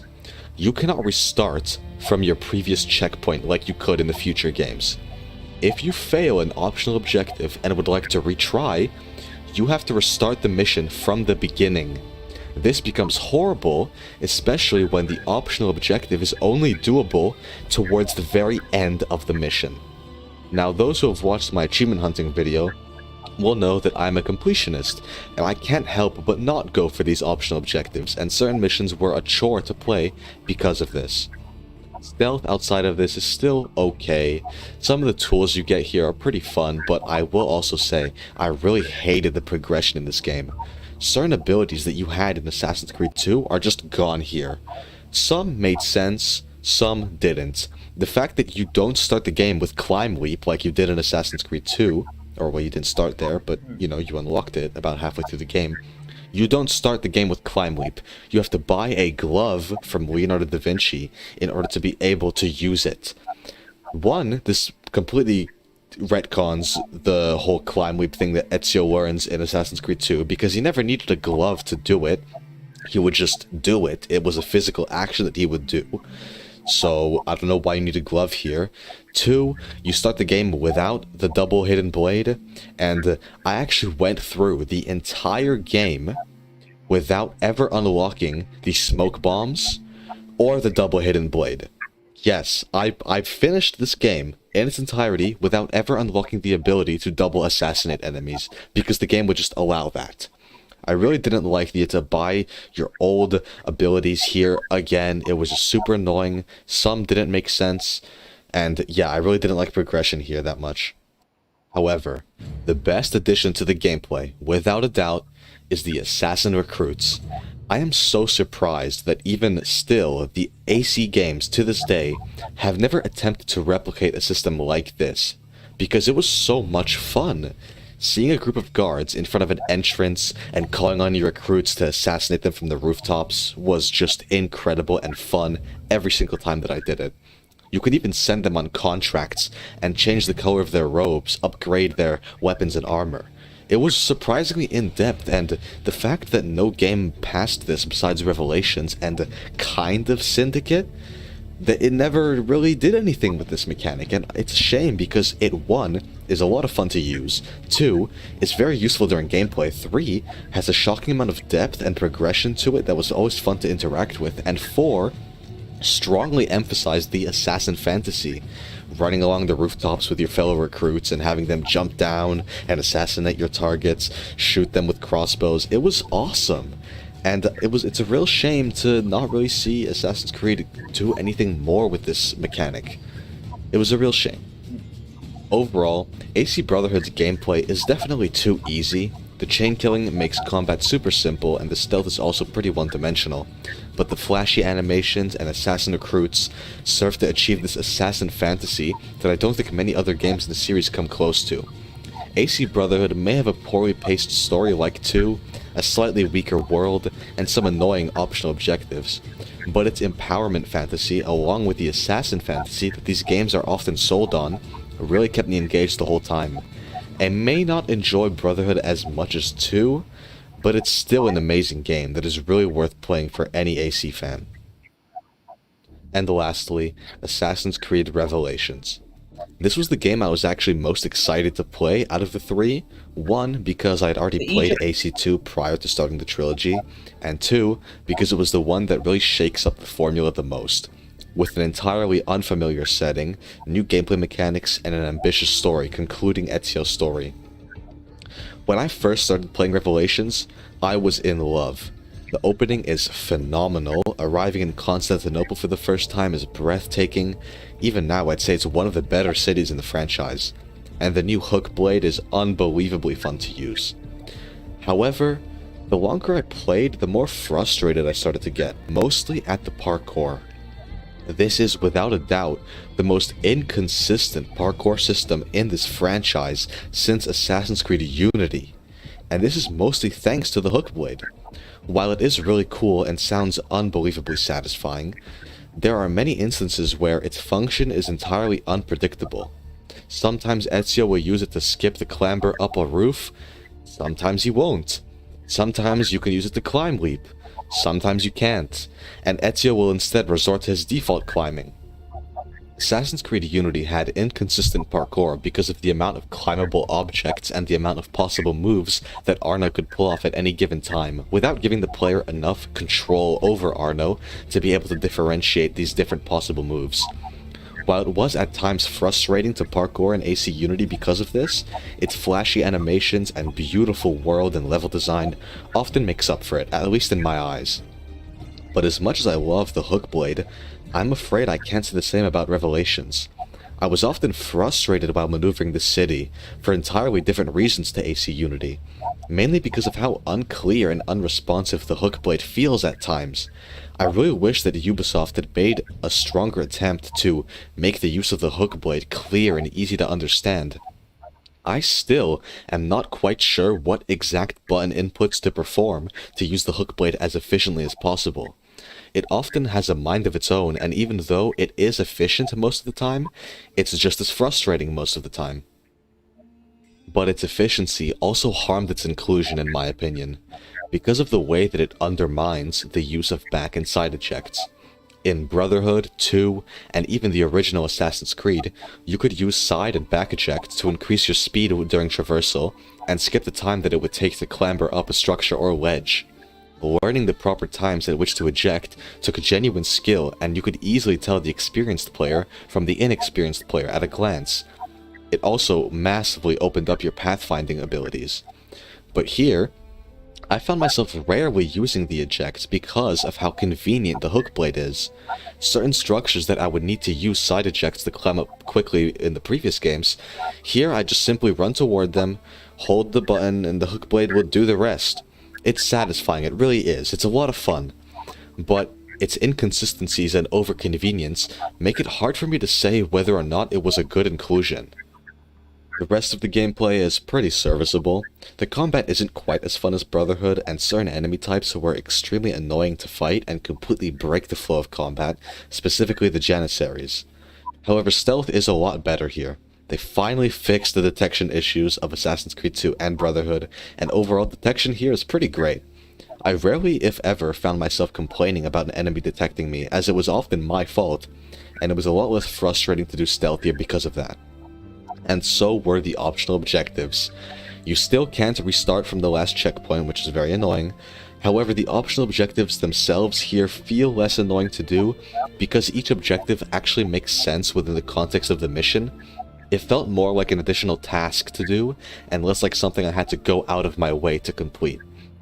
However, an issue that I still have with these optional objectives is the fact that they often spoil certain main story moments.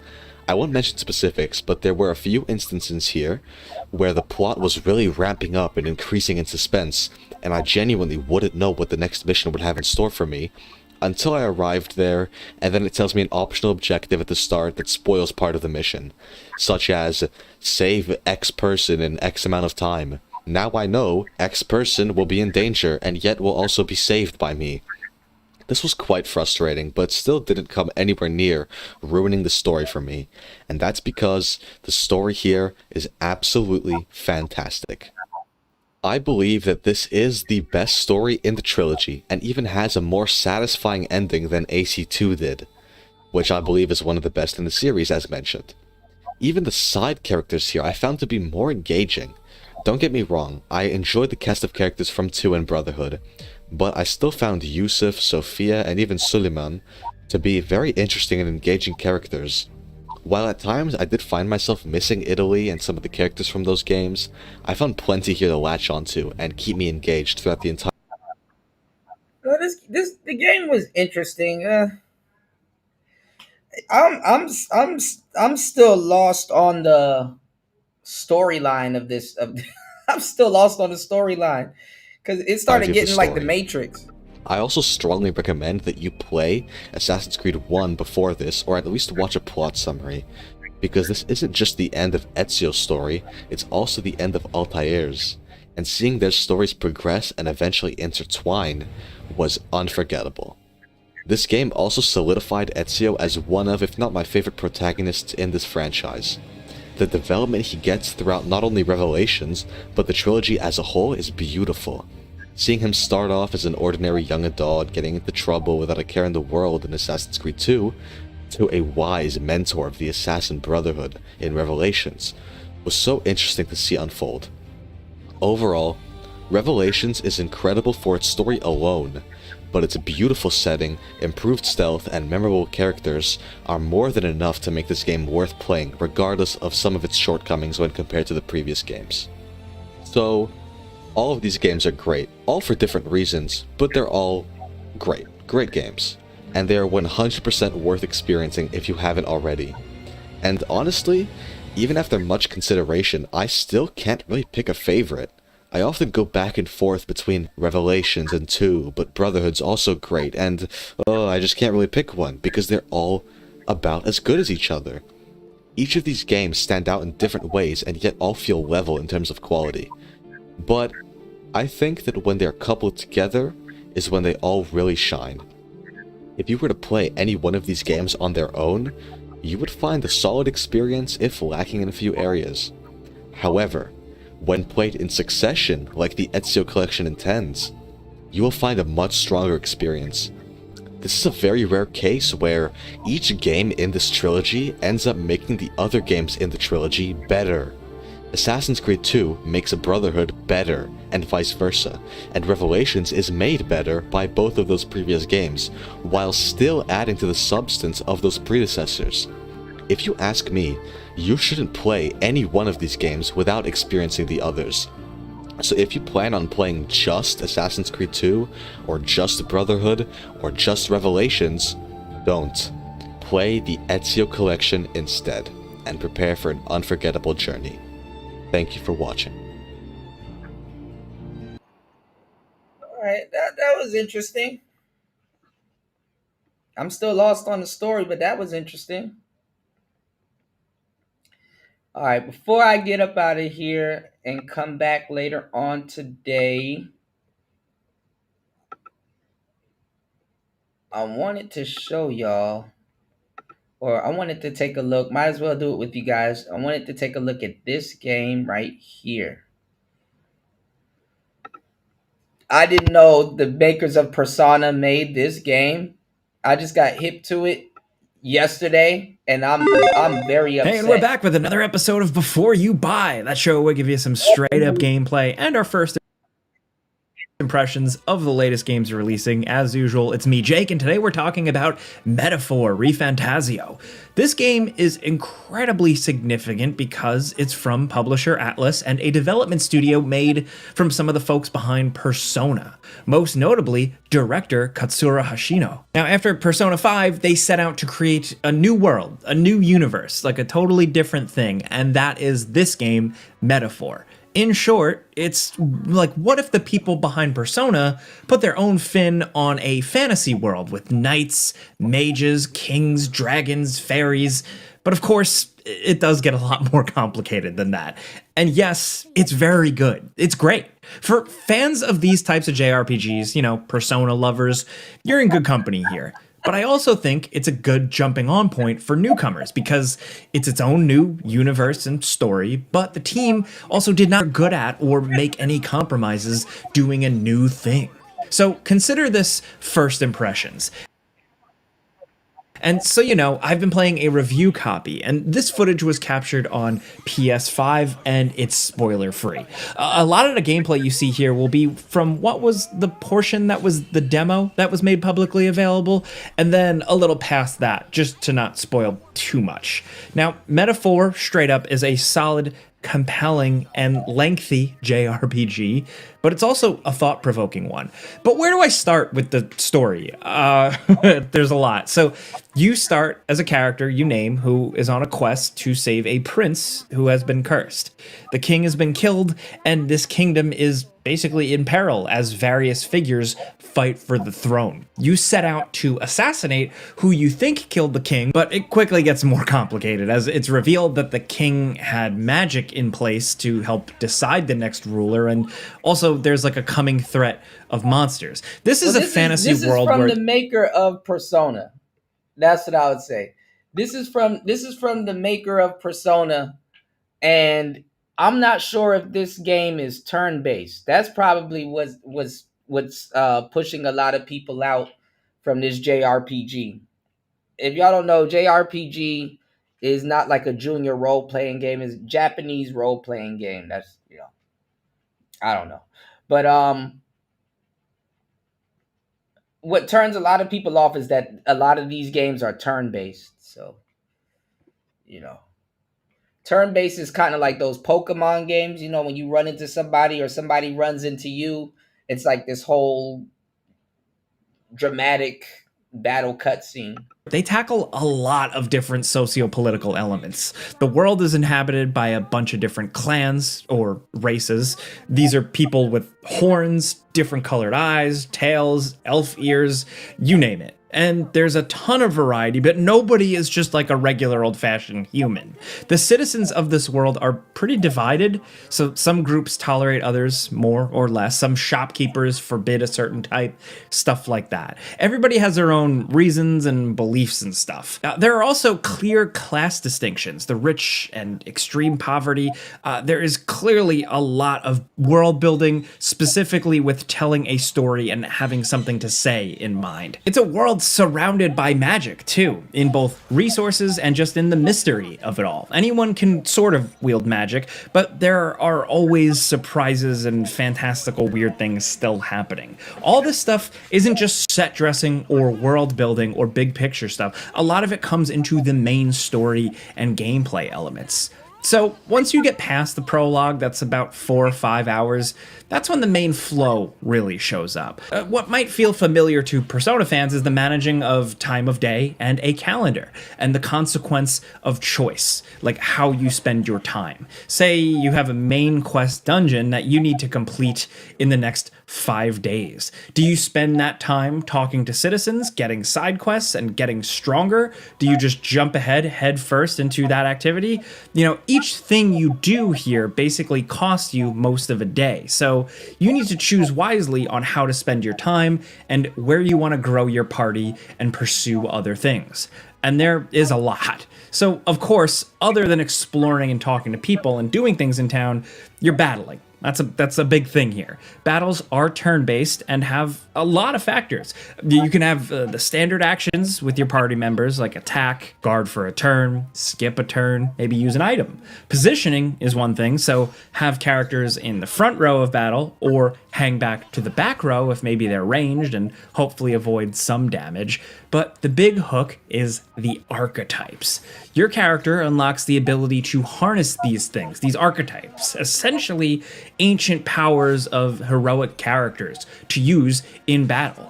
So transform into a brave knight upon a steel steed to maybe draw aggro and defend your party. Turn into a mage to specialize in casting range spells. Turn into a warrior for crowd damage or big heavy slashes. Along with that, do these synergy or connected attacks when you have two of a similar family in your party. You unlock quite a bunch of these, and they all serve unique purposes and can be leveled up and grown. You can spend resources to allow other party members to use them, and you can even tweak some of them. And yeah, this is one of those games you got to sit down with, y'all. This is one of those games you got to sit down with. All right, shout outs to everybody here. I'm gonna see you guys in the next couple of hours. I got to do some studying and try to get this this static thing fixed on this damn monitor that's barely working. We're gonna talk about Naomi. They're being very vague about what's going on with the wrestler Naomi. They don't know if she's pregnant or not. Also, too, on the next show, we're gonna cover the documentary that TMZ put out, which was okay, but it was horrible. About Vince McMahon. So Vince McMahon might be making a TV appearance very soon because who they said he was going to make a TV appearance of with something to do with John Cena and stuff like that. And since this documentary, people was like he looked weird and he looked crazy. He looked like a corpse and stuff like that because they said he got like Botox and some other surgeries on his face and stuff. I don't know. But WWE left him out of the Hulk Hogan tribute, so he was definitely upset about that. But he might be on TV very soon. You know, a lot of people disassociated themselves with him because of the whole incident, and he kind of has like an open case. But hell, TMZ don't care. But then again, TMZ they welcome controversial people. They're not gonna, so you guys might be seeing Vince McMahon pretty soon. But they're not saying what's going on with Naomi. Naomi tweeted, "I'm sorry, guys.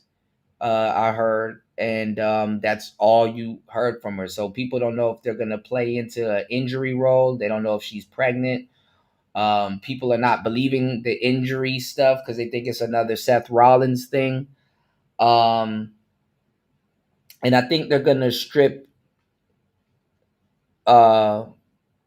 Naomi of the belt, and they're gonna let the Stephanie Valkyrie girl and the other girl, I guess, do like a triple threat match, or maybe they might add Rhea Ripley into it. I don't know, but I heard they took the title from Naomi, which is fucked up.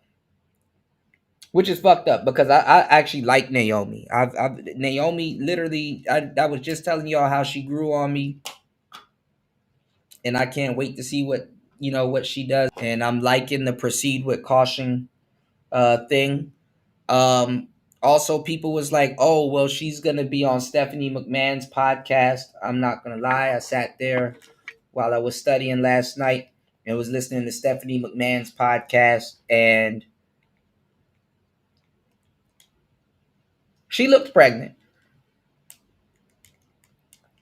I thought they were going to talk about it, but they didn't. And I